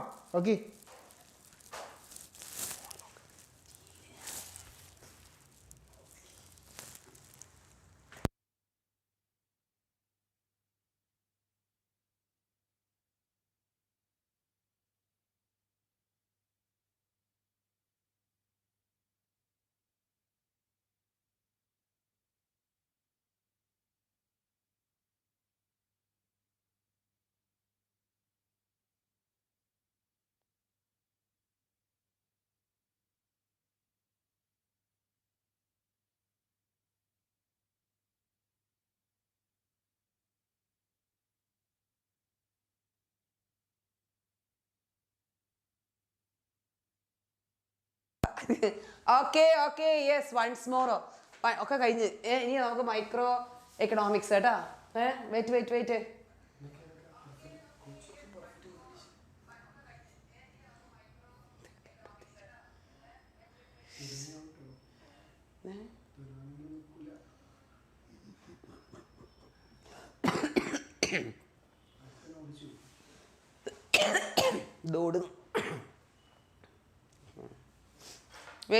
പോലെ ഇത് എടുക്കാനൊരു സമയമാണ്. ഓക്കെ, ഞാനത് ഓടും സാറേ. നമുക്കിനി മൈക്രോ എക്കണോമിക്സിലെ യെസ് അനാമിക കുട്ടി, ഐ ആം ഹിയർ. ഓക്കെ, പോകുന്നില്ല, നമുക്ക് ഇരിക്കാം കുറച്ച് നേരം കൂടെ. ഞാൻ ഓടിച്ചിട്ട് എടുക്കാം കേട്ടോ. Okay, production and cost. ആദ്യം നമ്മുടെ ഈ ചാപ്റ്ററിൽ നമ്മൾ പ്രൊഡക്ഷനെ കുറിച്ച് പഠിക്കും, പിന്നെ നമ്മൾ കോസ്റ്റിനെ കുറിച്ച് പഠിക്കും. അത്രയേ ഉള്ളൂ, simple. Okay, first one, what do you mean by production? Production എന്താന്ന് ചോദിച്ചു കഴിഞ്ഞാൽ transformation of input into output. അതായത് നമ്മുടെ ലാൻഡ്, ലേബർ, ക്യാപിറ്റൽ, കുറെ റോ മെറ്റീരിയൽസ് ഇതൊക്കെ വെച്ചുകൊണ്ട് നമ്മൾ എന്ത് ചെയ്യും, സാധനങ്ങൾ ഉൽപ്പാദിപ്പിക്കും. അതാണ് ഔട്ട്പുട്ട്. അപ്പൊ ഇൻപുട്ടിനെ ഔട്ട്പുട്ട് ആക്കി മാറ്റുന്നതിനെയാണ് നമ്മൾ എന്ത് വിളിക്കുക, പ്രൊഡക്ഷൻ. ഇനി എന്താണ് inputs? Land, labour, capital, organisation. കണ്ടോ, ഇതെയാണ് നമ്മൾ എന്ത് വിളിക്കുക, ഇൻപുട്സ്. ഇത് ഉപയോഗിച്ചിട്ടാണ് നമ്മൾ എന്ത് ചെയ്യുക, പ്രൊഡക്ഷൻ നടത്തുന്നത്. ഓക്കെ, നൗ കംസ് എന്താണ് ഔട്ട്പുട്ട്? ഇൻപുട്ട് കഴിഞ്ഞു, ഇനി എന്താണ് ഔട്ട്പുട്ട് എന്ന് ചോദിച്ചു കഴിഞ്ഞാൽ goods and services produced using input. ഈ ഇൻപുട്ടൊക്കെ ഉപയോഗിച്ചുകൊണ്ട് നമ്മൾ എന്ത് ചെയ്യുന്നു, കുറേ സാധനങ്ങളും സേവനങ്ങളും ഉൽപ്പാദിപ്പിക്കുന്നു. ആ സാധനങ്ങളെയും സേവനങ്ങളെയുമാണ് നമ്മൾ എന്ത് വിളിക്കുക, ഔട്ട്പുട്ട്. സിമ്പിൾ അല്ലേ? ഇനി അടുത്തത് പ്രൊഡക്ഷൻ ഫംഗ്ഷൻ. പ്രൊഡക്ഷൻ ഫംഗ്ഷൻ എന്ന് ചോദിച്ചാൽ Q is equal to function of L and K. L എന്ന് പറഞ്ഞാൽ ലേബർ ആവാം, കെ എന്ന് പറഞ്ഞാൽ ക്യാപിറ്റൽ ആവാം. നമ്മളിവിടെ രണ്ട് ഇൻപുട്ടാട്ടോ ഉപയോഗിക്കുന്നത്. ഒന്ന് ലാൻഡ്, ക്യാപിറ്റൽ, എന്തോ ആയിക്കോട്ടെ, രണ്ടെണ്ണം കേട്ടോ. നമുക്ക് 4 എണ്ണം നമ്മൾ പഠിക്കുന്നുണ്ട്. പക്ഷെ ഏതെങ്കിലും 2 ഇൻപുട്സേ മക്കളെ നമ്മൾ എന്ത് ചെയ്യുന്നുള്ളൂ, ഉപയോഗിക്കുന്നുള്ളൂ. ഓക്കെ, അടുത്തതാണ് ഷോർട്ട് റണ്ണും ലോങ് റണ്ണും. ഇനി നമ്മൾ ഇമ്പോർട്ടൻ്റ് ആയിട്ടുള്ള സ്ഥലത്തേക്ക് കയറുകയാണ്. Short run production function, long run production function. നമ്മൾ ആദ്യം ഷോർട്ട് റൺ പ്രൊഡക്ഷൻ ഫംഗ്ഷൻ പഠിക്കും, പിന്നെ നമ്മൾ ലോങ് റൺ പഠിക്കും. അപ്പോൾ ആ ഒരു പ്രൊഡക്ഷൻ എന്ന് പറയുന്ന സംഭവം അവിടെ തീരും കേട്ടോ. അപ്പൊ എന്താണ് ഈ ഷോർട്ട് റൺ പ്രൊഡക്ഷൻ ഫംഗ്ഷന്റെ പ്രത്യേകത എന്താന്ന് ചോദിച്ചാൽ, ഓക്കെ, ഇതിന്റെ പ്രത്യേകത എന്താന്ന് ചോദിച്ചാൽ, ഒരു ഇൻപുട്ട്, നമ്മൾ എത്ര ഇൻപുട്ട് ഉപയോഗിക്കുന്നുണ്ട്, 2 ഇൻപുട്സ് ആണ് ഉപയോഗിക്കുന്നത്. അതിൽ ഒരു ഇൻപുട്ട് എന്തായിരിക്കും, ഒരു ഇൻപുട്ട് ഫിക്സ്ഡ് ആയിരിക്കും. ഓക്കെ, മറ്റേ ഇൻപുട്ട് എന്തായിരിക്കും എന്നപ്പോൾ, മറ്റേ ഇൻപുട്ട് വേരിയബിൾ ആയിരിക്കും. ക്ലിയർ? ഇതാണ് ഷോർട്ട് റണ്ണിന്റെ പ്രത്യേകത. അതായത് ഒരു ഷോർട്ട് റണ്ണിൽ നമുക്ക് 2 ഇൻപുട്സ് ഉണ്ടെങ്കിൽ ഒന്ന് ഫിക്സ്ഡ് ആയിരിക്കും, മറ്റേത് എന്തായിരിക്കും, വേരിയബിൾ ആയിരിക്കും. പക്ഷെ ലോങ് റണ്ണിൽ എല്ലാം എന്തായിരിക്കും, വേരിയബിളാ. അവിടെ ഫിക്സ്ഡ് എന്ന് പറയുന്ന എലമെന്റ് ഇല്ല, നമുക്ക് ഒൺലി വി, അതായത് വേരിയബിൾ എലമെന്റ്സ് മാത്രമേ, ഇൻപുട്സ് മാത്രമേ ഉള്ളൂ.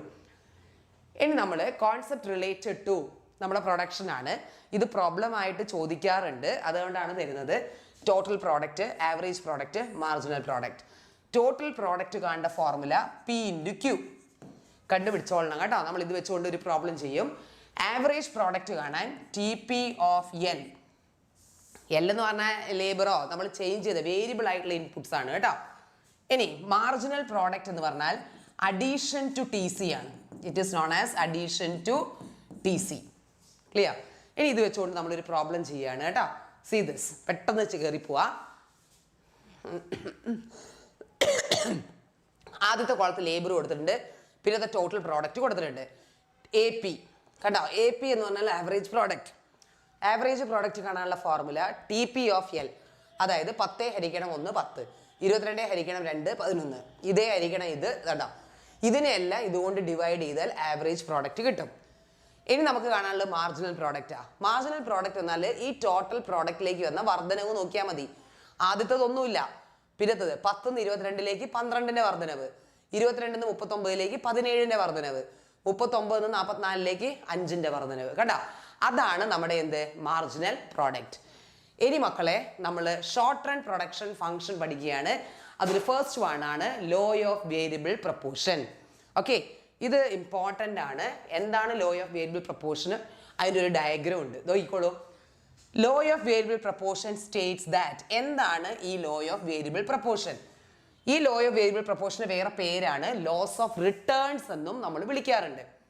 ഇനി എന്താണ് ഈ ലോ ഓഫ് വേരിയബിൾ പ്രപ്പോർഷൻ എന്ന് ചോദിച്ചാൽ, നമ്മൾ കൂടുതൽ when we use more and more units of inputs, നമ്മളിപ്പം രണ്ട് labour plus 3 capital, 2 labour plus 4 capital, 2 labour plus 5 capital. ഇതാണല്ലോ ഷോർട്ട് റണ്ണിന്റെ പ്രത്യേകത. ഒരു ഇൻപുട്സ് കോൺസ്റ്റന്റ് ആയിരിക്കണം, മറ്റേ ഇൻപുട്സ് എന്ത് ചെയ്യും? ചേഞ്ച് ചെയ്തുകൊണ്ടേയിരിക്കും. ഇങ്ങനെ നമ്മൾ ചേഞ്ച് ചെയ്തുകൊണ്ടേ ഇരിക്കുമ്പോൾ എന്ത് സംഭവിക്കും? ഫസ്റ്റ് മാർജിനൽ പ്രോഡക്റ്റ് എന്ത് ചെയ്യും? കൂടും.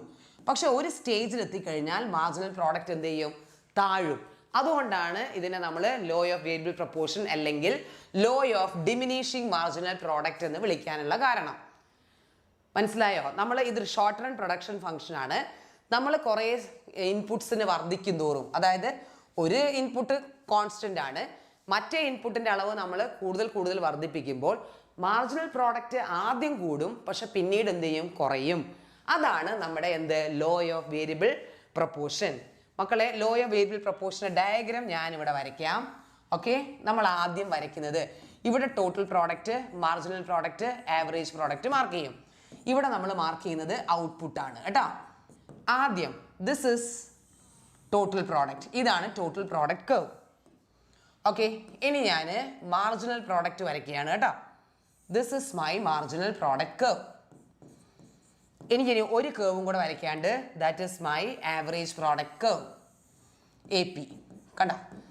ഇവിടെ കൂട്ടിമുട്ടിയിലെ ആവറേജ് പ്രോഡക്റ്റും അവിടെ നിന്ന് ഞാൻ ഇങ്ങനെ ഒന്ന് വരച്ചു. കണ്ടോ? ഇപ്പം ഞാൻ ഈ ഒരു ഇതിന് 3 സ്റ്റേജസ് വരയ്ക്കാൻ പോവാണ്. ഇത് നമ്മുടെ ഫസ്റ്റ് സ്റ്റേജ്, ഇത് സെക്കൻഡ് സ്റ്റേജ്, ഇത് തേർഡ് സ്റ്റേജ് ആണ്. ഈ ഓരോ സ്റ്റേജിനും പേരുകളുണ്ട്, നോക്കിക്കോളൂ. ഫസ്റ്റ് സ്റ്റേജ് ഇവിടെ തൊട്ട് അവസാനിക്കുക, അതായത് ഇത് രണ്ടും കൂട്ടിമുട്ടുന്ന സ്ഥലത്ത് നിന്ന്. അവിടെ മക്കൾ നോക്കുമ്പോൾ ടോട്ടൽ പ്രോഡക്റ്റ് ഇൻക്രീസ് ചെയ്യുന്നത് കാണാം. മാർജിനൽ പ്രോഡക്റ്റും ആവറേജ് പ്രോഡക്റ്റും എന്ത് ചെയ്യുന്നു? ഇൻക്രീസിങ്. ഇതൊക്കെ ഇൻക്രീസ് ചെയ്യുന്നത്. അതുകൊണ്ട് ഈ സ്റ്റേജിനെ വിളിക്കുന്ന പേര് ഇൻക്രീസിങ് സ്റ്റേജ് എന്ന. ഈ ഫസ്റ്റ് സ്റ്റേജിനെ വിളിക്കുന്ന പേരാണെന്ത്? Increasing stage. Come to second stage. Second സ്റ്റേജിലേക്ക് വരുമ്പോൾ നമുക്ക് കാണാം ടോട്ടൽ പ്രോഡക്റ്റ് ഈസ് ഇൻക്രീസിങ്, കൂടി വരിക. പക്ഷേ മാർജിനൽ പ്രോഡക്റ്റ് എന്താവുന്നു? താഴുന്നു, ഇല്ലേ? ആവറേജ് പ്രോഡക്റ്റും എന്ത് ചെയ്യുന്നു? താഴുന്നു. ഇതിനെ നമ്മൾ വിളിക്കുന്ന പേര് ഡിമിനിഷിങ് സ്റ്റേജ് എന്ന. ഓക്കെ, ഇതിനെ വിളിക്കുന്ന പേര് ഡിമിനിഷിങ് സ്റ്റേജ്. അത് ഡിമിനിഷിംഗ് എന്ന് വിളിക്കാൻ കാരണം AP MP ഒക്കെ കുറയാണ്, TP കൂടുന്നുണ്ട്, പക്ഷെ കുറഞ്ഞ നിരക്കിലാണ് കൂടുന്നത്. ഇനി മൂന്നാമത്തെ സ്റ്റേജിലേക്ക് പോവാം. മൂന്നാമത്തെ സ്റ്റേജ് നിങ്ങൾ നോക്കുമ്പോൾ നമുക്ക് കാണാം TP ഈസ് റെഡ്യൂസിങ്. കണ്ടോ? TP കുറയുന്നു. AP is also reducing. MP is also reducing. എല്ലാം കുറയാ. MP കുറയ മാത്രമല്ല, MP എന്താ സംഭവിക്കുന്നതെന്ന് അറിയോ? MP becomes negative. കണ്ടോ? MP ഇവിടുന്ന് താഴേക്ക് പോയി. അതുകൊണ്ട് ഇതിനെ വിളിക്കുന്ന പേര് നെഗറ്റീവ് റിട്ടേൺസ് എന്നാണ്. ഓക്കെ, അപ്പൊ ലോ ഓഫ് വേരിയബിൾ പ്രപ്പോർഷന് 3 സ്റ്റേജസ് ഉണ്ട്. ഏതൊക്കെയാ? ഒന്ന് ഇൻക്രീസിങ് സ്റ്റേജ്, 2 ഡിമിനിഷിങ് സ്റ്റേജ്, മൂന്നാമത്തത് നെഗറ്റീവ് റിട്ടേൺസ് എന്ന് വിളിക്കും. ഇനി ഈ ഒരു ഡയഗ്രത്തിൽ നിന്ന് മക്കളെ ടി പിയും എം പിയും തമ്മിലുള്ള റിലേഷൻഷിപ്പ് നമ്മൾ എഴുതണം. ഈ ഡയഗ്രം നോക്കിയാൽ നമുക്ക് എഴുതാൻ കഴിയും. ഒന്നാമത്തെ റിലേഷൻഷിപ്പ് എന്ന് പറയുന്നത് ടി പി കൂടുമ്പോൾ എം പി എന്ത് ചെയ്യുന്നുണ്ട്? കൂടുന്നുണ്ട്. ഓക്കെ. ഇനി രണ്ടാമത്തെ എന്താന്ന് ചോദിച്ചു കഴിഞ്ഞാൽ ടി പി മാക്സിമം. അപ്പൊ നമ്മൾ ഈ ഡയഗ്രത്തിൽ നിന്ന് ടി പി കണ്ടുപിടിക്കണം. മാക്സിമം ദാ ഇവിടെയാണ് ടി പി മാക്സിമം. ആ സമയത്ത് എം പിയുടെ വാല്യൂ എന്താ? എം പിയുടെ വാല്യൂ 0. ഓക്കെ. അപ്പൊ രണ്ടാമത്തെ റിലേഷൻ. ഇനി മക്കളെ മൂന്നാമത്തെ റിലേഷൻ എന്ന് പറയുന്നത് T P is decreasing. T P is decreasing. ആ സമയത്ത് എം പിയുടെ വാല്യൂ എന്താണ്? നെഗറ്റീവ്. അപ്പൊ 3 റിലേഷൻഷിപ്പ് കിട്ടിയില്ലേ? ടി പിയും എം പിയും തമ്മിലുള്ള 3 റിലേഷൻഷിപ്പ് ഈ ഡയഗ്രത്തിൽ നിന്ന് കിട്ടും. ഹലോ, ആരുമില്ലേ? ഓക്കെ, അത് കഴിഞ്ഞു. ഇനി അടുത്തതാണ് long run production function. Production function നിർത്തുകയാണ് കേട്ടോ. ലോങ് റൺ പ്രൊഡക്ഷൻ ഫംഗ്ഷന് വേറൊരു പേരാണ് റിട്ടേൺസ് ടു സ്കെയിൽ. കേട്ടോ, ഈ റിട്ടേൺസ് ടു സ്കെയിലിന് 3 സ്റ്റേജ് ഉണ്ട്. Increasing returns to scale, constant returns to scale and diminishing returns to scale. നമ്മൾ ഡയഗ്രാം വരയ്ക്കുകയാണെങ്കിൽ അതിന്റെ ഡയഗ്രാം ഏതാണ്ട് ഇങ്ങനെയായിരിക്കുക. കേട്ടോ, ഇത് ഇൻക്രീസിങ് റിട്ടേൺ, ഇത് കോൺസ്റ്റന്റ്, ഇത് ഡിക്രീസിങ്. ഇതില് IRS എന്ന് പറയുന്നത് ഇൻക്രീസിങ് റിട്ടേൺസ് ആ. അതായത് നമ്മൾ ഇൻപുട്സിന്റെ അളവ് കൂട്ടുമ്പോൾ അതിന്റെ ഇരട്ടിയായിട്ട് എന്ത് കൂടും? ഔട്ട്പുട്ട് കൂടും. അതാണ് നമ്മുടെ increasing returns to scale. Constant returns to scale എന്ന് പറഞ്ഞാൽ നമ്മൾ എത്ര ശതമാനമാണോ ഇൻപുട്ട് കൂടിയത് അതേ ശതമാനം തന്നെ എന്ത് ചെയ്യും? ഔട്ട്പുട്ട് കൂടും. അതാണ് കോൺസ്റ്റന്റ്. അങ്ങനെയാണെങ്കിൽ ഡിമിനിഷിങ് എന്തായിരിക്കും? നമ്മൾ എത്ര ശതമാനമാണോ ഇൻപുട്സിന്റെ ലാൻഡും ലേബറിന്റെ അളവ് കൂട്ടിയത് അതിനേക്കാളും കുറവേ എന്ത് കൂടുള്ളൂ? ഔട്ട്പുട്ട് കൂടുള്ളൂ. അതാണ് DRS. കേട്ടോ, അപ്പൊ ഇത് പരീക്ഷയ്ക്ക് ചോദിക്കുന്നുണ്ട്. റിട്ടേൺസ് ടു സ്കെയിലിന്റെ 3 സ്റ്റേജസ് ഏതാണ്? IRS, CRS and DRS. Okay. ഇനി മക്കളെ നമ്മൾ കോസ്റ്റ് എന്ന്, ഈ ചാപ്റ്ററിന്റെ അടുത്തൊരു പാർട്ട് കോസ്റ്റാ. അപ്പൊ പ്രൊഡക്ഷൻ എന്നുള്ള ഭാഗത്ത് നിങ്ങൾ ഷോർട്ട് റൺ പ്രൊഡക്ഷനും ലോങ് റൺ പ്രൊഡക്ഷനും പഠിക്കണം കേട്ടോ. ഷോർട്ട് റൺ ലോ ആണ് നമ്മുടെ എന്ത്? Law of variable proportion. Long run production function ആണ് റിട്ടേൺസ് ടു സ്കെയിൽ. അത്രയും പഠിച്ചു വെക്കണം കേട്ടോ. ഇനി നമ്മൾ ഈ ചാപ്റ്ററിന്റെ വേറെ ഭാഗത്തേക്ക് പോവുകയാണ്. That is cost. ഓക്കെ. ഉറക്കം വരുന്നോ? Oh my god. സമയം 11:20. ഇത് വമ്പൻ ലൈവാ മക്കളെ, മാരത്തോൺ ആണ്. ഓക്കെ, അപ്പൊ എന്താണ് കോസ്റ്റ്? അപ്പൊ എന്താ ഞാൻ ഓടട്ടെ. ഞാൻ ഓടിയാൽ നിങ്ങൾക്ക് മനസ്സിലാവുമെന്ന് അറിയില്ല, അതുകൊണ്ടാണ്. എന്നാലും നമുക്ക് ഇങ്ങനെ സാവധാനം പോവാം കേട്ടോ. നോക്കാം. കോസ്റ്റ് എന്ന് പറയുന്നത് expenses incurred by the producer to produce a commodity. ഒരു സാധനം ഉണ്ടാക്കാൻ ഒരു പ്രൊഡ്യൂസർക്ക് എന്ത് ചെലവാകുന്നു അതിനെയാണ് നമ്മൾ കോസ്റ്റ് എന്ന് പറയാ. നമുക്ക് 2 ഷോർട്ട് റൺ കോസ്റ്റും ഉണ്ട്, ലോങ് റൺ കോസ്റ്റും ഉണ്ട്. നമ്മൾ ആദ്യം പഠിക്കുന്നത് ഷോർട്ട് റൺ കോസ്റ്റാ കേട്ടോ. നോക്കിക്കോളൂ. അതില് ഈ കോസ്റ്റുകളൊക്കെ മക്കൾക്ക് കണ്ട് ശീലം ഉണ്ടാവും കേട്ടെ. മിസ് വീട്ടിൽ പോകാൻ സമയമാവും മോളെ. ഓക്കെ. ടോട്ടൽ കോസ്റ്റ് എന്ന് പറയുന്നത് total fixed cost plus total variable cost. കേട്ടോ, ഇതെന്ന് ടോട്ടൽ ഫിക്സഡ് കോസ്റ്റ് കാണാൻ എന്ത് ചെയ്താൽ മതി? TCയിൽ നിന്ന് TVC മൈനസ് ചെയ്താൽ മതി. ഇനി TVC കാണാൻ എന്ത് ചെയ്താൽ മതി? TC മൈനസ് TFC ചെയ്താൽ മതി. ഈ ഫോർമുലാസ് പഠിക്കണം. സാറ് ഉറങ്ങിയില്ലേ? സാർ അപ്പുറത്ത് റെസ്റ്റ് എടുക്കുന്നുണ്ട്. എടാ, എന്ത് കഴിഞ്ഞിട്ട് വേണം സാറിന് ഇനിയും കയറി വരാൻ. അപ്പൊ ഈ ഫോർമുല മക്കൾ പഠിച്ചു വെക്കണം. കാരണം ഇതിൻ്റെ അകത്ത് ഒരു essay ക്വസ്റ്റ്യൻ ഉണ്ട്, അത് ഞാൻ ചെയ്ത് കാണിച്ചു തരാം. ഇനി ഈ കേർവിന്റെ ഷേപ്പുകൾ മക്കളും അറിഞ്ഞിരിക്കണം. ഓക്കെ. ഓ വെരി ഗുഡ്. മല്ലു മാസ്റ്റർ ഗെയിമിങ്ങിന്റെ എന്താ പറയാ, ആ പ്രസൻസ് ഓഫ് മൈൻഡിനെ ഞാൻ അപ്രീഷിയേറ്റ് ചെയ്യാണ് കേട്ടോ. ഇരുന്നില്ലെങ്കിലും അത് ടൈപ്പ് ചെയ്ത് അയക്കാനുള്ള ഒരു ഇത് തോന്നിയല്ലോ. ഓക്കെ, നോക്ക്. ഇതാണ് ഹൊറിസോണ്ടൽ ലൈൻ ആണ് എപ്പോഴും TFC കേർവിന്റെ ഷേപ്പ്. 0 എന്ന് തുടങ്ങുന്നതാണ് എപ്പോഴും TVCയുടെ ഇത്. 0 എന്ന് തുടങ്ങുന്നത് കേട്ടോ. ഇവിടെ നിന്ന് തുടങ്ങുന്നതാണ് TC. കണ്ടോ? അപ്പൊ ഷേപ്പ് എന്ന് പറയുമ്പം TFC curve parallel to X axis ആയിരിക്കും കേട്ടോ. TVC കേർവും TC കേർവും അപ്വേർഡ് റൈസിങ് കേർവ് ആയിരിക്കും. ഡെഡിക്കേഷൻ അത് തന്നെ. ഇനി അടുത്തത് average fixed cost AFC. Average fixed cost കാണാൻ TFC ഡിവൈഡ് ബൈ Q ചെയ്താൽ മതി. ഓക്കെ തള്ളല്ല എന്ന് ഉറപ്പാണത്.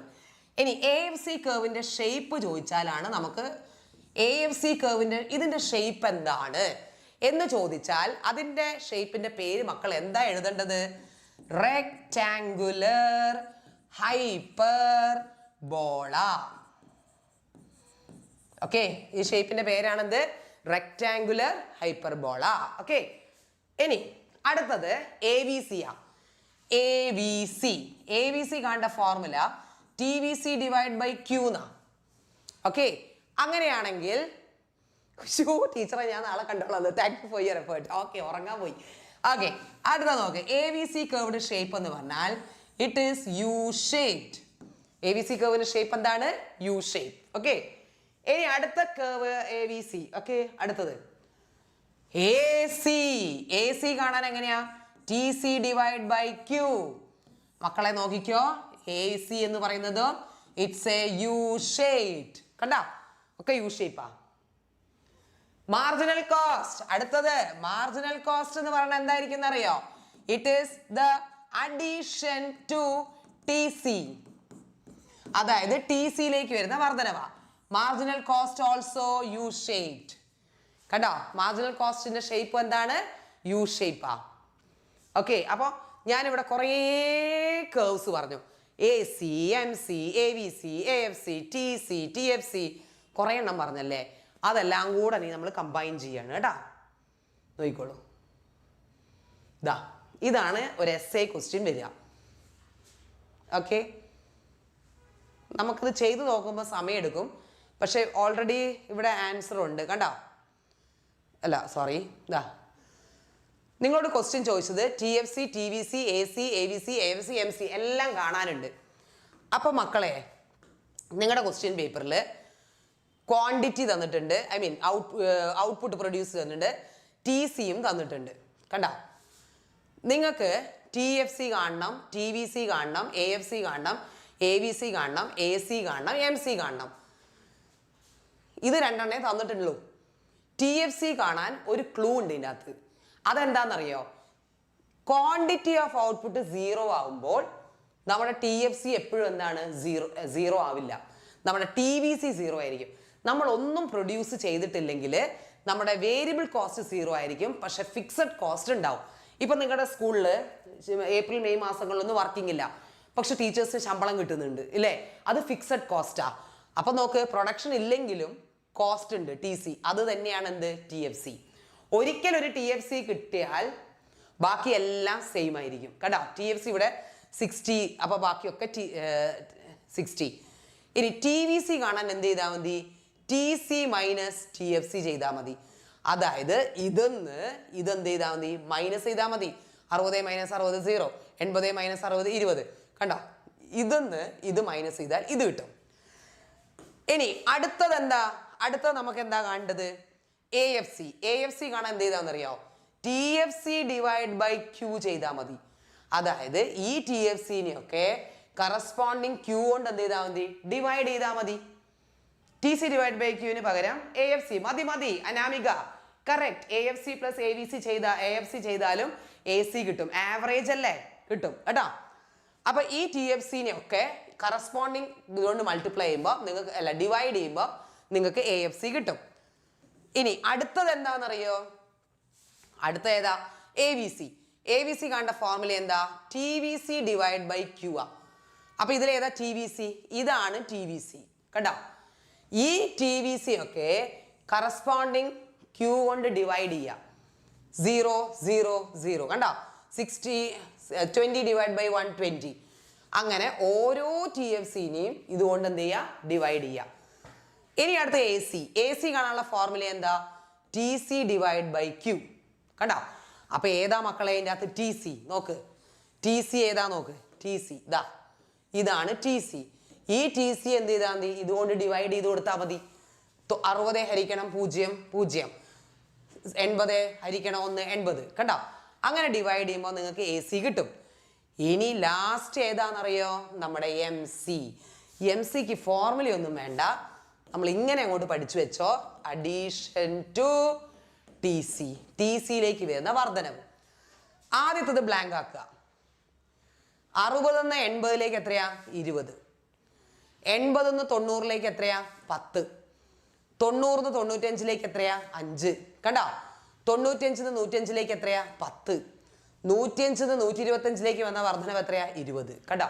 അത് അങ്ങനെ നമുക്ക് എന്ത് കാണാം? MC കാണാം. അപ്പൊ നമ്മുടെ calculate TFC, TVC, AVC, AFC, MC ഒക്കെ കഴിഞ്ഞു. ഓക്കെ, ഇതാണ് നമ്മുടെ ഷോർട്ട് റൺ കോസ്റ്റുകൾ. നിങ്ങളോട് ചോദിക്കുകയാണ് write some short run cost എന്ന് ചോദിച്ചാൽ നിങ്ങൾ എന്താ എഴുതുക?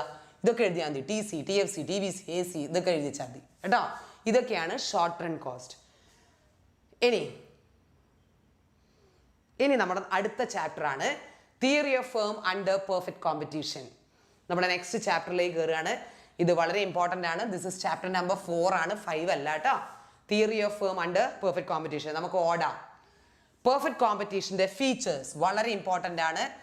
Large number of buyers and sellers. ഇഷ്ടംപോലെ ബയേഴ്സും സെല്ലേഴ്സും ഉണ്ടാവും. ഹോമോജീനിയസ് പ്രോഡക്റ്റ്, ഒരേപോലത്തെ സാധനം. കൊടയാണെങ്കിൽ എല്ലാവരും ഒരേപോലത്തെ കൊട, ഒരേ നിറം. ഓക്കെ, അതേപോലെ 3 ഫോൾഡ് ആണെങ്കിൽ എല്ലാം 3 ഫോൾഡ്, 2 ഫോൾഡ് ആണെങ്കിൽ എല്ലാം 2 fold. Okay, free mobility of factors of production, perfect knowledge about the market price. Market പ്രൈസിനെ കുറിച്ചൊക്കെ നല്ല ബോധം ഉണ്ടെന്നാ. Freedom of entry and exit. കണ്ടോ? അതൊരു ഇമ്പോർട്ടൻറ്റ് ഫാക്ടറാണ് കേട്ടോ. അതായത് ഫേമിന് എന്തുണ്ട്? എൻട്രി ആൻഡ് എക്സിറ്റ് എന്നുള്ള ഒരു ഫ്രീഡം ഉണ്ട്. അടുത്തത് absence of transport cost. Transport cost എന്ന് പറയുന്നത് കോസ്റ്റ് അവിടെ ഇല്ല. യൂണിഫോം പ്രൈസ്, സെയിം പ്രൈസ് ആണ് സാധനങ്ങൾക്ക്. അവിടെ ആരോ ഒന്ന് പറഞ്ഞു എന്ത്? Price takers. അതും കൂടെ ആഡ് ചെയ്യുക കേട്ടോ. ഓരോ ഫേമും ഇവിടെ ആരാണ്? പ്രൈസ് ടേക്കേഴ്സ് ആണ്.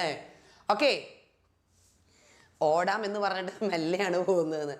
ഓടിയിട്ട് കാര്യമുണ്ടാവും. പക്ഷെ എന്നാലും എനിക്ക് തോന്നുന്നു മാക്സിമം ഞാൻ ഓടുന്നുണ്ട്. ഒരു ചാപ്റ്റർ ഞാൻ തീർത്തു വിത്തിൻ 15-20 മിനിറ്റ്സ്. അടുത്തത് പെർഫെക്റ്റ് കോമ്പറ്റീഷൻ. ഇത് വളരെ സിമ്പിളാണ്. Revenue, total revenue. ഓക്കെ, ഇവിടെയും റവന്യൂവിനെ ബന്ധപ്പെട്ട് കുറേ എന്താ പറയുക കോൺസെപ്റ്റ്സ് ഉണ്ട്. അതിൽ എന്താണ് റവന്യൂ എന്ന് വെച്ച് കഴിഞ്ഞാൽ income earn by a producer by selling products. അതായത് നമ്മുടെ സാധനങ്ങളൊക്കെ വിറ്റിട്ട് നമുക്ക് കിട്ടുന്ന വരുമാനത്തെ, മൊത്ത വരുമാനത്തെയാണ് നമ്മൾ റവന്യൂ എന്ന് വിളിക്കുന്നത്. ടോട്ടൽ റവന്യൂ കാണാനുള്ള ഫോർമുല P/Q. TR കാണാൻ, ഓക്കെ, TR കാണേണ്ട ഫോർമുല എന്താണ്? P/Q. ഇനി നിങ്ങൾ ശ്രദ്ധിക്കണം, നോക്കിയേ. TR കേർവ് എന്ന് പറയുന്നത് it's an upward rising curve ആയിരിക്കും എപ്പോഴും. പക്ഷെ ഒരു പെർഫെക്റ്റ് കോമ്പറ്റീഷനിൽ നമ്മുടെ പ്രൈസും ARഉം MRഉം ഒക്കെ എന്തായിരിക്കും? ഈക്വൽ ആയിരിക്കും കേട്ടോ. എല്ലാം ഈക്വൽ ആണെന്നാ പറയുന്നത്. അത് പറയുന്നതല്ല, അതിന് ഒരു കാരണമുണ്ട്. Okay, wait. അതിന് കാരണം പറഞ്ഞുതരാം. നോക്കിക്കോ, ഒരു എക്സാമ്പിൾ ചെയ്താൽ നമുക്ക് മനസ്സിലാവും. ഇതെല്ലാം ഒന്നല്ല. നോക്കിക്കോ, പ്രൈസ്, ക്വാണ്ടിറ്റി. പ്രൈസ് എല്ലാം 10. Any change? No change. Quantity നോക്കിയോ. അങ്ങനെയാണെങ്കിൽ ടോട്ടൽ റവന്യൂ കാണാനുള്ള ഫോർമുല എന്താ? P/Q മൾട്ടിപ്ലൈ ചെയ്യാം. ഇതാണ് നമ്മുടെ ടോട്ടൽ റവന്യൂ. അങ്ങനെയാണെങ്കിൽ AR കാണാനുള്ള ഫോർമുല എന്താ അറിയോ? TR divide by Q. ഇതിനെ ഇതുകൊണ്ട് ഡിവൈഡ് ചെയ്യാം. അപ്പൊ ഒക്കെ എന്ത് കിട്ടും? 10 കിട്ടൂലേ? 20 കഴിയണത് ഇതൊക്കെ ഇങ്ങനെ ആയിരിക്കും. 10 കിട്ടി. അടുത്തത് MR ആദ്യത്തെ ബ്ലാങ്ക് ആക്കുക. TRലേക്ക് വരുന്ന അഡീഷൻ 10 20 10, 20 30 10, 30 40 10, 40 50 10. കേട്ടോ? അപ്പോൾ ഒരു പെർഫെക്റ്റ് കോമ്പറ്റീഷനിൽ പ്രൈസും ARഉം MRഉം എന്താണ്? ഈക്വൽ ആണ് കേട്ടോ. മനസ്സിലായോ? ഇത് ക്ലാസ് കണ്ടിട്ടില്ല. ഇല്ല, തീർക്കില്ല. നമ്മളിപ്പോൾ തീർക്കും. ക്ലാസ് ഇപ്പോൾ തീർക്കും കേട്ടോ. Don't worry. എനിക്ക് മനസ്സിലാവും നിങ്ങളുടെ വിഷമം. കാരണം നമുക്കതില്ലാതെ ഇപ്പം ജീവിക്കാൻ പറ്റാത്തൊരവസ്ഥയായിട്ട് ഇരിക്കുകയാണല്ലോ. ഇനി പ്രോഫിറ്റ് മാക്സിമൈസേഷൻ.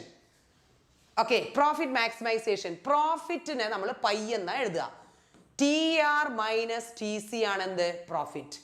ടോട്ടൽ റവന്യൂന്ന് ടോട്ടൽ കോസ്റ്റ് കിഴിച്ചു കഴിഞ്ഞാൽ കിട്ടുന്നതാണ് നമ്മുടെ എന്ത്? പൈ. ക്ലിയർ? ഇനി നമ്മൾ ഒരു essay ക്വസ്റ്റ്യനിലേക്ക് പോവാണ്. അതായത് പ്രോഫിറ്റ് മാക്സിമൈസേഷൻ അണ്ടർ പെർഫെക്റ്റ് കോമ്പറ്റീഷനാണ്. അതിൽ 3 കണ്ടീഷൻസ് ഉണ്ട്. ഒന്നാമത്തെ കണ്ടീഷനാണ് പ്രൈസ് ഈക്വൽ ടു MC. ഒന്നാമത്തെ കണ്ടീഷൻ. രണ്ടാമത്തെ condition MC should be non decreasing. MC curve ഒരിക്കലും താഴരുത്, പൊന്തിപ്പോണം കേട്ടോ. മൂന്നാമത്തത് short റണ്ണിൽ price greater than or AVC ആയിരിക്കണം.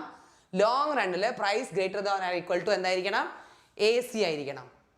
ഈ 3 കണ്ടീഷൻ നമ്മൾ എസ് എ എഴുതുന്ന സമയത്ത് നമ്മൾ ഈ 3 കണ്ടീഷൻസ് എഴുതിയിട്ട് വേണം എസ് എ തുടങ്ങാൻ. അങ്ങനെയാണെങ്കിൽ നമുക്കിനി ഡയഗ്രാം വരയ്ക്കാം. ആ ഡയഗ്രാം നിങ്ങൾക്കൊന്നും മനസ്സിലാവില്ല, ഞാനിവിടെ വരച്ചു തരാം, നോക്കിക്കോളൂ. നമ്മൾ ആദ്യം ഒരു line, this is price, this is AR, this is MR, നമുക്കറിയാലോ. ഓക്കെ, ഞാനൊരു MC കർവ് വരച്ചു. This is my MC curve. Okay, എന്നിട്ട് ഇതിനെ താഴെ ഞാൻ എന്ത് വരയ്ക്കുകയാണ്? ഒരു ABC കൂടെ വരച്ചോട്ടെ. ഇതാ ABC കർവ് മതി. ഞാൻ ഇവിടെ നിന്ന് ഇങ്ങനെ വരച്ചു, കണ്ടോ? OPEM. ഓക്കെ, ABC കർവ് ഇവിടെ ടച്ച് ചെയ്തില്ലേ? അതിനെ നേരെ ഞാൻ ഇങ്ങനെ കയറി ഇങ്ങോട്ടൊരു വര വരച്ചിട്ട് ഞാനിവിടെ Q എന്ന് എഴുതി. ഈ ഒരു ഡയഗ്രത്തിൽ നിന്ന് പിള്ളേരെ നമുക്കറിയാം പ്രോഫിറ്റ് എന്ന് പറയുന്നത് TR മൈനസ് TC ആണെന്ന് നമുക്കറിയാം. TR എന്ന് പറയുന്നത് P ഇൻറ്റു Q ആ. ഞാൻ ഇവിടെ സൈഡിൽ എഴുതേ. TR കാണാനുള്ള ഫോർമുല എന്താണ്? P into Q. ഇത് എങ്ങനെ P ഇൻറ്റു Q? നോക്ക്, ഈ ആക്സിസ് മെഷർ ചെയ്യുന്നത് പ്രൈസ് ആണ്, ഈ ആക്സിസ് മെഷർ ചെയ്യുന്നത് ക്വാണ്ടിറ്റി ആണ്. അപ്പൊ ഈ ഒരു ഡയഗ്രത്തിൽ നിന്ന് P ഇൻറ്റു Q എങ്ങനെ കണ്ടുപിടിക്കും? ഇത്രയാണ് പ്രൈസ് OP, ക്വാണ്ടിറ്റി OM. അങ്ങനെയാണെങ്കിൽ ഈ ബോക്സിലെ മക്കളെ, ഏത് ബോക്സ്? OPEM. അതായത് OPEM, ഈ ബോക്സ് ആണ് നമ്മുടെ ടോട്ടൽ റവന്യൂ. നമുക്ക് TC കണ്ടുപിടിക്കണം. TC കാണാൻ ഒറ്റ വഴിയുള്ളൂ, നമുക്ക് ABC വെച്ചുകൊണ്ട് കണ്ടുപിടിക്കാം. ABC ഇവിടം വരിക. അപ്പൊ നമ്മുടെ കോസ്റ്റ് ഏത് വരെയുള്ളൂ? ഇവിടം വരെയുള്ളൂ നമ്മുടെ കോസ്റ്റ്. കണ്ടോ? ഈ ഒരു ബോക്സിലെ ഏതാണ് ആ ബോക്സ്? OQ. അപ്പൊ ഞാൻ ഇവിടെ ഒരു പേര് കൊടുക്കുകയാണെ, N. Okay, OQNM. അപ്പൊ ഈ ചെറിയ ബോക്സ് ആണ് കോസ്റ്റ്, ഈ വലിയ ബോക്സ് ആണ് റവന്യൂ, അല്ലേ? ഈ വലിയ ബോക്സ് ഈ ചെറിയ ബോക്സ് കുറച്ചാൽ ബാക്കി ഇവിടെ കിട്ടുന്ന സാധനമല്ലേ ഈ ബോക്സില്ലേ? ഈ ബോക്സ് ആണ് നമ്മുടെ എന്ത്? പ്രോഫിറ്റ് എന്ന് പറയുന്നത്. മക്കളെ, ഈ വലിയ ബോക്സ് ടോട്ടൽ റവന്യൂ ആണ്, ഈ ബോക്സ് ടോട്ടൽ കോസ്റ്റ് ആണ്. അപ്പൊ ബാക്കി ഈ കഷ്ണമല്ലേ, അതാണ് നമ്മുടെ എന്ത്? പ്രോഫിറ്റ്. കറക്റ്റ്, അത്ര എഴുതണ്ടു കേട്ടോ. Now comes long run profit maximization. Long run profit maximization നിങ്ങൾ പേടിക്കണ്ട. This is P, this is AMR, this is AR, അല്ലേ? ഇതാണ് നമ്മുടെ എന്ത് curve? Long run marginal cost. LRMC എന്ന് പറഞ്ഞാൽ ലോങ് റൺ മാർജിനൽ കോസ്റ്റ്. ഇനി നമുക്ക് എന്തും കൂടെ വേണമെന്നറിയാം? ഒരു കോസ്റ്റും കൂടെ വേണം, ലോങ് റൺ ആവറേജ് കോസ്റ്റ്. ഇതാണ് എല്ലാം. OPEQ. ഇവിടെ വലിയ ബോക്സോ ചെറിയ ബോക്സോ ഒന്നുമില്ല, മനസ്സിലായോ? എല്ലാം ഒരൊറ്റ ഒന്നേ ഉള്ളൂ. അപ്പൊ ഇവിടെ എന്താണ്? ടോട്ടൽ റവന്യൂ ഈക്വൽസ് എന്താണ്? Total Costa. അപ്പൊ നമുക്ക് ആലോചിക്കാം, ഒരു ലോങ് റണ്ണില് ഒരു പെർഫെക്റ്റ് കോമ്പറ്റീഷനിൽ ഒരു ഫേമിനും എന്ത് ലാഭം കിട്ടൂല? സൂപ്പർ നോർമൽ പ്രോഫിറ്റ് ഒന്നും കിട്ടില്ല. ഇവർക്ക് കിട്ടുന്ന ലാഭം എന്ന് പറയുന്നത് എന്തേ ഉള്ളൂ? നോർമൽ പ്രോഫിറ്റേ കിട്ടുള്ളൂ. ആ ഫേം പിടിച്ചു നിർത്തി കൊണ്ടുപോകണ്ടേ? അതിന് കിട്ടുന്ന ലാഭം മാത്രമേ ആർക്ക് കിട്ടുള്ളൂ? ഈ ഫേമിന് കിട്ടുള്ളൂ.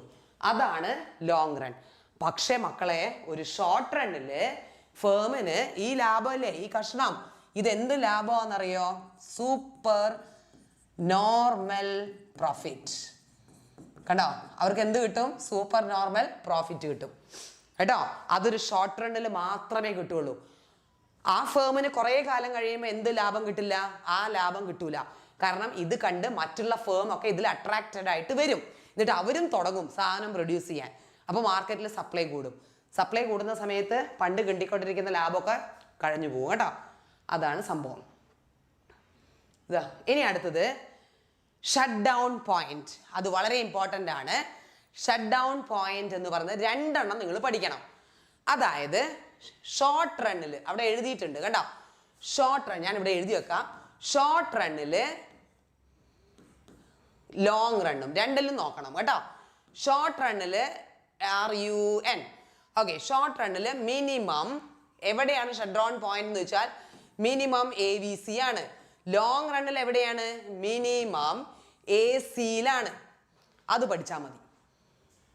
ഓക്കെ, അതായത് ഷോർട്ട് റണ്ണിൽ മിനിമം എന്നുള്ള ഈ വേർഡ് ഇമ്പോർട്ടൻ്റ് ആട്ടോ. മിനിമം ആവറേജ് വേരിയബിൾ കോസ്റ്റ് ആണ്. ലോങ് റണ്ണിൽ മിനിമം ആവറേജ് കോസ്റ്റിലാണ് ഷട്ട് ഡൗൺ പോയിന്റ്. എന്താ മക്കളെ shut down point? Shut down point എന്ന് പറഞ്ഞാൽ ഒന്നുമല്ല, പൂട്ടി കെട്ടി പുറത്തേക്ക് പോവുക, അതായത് ഷട്ടർ ഇടുക.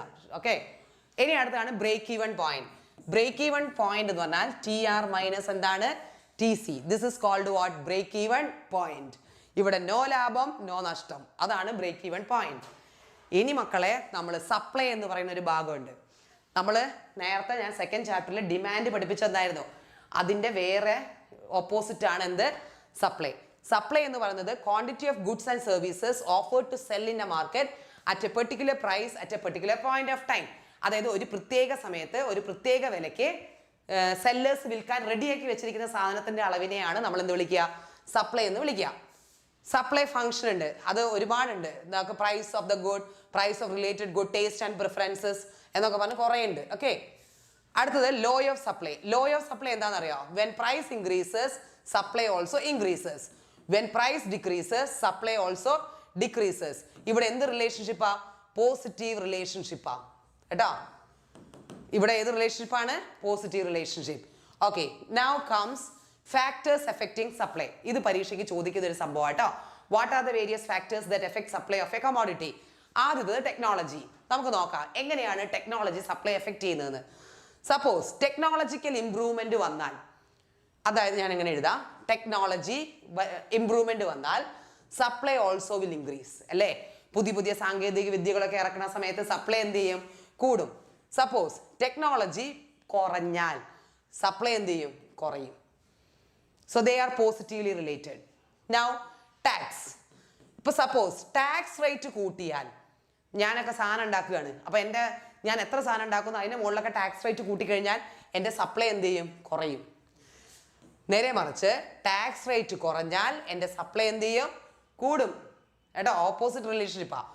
ഇനി അടുത്ത ഇൻപുട്ട് പ്രൈസ്. മക്കളെ എന്താ ഇൻപുട്ട് പ്രൈസ് എന്നറിയോ? നമ്മുടെ ഇൻപുട്ട് പ്രൈസ് നമ്മൾ ലാൻഡ്, ലേബർ, ക്യാപിറ്റൽ ഓർഗനൈസേഷന് കൊടുക്കുന്നില്ലേ? അതിന് കൊടുക്കുന്ന റെമ്യൂണറേഷനെയാണ് നമ്മൾ എന്ത് അതിന് കൊടുക്കുന്ന റെമ്യൂണറേഷൻ ഇല്ലേ, അതാണ് അതിന് ഇൻപുട്ട് പ്രൈസ് എന്ന് പറയുന്നത്. ആ ഇൻപുട്ട് പ്രൈസ് കൂടുമ്പോൾ, ഇപ്പോൾ ഒരു ലേബർ വിളിച്ചാൽ ഞാൻ 2000 രൂപ കൂലി കൊടുക്കണമെങ്കിൽ ഞാൻ പണി നിർത്തും, ഞാൻ സാധനം ഉണ്ടാക്കൂല, എൻ്റെ സപ്ലൈ എന്ത് ചെയ്യും? കുറയും. നേരെ മറിച്ച് ഇൻപുട്ട് പ്രൈസ് കുറഞ്ഞാലോ? അതാണ് ഇപ്പോൾ ബംഗാളീസിനെ കൊണ്ടൊന്ന് പണിയെടുക്കുന്നില്ലേ, അവർക്ക് തുച്ഛമായ വേതനം കൊടുത്താൽ മതി. അങ്ങനെ വരുന്ന സമയത്ത് സപ്ലൈ എന്ത് ചെയ്യും? കൂടും. അപ്പൊ ഈ 3 ഫാക്ടേഴ്സ് പിള്ളേർ പഠിച്ചു വെക്കണം കേട്ടോ. ടെക്നോളജിക്കൽ ഇംപ്രൂവ്മെന്റ് വന്നാൽ അങ്ങനെയാണെന്നൊക്കെ പഠിച്ചു വെക്കണം. Technological improvement, tax, input prices, ഇതാണ് 3 ഫാക്ടേഴ്സ്. നിങ്ങളുടെ ടെക്സ്റ്റ് ബുക്കിൽ തന്നത് ഈ 3 ഫാക്ടേഴ്സേ ഉള്ളൂ കേട്ടോ. താങ്ക് യു പറഞ്ഞ് പോവുകയാണോ? അടുത്തതാണ് പ്രൈസ് ഇലാസ്റ്റിസിറ്റി ഓഫ് സപ്ലൈ. കഴിയാനായി. ഞാൻ ഈ ഒരു ചാപ്റ്റർ കൂടെ എടുത്ത് നിർത്തും. പിന്നെ സിറാജ് സാറിന് വന്നിട്ട് ഓടിച്ചിട്ട് 2 ചാപ്റ്റർ, പിന്നെ എൻ്റെ ലാസ്റ്റത്തെ മാർക്കറ്റ് ഇക്വിലിബ്രിയം. ഞാൻ നോക്കട്ടെ മാർക്കറ്റ് ഇക്വിലിബ്രിയം കൂടെ ഇതിൻ്റെ കൂടെ എങ്ങനെ ചെയ്യാൻ പറ്റുമെന്ന്. എന്നാൽ പിന്നെ നമുക്കങ്ങ് പോവാം. Okay, price elasticity of supply. Price elasticity നമ്മൾ നേരത്തെ ഡിമാൻഡ് പഠിച്ചതുപോലെ പ്രൈസിലുണ്ടാവുന്ന മാറ്റത്തിനനുസരിച്ച് സപ്ലൈയിൽ ഉണ്ടാവുന്ന പ്രതികരണം. മറ്റേത് ഡിമാൻഡ് ആണെങ്കിൽ ഇവിടെയൊക്കെ മാറ്റി മാറ്റി സപ്ലൈ ആയി കൊടുക്കുക. അതാണ് price elasticity. 5 different types of price elasticity ഉണ്ട്. മക്കളെ നോക്ക്. Perfectly elastic. ഡയഗ്രാം കണ്ടോ? Perfectly elastic. ഇങ്ങനെ ഇവിടെ ഇലാസ്റ്റിസിറ്റി ഇസ് ഈക്വൽ ടു എന്താണ്? ഇലാസ്റ്റിക് അല്ലേ, അപ്പൊ ഇൻഫിനിറ്റ്. ഇതായിരിക്കും ഹൊറിസോണ്ടൽ ടു എക്സ് ആക്സിസ്. രണ്ടാമത്തെ നോക്ക്, perfectly inelastic. Vertical. Supply curve വേർട്ടിക്കലാ. ഇവിടെ ഇലാസ്റ്റിസിറ്റി ഇസ് ഈക്വൽ ടു എന്താണ്? 0. എന്ത് പ്രൈസ് വന്നാലും, സാധനത്തിന് വില കൂടിയാലും കുറഞ്ഞാലും സപ്ലൈ ചെയ്യും കേട്ടോ.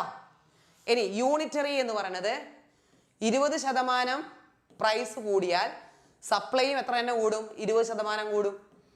അല്ലെങ്കിൽ കുറഞ്ഞാൽ അത്ര തന്നെ, ആ സെയിം പ്രപ്പോർഷനേറ്റ് ആയിട്ട് തന്നെ എന്ത് ചെയ്യുക? സപ്ലൈയിൽ മാറ്റം വരും. അതാണ് യൂണിറ്ററി. അവിടെ യൂണിറ്ററി ആണെങ്കിൽ ഇലാസ്റ്റിസിറ്റി എന്തായിരിക്കും? 1 ആയിരിക്കും. നേരത്തെ പഠിച്ചില്ലേ ഡിമാൻഡ്, അതിന്റെ ജസ്റ്റ് ഓപ്പോസിറ്റ്. ഇനി ഇലാസ്റ്റിക് സപ്ലൈ എന്ന് പറഞ്ഞാൽ മോർ ദാൻ പ്രപ്പോർഷനേറ്റ്. അതായത് 20% പ്രൈസ് കൂടുമ്പോൾ സപ്ലൈ എന്ന് പറയുന്നത് ചിലപ്പോൾ ഒരു 40% അല്ലെങ്കിൽ ഇരട്ടിയാക്കണ്ട, ഒരു 50%. ഓക്കെ, 50% എന്ത് ചെയ്യും? സപ്ലൈ എന്ത് ചെയ്യും? കൂടും. ക്ലിയർ? അതാണ് നമ്മുടെ ഇലാസ്റ്റിക്. അവിടെ ഇലാസ്റ്റിസിറ്റി ഈസ് ഗ്രേറ്റർ ദാൻ 1 ആണ്. ഇനി അടുത്തതാണ് ഇൻഇലാസ്റ്റിക്. ഇൻഇലാസ്റ്റിക് എന്ന് പറഞ്ഞാൽ 20% പ്രൈസ് കൂടുമ്പോൾ ഒരു 15% സപ്ലൈ എന്ത് ചെയ്യുള്ളൂ? കൂടുള്ളൂ. പ്രൈസ് കൂടുമ്പോൾ സപ്ലൈ കൂടണമല്ലോ, പക്ഷെ സെയിം പ്രപ്പോർഷനിൽ കാണൂല. 2020 മുമ്പുള്ള PYQ നോക്കട്ടെ, എല്ലാം തരാം കേട്ടോ. PYQ ഒക്കെ സെറ്റ് ചെയ്തിട്ട് നമ്മൾ വരുന്നുണ്ട്. ഓക്കെ, ഇതാണ് നമ്മുടെ ഇൻഇലാസ്റ്റിക്. ഇവിടെ ഇലാസ്റ്റിസിറ്റി ഈസ് ലെസ് ദാൻ 1. അപ്പൊ നേരത്തെ ഡിമാൻഡ് പഠിച്ചില്ലേ, അതിന്റെ അതേപോലെ സപ്ലൈ ആക്കുക കേട്ടോ. ഇനി ലാസ്റ്റ് ആണ് ഈ ചാപ്റ്ററിന്റെ methods of measuring elasticity of demand. Demand അല്ല, സപ്ലൈ. അതിൽ ഒന്നാമത്തെ മെത്തേഡ് ആണ് പെർസെൻറ്റേജ് മെത്തേഡ്. മക്കളെ, പെർസെൻറ്റേജ് മെത്തേഡിന്റെ ഫോർമുല അറിയില്ലേ? Delta Q by delta P into P by Q.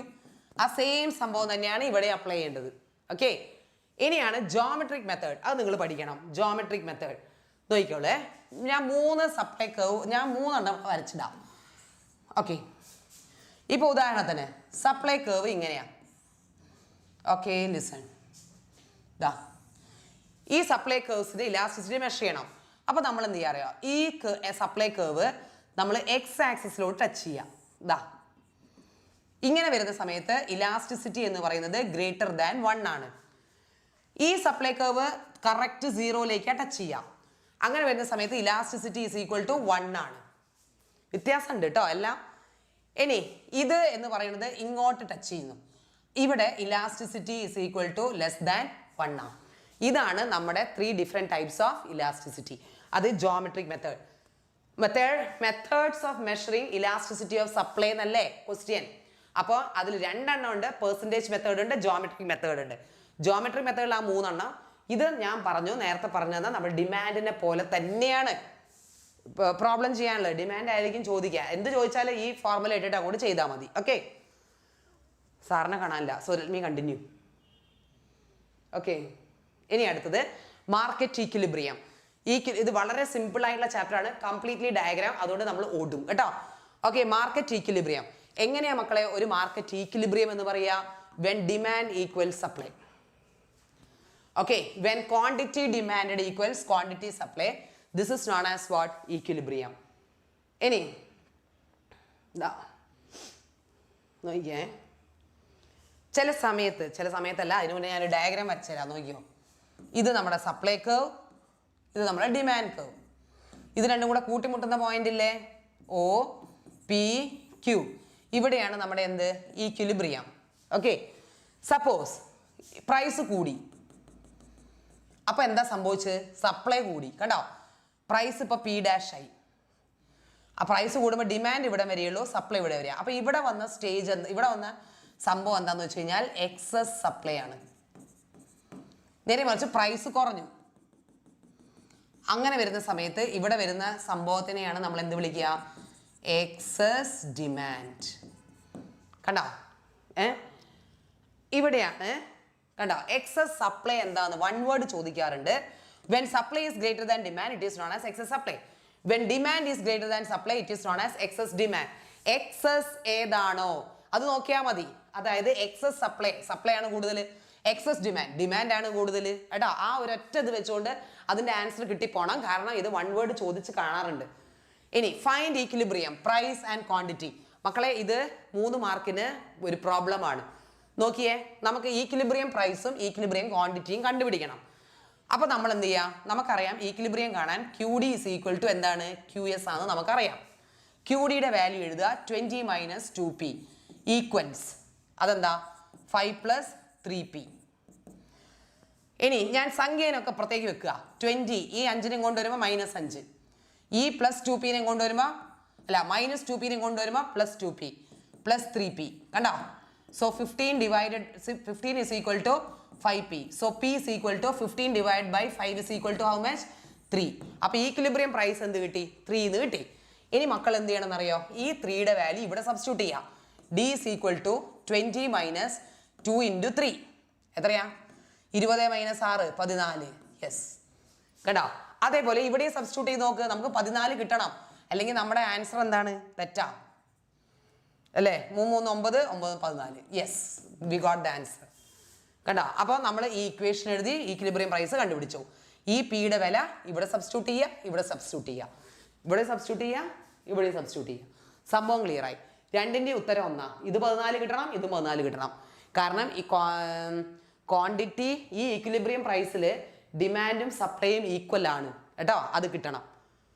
Okay, now comes effect of changes in demand and supply market equilibrium. ഇത് വളരെ simple ആണ്. നമ്മൾ ഡയഗ്രാം വെച്ചുകൊണ്ട് എല്ലാ സംഭവവും കാണിക്കും. 8 ഡയഗ്രാം ശ്രദ്ധിച്ചിരുന്നോളൂ കേട്ടോ. നോക്കിക്കോളേ, ഞാൻ ആദ്യം this is demand curve, this is supply curve, this is equilibrium O P Q. Demand കൂടി, നോക്കിയേ ഇതിന്റെ മോളിൽ എഴുതിയിട്ടുണ്ട് ഡിമാൻഡ് കൂടി. അപ്പം ഡിമാൻഡ് കർവ് ഞാൻ ഇങ്ങനെ വരച്ചു. ഇതാണ് എൻ്റെ പുതിയ ഡിമാൻഡ് കർവ്. ഇതല്ലേ പുതിയ ഈക്വിലിബ്രിയം വരിക. അപ്പം എന്താ സംഭവിക്കുക? എന്താ സംഭവിച്ചത്? ഈക്വിലിബ്രിയം പ്രൈസിന് എന്ത് സംഭവിച്ചു? കൂടി. കണ്ടോ, കൂടിയില്ലേ? ഈക്വിലിബ്രിയം ക്വാണ്ടിറ്റിക്ക് എന്ത് സംഭവിച്ചു? അതും കൂടി. ഇവിടുന്ന് ഇങ്ങോട്ട് പോകുന്നില്ലേ? ഈ ഡയഗ്രം വരയ്ക്കുമ്പോഴാണ് ഇത് കിട്ടുക. അതേപോലെ ഡിമാൻഡ്, യെസ് ഇതാ നോക്ക്, അതേപോലെ ഞാൻ വീണ്ടും വരയ്ക്കുക. നമ്മൾ ഡിമാൻഡ് കുറയ്ക്കുന്ന കേസ് പഠിക്കാൻ പോവാ കേട്ടോ. സപ്ലൈ.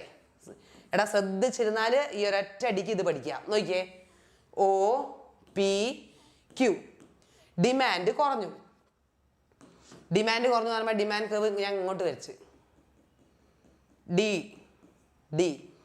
ഇതല്ലേ പുതിയ ഈക്വിലിബ്രിയം അല്ലേ? അപ്പൊ നോക്കിയേ എന്താ സംഭവിച്ചേ? ഇവിടെ വരികയായി പ്രൈസ്, ഇവിടെ വരികയായി ക്വാണ്ടിറ്റി. ഈക്വിലിബ്രിയം പ്രൈസിന് എന്ത് സംഭവിച്ചു? പ്രൈസ് കുറഞ്ഞു. What happens to equilibrium quantity? അതും എന്ത് ചെയ്തു? കുറഞ്ഞു. കണ്ട, രണ്ടും കുറയല്ലേ ചെയ്തത്. കണ്ട, അപ്പൊ അത് കഴിഞ്ഞു. ഡിമാൻഡ് കൂടിയതും ഡിമാൻഡ് കുറഞ്ഞതും കഴിഞ്ഞു.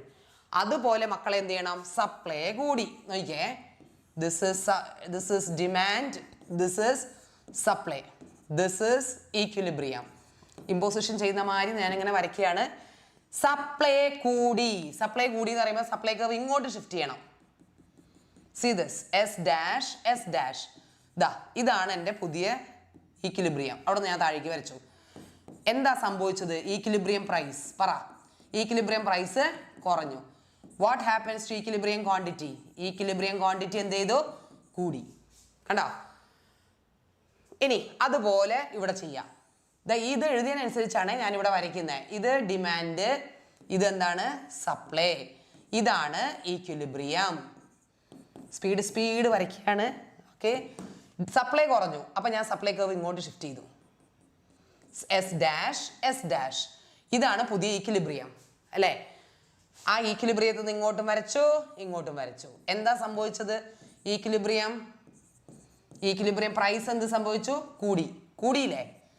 What happens to equilibrium quantity? എന്ത് സംഭവിച്ചു? കുറഞ്ഞു. കുറയല്ലേ ചെയ്തത്? ഇവിടെ നിന്ന് ഇങ്ങോട്ട് കുറയല്ലേ ചെയ്തത്? ഇനി അടുത്തത് സൈമൾട്ടേനിയസ് ഷിഫ്റ്റ് ആണ്. ഇത് ശരിക്കും ശ്രദ്ധിക്കണം. അയ്യോ, ഞാൻ അവിടേക്ക് ശ്രദ്ധിച്ചു. ഞാൻ ഈ ഡയഗ്രാം വരയ്ക്കുന്ന തിരക്കിലേ ഓട്ടമാണല്ലോ. കഴിഞ്ഞോ, നമ്മുടെ പ്രൊവിഷൻസ് കഴിയാണ്, അല്ല ചാപ്റ്റർ. നോക്കിയേ, ഇത് വരയ്ക്കുമ്പം നിങ്ങൾ കുറച്ച് കെയർഫുൾ ആവണം. Okay, O P Q. മക്കളെ, ഇത് വരയ്ക്കുമ്പം ഡിമാൻഡ് കൂടി. അപ്പം ഞാൻ ഡിമാൻഡ് കൂട്ടി. ഓക്കെ, സപ്ലൈയും കൂടി. അപ്പം ഞാൻ സപ്ലൈ കർവിനെ കൂട്ടുക ഇങ്ങനെയല്ലേ?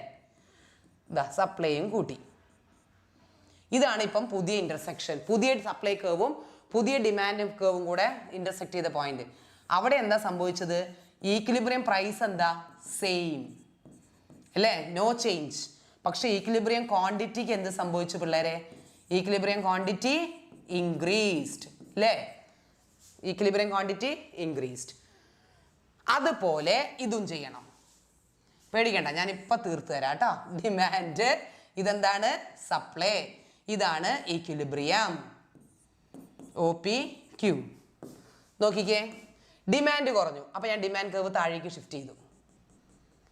സപ്ലൈ എന്ത് ചെയ്തു? കുറഞ്ഞു. അപ്പം ഞാൻ താഴേക്ക് ഷിഫ്റ്റ് ചെയ്തു. ഓക്കെ, ഷിഫ്റ്റ് ചെയ്യട്ടെ. ഇതാണ് പുതിയ ഈക്വിലിബ്രിയം. ഇപ്പം പുതിയ ഡിമാൻഡ് കർവും പുതിയ സപ്ലൈ കർവും കൂടെ ഇന്റർസെക്ട് ചെയ്ത പോയിന്റാ. ഇത് P, ഇത് Qന് മാറ്റല്ല. അപ്പം എന്താ സംഭവിച്ചത്? ഈക്വിലിബ്രിയം പ്രൈസ് എന്ത് ചെയ്തു? കുറഞ്ഞു.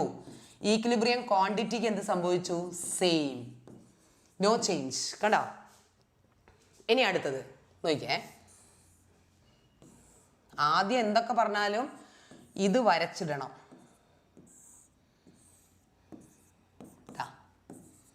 ഇനി ഇവിടെ ചിന്തിക്കാം. എന്താ ചിന്തിക്കേണ്ടത്? ഡിമാൻഡ് കൂടി. അപ്പം ഞാൻ ഡിമാൻഡ് കൂട്ടിയേ.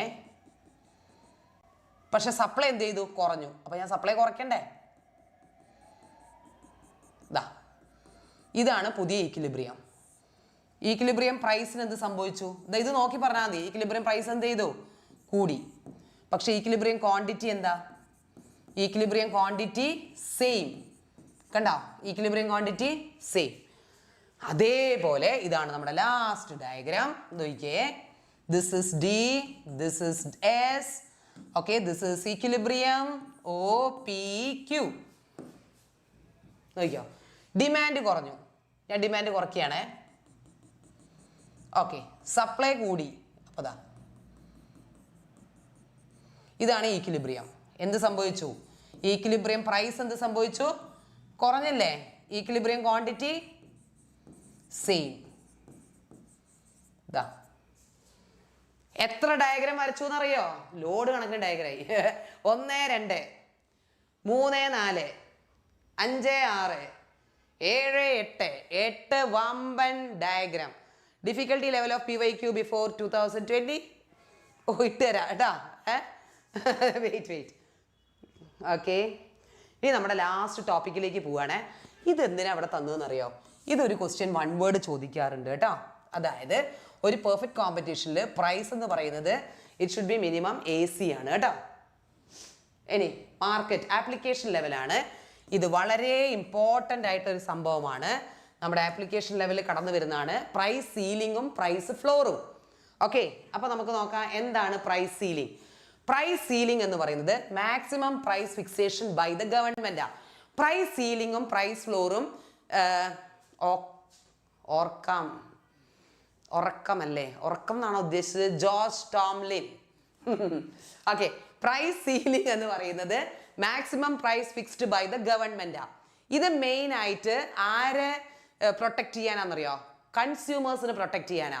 ഇപ്പം നമ്മുടെ മാർക്കറ്റിൽ അരിയുടെ വില ഒരു പെർ കെ ജി അരിയുടെ വില 40 റുപ്പീസ് ആണെന്ന് വിചാരിക്കുക. പക്ഷെ കൺസ്യൂമേഴ്സിന് ഭയങ്കര ബുദ്ധിമുട്ടാണ് ഈ 40 റുപ്പീസിന് എന്ത് ചെയ്യാൻ, ഇത് വാങ്ങിക്കാൻ. അപ്പം നമ്മുടെ ഗവൺമെന്റ് പറയും, നിങ്ങൾ പേടിക്കണ്ട, ഞങ്ങൾ 1 കിലോ അരി എത്ര രൂപയ്ക്ക് തരാം? 30 രൂപയ്ക്ക് തരാമെന്ന് പറയും. പക്ഷെ 30 രൂപയ്ക്ക് ഗവൺമെന്റ് എങ്ങനെ അരി കൊടുക്കുക? നമ്മുടെ റേഷൻ കടകളിലും നീതിന്യായ സ്റ്റോറ്, മാവേലി സ്റ്റോറൊക്കെ ഇല്ലേ, അവിടെ 30 രൂപയ്ക്ക് ഗവൺമെന്റ് എന്ത് ചെയ്യും? അരി കൊടുക്കും. അപ്പൊ അത് കൺസ്യൂമേഴ്സിന് ഒരു പ്രൊട്ടക്ഷനാണ്. അതാണ് നമ്മുടെ ഈ പ്രൈസ് സീലിംഗ് എന്ന് പറയുന്നത്. മക്കളെ നോക്കാം. ഇത് നമ്മുടെ ഡിമാൻഡ് കർവ്, ഇത് സപ്ലൈ കർവ്, ഇത് ഈക്വിലിബ്രിയം. ഇത് ഇവിടെയാണ് ഇപ്പൊ നമ്മുടെ 40 രൂപ. ക്ലിയർ? അപ്പൊ ഈ 40 രൂപയ്ക്ക് വാങ്ങിക്കാൻ ബുദ്ധിമുട്ടാ. അപ്പൊ ഗവൺമെന്റ് എന്ത് പറയും? ഗവൺമെന്റ് പറയും, നിങ്ങൾ പേടിക്കണ്ട, ഞങ്ങൾ പൈസ തരാം. അപ്പൊ നമ്മൾ ഇവിടെ വെച്ചുകൊണ്ട് എന്ത് ചെയ്യും? സാധനത്തിന്റെ വില എന്ത് ചെയ്യുന്നു? ഫിക്സ് ചെയ്യുന്നു. അപ്പൊ ഇത് കൺസ്യൂമേഴ്സിന് എന്താണ്? ഒരു ഗുണമാണ് കേട്ടോ. അതാണ് പ്രൈസ് സീലിംഗ് എന്ന് പറയുന്നത്. ഈ പ്രൈസ് സീലിംഗ് പ്രൊഡ്യൂസേഴ്സിന് അല്ല, കൺസ്യൂമേഴ്സിനെ പ്രൊട്ടക്ട് ചെയ്യാനാണ്. അതേപോലെ it is fixed below the equilibrium. Below അല്ലേ, ഈക്വിലിബ്രിയം പ്രൈസ് 40, അതിന്റെ താഴെ വെച്ചാണ് നമ്മുടെ പ്രൈസ് സീലിംഗ് ഫിക്സ് ചെയ്യുക. ഇനി ഇതിന് ഇമ്പാക്റ്റ് ഉണ്ട് കേട്ടോ. ഇതിന്റെ ഇമ്പാക്റ്റ് എന്താണെന്ന് വെച്ചാൽ റേഷനിങ്. ഇപ്പൊ 30 രൂപയ്ക്കാണ് അരി കിട്ടുക എന്ന് പറഞ്ഞാൽ റേഷൻ കടയിൽ ലോങ് ക്യൂ ആയിരിക്കും. അതേപോലെ ബ്ലാക്ക് മാർക്കറ്റിംഗ്, ഡിമാൻഡ് കൂടും, എക്സസ് ഡിമാൻഡ് വരും. നോക്കിയേ, ഇവിടെ പ്രൈസ് കുറയുമ്പോൾ ഇവിടെ ക്രിയേറ്റ് ചെയ്യുന്ന സംഭവം എന്താണെന്നറിയോ? എക്സസ് ഡിമാൻഡാ. ഇവിടെ ഡിമാൻഡ് അല്ലേ കൂടുതൽ, അപ്പൊ ഇവിടെ ഡിമാൻഡ് കൂടുതൽ ക്രിയേറ്റ് ചെയ്യപ്പെടും. ഈ 3 ഇമ്പാക്റ്റ് പഠിക്കണം കേട്ടോ. അതായത് impact of price ceiling, rationing ആണ്, ബ്ലാക്ക് മാർക്കറ്റിംഗ് ആണ്, എക്സസ് ഡിമാൻഡ് കേട്ടോ. ഇനി ഇതിന്റെ വേറൊന്നാണ് ഇനി നമ്മൾ പ്രൈസ് ഫ്ലോർ എന്ന് പറയുന്നത്. പ്രൈസ് ഫ്ലോർ തറവില കേട്ടോ. പ്രൈസ് ഫ്ലോർ എന്ന് പറഞ്ഞാൽ it is the minimum price fixation. അതാണ് പ്രൈസ് ഫ്ലോർ. മക്കളെ, ഇത് ആരെ പ്രൊട്ടക്ട് ചെയ്യാന്നറിയോ? പ്രൊഡ്യൂസേഴ്സിനെ പ്രൊട്ടക്ട് ചെയ്യാനാണ് ഈ പ്രൈസ് ഫ്ലോ. ഇപ്പോൾ ഉദാഹരണത്തിന് 40 രൂപയാണ് തേങ്ങയുടെ വില എന്ന് വിചാരിക്കുക. 1 കിലോ തേങ്ങ വില 40 രൂപയാണ്. പക്ഷെ ഈ 40 രൂപയ്ക്ക് ഇത് വിൽക്കുക എന്ന് പറയുമ്പോൾ പ്രൊഡ്യൂസേഴ്സിനൊക്കെ കരച്ചിൽ വരും, കാരണം നഷ്ടമാണ്. അപ്പൊ നമ്മളെ ഗവൺമെന്റ് പറയും, നിങ്ങൾ കരഞ്ഞു വിളിക്കേണ്ട, ആരെടുക്കാം? ഞങ്ങൾ ഗവൺമെന്റ് എടുത്തോളാം. എത്ര രൂപയ്ക്ക്? 60 രൂപയ്ക്ക് എന്ന് പറയും. അപ്പൊ ഇത് ആർക്ക് ഗുണം ചെയ്യും? പ്രൊഡ്യൂസേഴ്സിന് ഗുണം ചെയ്യും. അതാ പറഞ്ഞത് പ്രൈസ് ഫ്ലോർ മെയിൻ ആയിട്ട് ആരെ പ്രൊട്ടക്ട് ചെയ്യാൻ കൊണ്ടുവരുന്നു? പ്രൊഡ്യൂസേഴ്സിനെ. Thank you for your wonderful class teacher. Okay, കിടന്നുറങ്ങാൻ പോവുകയാണ്, എന്നോട് ഗുഡ് ബൈ ടാറ്റയൊക്കെ പറഞ്ഞ് പോവുകയാണ്. ഓക്കെ, അപ്പൊ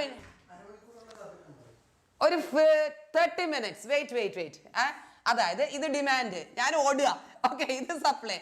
നോക്കിയേ മക്കളെ, ഇത് ഇത് 40 രൂപയാണേ. ഗവൺമെന്റ് തേങ്ങ വെക്കുകയാണേ. അപ്പൊ 40 രൂപയാണ് തേങ്ങയുടെ വില. അപ്പൊ ഇത് പ്രൊഡ്യൂസേഴ്സ് ഒക്കെ കരഞ്ഞു വിളിക്കും. അപ്പൊ ഗവൺമെന്റ് പറയും, കരയണ്ട, എന്ത് ചെയ്തോളും, ഞങ്ങൾ എടുത്തോളാം. See this? അപ്പൊ ഇത് 60 രൂപയായി കണ്ടോ. അപ്പൊ ഈക്വിലിബ്രിയം പ്രൈസിന്റെ മുകളിലല്ലേ ഇത് ഫിക്സ് ചെയ്തത്. ഞാൻ പോണില്ല. Good morning to all. 5 minute കൂടി ഉണ്ട്. ഓക്കെ, ഇത് അരമണിക്കൂറിന് തീരും.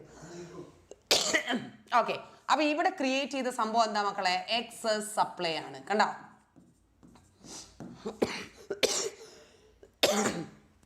ഇതാണ് പ്രൈസ് ഫ്ലോറിന്റെ ഡയഗ്രാം. ഇനി ഇതിന്റെ ഇമ്പാക്ട്, പ്രൈസ് ഫ്ലോറിന്റെ ഇമ്പാക്ട് ചോദിക്കുമ്പോൾ ഒന്ന് എഴുതിയാൽ മതി, എക്സസ് സപ്ലൈ. എക്സസ് സപ്ലൈ വന്നു കഴിഞ്ഞാൽ എന്ത് സംഭവിക്കും? ഈ 60 രൂപയ്ക്ക് തേങ്ങ വാങ്ങിച്ചു വെച്ചിട്ട് ഗവൺമെന്റ് എന്ത് ചെയ്യും? ഇതൊക്കെ സ്റ്റോക്ക് ചെയ്ത് എവിടെയെങ്കിലുമൊക്കെ വെക്കും. അപ്പൊ ഇവര് ബഫർ സ്റ്റോക്ക് ഒക്കെ ക്രിയേറ്റ് ചെയ്യും കേട്ടോ. ഇതാണ് ഇമ്പാക്ട് ഓഫ് പ്രൈസ് ഫ്ലോ. ഇനി പരീക്ഷയ്ക്ക് ചോദിക്കുക, distinguish between price floor and price ceiling ആണെങ്കിൽ, പ്രൈസ് നോക്കാം, ഞാനിവിടെ സീലിംഗ് എഴുതാം, വെരി ഷോർട്ട് കേട്ടോ. ഇത് ഫ്ലോറ്.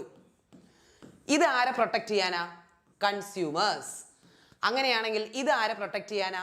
പ്രൊഡ്യൂസേഴ്സ്. ഇങ്ങനെ എഴുതി പഠിച്ചോളൂ കേട്ടോ. ഇതെവിടെയാണ്? ബിലോ ഈക്വിലിബ്രിയം ഫിക്സ് ചെയ്യും, ബിലോ ഈക്വിലിബ്രിയം. അങ്ങനെയാണെങ്കിൽ ഇതെവിടെയാണ്? എബവ് ഈക്വിലിബ്രിയം കണ്ടോ ഫിക്സ് ചെയ്യുന്നത്. ഇത് ഇവിടെ ക്രിയേറ്റ് ചെയ്യപ്പെടുന്ന സംഭവം എന്താ? Excess demand.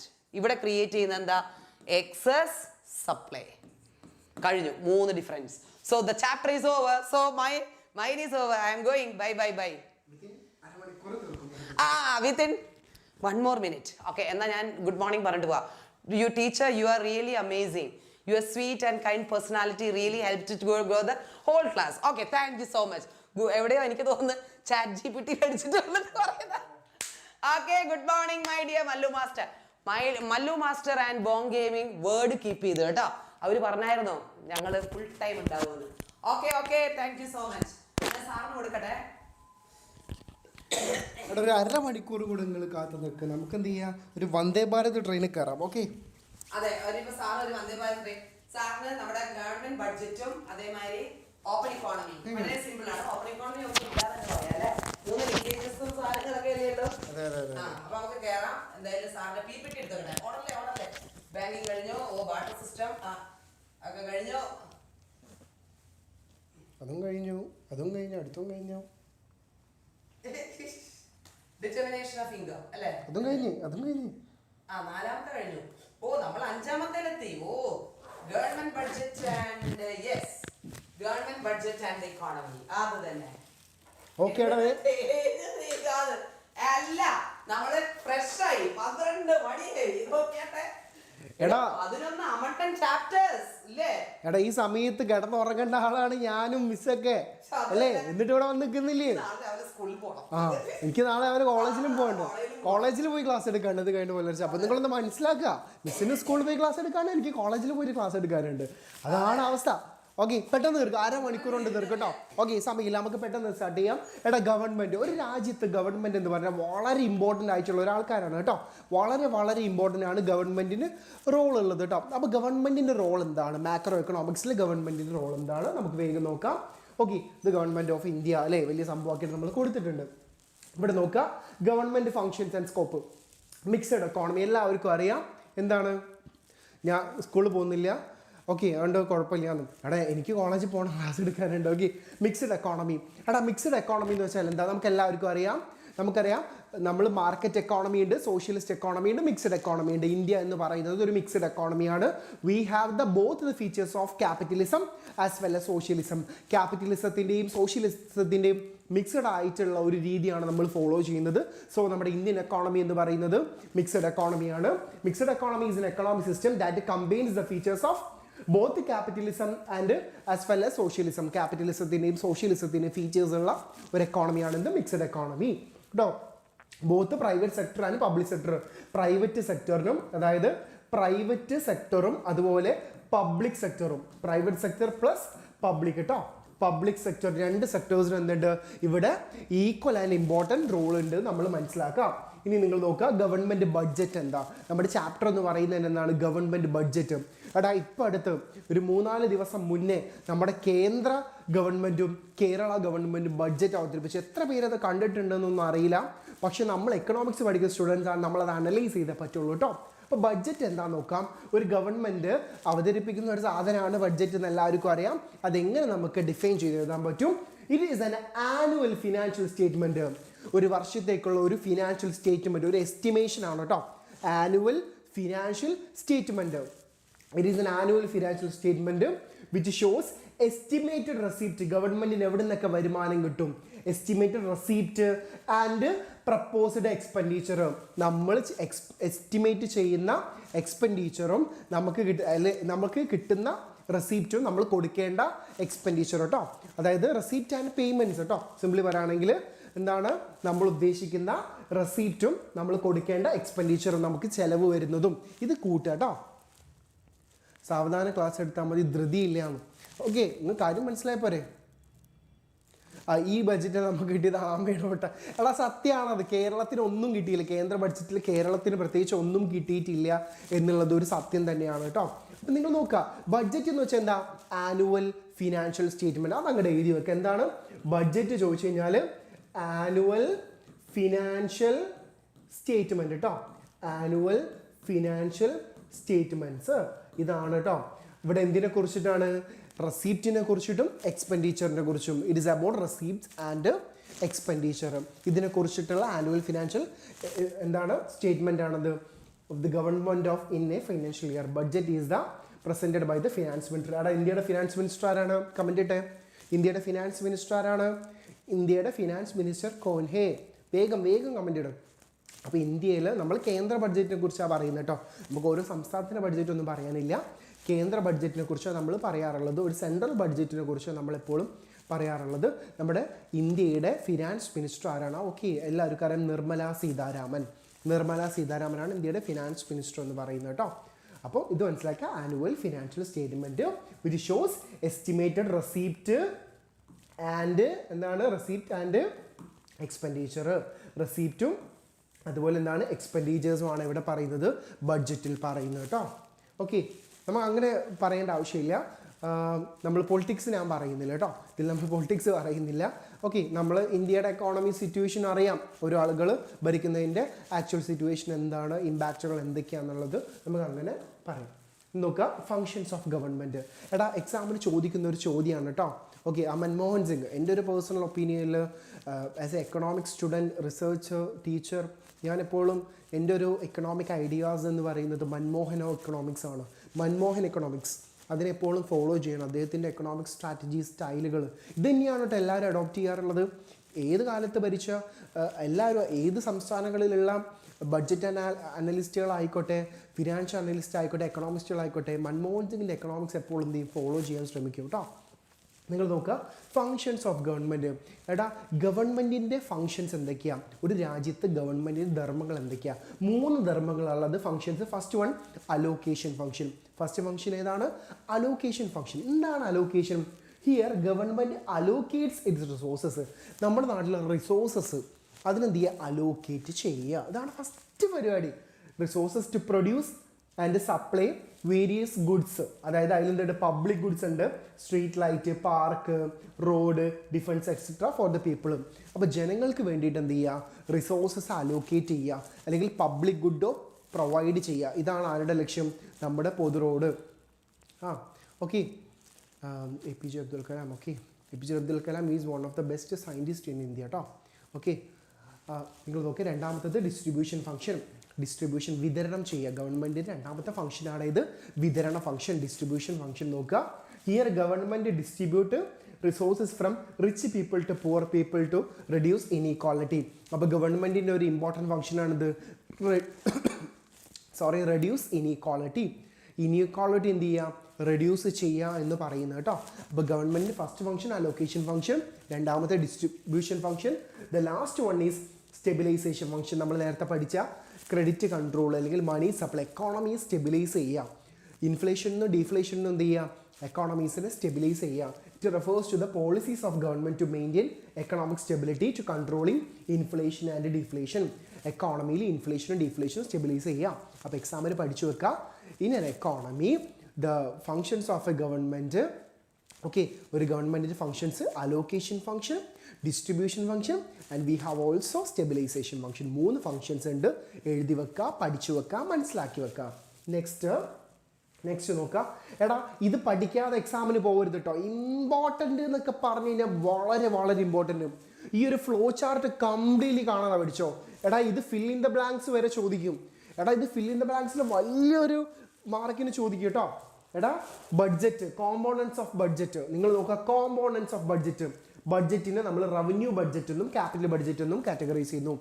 Revenue budget and capital budget നോക്കാം. റവന്യൂ ബഡ്ജറ്റും ക്യാപിറ്റൽ ബഡ്ജറ്റും. റവന്യൂ ബഡ്ജറ്റിന് റവന്യൂ റെസീപ്റ്റും റവന്യൂ എക്സ്പെൻഡിച്ചറും.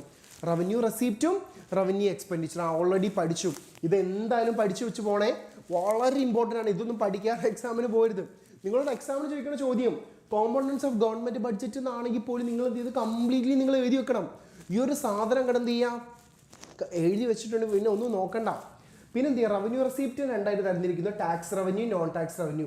എടാ ഈ ഒരു സാധനം സെപ്പറേറ്റ്ലി നമുക്ക് എന്ത് ചെയ്യും എക്സാമിന് ചോദിക്കും കേട്ടോ. അത് ഞാൻ പറയുന്നുണ്ട് അടുത്ത സ്ലൈഡിൽ. ഇത് മാത്രം സെപ്പറേറ്റ്ലി എക്സാമിന് ചോദിക്കാറുണ്ട്. അപ്പോൾ റവന്യൂ റെസീപ്റ്റിന് നമ്മൾ ടാക്സ് റവന്യൂ, ടാക്സ് വരുമാനം, ടാക്സ് ഇതര ടാക്സ് അല്ലാത്ത വരുമാനവും ആയിട്ട് തരംതിരിക്കുന്നു. ഇനി റവന്യൂ എക്സ്പെൻഡിച്ചർ നമ്മൾ പ്ലാൻ റവന്യൂ എക്സ്പെൻഡിച്ചറും നോൺ പ്ലാൻ റവന്യൂ എക്സ്പെൻഡിച്ചറും. ഇവിടെ plan revenue expenditure, non plan revenue എക്സ്പെൻഡിച്ചറും. ഓക്കെ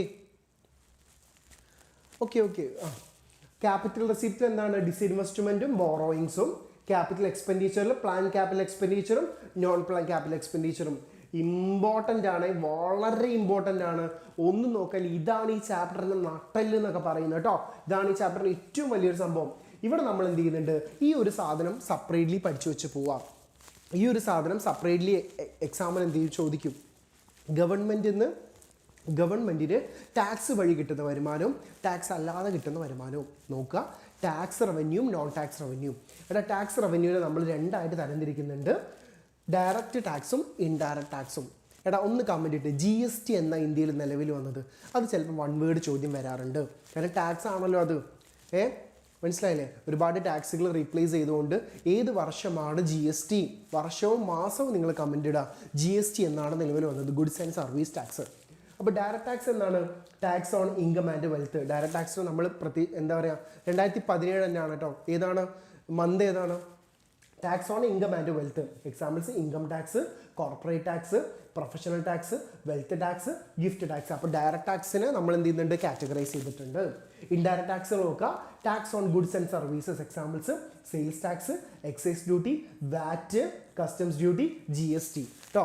GST ജൂലൈ 1, 2017 GST നിലവിൽ വന്നിട്ടുള്ളത് കേട്ടോ. ഇനി നോൺ ടാക്സ് റവന്യൂ എന്ന് വെച്ചാൽ revenue from sources other than tax. Tax അല്ലാതെ കിട്ടുന്ന ഗവൺമെൻറ്റിന് കിട്ടുന്ന വരുമാനമാണ് ഇത് നോൺ ടാക്സ് റവന്യൂ. ഇതാണ് എസ്റ്റീറ്റ്. What is എസ്റ്റീറ്റ്? എസ്റ്റീറ്റ് വെച്ചാൽ ഏതെങ്കിലും ഒരു പേഴ്സൺ ഡെഡായി എന്ന് വിചാരിക്കാം. ഏതെങ്കിലും ഒരു പേഴ്സൺ അദ്ദേഹം എന്ത് ചെയ്ത് ഏതെങ്കിലും ഒരു പേഴ്സൺ മരിച്ചു എന്ന് വിചാരിക്കുക. അദ്ദേഹത്തിന് എന്തില്ല, അവകാശികൾ ആരും ഇല്ലാതെ അനാഥനായിട്ട് അദ്ദേഹം മരിച്ചിട്ടുണ്ടെങ്കിൽ, പൈസക്കാരനായിട്ടുള്ള ആളാണെങ്കിൽ അദ്ദേഹത്തിൻ്റെ ഭൂമി ആരെ ഏറ്റെടുക്കും, ഗവൺമെൻറ് ഏറ്റെടുക്കും. അതാണ് എസ്റ്റീറ്റ്സ് എന്ന് പറയുന്നത് കേട്ടോ. പിന്നെ എന്താണ് സ്പെഷ്യൽ അസസ്മെൻറ്റ്സ് വെച്ചാൽ payment made by the people of a region in return to special benefits received by them. ചില സ്പെഷ്യൽ അസസ്മെൻറ്റ് വഴി ഗവൺമെൻറ്റിന് വരുമാനം കിട്ടും.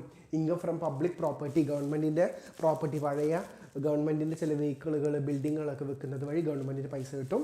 Grand in aid, income from public sector undertaking.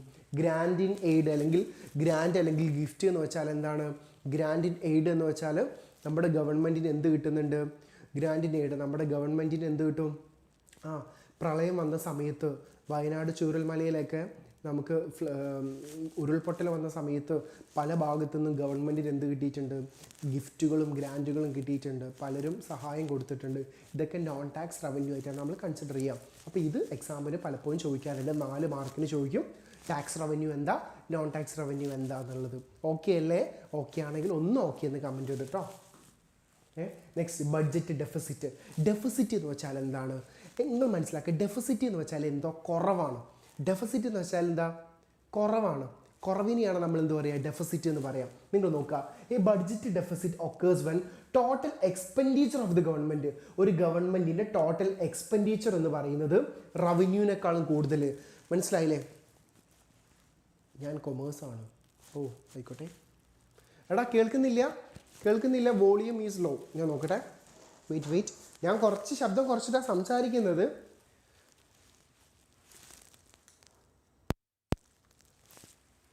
എടാ ഇപ്പോൾ ഓക്കെ ആയോ? പറ, ഇപ്പോൾ ഓക്കെ ആയോ?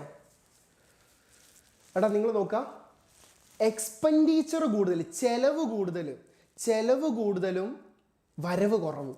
നിങ്ങൾ മനസ്സിലാക്കുക, എക്സ്പെൻഡിച്ചർ കൂടുതലും അതുപോലെ എന്താണ് റവന്യൂ കുറവും. നിങ്ങളുടെ ചെലവ് കൂടുതലും നിങ്ങളുടെ വരുമാനം കുറവും. നിങ്ങൾക്ക് മാസം 40,000 രൂപ സാലറി ഉണ്ട്, പക്ഷെ നിങ്ങൾ എന്ത് ചെയ്യും? ആ ഇക്വേഷൻ ചോദിക്കാണ്ട് ഇവിടുന്ന് പ്രോബ്ലം പാർട്ട് ഉണ്ട് കേട്ടോ. ഈ ഒരു ഭാഗത്ത് പ്രോബ്ലം ഉണ്ട്, പെട്ടെന്ന് തീർക്കാം. ഓക്കെ, നിങ്ങൾക്ക് 40,000 രൂപ മന്ത്ലി സാലറി. ഓക്കെ, 40,000 രൂപ എന്ത് ചെയ്യും? മന്ത്ലി സാലറി ഉണ്ട്, പക്ഷെ നിങ്ങൾക്ക് മാസം ചിലവ് എത്രയാണ്? 50,000. അപ്പം നിങ്ങളുടെ എക്സ്പെൻഡിച്ചർ ചെലവ് കൂടുതലും വരവ് കുറവും. ഇതിനാണ് നമ്മൾ എന്ത് പറയുക? ഡെഫിസിറ്റ് എന്ന് പറയാം കേട്ടോ. ഡെഫിസിറ്റ് എന്ന് കേട്ടാൽ അപ്പം നിങ്ങൾ മനസ്സിലാക്കുക, എക്സ്പെൻഡിച്ചർ കൂടുതലും റവന്യൂ കുറവും. അപ്പോൾ നിങ്ങൾ ബഡ്ജറ്റ് ഡെഫിസിറ്റിൻ്റെ ഇക്വേഷൻ പഠിച്ചു വെച്ചോ, total expenditure minus total revenue. അപ്പോൾ ടോട്ടൽ എക്സ്പെൻഡിച്ചറിൽ നിന്ന് ടോട്ടൽ റവന്യൂ കുറച്ച് എന്ത് കിട്ടും? Budget deficit. നമ്മൾ ഈ ബോക്സ് കാരണം ടാക്സ് അല്ല നമ്മുടെ ഡെഫിസിറ്റിൻ്റെ കാരണം എന്താ? അതല്ല ഡെഫിസിറ്റിൻ്റെ കാരണം എന്താ? ഗവൺമെൻറ് നമുക്ക് റോഡ് ഉണ്ടാക്കി തരുന്നുണ്ട്, എഡ്യൂക്കേഷൻ തരുന്നുണ്ട്, പാലം ഉണ്ടാക്കി തരുന്നുണ്ട്, അരി തരുന്നുണ്ട്, പല കാര്യങ്ങൾ നമുക്ക് എന്ത് ചെയ്യുന്നുണ്ട്? പബ്ലിക് എക്സ്പെൻഡിച്ചർ, ജനങ്ങൾക്ക് വേണ്ട കാര്യങ്ങളൊക്കെ കൊടുക്കുന്നുണ്ട് എന്നാണ്. അതിനുവേണ്ടി ഗവൺമെൻറ് എന്ത് ചെയ്യുന്നുണ്ട്? കുറേ പൈസ ചിലവാക്കുന്നുണ്ട്. പക്ഷേ ഗവൺമെൻറ്റിന് വേണ്ട അത്ര എന്ത് കിട്ടുന്നില്ല? വരുമാനം കിട്ടുന്നില്ല എന്നുള്ളതാണ് സത്യം, വേറെ ഒന്നുമല്ല. മനസ്സിലാക്കുക. ഇനി ടൈപ്സ് ഓഫ് ബഡ്ജറ്റ് ഡെഫിസിറ്റ്, ഇത് പഠിച്ചു വെക്കണേ. ഈ സാധനം പഠിച്ചു വെക്കുക, ഇത് പ്രോബ്ലമായിട്ടും ചോദിക്കാറുണ്ട്. നമ്മൾ മറ്റേ M1, M2, M3 മണി ചോദിച്ച പോലെ തന്നെ എന്ത് ചെയ്യാം? ഇതും ചോദിക്കാറുണ്ട്. മാച്ച് ദ ഫോളോയിങ്ങിൽ ചോദിക്കാറുണ്ട്, ഇത് കംപ്ലീറ്റ്ലി ഫിൽ ഇൻ ദ ബ്ലാങ്കിൽ ചോദിക്കാറുണ്ട്, പ്രോബ്ലമായിട്ട് ചോദിക്കാറുണ്ട്. ബഡ്ജറ്റ് ഡെഫിസിറ്റിൻ്റെ ഇക്വേഷൻ നോക്കാം, total expenditure minus total revenue. Total എക്സ്പെൻഡിച്ചറിൽ നിന്നും ടോട്ടൽ റവന്യൂ കുറച്ച് കഴിഞ്ഞ് എന്ത് കിട്ടി? ബഡ്ജറ്റ് ഡെഫിസിറ്റ് കിട്ടി. അപ്പോൾ ബഡ്ജറ്റ് ഡെഫിസിറ്റിൻ്റെ ഇക്വേഷൻ മനസ്സിലാക്കുക, total expenditure minus total revenue. ഇനി revenue deficit, first one budget deficit ആണ്. ഇനി നമ്മൾ പറയുന്ന റവന്യൂ ഡെഫിസിറ്റ് ഒന്നുമില്ല, റവന്യൂ എക്സ്പെൻഡിച്ചറിൽ നിന്ന് റവന്യൂ ഡെഫിസിറ്റ് കുറയ്ക്കുക കേട്ടോ. ഓക്കെ, റവന്യൂ എക്സ്പെൻഡിച്ചറിൽ നിന്ന് റവന്യൂ റെസീപ്റ്റ് കുറയ്ക്കുക കേട്ടോ. റവന്യൂ റെസീപ്റ്റ് ആണ്. Okay, wait. Revenue deficit is revenue expenditure minus total revenue. Okay, revenue expenditure minus revenue receipt കേട്ടോ. Revenue receipt. അടുത്തത് ഫിസ്ക്കൽ ഡെഫിസിറ്റ്. എന്താ fiscal deficit? Okay, fiscal deficit total expenditure minus total revenue receipt plus non ഡെപ്റ്റ് capital receipt കേട്ടോ. Total എക്സ്പെൻഡിച്ചറിൽ നിന്ന് എന്ത് കുറയ്ക്കുക? Revenue receipt കുറച്ചിട്ട് അതിൻ്റെ കൂടെ എന്ത് ചെയ്യുക? നോൺ ഡെപ്റ്റ് ക്യാപിറ്റൽ റെസീപ്റ്റ് എന്ത് ചെയ്യുക? കൂട്ടുക. അടുത്ത equation primary deficit, fiscal deficit minus interest payments. Fiscal deficit നിന്ന് ഇൻട്രസ്റ്റ് പേയ്മെൻറ്റ് കുറയ്ക്കുക. ഇക്വേഷൻ ജസ്റ്റ് ഒന്ന് പഠിച്ചു വെക്കുക, ഇവിടെ മൈനസ് ഉണ്ട്. ഇക്വേഷൻ ജസ്റ്റ് ഒന്ന് എന്ത് ചെയ്യുക? പഠിച്ചു വെക്കുക. ഈ 4 equations budget deficit, types of budget ഡെഫിസിറ്റും ചില സമയങ്ങളിൽ ചോദിക്കാറുണ്ട്. നമുക്കറിയാം എന്തും ചോദിക്കാം, അവിടെ എന്ത് കാര്യം വേണം ചോദിക്കാം. അപ്പോൾ നിങ്ങൾ ടൈപ്സ് ഓഫ് ഡെഫിസിറ്റ് പഠിച്ചു വെക്കുക. Budget deficit, revenue deficit, fiscal deficit, primary deficit. Budget deficit, revenue deficit, പിന്നെന്താണ്? Fiscal deficit, primary deficit. 4 types of deficit ഉണ്ട്. 4 ടൈപ്സ് ഓഫ് ഡെഫിസിറ്റിൻ്റെ ഇക്വേഷൻസ് എന്ത് ചെയ്യാം? പഠിച്ചു വെക്കണേ. നിങ്ങൾ നോക്കുക, equilibrium income of N economy, 3 sector economy. നമ്മൾ കഴിഞ്ഞ ചാപ്റ്ററിൽ 2 സെക്ടർ എക്കോണമിയാണ് പറഞ്ഞതെങ്കിൽ ഇവിടെ നമ്മൾ എന്ത് പഠിക്കണം? ഇവിടെ ഗവൺമെൻറ് ആണല്ലോ ഈ ചാപ്റ്റർ. അപ്പോൾ ഗവൺമെൻറ്റിൻ്റെയും കൂടെ നമ്മൾ എന്ത് ചെയ്യണം? ഇവിടെ പഠിച്ചു വെക്കണം. നിങ്ങൾ നോക്കുക, equilibrium is a situation. Equilibrium എന്ന് വെച്ചാൽ എന്താ? എല്ലാവർക്കും അറിയാം എന്താണ്? Aggregate demand is equal to aggregate supply കേട്ടോ. അഗ്രിഗേറ്റ് ഡിമാൻഡും അഗ്രിഗേറ്റ് സപ്ലൈയും ഈക്വൽ ആണെന്ന് പറഞ്ഞാൽ ഇതൊരു മാറ്റവും ഇല്ല. ഇക്വിലിബ്രിയം ഇന്ത്യൻ എക്കോണമി എന്താണ്? Aggregate demand is equal to aggregate supply. Aggregate ഡിമാൻഡും അഗ്രിഗേറ്റ് സപ്ലൈയും ഈക്വൽ ആകുന്ന പോയിന്റാണ് ഇക്വിലിബ്രിയം. അത് നിങ്ങൾ എവിടെ ചോദിച്ചാലും അത് അങ്ങോട്ട് എഴുതി വെക്കാം കേട്ടോ. In the 3 sector economy aggregate demand is a sum of consumption expenditure, investment expenditure and government expenditure. C plus I plus G. 3 sector അല്ലേ? കൺസംഷൻ മീൻസ് ഹൗസ് ഹോൾഡ് ആണ് കൺസംഷൻ നടത്തുക, പ്ലസ് ഫേം ഇൻവെസ്റ്റ്മെന്റ് നടത്തുന്നത്. അടുത്തത് G നമ്മൾ പഠിച്ചില്ലേ? House hold, firm, government. 4 sector ആണെങ്കിൽ ഏത് വരും? നമ്മളെ മറ്റേ സാധനം വരും, ഇത് എക്സ്പോർട്ട് ആൻഡ് ഇമ്പോർട്ട് അല്ലേ? എക്സ്പോർട്ട് മൈനസ് ഇമ്പോർട്ട് വരും. ഇവിടെ 3 സെക്ടർ ആയതുകൊണ്ട് aggregate demand is equal to C plus I plus G. Consumption plus investment plus government. മനസ്സിലായില്ലേ? Consumption expenditure plus investment expenditure plus government expenditure. അപ്പോൾ നിങ്ങൾ പോയിന്റുകളാക്കി എഴുതാം. ഇങ്ങനെ 3 sector model aggregated demand is aggregate supply is equilibrium point. 3 sector model aggregated demand എന്ന് വെച്ചാൽ C+I+G ആണെന്നുള്ളതും കൂടെ മനസ്സിലാക്കാം. നമ്മൾ നേരത്തെ പറഞ്ഞ കാര്യങ്ങൾ തന്നെയാണ്, പക്ഷെ ഒന്നും കൂടെ അഡ്വാൻസ്ഡ് ആയിട്ട് പറയുന്നു എന്ന് മാത്രം. ഇവിടെ നോക്കാം, the 3 sector situation can be illustrated by the following diagram. എടാ നേരത്തെ നമ്മൾ വരച്ച 2 സെക്ടർ മോഡൽ വരച്ച അതേ ഡയഗ്രാം ഇവിടെ ഒരാളും കൂടെ എക്സ്ട്രാ വരും. എന്താണ്? AD = C+I+G. വേറെ ഒന്നുമില്ല, C+I+G. നമുക്ക് വേണമെങ്കിൽ എന്ത് ചെയ്താം? Aggregate supply is equal to aggregate demand ആണ് നമുക്കറിയാം. ഇത് നമ്മൾ പഠിച്ചു വെച്ചാണ് ഇക്വിലിബ്രിയം. ഈ അഗ്രിഗേറ്റ് സപ്ലൈ നമുക്ക് എങ്ങനെ എഴുതാം? Aggregate supply is equal to Y എന്ന് നമുക്ക് എഴുതാം. അഗ്രിഗേറ്റ് സപ്ലൈ Y എന്ന് പറഞ്ഞ് നമുക്ക് എഴുതാം. Aggregate supply is equal to Y എന്ന് പറഞ്ഞ് എഴുതാം. അപ്പോൾ നമുക്കിത് എങ്ങനെ എഴുതാം? Y is equal to AD. കാരണം ഇതെന്താണ്? പ്രോബ്ലം ചെയ്യുമ്പോൾ ഈ സാധനം നമുക്ക് അറിഞ്ഞിരിക്കണം, ഈ ഒരു സംഭവം അറിഞ്ഞിരിക്കണം. Aggregate supply is equal to aggregate demand ആണ്. സോ നമുക്ക് അഗ്രിഗേറ്റ് സപ്ലൈ നമുക്ക് Y എന്ന് പറഞ്ഞ് എഴുതാൻ പറ്റും. ഓക്കെ, Y എന്ന് പറഞ്ഞ് നമുക്ക് എഴുതാൻ പറ്റും. So Y is equal to AD. ഇതെന്താണ്? ഇക്വിലിബ്രിയം ആണ് കേട്ടോ. അത് ഇക്വിലിബ്രിയം ആണ് എന്ന് നിങ്ങൾ ജസ്റ്റ് ഒന്ന് മനസ്സിലാക്കാം. നേരത്തെ വരച്ച അതേപോലെ ഇതെന്താണ്?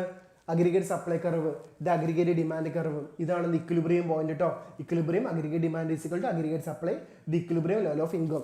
നമ്മൾ 2 സെക്ടർ മോഡൽ വരച്ച അതേ സാധനം, ബട്ട് അത് 3 സെക്ടർ മോഡലായിട്ട് എന്ത് ചെയ്ത് നമ്മൾ പറഞ്ഞു എന്ന് മാത്രം. നിങ്ങൾ നോക്കുക, mathematical determination of equilibrium income, mathematical formula. നിങ്ങൾ ഒരു കാര്യം മനസ്സിലാക്കുക, ഇതാണ് നമ്മുടെ ഫൈനൽ ഇക്വേഷൻ. ഈ റെഡിൽ വരച്ചിട്ടുള്ള ഫൈനൽ ഇക്വേഷൻ. ബട്ട് ഈ ഫൈനൽ ഇക്വേഷൻ അറിയുന്നതിന് മുമ്പ് എന്ത് ചെയ്യണം? നമ്മൾ കുറച്ച് കാര്യങ്ങൾ അറിയണം. എന്താണ്? ഇവിടെ എന്താണ്? നമ്മൾ ഈ സാധനമാണ് കണ്ടെത്തുന്നത്. AD ഈസ് ഈക്വൽ ടു എന്താണ്? C+I+G എന്നുള്ള സാധനമാണ്. ഇവിടെ ഈ C എന്ന് പറയുന്നത് എന്താണ്? C പ്ലസ് ഈ C എന്താണ്? MPC into YD. മീൻസ് ഇവിടെ എന്താണ്? ഈ C എന്ന് പറയുന്ന സാധനം നമ്മൾ കണ്ടെത്തണമെങ്കിൽ എന്താണ്? C ഈസ് ഈക്വൽ ടു എന്താണ്? C കാണാനുള്ള ഇക്വേഷൻ എന്താ?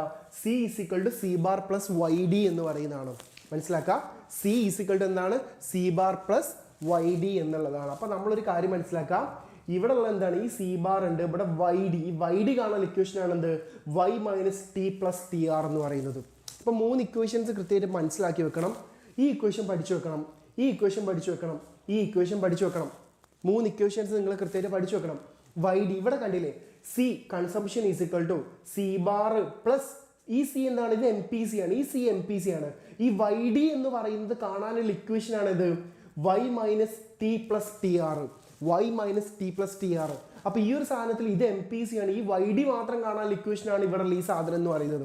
അപ്പോൾ നമ്മൾ ഫൈനലി എഴുതുമ്പോൾ നിങ്ങൾ ശ്രദ്ധിക്കുക, equilibrium income is equal to Y is equal to C bar plus C, അതായത് MPC ഇൻറ്റു ഇതാണ് YD. ഈ മൊത്തം സാധനം എന്താണ്?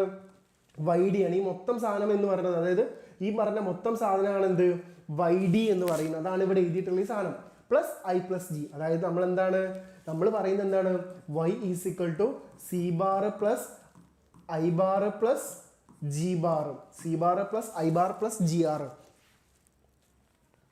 നാളല്ലല്ലോ പണിമുടക്ക്, മറ്റന്നാളാണ് പണിമുടക്ക് കേട്ടോ. മറ്റന്നാളല്ലേ പണിമുടക്ക്. Okay, C bar plus I bar plus G.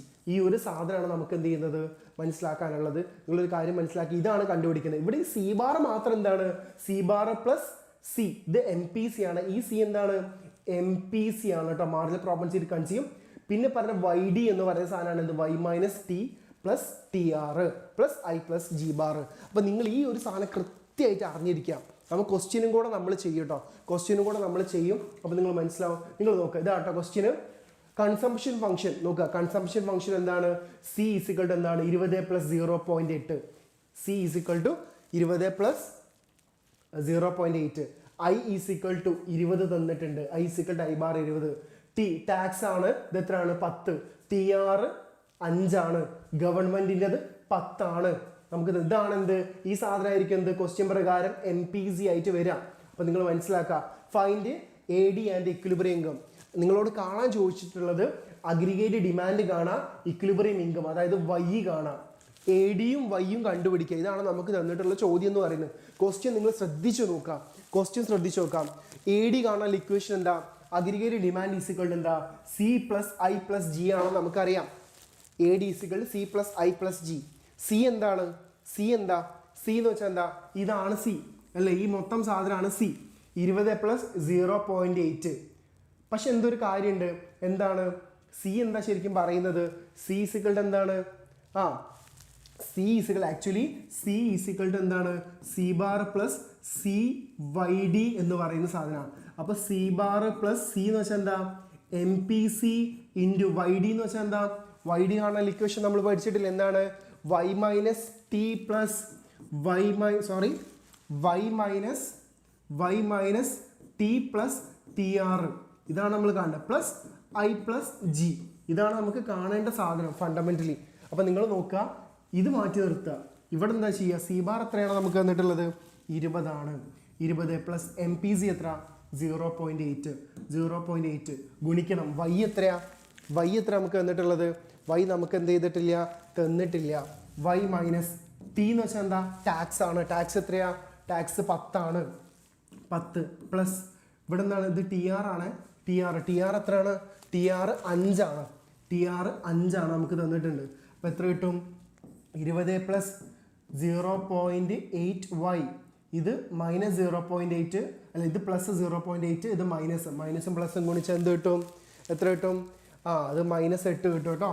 -8 plus ഇത് പോസിറ്റീവും ഇത് പോസിറ്റീവാണ്. അപ്പോൾ എത്ര കിട്ടും? 0.8 ഇൻറ്റു 5 അത് എത്രയാണ്? അത് 4 ആണ് വരിക.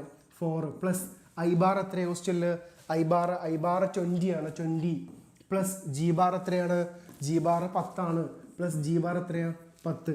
So 20 plus 10 50.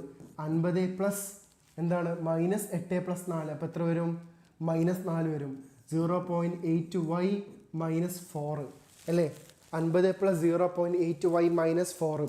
50 നിന്ന് -4 പോയി കഴിഞ്ഞാൽ എത്ര? 46 പ്ലസ് 0.8 വൈ. ഇതാണ് നമുക്ക് എന്ത് കിട്ടുക? അഗ്രിഗേറ്റ് ഡിമാൻഡ് ആയിട്ട് കിട്ടുക. ഓക്കെ, ഇതാണ് അഗ്രിഗേറ്റ് ഡിമാൻഡ് ആയിട്ട് കിട്ടുക. നമ്മളിവിടെ എഴുതിയിട്ടുണ്ട്, സ്റ്റെപ്പ് ബൈ സ്റ്റെപ്പ് ഇവിടെ എഴുതിയിട്ടുണ്ട്. ഞാനത് പ്രോബ്ലം അങ്ങനെ എഴുതിയിട്ടുണ്ട്. അപ്പോൾ അഗ്രിഗേറ്റ് ഡിമാൻഡ് എത്ര കിട്ടത്? 46 പ്ലസ് 0.8 വൈ. നിങ്ങൾ നോക്കുക, എ ഡി എത്ര നമുക്ക് കിട്ടിയത്? എ ഡി ഈസിക്വൽ ടു എത്രയാണ്? 46 പ്ലസ് 0.8 വൈ. അപ്പം നമുക്കറിയാം എ ഡി ഈസിക്വൽ ടു എന്താണ്? ഓക്കെ, നമുക്കറിയാം എന്താണ്? അഗ്രിഗേറ്റ് സപ്ലൈ ഈസിക്വൽ ടു എന്താണ്? Aggregate supply is equal to aggregate demand ആണ്. അഗ്രിഗേറ്റ് സപ്ലൈ നമുക്ക് വൈ എഴുതാം. Y is equal to A D എന്ന് പറഞ്ഞാൽ നമുക്ക് എന്ത് ചെയ്യാം? എഴുതാൻ പറ്റും. നമ്മൾ എന്ത് ചെയ്ത്? നമ്മൾ എന്ത് കണ്ടുപിടിച്ച് കഴിഞ്ഞ്? നമ്മൾ അഗ്രിഗേറ്റ് ഡിമാൻഡ് കണ്ടുപിടിച്ചു. അഗ്രിഗേറ്റ് ഡിമാൻഡ് ക്വസ്റ്റ്യൻ അഗ്രിഗേറ്റ് ഡിമാൻഡും ഇക്വിലിബ്രിയം ഇൻകോ ചോദിച്ചത്. അഗ്രിഗേറ്റ് ഡിമാൻഡ് നമ്മൾ ഓൾറെഡി കണ്ടുപിടിച്ച്. ഇതാണ് ആ സാധനം അല്ലേ? അപ്പോൾ അഗ്രിഗേറ്റ് സപ്ലൈ എന്ന് പറയുന്നതിന് നമുക്ക് എന്ത് ചെയ്യാം? വൈ എന്ന് പറഞ്ഞ് എഴുതാം. സോ വൈ ഈസിക്വൽ ടു എന്താണ്? വൈ ഈസിക്വൽ ടു എന്ത് ചെയ്താൻ പറ്റും? 46 പ്ലസ് 0.8 വൈ എന്ന് പറഞ്ഞ് എഴുതാൻ പറ്റും. അപ്പോൾ നമുക്ക് എന്ത് ചെയ്യാൻ പറ്റും? ഈ 0.8 വൈനെ ഇവിടേക്ക് എടുക്കാം. ഇത് ഒരു വൈ ആണ്. അതായത് വൈ മൈനസ് ഈ പ്ലസ് 0.8 വൈ ഇവിടെ എന്താവും? -0.8 വൈ ഈസിക്വൽ ടു 46 ആവും. ഒരു വൈയിൽ നിന്ന് 0.8 വൈ പോയാൽ എത്ര കിട്ടും? 0.2 Y is equal to 46. So Y is equal to 46 divided by ഇവിടെ ഇൻറ്റു ഉള്ളത് ഇപ്പുറത്ത് വരുന്ന ഡിവിഷൻ ഓഫ് 0.2. അപ്പോൾ വൈ ഈസിക്വൽ ടു എത്ര ആയി കിട്ടും? 230. ഇതാണെന്ത്? ഇക്വിലിബ്രിയം ഇൻകം എന്ന് പറയുന്നത്. ഇതൊരു മാത്തമാറ്റിക്കൽ ക്വസ്റ്റ്യൻ ആണ്. നിങ്ങൾ ശ്രദ്ധിച്ച് ചെയ്യുക. ഓക്കെ, നിങ്ങൾ വീണ്ടും കേട്ട് കഴിഞ്ഞാൽ നിങ്ങൾക്ക് എന്ത് ചെയ്യാൻ പറ്റും? ഓക്കെ, കാര്യം മനസ്സിലായോ? ഓക്കെ അല്ലേ? നിങ്ങൾ വീണ്ടും ശ്രദ്ധിച്ചെങ്കിൽ മനസ്സിലാവും. ഞാൻ ആ സ്റ്റെപ്പ് ഇങ്ങനെ എക്സ്പ്ലെയിൻ ചെയ്ത് പറഞ്ഞുകൊണ്ട് തന്നെയാണ് പോകുന്നത്. മനസ്സിലായി? നമ്മൾ നേരത്തെ ചെയ്ത ഇക്വേഷൻ എന്ത് ചെയ്യുന്നുണ്ട്? ഇവിടെ പ്രോബ്ലം പാർട്ടായിട്ട് നമ്മൾ എന്ത് ചെയ്ത് ജസ്റ്റ് ഒന്ന് പറഞ്ഞു കേട്ടോ. അപ്പോൾ നിങ്ങൾ ഈ ഒരു സാധനം അതാണ് നേരത്തെ പറഞ്ഞത്, aggregate supplies aggregate demand. So Y is equal to A D. Y is equal to ഇത് എഴുതി. എന്നിട്ട് നമ്മൾ ഈ 0.8 വൈ, ഇത് ഒരു വൈ എന്നുള്ള മീനിങ് ഉണ്ട് കേട്ടോ. ഇവിടെ ഈ വൈൻ്റെ അർത്ഥം എന്താ? ഒരു വൈ ഉണ്ട് എന്നാണ്. അപ്പോൾ ഈ ഒരു വൈയിൽ നിന്നും 0.8 ഒന്നിന്ന് 0.8 പോയി കഴിഞ്ഞാൽ 0.2 വൈ ആയി. ഇതാണ് അതിൻ്റെ ലോജിക്ക്. നമ്മളെ ലോജിക്ക് നിങ്ങളൊന്ന് മനസ്സിലാക്കട്ടോ. ഇതാണ് അതിൻ്റെ ലോജിക്ക്. ഒരു വൈ ഉണ്ട് ഇവിടെ ഒരു വൈ ഉണ്ട്. ഒരു വൈന്ന് 0.8 ഒന്നിന്ന് 0.8 പോയി കഴിഞ്ഞാൽ 0.2 ആണ് കിട്ടുക. അതാണ് നമ്മളിവിടെ എഴുതിയ 0.2 വൈ. എന്നിട്ട് നമ്മൾ എന്ത് ചെയ്യുക? ഇങ്ങനെയാണ് അതിൻ്റെ പ്രോബ്ലം എന്ത് ചെയ്യുക? സോർട്ട് ചെയ്യുക. നിങ്ങൾക്ക് കിട്ടിയിട്ടുള്ള ക്വസ്റ്റ്യൻസ് മീൻസ് ഇതിൻ്റെ നോട്ട്സുകളുണ്ടെങ്കിൽ നിങ്ങൾ വീണ്ടും വായിച്ചു നോക്കുക. ഈ പ്രോബ്ലം ഒറ്റ ഒന്ന് നിങ്ങൾ വൃത്തിക്ക് പഠിച്ചു വെക്കാം കേട്ടോ. ഓക്കെ, സുബ്ഹാനല്ലാഹ് ആയിക്കോട്ടെ. നിങ്ങൾ നോക്കാം. In economics, multiplier refers to the concept that initial change in spending to the നമ്മൾ നേരത്തെ പറഞ്ഞില്ല മൾട്ടിപ്ലയർ കോൺസെപ്റ്റ്, കെയ്ൻസ് കൊണ്ടുവന്ന മൾട്ടിപ്ലയർ. ഇവിടെ നമുക്ക് 3 മൾട്ടിപ്ലയേഴ്സിനെ കുറിച്ച് പറയാനുണ്ട്. നിങ്ങൾ നോക്കുക. ഫസ്റ്റ് മൾട്ടിപ്ലയർ എന്ന് മാത്തമാറ്റിക്കൽ എന്താണ്? Change in income divided by change in investment. ഇതാണ് നമ്മുടെ മെയിൻ മൾട്ടിപ്ലയർ എന്ന് പറയുന്നത്. Change in income delta Y by delta I. Delta കണ്ട അപ്പം നിങ്ങൾ മനസ്സിലാക്കുക എന്താണ്? ചേഞ്ച് ആണ്. Change in income divided by change in investment കേട്ടോ. ചേഞ്ച് ഇൻ ഇൻകം അല്ലെങ്കിൽ national income divided by change in investment. ഇതാണ് നമ്മുടെ മൾട്ടിപ്ലയർ. നിങ്ങൾ നോക്കാം. ഫസ്റ്റ് നമ്മൾ പറയുന്നത് government expenditure multiplier. Government expenditure multiplier first പറയുന്നത്. അതിന്റെ ഇക്വേഷൻ എന്താ? Delta Y by delta G, അല്ലെങ്കിൽ നമുക്ക് എങ്ങനെ എഴുതാം? 1/1 മൈനസ് NPC. എടാ ഇതൊക്കെ നമ്മൾ പഠിച്ചതാ. Change in income government expenditure ആണെങ്കിൽ എന്താണ്? Delta G. Government expenditure multiplier പറയുന്നത് എന്താണ്? Change in income divided by change in government expenditure അല്ലേ? ഇതാണ് നമ്മൾ പറയുന്നത്. അതിന്റെ ഇക്വേഷൻ 1/1 മൈനസ് NPC. നമുക്കൊരു പ്രോബ്ലം നോക്കാം. ഇൻ എൻ എക്കോണമി MPC എത്ര? 0.75. ഒരു എക്കോണമിയിൽ MPC എന്ന് പറയുന്നത് 0.75 ആണെന്ന് വിചാരിക്കാം. ഗവൺമെന്റ് എക്സ്പെൻഡിച്ചർ, ഗവൺമെന്റിന്റെ ചെലവ് എന്ത് ചെയ്ത്? 100 കോടി. അതായത് ഡെൽറ്റ ജി എന്ന് പറയുന്ന എത്രയാണ്? 100 ആണ്. എക്സ്പെൻഡിച്ചർ ചേഞ്ച്ഡ് ബൈ അല്ലെങ്കിൽ ഇൻക്രീസ്ഡ് ബൈ എന്ന് പറയുന്നത് 100 കോടി എന്നാണ് പറയുന്നത്. അപ്പം ഡെൽറ്റ ജി ആണ് അവിടെ ഉദ്ദേശിക്കുന്നത്, മനസ്സിലാക്കാം. What are the change in income? നമ്മളോട് ചോദിച്ചെന്താ? ചേഞ്ച് ഇൻ ഇൻകം, അതായത് ഡെൽറ്റ വൈ ആണ് കണ്ടുപിടിക്കാൻ ചോദിച്ചത്. ഈ ചേഞ്ച് എന്ന് കാണാൻ അപ്പം മനസ്സിലാക്കുന്നത് ഡെൽറ്റ ആണ് ഉദ്ദേശിക്കുന്നത്, ഡെൽറ്റ വൈ ആണ് കാണാൻ ചോദിച്ചിട്ടുള്ളത്. ഓക്കെ, അപ്പം നമ്മുടെ ഇക്വേഷൻ എന്താ? Delta Y by delta G is equal to 1/1 minus MPC അല്ലേ? 1/1 മൈനസ് MPC ആണ് നമുക്ക് എല്ലാവർക്കും അറിയാം. അപ്പം നമ്മൾ എന്താ കണ്ടുപിടിക്കേണ്ടത്? ഈ ഡെൽറ്റ വൈ ഇതാണ് നമ്മൾ കണ്ടുപിടിക്കേണ്ട സാധനം. ഡെൽറ്റ വൈ ആണ് കണ്ടുപിടിക്കേണ്ടത്. ഡെൽറ്റ വൈ ഇസിക്കൽ ടു ഇവിടെ ഹരിക്കണം എന്നുള്ളത് ഇപ്പുറത്തേക്ക് പോകുമ്പോൾ എന്താവും? ഈ പദം പോകുമ്പോൾ ഗുണിക്കണം എന്നാവും. അപ്പോൾ delta Y is equal delta G നമുക്കറിയാം 100 ആണ്. 1/1 മൈനസ് MPC 0.75. അപ്പോൾ എത്ര കിട്ടും? ഈ 100 ഇവിടെ ഇൻറ്റു ചെയ്യുമ്പോൾ 100 ഡിവൈഡ് ബൈ 0.25 ദാറ്റ് ഇസിക്കൽ എത്രയാണ്? 400 ആണ് ആൻസർ കേട്ടോ. 400 ആണ് ആൻസർ വരുന്നത്. 1 മാർക്കിൻ്റെ 2 മാർക്കിൻ്റെ ഒക്കെ ചോദ്യമാണ് കേട്ടത്. നിങ്ങൾ മനസ്സിലാക്കാം. MPC 0.75 ആണ്. MPC 0.75. Government expenditure increased by, അപ്പോൾ ഡെൽറ്റ ജി ആണ് ഗവൺമെൻറ്റിൻ്റെ ചിലവ്, അതായത് ഗവൺമെൻറ് എക്സ്പെൻഡിച്ചർ. അതാണ് ഈ ഡെൽറ്റ ജി എന്ന് പറയുന്നത്. അത് ചിലപ്പോൾ നിങ്ങൾ ബേസിക് മാത്സ് അറിഞ്ഞാൽ ഇത് ചെയ്യാൻ പറ്റുള്ളൂ കേട്ടോ. ഇത് ഹരിക്കണം, ഇപ്പുറത്തേക്ക് പോകുമ്പോൾ ഗുണിക്കണം എന്നുള്ള ഇപ്പുറത്തേക്ക് ഹരിക്കണം, കൂട്ടുന്നത് കുറയ്ക്കണം എന്നാവും, കുറയ്ക്കുന്നത് കൂട്ടണം എന്നാവും. അത് നിങ്ങൾ ബേസിക്കലി അറിഞ്ഞിരിക്കുക. അപ്പുറത്തേക്ക് ഇപ്പുറത്തേക്കും പോകുമ്പോൾ ഉണ്ടാകുന്ന ചേഞ്ച് ഒന്ന് നിങ്ങൾ മനസ്സിലാക്കി വെക്കുക കേട്ടോ. ഓക്കെ, അടുത്തൊരു multiplier tax multiplier. Tax multiplier is a negative multiplier. Tax multiplier ഒരു നെഗറ്റീവ് മൾട്ടിപ്ലയർ ആണ്. അതിൻ്റെ ഇക്വേഷൻ എന്താ? Delta Y by delta T ആണ് കേട്ടോ.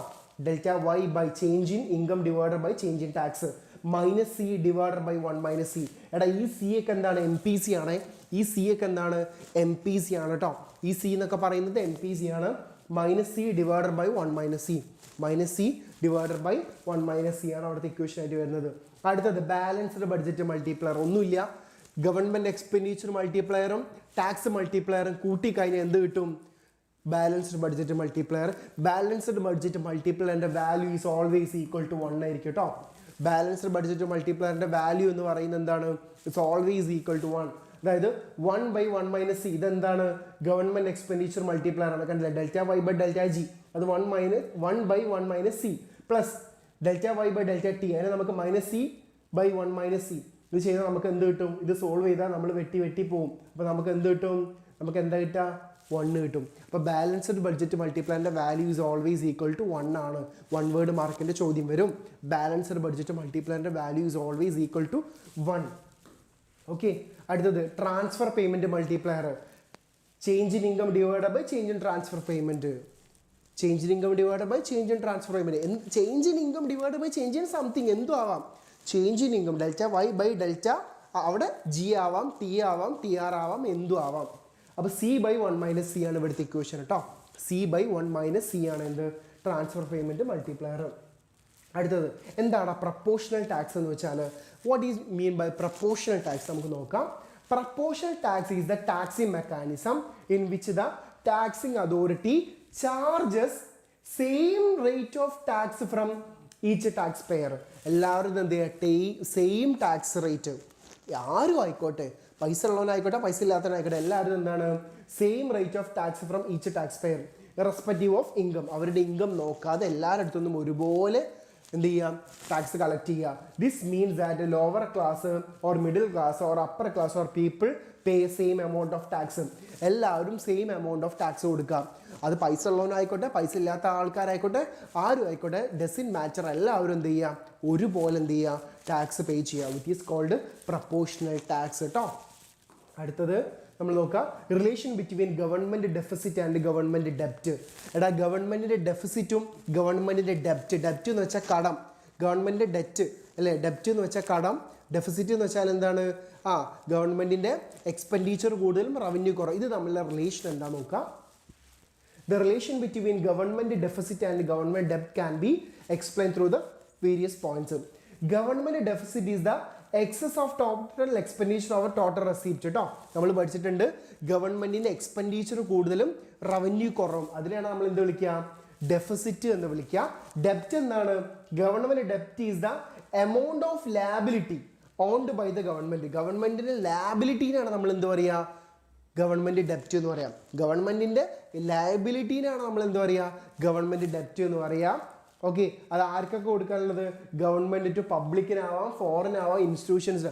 ഗവൺമെൻറ് ആർക്കൊക്കെ പൈസ കൊടുക്കാനുണ്ടോ അതിനാണ് എന്ത് പറയുക, ഗവൺമെൻറ്റിൻ്റെ ലാബിലിറ്റീസിനാണ് നമ്മൾ എന്ത് പറയുക, ഗവൺമെൻറ്റിൻ്റെ ഡെപ്റ്റ് എന്ന് പറയാം.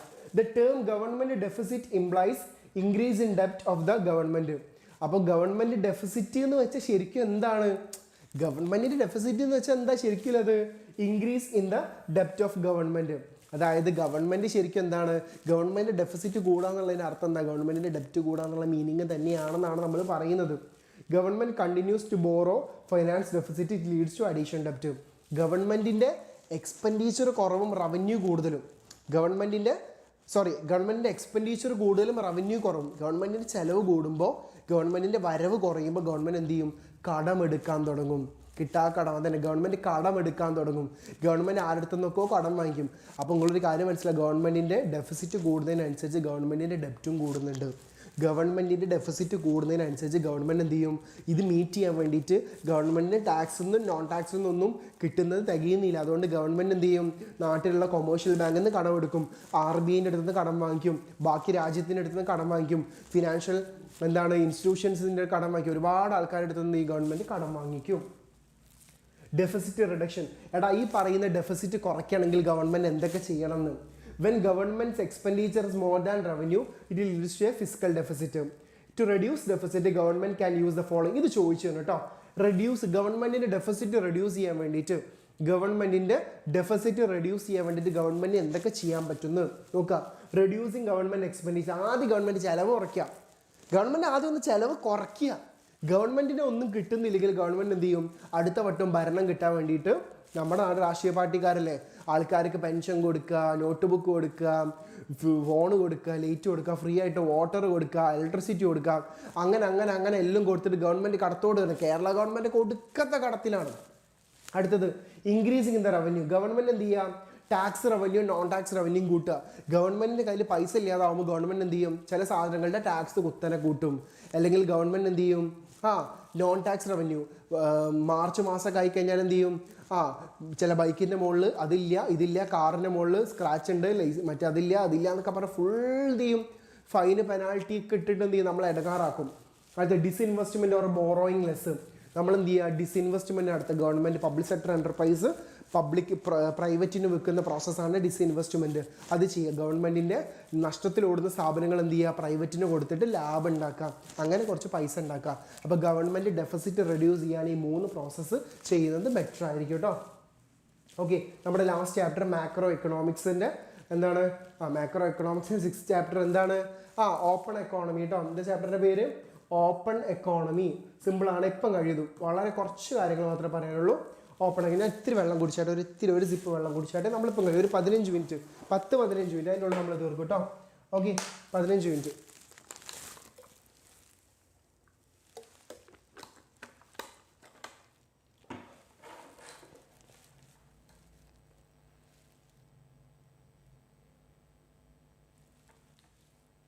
ഓക്കെ, നമുക്ക് സ്റ്റാർട്ട് ചെയ്യാം. ജസ്റ്റ് നമുക്ക് എന്ത് ചെയ്യാം, ലാസ്റ്റ് ഭാഗമാണ്, നമുക്ക് സെറ്റ് ചെയ്യാം.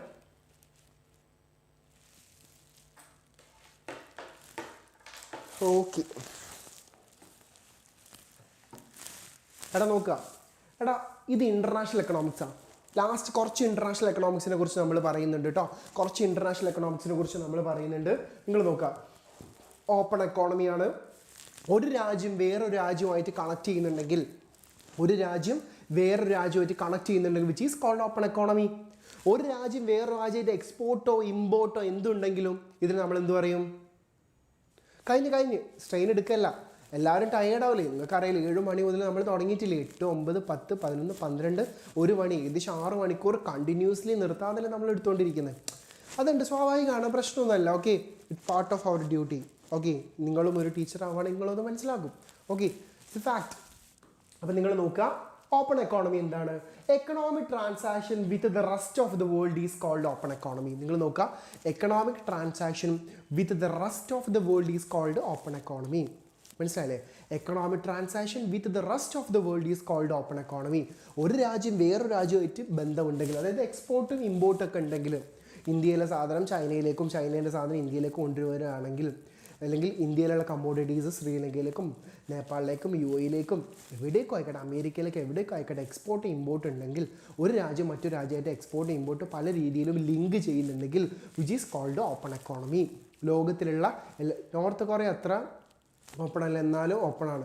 എല്ലാ രാജ്യങ്ങളും ഓപ്പൺ എക്കോണമിയാണ്. നമ്മൾ വിചാരിക്കും നോർത്ത് കൊറിയ ഓപ്പൺ അല്ലാന്ന്, പക്ഷേ നോർത്ത് കൊറിയ എക്സ്പോർട്ട് ഇമ്പോർട്ട് നടത്തുന്നുണ്ട് കേട്ടോ. ഓപ്പൺ എക്കോണമി നോർത്ത് കൊറിയ ബാക്കി രാജ്യങ്ങളുമായിട്ടൊക്കെ കണക്ട് ചെയ്യുന്നുണ്ട് കേട്ടോ. അവർക്ക് അവരുടേതായിട്ടുള്ള അസോസിയേഷനുകൾ പലതുണ്ട്. നമ്മളത് ഏകാധിപത്യ രാജ്യമാണെന്ന് പറയുകയാണെങ്കിൽ പോലും അവർക്ക് ഐസൊലേറ്റ് ചെയ്തിട്ട് നിൽക്കാൻ പറ്റില്ല. ഒരു രാജ്യത്തിനും ഐസൊലേറ്റ് ചെയ്ത് നിൽക്കാൻ പറ്റില്ല. ആഫ്രിക്കയിലുള്ള ഗോത്രവർഗ രാജ്യങ്ങളാണെങ്കിൽ പോലും അവരും ഓപ്പൺ എക്കോണമിയുടെ ഭാഗമാണ്.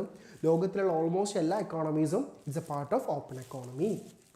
നിങ്ങൾ നോക്കുക, ലിങ്കേജസ് ഇൻ ഇൻ്റർനാഷണൽ ട്രേഡ് എങ്ങനെയൊക്കെയാണ് ഓപ്പൺ എക്കോണമി ലിങ്ക് ചെയ്തു പോകുന്നത്? ഈ കഴിഞ്ഞ വട്ടതാ ഇതുപോലെ 3 ബ്ലാങ്ക് ബോക്സ് തന്നിട്ട് 3 മാർക്കിൻ്റെ ചോദ്യം. അങ്ങനെ ലക്കി ക്വസ്റ്റ്യൻ ആയിരുന്നു. ഭാഗ്യമുണ്ടെങ്കിൽ ഈ പ്രാവശ്യം ഇത് ചോദിച്ചേക്കാം. നിങ്ങൾ മനസ്സിലാക്കുക, ഇൻ്റർനാഷണൽ ട്രേഡ് അല്ലെങ്കിൽ ഓപ്പൺ എക്കോണമി ലിങ്കേജസ് ഏതൊക്കെയാണ്, എങ്ങനെയൊക്കെയാണ് രണ്ട് രാജ്യങ്ങൾ തമ്മിൽ ലിങ്ക് ചെയ്തു പോകുന്നത്? നിങ്ങൾ നോക്കുക, പ്രൊഡക്റ്റ് മാർക്കറ്റ് ലിങ്കേജ് അല്ലേ?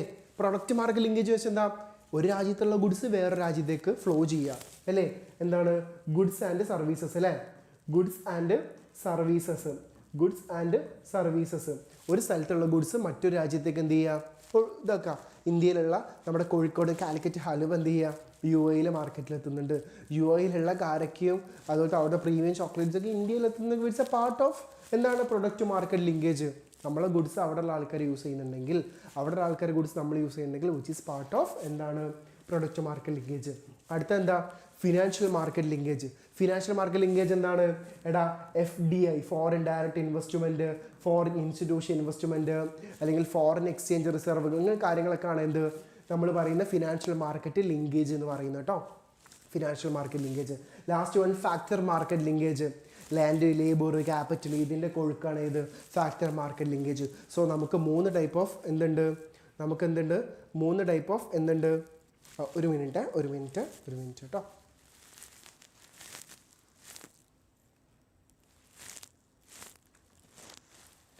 ഒരു മിനിറ്റ്, 2 മിനിറ്റ്.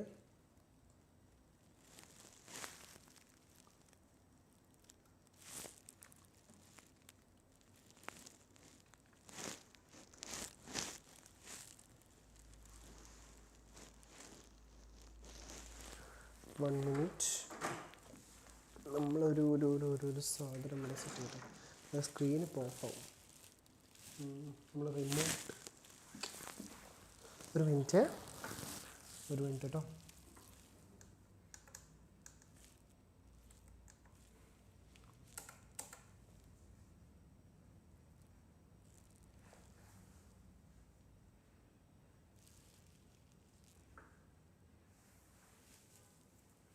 ഓക്കെ,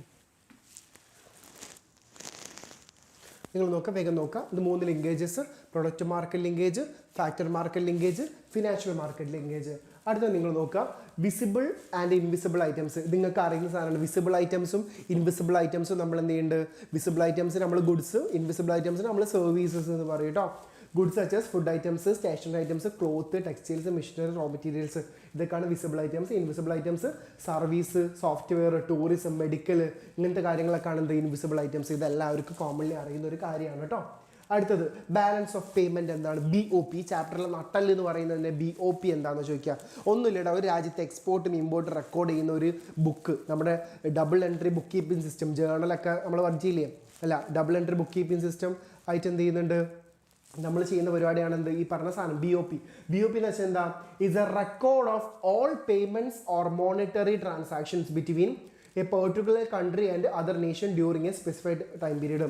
ഒരു രാജ്യം വേറൊരു രാജ്യമായിട്ട് നടത്തുന്ന എക്സ്പോർട്ടും ഇമ്പോർട്ടും കാര്യങ്ങൾ, അല്ലെങ്കിൽ മോണിറ്ററി ട്രാൻസാക്ഷൻസ്, എക്സ്പോർട്ട് ഇമ്പോർട്ട് എന്ത് ഡീറ്റെയിൽസ് ആയിക്കോട്ടെ, ഇത് റെക്കോർഡ് ചെയ്യുന്ന ഒരു സംഭവമാണ് എന്ത്? ആ ഒരു റെക്കോർഡിനെയാണ് നമ്മൾ എന്ത് പറയുക? ബാലൻസ് ഓഫ് പേയ്മെൻറ്റ് എന്ന് പറയട്ടോ, BOP എന്ന് പറയട്ടോ. ഇതിനാണ് നമ്മൾ എന്താ പറയുക? BOP എന്ന് പറയാറുള്ളത് കേട്ടോ. നമ്മൾ എന്താ പറയുക? BOP, ബാലൻസ് ഓഫ് പേയ്മെൻറ്റ് എന്ന് നമ്മൾ വിളിക്കുന്നത് ഇതിനെയാണ് കേട്ടോ. Okay,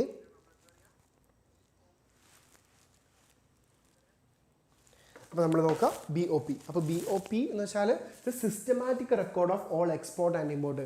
systematic record of all export and import. ഈ കാര്യങ്ങളാണ് എന്ത് വരുന്നത്? ഇതിൽ വരുന്നത് particular country on other Nations. നമ്മളൊരു രാജ്യം വേറെ രാജ്യത്ത് നടത്ത എക്സ്പോർട്ട് ഇമ്പോർട്ട്, അതിൽ both visible and invisible items, കാണാൻ പറ്റുന്നതും കാണാൻ പറ്റാത്തതായിട്ടുള്ള കാര്യങ്ങൾ എന്ത് ചെയ്യും?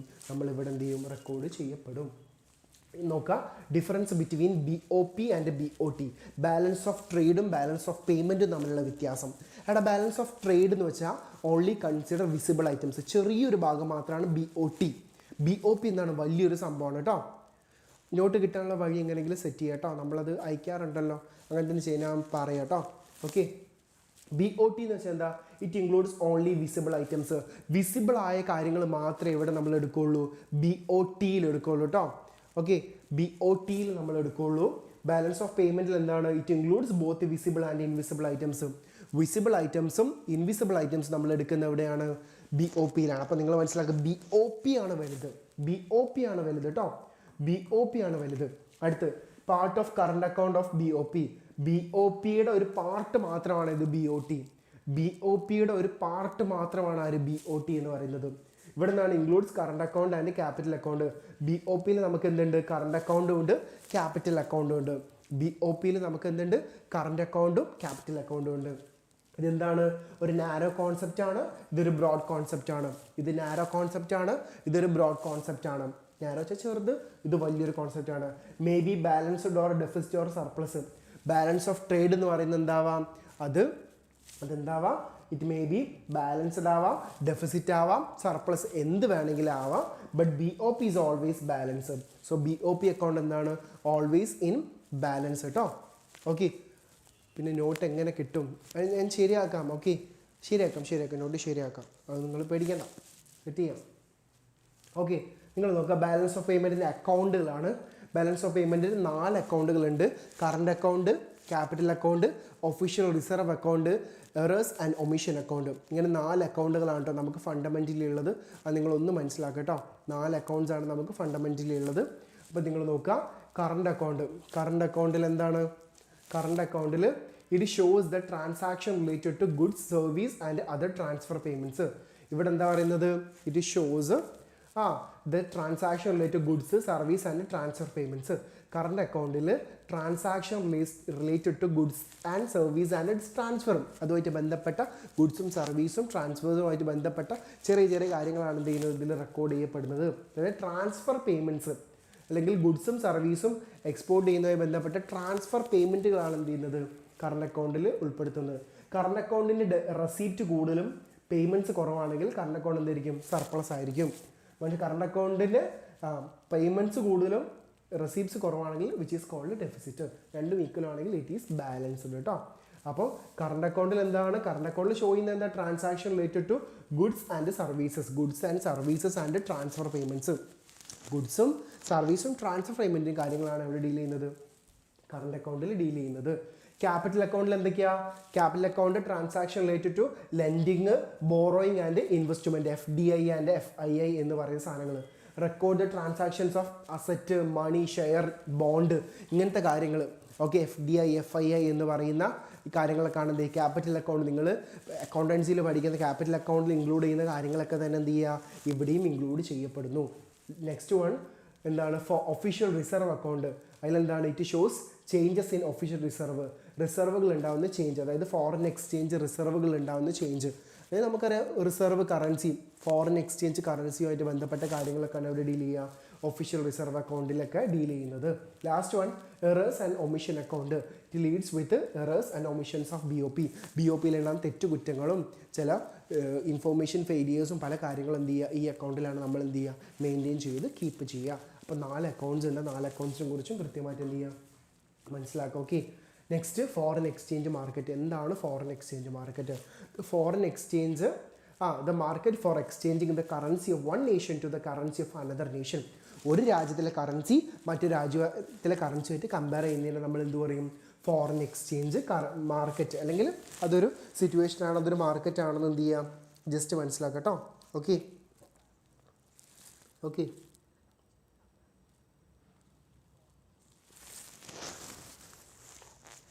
അതായത് നമ്മുടെ ഇന്ത്യൻ ഡോളർ അല്ല Indian currency $1 is equal to ഒരു 90, ഇപ്പോഴത്തെ കണക്ക് 90 ആണ്, 90 ഇന്ത്യൻ റുപ്പിയാണ് അല്ലേ. ഇതൊക്കെയാണ് നമ്മൾ എക്സ്ചേഞ്ച് റേറ്റ് പറയുന്നത്. One currency in terms of another currency, one currency in terms of another currency അല്ലേ. ഇതിനാണ് നമ്മൾ എന്താ പറയുക, എക്സ്ചേഞ്ച് റേറ്റ്. അല്ലെങ്കിൽ ഇതിൻ്റെ മാർക്കറ്റിനാണ് നമ്മൾ എന്താ പറയുക, foreign exchange market. It's a market for exchange one currency of a nation to the currency of other nation.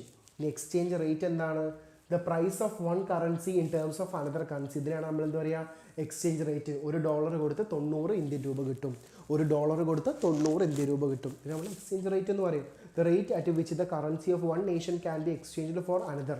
ഇതിൻ്റെ മാർക്കറ്റ് നമ്മൾ ഫോറിൻ എക്സ്ചേഞ്ച് മാർക്കറ്റ് എന്ന് വിളിക്കും. ഇത് മാറുന്ന റേഷ്യോനെ അല്ലെങ്കിൽ ഈ റേറ്റിനെ നമ്മൾ എന്ത് വിളിക്കും, ഫോറിൻ എക്സ്ചേഞ്ച് റേറ്റ് എന്നും നമ്മൾ വിളിക്കും. ഓക്കെ, അവിടെ 2 ടൈപ്പ് എക്സ്ചേഞ്ച് റേറ്റ് ഉണ്ട്. നോമിനൽ എക്സ്ചേഞ്ച് റേറ്റ് ഉണ്ട്, റിയൽ എക്സ്ചേഞ്ച് റേറ്റ് ഉണ്ട്. It is A nominal exchange rate എന്ന് വെച്ചാൽ it is a rate at which one currency exchange for another currency. കണ്ടില്ലേ, $1 90 ഇന്ത്യൻ റുപ്പി. നമ്മൾ ജസ്റ്റ് ഒന്ന് പറയണം, നോമിനലി നമ്മൾ പറയാണ് $1 കൊടുത്താൽ 90 ഇന്ത്യൻ രൂപ കിട്ടും, അല്ലെങ്കിൽ $1 കൊടുത്താൽ ഇത്ര yen കിട്ടും, $1 കൊടുത്താൽ ഇത്ര പൗണ്ട് കിട്ടും. ഇങ്ങനെ എന്താണ് ഇത്, ഇങ്ങനത്തെ ഒരു റേഷ്യോ ആണ് നമ്മൾ പറയുന്നത്. അല്ലെങ്കിൽ റേറ്റിനാണ് നമ്മൾ എന്താ പറയുക, നോമിനൽ എക്സ്ചേഞ്ച് റേറ്റ് എന്ന് പറയാം. റിയൽ എക്സ്ചേഞ്ച് റേറ്റ് എന്ന് വെച്ചാൽ എന്താ, ഇവിടെ പർച്ചേസിങ് പവറാണ്. പല രാജ്യത്തും സാധന സേവനങ്ങൾക്ക് എന്ത് ചെയ്യും, പ്രൈസിന് ഒരുപാട് വ്യത്യാസം ഉണ്ടാവും. ഇതിൻ്റെ അടിസ്ഥാനത്തിൽ നമ്മൾ എക്സ്ചേഞ്ച് റേറ്റ് പറയുന്നതിന് നമ്മൾ എന്താ പറയുക, റിയൽ എക്സ്ചേഞ്ച് റേറ്റ്. അത് കണ്ടുപിടിക്കാൻ ഇക്വേഷൻ ഉണ്ട്. R ഈസ് ഈക്വൽ ടു, അതായത് real exchange rate is equal to E into PF divided by P. E into PF divided by P. E എന്ന് വെച്ചാൽ എന്താ, നോമിനൽ എക്സ്ചേഞ്ച് റേറ്റ്. PF എന്താണ്, price in foreign country. ഈ P എന്താണ്, price in domestic country. Price in domestic country. ഇതാണ് നമ്മൾ പറയേണ്ട equation. അല്ലെങ്കിൽ നമ്മൾ മനസ്സിലാക്കി വെക്കേണ്ടത് ബേസിക് ഇക്വേഷൻ. ക്ലാസ് കഴിഞ്ഞിട്ടോ. ഇന്ത്യൻ ഡോളർ എന്നൊക്കെ ഉറക്കത്ത് പറഞ്ഞു പോയതാടാ, ഇന്ത്യൻ ഡോളർ എന്നൊക്കെ അറിയാതെ പറഞ്ഞു പോയതാട്ടോ. ഓക്കെ, കഴിഞ്ഞ് ഇപ്പം കഴിയും. നമുക്കൊരു ഒരൊറ്റ ചോദ്യം, ഞാൻ ഒരു ക്വസ്റ്റ്യൻ പറഞ്ഞുതരാം. ഓക്കെ, സപ്പോസ് നിങ്ങൾ വിചാരിക്കുക ഇന്ത്യയിൽ ആപ്പിളിന് 100 രൂപയാണ്. സപ്പോസ് ഇന്ത്യയിൽ, ക്വസ്റ്റ്യൻ ഇതാണ്, ഇന്ത്യയിൽ ആപ്പിളിന് 100 രൂപ, ആപ്പിളിന് 100 രൂപ. അമേരിക്കയിൽ അമേരിക്കയിൽ എത്രയാണ്, $2, $2 ആണെന്ന് വിചാരിക്കാം. അമേരിക്കയിൽ $2 ആണ് വിചാരിക്കുക. നമ്മുടെ നോമിനൽ എക്സ്ചേഞ്ച് റേറ്റ് എന്ന് വെച്ചാൽ, നമ്മുടെ nominal exchange rate $1 is equal to 50 Indian rupees കേട്ടോ, 50 ഇന്ത്യൻ റുപ്പീസ്. അപ്പം നമ്മുടെ R എത്രയാണ്, അതായത് റിയൽ എക്സ്ചേഞ്ച് റേറ്റ് എത്രയാണെന്നാണ് ചോദ്യം. റിയൽ എക്സ്ചേഞ്ച് റേറ്റ് എത്രയാണെന്നാണ് ചോദ്യം എന്താണ്, ഇന്ത്യയിൽ ആപ്പിളിന് 100 രൂപ, അമേരിക്കയിൽ ഒരു ആപ്പിളിന് എത്ര രൂപയാണ്, $2 ആണ്. അതുപോലെ എന്താണ് nominal exchange rate E is equal to എന്താണ്, $1 is equal to 50 Indian rupees. Find real exchange rate. കാണാൻ ഇക്വേഷൻ നമ്മൾ എഴുതി വെച്ചിട്ട് എന്താണ്, E into PF divided by P. E എന്ന് വെച്ചാൽ എത്ര, എക്സ്ചേഞ്ച് റേറ്റ് എത്ര, $1 is equal to 50 Indian rupees. അപ്പോൾ 50 ആണ് നമ്മൾ എഴുതേണ്ടത്. നമ്മൾ ഇന്ത്യക്കാരായതുകൊണ്ട് 50 കൺസിഡർ ചെയ്യുക. PF price in foreign country $2 divide price in Indian currency, അല്ലെങ്കിൽ ഇന്ത്യൻ കൺട്രി എത്രയാണ്, 100 രൂപയാണ്. അപ്പോൾ എത്ര കിട്ടും, 100/100. അപ്പോൾ എത്ര കിട്ടും, 100/100. That is equal to 1. ഒരു കാര്യം നിങ്ങൾ മനസ്സിലാക്കുക, real exchange rate is equal to 1 ആണെങ്കിൽ റിയൽ എക്സ്ചേഞ്ച് റേറ്റ് 1 ഈക്വൽ ആണെങ്കിൽ രണ്ട് രാജ്യത്തും തുല്യ വിലയായിരിക്കും. ഇനി റിയൽ എക്സ്ചേഞ്ച് റേറ്റ് 1 കൂടുതലാണെങ്കിൽ ഫോറിൻ കറൻസി ഫോറിൻ കൺട്രിയിലായിരിക്കും സാധനത്തിന് വില കൂടുതൽ. ഇനി റിയൽ എക്സ്ചേഞ്ച് റേറ്റ് 1 താഴെയാണെങ്കിൽ ഇന്ത്യയിലായിരിക്കും ഡൊമസ്റ്റിക് കമ്മോഡിറ്റിക്കായിരിക്കും എന്ത് ചെയ്യുക വില കൂടുതൽ. മനസ്സിലാക്കുക, R=1 ആണെങ്കിൽ രണ്ട് രാജ്യത്തും ഒരേ വിലയായിരിക്കും. R greater than 1 ആണെങ്കിൽ വിദേശത്ത് സാധനത്തിന് വില കൂടുതൽ, വിദേശത്തായിരിക്കും ആപ്പിളിൻ്റെ വില കൂടുതൽ. R 1 താഴെയാണെങ്കിൽ ഇന്ത്യയിലായിരിക്കും ആപ്പിളിൻ്റെ വില കൂടുതൽ. ഓക്കെ, അത് നിങ്ങൾ മനസ്സിലാക്കി. ലാസ്റ്റ് നമ്മൾ എന്ത് ചെയ്യുക, കഴിഞ്ഞ് exchange rate determination. Flexible exchange റേറ്റും ഉണ്ട്, ഫിക്സഡ് എക്സ്ചേഞ്ച് റേറ്റും ഉണ്ട്. ഫ്ലെക്സിബിൾ എക്സ്ചേഞ്ച് റേറ്റ് എന്ന് വെച്ചാൽ മനസ്സിലാക്കിക്കോ, exchange rate determined by market fluctuations.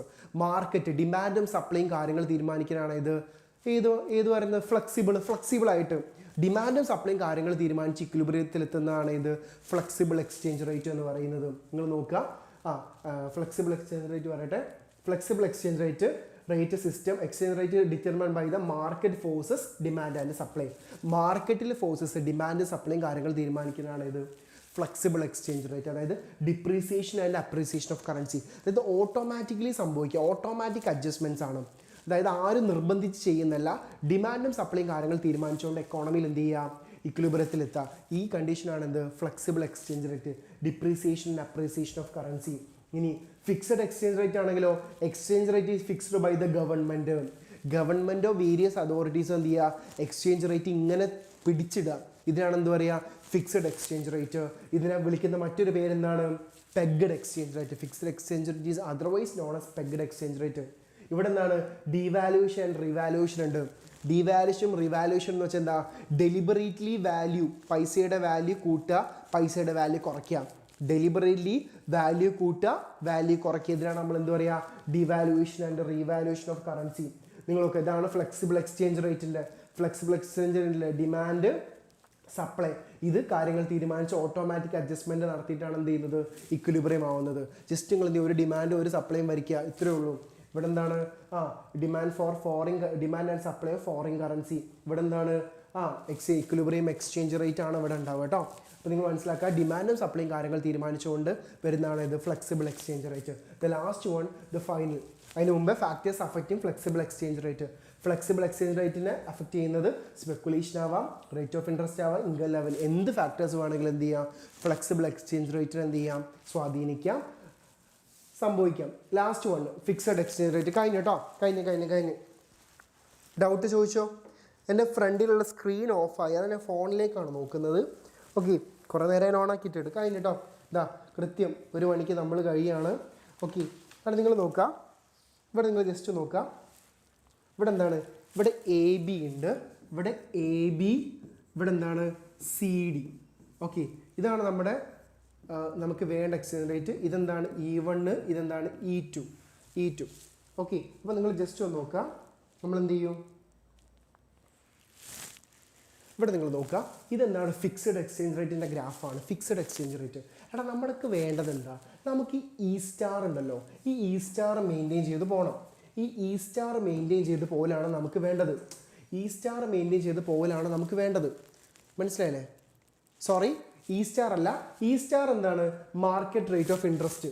പക്ഷെ എന്താണ് ഇവിടെ ചില സമയത്ത് E2 ആവാം, ചില സമയത്ത് E1 ആവാം. ഏതിലേക്ക് വേണമെങ്കിലും എന്ത് ചെയ്യാം മൂവ് ചെയ്യാം. പക്ഷെ ഗവൺമെൻറ് ഒരു കാര്യം തീരുമാനിക്കുകയാണ്. ഗവൺമെൻറ് എന്ത് ചെയ്യും, ഗവൺമെൻറ് ചില സമയത്ത് എക്സ്ചേഞ്ച് റേറ്റ് E1 നിൽക്കണം, അല്ലെങ്കിൽ ചില സമയത്ത് E2 നിൽക്കണം. ഇതാണ് ഗവൺമെൻറ്റിൻ്റെ തീരുമാനം. അപ്പോൾ എന്താണ് ഈ E* എന്ന് പറയുന്നത് എന്താണ്, അത് മാർക്കറ്റിൽ തീരുമാനിക്കുന്നത്, ഡിമാൻഡ് സപ്ലൈയും കാര്യങ്ങൾ തീരുമാനിക്കുന്നതാണ് ഇത് E* എന്ന് പറയുന്നത്. ചില സമയത്ത് നമ്മൾ E1 ചില സമയത്ത് നമ്മൾ എന്ത് ചെയ്യും E2 പോകും കേട്ടോ. ഓക്കെ, അതായത് ഗവൺമെൻറ്റിന് സപ്പോസ് E1 നിലനിർത്തണം എന്ന് വിചാരിക്കുക. അപ്പോൾ ഗവൺമെൻറ് എന്താ ചെയ്യുക, ഈ AB എമൗണ്ട് എന്ന് പറയുന്ന ഈ ഒരു ഭാഗം, ഈ AB എമൗണ്ട് എന്ന് പറയുന്ന അളവ് എന്ത് ചെയ്യും, വിദേശ കറൻസി എന്ത് ചെയ്യും സെല്ല് ചെയ്യും. AB എമൗണ്ട് എന്താ ചെയ്യുക, AB എമൗണ്ട് സെല്ല് ചെയ്യും. AB എമൗണ്ട് സെല്ല് ചെയ്യും. CD എമൗണ്ട് എന്ത് ചെയ്യും ബൈ ചെയ്യും കേട്ടോ. CD എമൗണ്ട് ബൈ ചെയ്യും. ഇതൊന്നും മനസ്സിലാക്കി വെക്കുക, ജസ്റ്റ് ഒന്ന് കീ ആയിട്ട്. ഒന്നും വേണ്ട, E1 നിലനിർത്തണമെങ്കിൽ AB എമൗണ്ട് എന്ത് ചെയ്യും സെല്ല് ചെയ്യും.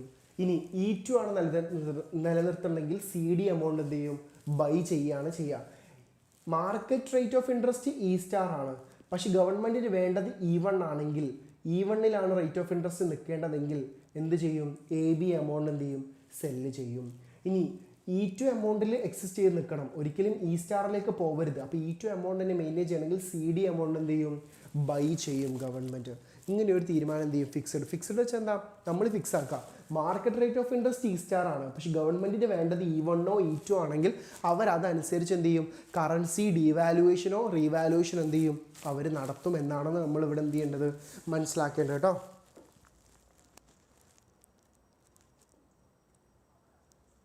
ഓക്കെ